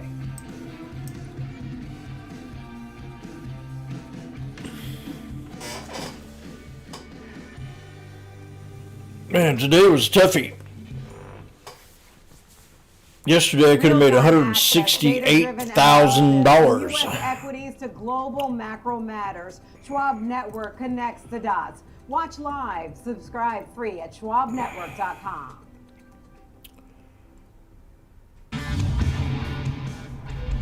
Welcome back to Market on Close. I'm Sam Bartis on the floor of the New York Stock Exchange. 68.55s, 125 to 170. Let's just get a quick market update for you because we've seen a bit of a mixed Paper picture trade. today. Obviously, we've seen another record for the Dow today, topping at 48,000. So no doubt holding that to 50 in sight right now. We're up about 0.7% on that index, but it's been a little bit of a wobbly session for the S&P 500. In fact, flat as a pancake for most of the day here at 68.45, and it's been a bit of a similar old story for the Russell as well, just fractionally lower right now, and the Nasdaq, of course, trailing. So we're extending some of the losses we've seen as tech really seems to be the drag today. And of course, this comes as we have seen a lot of pricing in on hopes that we will see an end to this government shutdown as we await that next vote and how progress will go on that front. We've seen a little bit of a pickup in the US dollar, but we're still holding steady at 99 right now. Crude oil on the back foot. We've ducked below that $60 a barrel. Of course, a few concerns around what OPEC Plus has been saying around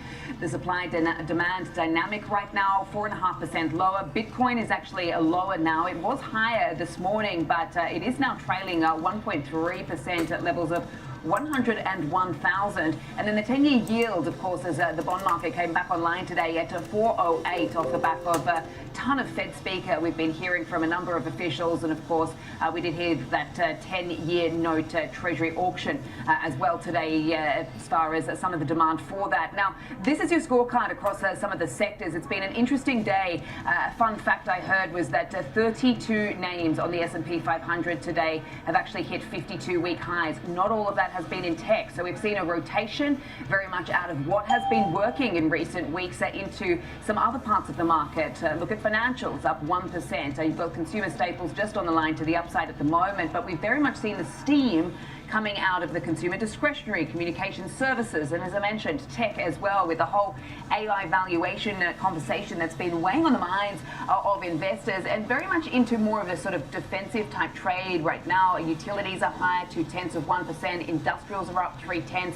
Materials as well up 1.2%. However, we do have energy lower by 1.3%, certainly tracking those lower crude prices, and then real estate is down by about 0.2%. We did have somewhat encouraging numbers out of mortgage apps this morning, however, and it's been a bit of a split picture across mega cap tech. We've got Microsoft that seems to be the bright spot there, 0.3% higher, but the rest are in the red. So as I mentioned, it continues to be a tough old time for some of these tech players here. Nvidia's lower by 0.8, Apple also lower, but you know, the big story of the day has very much been AMD and what they've been saying about their forecasts for AI data centers come 2030. But for now, I'll send things back over to Marley in Chicago. Thanks so much, Sam. Joining us now here in our Chicago studios is Dave Sakara, the Chief U.S. Market Strategist over at Morningstar. Dave, thank you for being with us this afternoon. Of course, good we always love having you on Market on Close. You know, just love to get your thoughts on the action we're seeing as it looks like we may be nearing the end of this government shutdown, but we're still seeing a bit of a mixed picture here. To be honest, I really haven't paid that much attention to the government shutdown. Market never sold off on it, hasn't really done anything as far as like our economic outlook. Looks like it's going to be reopening. So for me, yes, I mean, it's unfortunate, and I'm sure the people that, you know, have their checks withheld have been under a lot of pressure. That was a nice little, you know, unfortunately, from my perspective, watch right there, really 125 to 220. Done anything to really change my view overall. Yeah, it's been, we've seen quite a lot of a shrug off at this point. Exactly. The rally has 68.55s. We've seen some minor pullbacks. I did want to get your thoughts. Minor. We had a guest on Trading 360 earlier today What? who said he's expecting about 7,000, 7,100 perhaps by the end of the year. Dale Smothers. I just want to get your thoughts on. Her and I have so different opinions. I could argue with her all day long. What do you mean minor?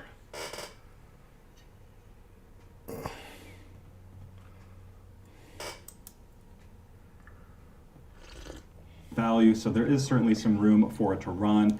So I think in the short term, yes, the momentum is probably still enough there to get us to, you know, that 7,000 192 to 180, is that minor? Interestingly, what I started seeing last week was some of the fatigue, you know, some of the AI buyers, you know, just getting tired of continually pushing those AI stocks up. I think we're seeing a little bit of that today. Now, of course, AMD coming out with, their investor day. We also increased our fair value up to $270 a share on that. So I think the market, we got so spoiled. We were seeing like every week, almost every other day for the past couple months, all these new partnerships, all these new deals announced, ratcheting up our fair values. In fact, over the course of October, we increased the fair values of the coverage that we have in the United States by $4.1 trillion in total in October. Now, when we break that down, there's 1.4 trillion. 3.1 trillion of the market cap that we increased our fair values. And even like Google. Well, Oakland was 193 a bit ago. Value there twice No wonder they're over the course pumping it. of the month. First time when they announced the deal with Anthropic, and then they came out better than Just a expected. small little So we pullback. increased our fair value on that by $1.2 trillion. So sometimes these numbers, you got to. Just a small little pullback. So if you think about that 193 to that's essentially 100. the market cap of Warren Buffett's Berkshire Hathaway. It's just small. NVIDIA, we increased that one by $800 billion in market cap after the CEO came out with kind of some new guidance, as far as their sales numbers. We incorporated that into our model. So again, raising that by $800 billion, I mean, that's like adding Walmart to the size of your index. Oh, yeah. Overall, I mean, those 6 companies at $3.1 trillion, that's like adding 31 $100 billion companies to the index. So I think to some degree, we are getting a little bit of fatigue with the AI. When there is new news, we're bringing it in. Uh-oh, what's going on here? For the most part, I think a lot of people are probably starting to get to the point where they're trying to find value away from the AI trade, which has really been this entire year. It certainly has been. But if we're market weight right now, if that's your overall stance, but we're also seeing this AI fatigue, and yet you're adding close to $2 trillion in market cap just with Google and NVIDIA. How much higher can those names realistically go before Democrats got to do what they can. Stretched valuation conversation? Well, it all gets into what your base case is, and of course it's all very idiosyncratic. So, for example, with Alphabet, that is still a 4-star rated stock. We still think it's undervalued. It trades at about a 16% discount to fair value. Microsoft also undervalued, another 4-star stock at a 17% discount. So we're still finding value in there. A lot of that really just being based on our outlook for the cloud growth for those businesses. So, for example, with Microsoft, very happy with the fundamentals of the business. Really, I mean, they're still hitting on all cylinders, but our investment case on that one all year has really been about Azure.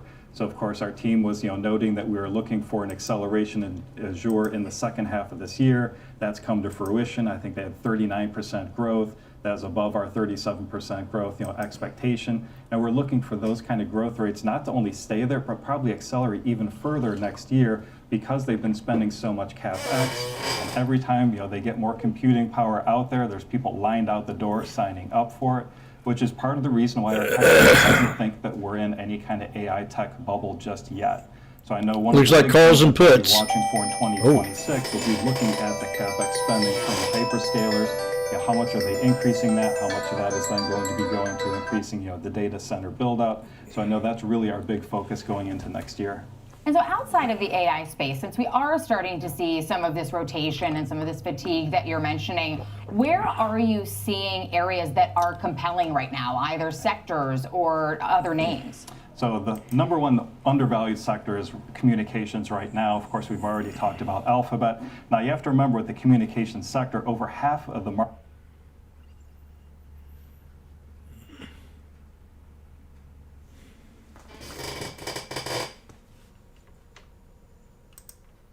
Right on time.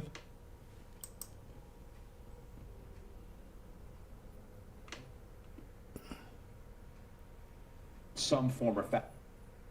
Now, what we saw, if we were to rewind about 6 to 12 months ago, is analysts being very frustrated with the cadence of the new developments on AI from Apple. When we think about Jobs versus Cook, Jobs just the pure visionary, and unfortunately he passed, but he left enough products in the pipeline for the ultimate executor in Tim Cook to be able to execute across, up until we entered the AI age.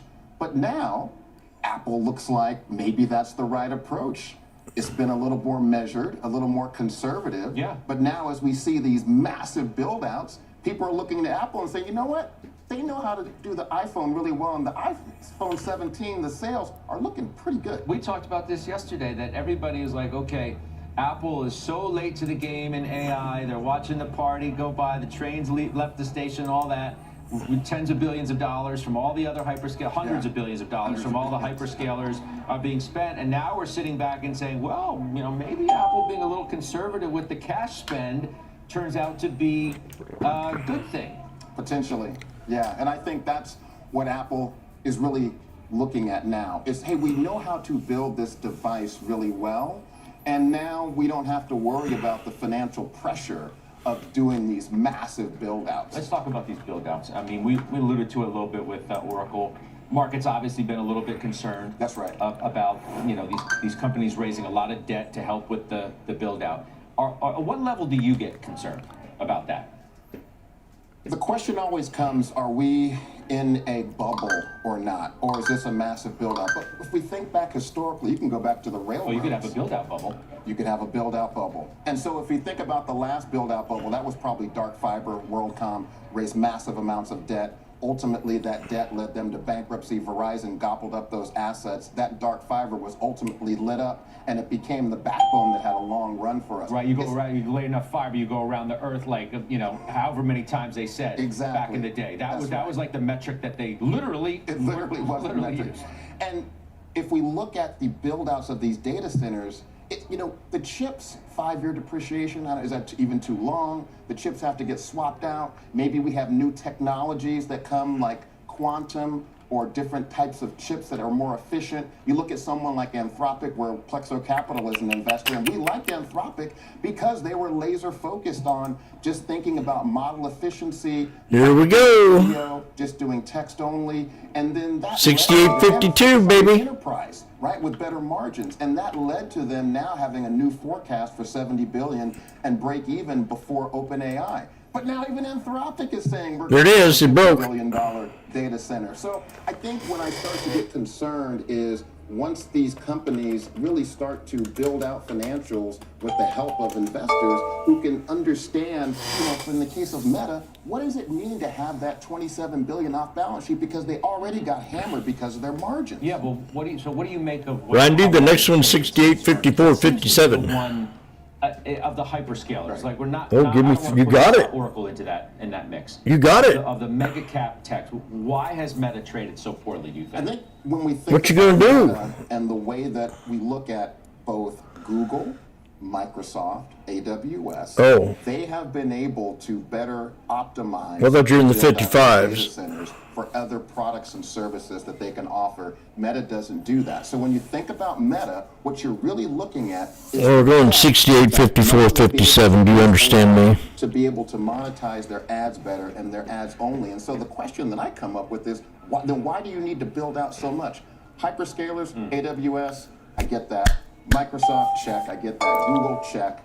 But that's the question mark, especially when it's going to pound on their margins near term, and it didn't even really factor in this 27 billion off balance. So lastly, do you have tell any a story questions here. at this point about NVIDIA? We're going to hear from them in a week. Jimmy called a double bottom down here. Do we remember? I think the big outlier is how should we Does anybody remember? as people that are investors and analysts, how do we think about If you do, say yes. Right? When do those chips need to be swapped out? Is a 5-year depreciation the right amount of time? Like, those are the questions that I want to better understand. You're thinking about that too, because that's one of the things that Dr. Burry is. Say it so everybody can hear you. Social media, of course, of Big Short fame, and he's been doing it a lot. Yes. But he's been talking about overstating earnings because you're underappreciating the depreciation part of the story. Jim Chanos was doing that today too, relative to. Someone say yes. We don't have the transparency that we need. Even with Microsoft, since Microsoft uses the equity approach to valuing their investments, we don't know. You can say yes, and I won't get mad. To really give us insight into OpenAI's losses that they're. Wayne said yes. Thanks for having me. Good to have you in New York. All right. I think I saw you on the list at delivering alpha for tomorrow. That's so right. I will see you there. I look forward to that. That's Low Tony of Plexo Capital. Still ahead, Disney results. They are on deck tomorrow morning. The man who literally wrote the book on that company, Jim Stewart. He'll join us right here with what to expect when we come back on the bell. The 6850s, boom, boom, boom.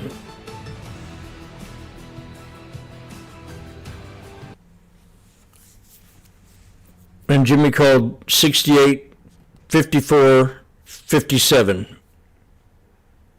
Here we are. We're getting there. Come on. Almost there. Just almost. Come on. 4 more cents. Boom.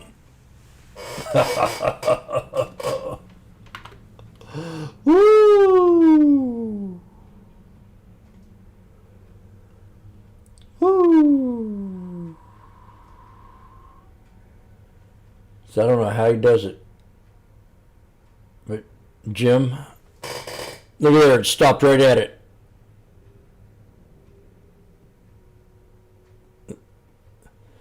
The body of the candle. Oh, just, my grandma called up last night and she told me that she was pregnant. She did. Oh.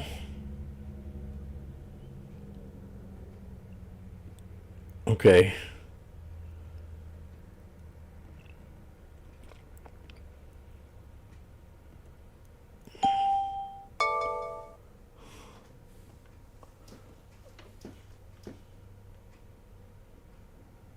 Oh my God.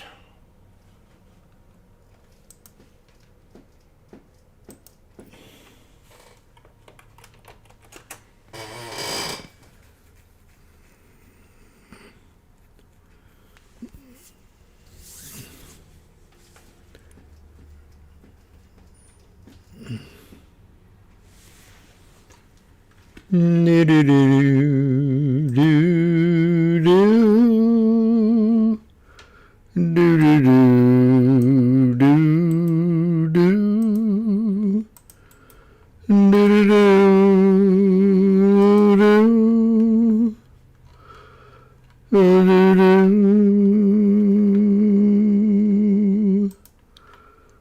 Do do do do do. Do do do do do. La la la la la la la la la la la la la.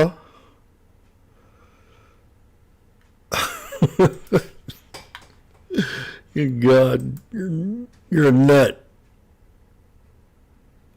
Jim. I appreciate your entertaining us for 8 hours a day, and I want to help contribute to your vacation coming up. In fact, I'm going to buy it for you.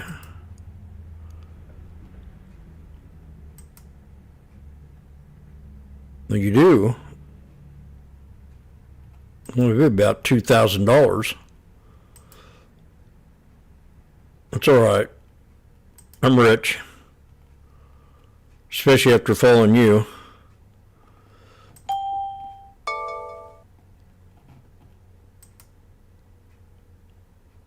Boom, boom, boom. We are back. Let's send it now to Christina Partsinevelos for a look at some of the biggest names that are moving into this close today. Tell us. $5.20. Let's look at Bill Holdings. Those shares are surging right now, and a report the company is exploring a sale. These are the 68.55s. Financial advisor to solicit interest from what? A larger industry rival or private equity. Not what I wanted. This is according to people familiar with the matter who told Bloomberg, and that's why shares have just jumped right now, up 11%. McGraw-Hill shares also in the green after it raised its guidance for the year. Education company saw strong reoccurring and digital revenue in its most recent quarter. That digital part is key for this company. Shares, though, have struggled this year, but they're up about 24% right now. Last but not least, Big Bear AI jumping. I only have positive names right now, jumping 16% after announcing a $250 million deal for Ask Sage, a generative AI platform for defense agencies. The company also beat third quarter estimates. That helped. But Big Bear really sells facial recognition and AI tools to the Defense Department, and it's going all in on defense. Scott? All right, Christina, thank you. Up next, we're tracking a pair of developing stories out of D.C. today. We wait on that House vote on ending the government shutdown. Also, the president gearing up to host a slate of CEOs at the White House this evening. We'll take you live. Bingo, Johnny. Double bottom baby.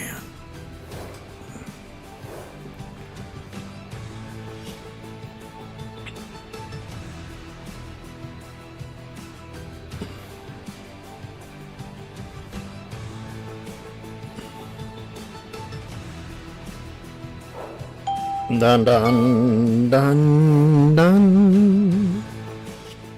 That's called the power hour trade.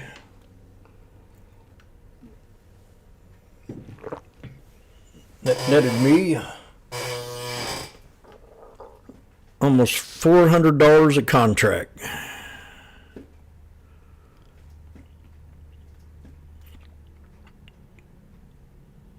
I'm very impressed. The double bottom, boom. Chart patterns, moving averages, and being in the now.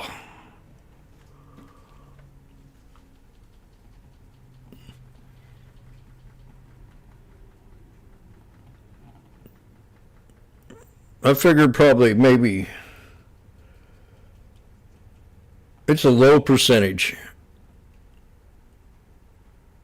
that take the time out to learn chart patterns, moving averages, and being in the now.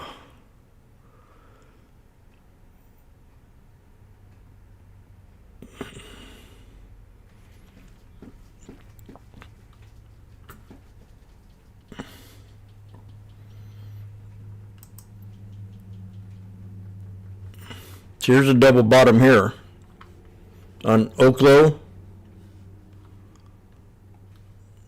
Boom, boom, double bottom.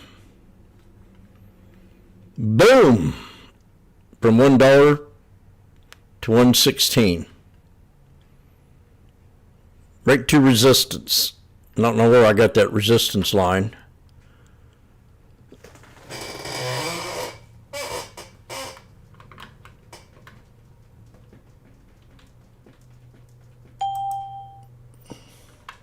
SPY, double bottom, boom, back to the VWAP.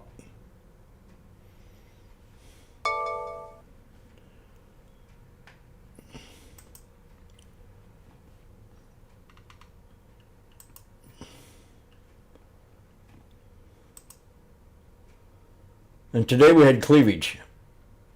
Price patterns, moving averages, oscillator. Best of all, you can Nicole ask saved questions us. directly to an education coach. It's interactive learning. Marley and had fun. legs, Tune so in that was live good enough. Or on demand. Head over to schwab.com/coaching and start learning today.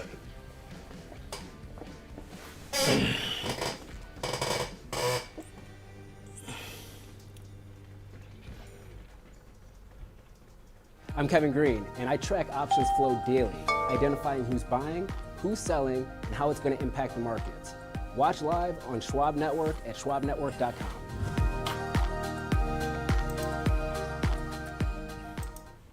Trading at Schwab is powered by Ameritrade, giving traders even more ways to sharpen their skills with tailored education. Get an expanding library filled with new online videos, webcasts, articles, courses, and more.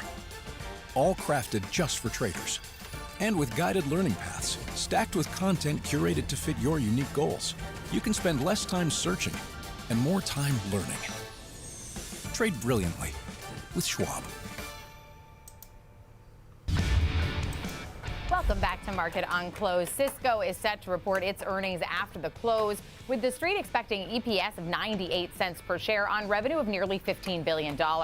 Investors will be looking for growth in AI infrastructure, with UBS saying it sees $2 billion in AI-related orders this year. Shares are up more than 20% so far in 2025. And of course, that means that Cisco is our focus for Options Corner today. Welcoming in Rick Ducat to the conversation, our lead market technician here on Schwab Network, to take a look at Cisco ahead of their earnings after the close today.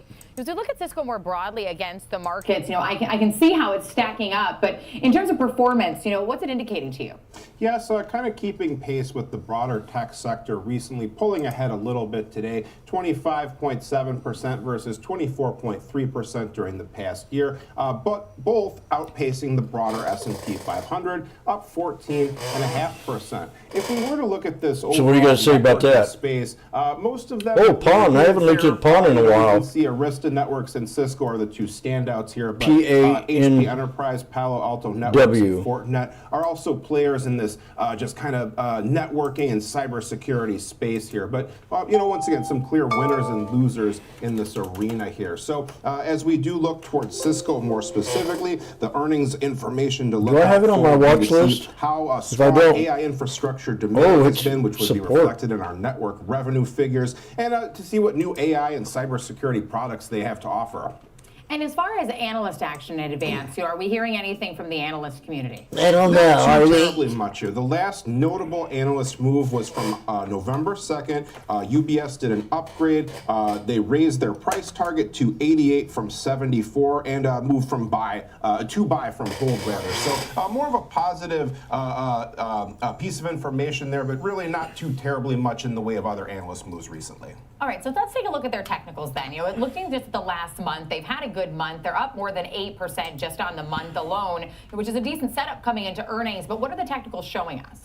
Yeah, so what we had here was the 66 level was an old high point, and then that was around the general area that we topped out a couple more times before the breakout. Then that was the low point. So old resistance became new support. From there, we started to travel in this broad upward channel type shape here. We can see that the old highs here, 72.55, even after we did manage to pull above them into these highs just below 75, we retreated somewhat. We established recent lows here near around 70.50. So that would be another point to watch, but a strong move to the upside today so far. When we do look at some of our other studies, our 21-day exponential moving average lines up with our trend line near about 71.50. That would be a downside area to monitor. Our orange 63-day EMA comes in just below 70 as well. RSI still trending upwards, still more bullish here, but not too many notable developments there at this time. Finally, if we were to look at our volume profile and standard deviation channels, our point of control comes in right here near about 68. That's our heavy trading area. Another node comes in right here, lining up with our linear regression line, our line of best fit. 70 to 71 or so is another standout downside area. And we're trading just above that right now at 73.75 for Cisco. As far as options activity that we're seeing ahead of their earnings, what's the volume like?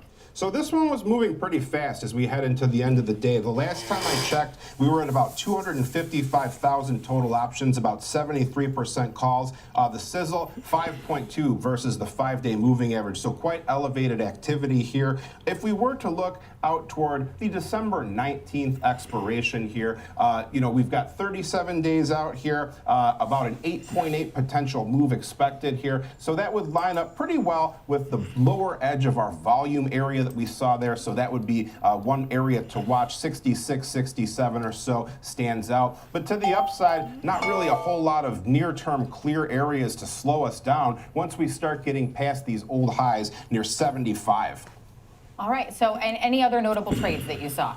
One big trade, minus 2,700 March 20th, 72.5 strike calls. They got a $1.5 million credit received for this short trade here, but it seems like it was probably a closing trade. Otherwise, they would have been selling calls that were already in the money. Not really a clear, direct corresponding opening trade, though, but it does seem to be a closing trade most likely. Well, Rick, thank you for breaking down Cisco ahead of you're welcome. We'll have for you later on the show once they're released. But I do want to check back in with Sam and find out who will be featuring for Overlook Stocks today.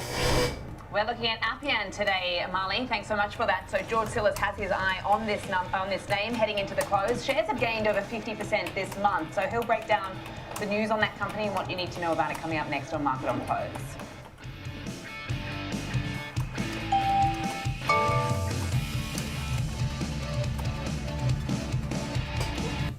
Whether you're an experienced investor or just getting started, Charles Schwab offers a webcast that's right for you.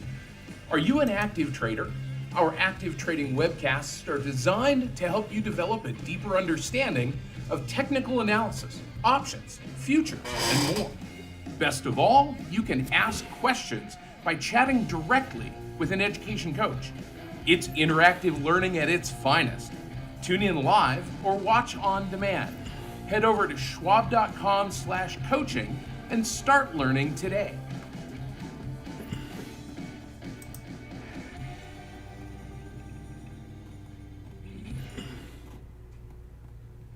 I'm Jenny Horn. We go beyond the headlines, tracking the trends, sector moves, and fundamentals shaping the markets in real time.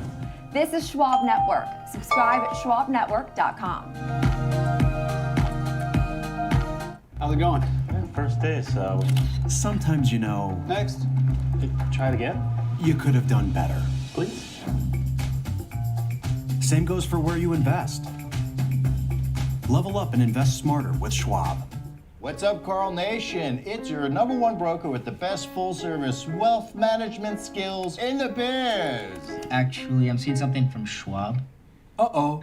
Yeah, Schwab lets you invest and trade on your own. And if you want, they can even manage it for you. Not to mention, Schwab has a team of specialists for taxes, insurance, and estate planning, all with low fees. We're experiencing technical difficulties. Carl. Schwab, a modern approach to wealth management. Stay connected to the markets with Schwab Network. Tune in 24 hours a day, 7 days a week on schwabnetwork.com. And on all your favorite streaming services. Schwab Well, Jimmy sees is a triple bottom coming up on pawn. for free. Welcome back to Market on Close. I'm Sam Bardas, live from the floor of the New York Stock Exchange. It's time now for Overlooked Stocks. Shares of Appian have rallied over 50% so far. This coming after the company reported earnings last week. Today it announced some new AI capabilities as well, which sent the stock to more than 2-year highs. So I'm joined by George Sillis to get us across this one, Senior Markets Correspondent. What are you seeing as far as the earnings and the reaction in the stock today of Appian, George? Yeah, so if you look at the stock, I mean, you're right. George. In the last, 5 trading sessions, the stock has effectively gone up about 50%. So it begs the question of what's going on. I'll explain my thoughts in just a sec, but for those who may not know, and this is a small company, a market cap around $3 billion. It's essentially a application software company. They design software to automate processes like things like data mining, optimize business analytics, and decision analytics. But one of the other features about software, which I think is unique versus some of the larger competitors in this space, include the abilities to rapidly in deploying and designing and building and maintaining applications across the enterprise stack. And it's more of a application design software that allows more of a point and click versus a coding software, which is actually more user friendly. I think if you look in this space, some of the larger players include Atlassian, Sybil Team, Salesforce, Workday, Tenenbaum, which is basically 10B. All these names are actually down in the last year, and as of late, Appian is actually now positive for the year, only up about 12%. But again, as you mentioned, in the last 6 trading sessions, up 50%. And if you look at what they reported in terms of their EPS and sales, it was actually quite meaningful considering that they came in with 32-cent adjusted profit for the quarter, but they were only estimating around 5 cents. So that's a significant beat, and effectively doubled their adjusted EPS from 15 cents in the previous year. Sales also came in higher than estimated at 187 million, only up about 12 million versus the estimate, and that was higher by 20%. But it wasn't necessarily, I suggest, perhaps a one-time gain that the company generated, because they essentially denoted that going forward they see cloud subscription revenue increasing at 19% and total revenue adjustments higher from around 698 at the midpoint to 715 million. But at the same time, the adjusted EPS for the full year moved from 33 cents to 52 cents. So if you just do the math, roughly speaking, that's about a 60 to 70% difference in what was anticipated in EPS for the year versus what they adjusted for. And that's essentially what we're seeing in price. It's catching up to the surprise adjustment in earnings for the fiscal year. And therefore, some of the analysts are still, they got caught off guard. If you look at Morgan Stanley, they increased their target from $29 to $45, and Barclays also has now the street low on the name at $37. Just looking across that, and I mean, as far as the year-to-date performance, I mean, it's been trading pretty sideways, you could say, before this sort of big move that we've seen in November. I mean, can you speak to some of that? Because I understand it's been, a bit of a tougher year for some of those in the software business. But I also, as far as you mentioned, some of the analysts, where they sit on it, I mean, it looks a little bit mixed. I mean, I do see some are in the sort of underperform camp. there are in a strong buy as well, but most of them are sort of sitting on the fence here. So it's a good question. You know, looking across the board, and that's the reason I brought up some of the bigger players like Workday and Salesforce. You can even throw in Adobe in that camp.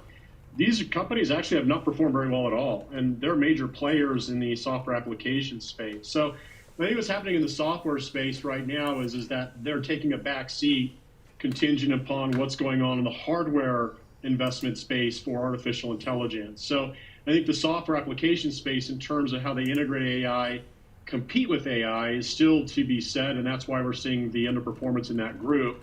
I think for Appian in particular, if you consider 8 the more market cap, minutes. which was low, I think sometimes these stocks are sleepers. In other words, the analysts don't adjust Boom! very closely, only on a quarter-to-quarter basis. Off the 200 again in the Quite a 63. surprise, I suggest. But at the same time, it makes a difference, especially when you talk about the adjustment in EPS guidance as well as the beat for the full fiscal What a year. day. It changes the entire model structure for the I noticed price one thing. expectation evaluation. And it's also more important here because if you look at You know, I like scalping first thing in the morning. at 76% of sales, you know, it's And pretty much that in line with sometimes some seems other like it's the competitors, hardest but for net income some margin people last to year was see. negative 1%. So But I effectively do last notice year on about 690 million in sales, they lost $7 you million. sit here for 8 It's not hours. the case for some of the major players I mentioned, like Adobe or CRM. And eventually everything They're starts profitable. piecing So my itself point is together. that many times that you Charts see these become big a little moves, bit more they come easier to about read. when stocks are near gap More profitability, predictable. which is the case for Appian, and then they have a breakthrough quarter. And I think that's what's happened here and why the stock is really Because you're still posted like in some a nice gains, at least on a percentage basis. consolidated correction mode there for the first couple hours of the day. On the trading day today. But Thanks like so here, much for getting us across Jimmy that called name this for double us bottom. today, George Hillis. Boom, all the way to $5. Chicago. Thanks so much Comes to back Sam and and hits George the for 200 that. We're and the nearing the end 200. of our market session. And Of course, boom. that means we'll be bringing Kevin Green in to break down the levels he's Here you watching had a on the triple S&P top. 500. Plus, we've got earnings from Cisco Got an due out inverse after head the and bell. shoulders. We'll break down that report live as soon as it's released. Next on Market on Close. So, you know, it gets easy.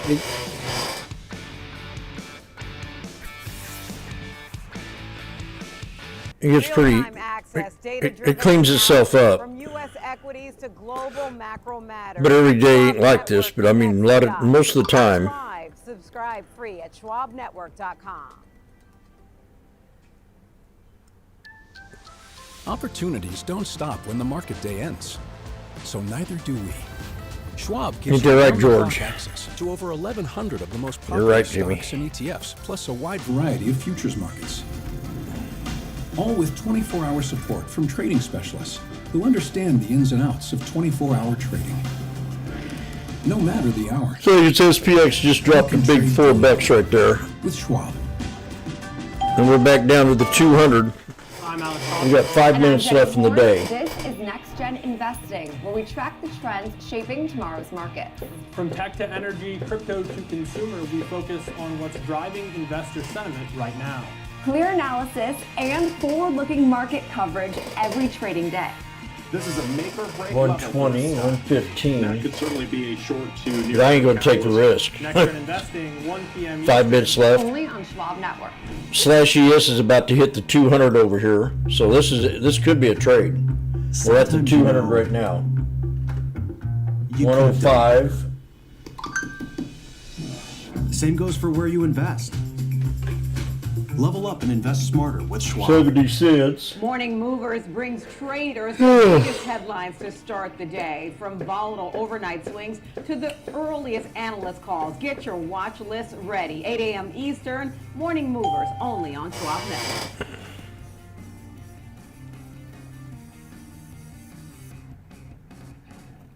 Stay connected to what moves markets. Download the Schwab Network app and stream live coverage wherever you are. Believe me, when it comes to investing, you'll love Carl's Way. Carl's Way Here, please. is the best Carl's way. Is the best way. Is it? At Yes. Schwab, how I choose to invest is up to me. Exactly. I can invest and trade on my own. Yes, and I let them manage some investments for me too. Let's move on, shall we? No can do. I'll get out here. Where are you going? Schwab. Schwab, a modern approach to wealth management. We're back here on Market on Close. I'm Sam Vardas here on the floor of the New York Stock Exchange alongside Marley Caden in our Chicago headquarters. So there's just a few minutes left to go now in this session. So let's welcome in Kevin Green, Senior Markets Correspondent, to help close out the day. And we've seen the rotation continue, a record for the Dow, the S&P a bit range bound. What stands out to you, KG? I would agree. I mean, the rotation trade still is in effect here. We have about 60% of the stocks in the S&P 500 in the green so far here today going into the close, which is good when you're looking at that broad-based participation, but you are still seeing some weakness when it comes to the Mag 7 names here. This kind of reminded me of the Tuesday of last week, that type of trading action where we did once again have participation on a broader front, but you started to see a lot of breakdown when it came to some of these Mag 7 names. Meta continues to move to the downside. Even NVIDIA trying to hold that 190 level. Now it is catching a little bit of a bid going into the close, but once again, a little bit concerning here. If you're looking at these levels that we're focusing on, 68.50 is going to be pretty much the midpoint range between the 68.60-ish area, which is going to be a major area of resistance, and 68.40 going to be the major area of support going into the close. Once again, range-bound action, a lot of consolidation here today. That's what also happens when you have a 17, 16, 17 VIX or so. And let's see if we're actually going to be able to kind of regroup and move forward and move higher here over the next couple of sessions. I did not like the price action for today, especially when you're looking at the Mag 7. Yeah, I didn't like it either. We could actually look at a chart that Great for scalping. here. It's going to be the NASDAQ 100 futures. We actually looked at this on either Monday or Friday of last week, where we were looking at these volume-weighted average prices, or these anchored volume-weighted average prices here for the NASDAQ. And now we are actually seeing a pretty decent pinch here. So if you're looking at the highs, that purple line has been an area of resistance. We talked about that Morningstar type of pattern, that reversal pattern. We have not seen a follow through yet. We're holding the 20-day moving average, which is in blue, and then there's another orange line at the lows as well. That's another volume-weighted average price from the lows that we saw back in last week. So we're actually kind of at a pinch point here. You would look for actually a breakout, a significant breakout either to the upside, or we actually break down a little bit further. So the S&P 500 looks okay. Once again, participation, tech stocks for the most part still look a little bit weak, and that's a little bit concerning just given the fact that we do have a lot of these headwinds that are now taken off the table, especially with the government shutdown ending. Is the market really bracing for another reality check when it comes to the AI trade, as well as maybe some of this economic data that we will get over the next couple of weeks coming from the government? Is that also potentially spooking investors from going all in the traditional manner like we've seen almost all year? And Kevin, you mentioned the Mag 7, putting some weight on the NASDAQ here, but as I'm looking at sector action today, healthcare really our top performer here, up 1.5%. What are some of your takeaways there? Yeah, I mean, the healthcare space has been really consolidating, especially if you're looking at the XLV. It actually did consolidate for a considerable amount of time, since pretty much April to about August, maybe let's say the end of September. Then we started seeing a breakout, and now we're seeing the full-on breakout to the upside for the XLV above that 150-ish area. You're seeing a lot of participation when it comes to the biotech stocks. If you look at the IBV, it's also doing a boom. So today was definitely a choppy day, a scalper's day, in and out, in and out. What the hell is that? Oh, my girl, Angelina Rose. So I got 1 minute and 45 minutes, 1 minute and 42 seconds.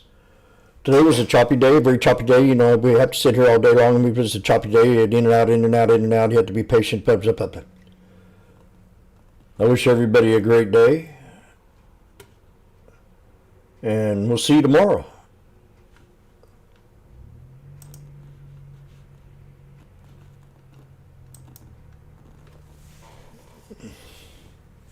Cleavage makes me happy.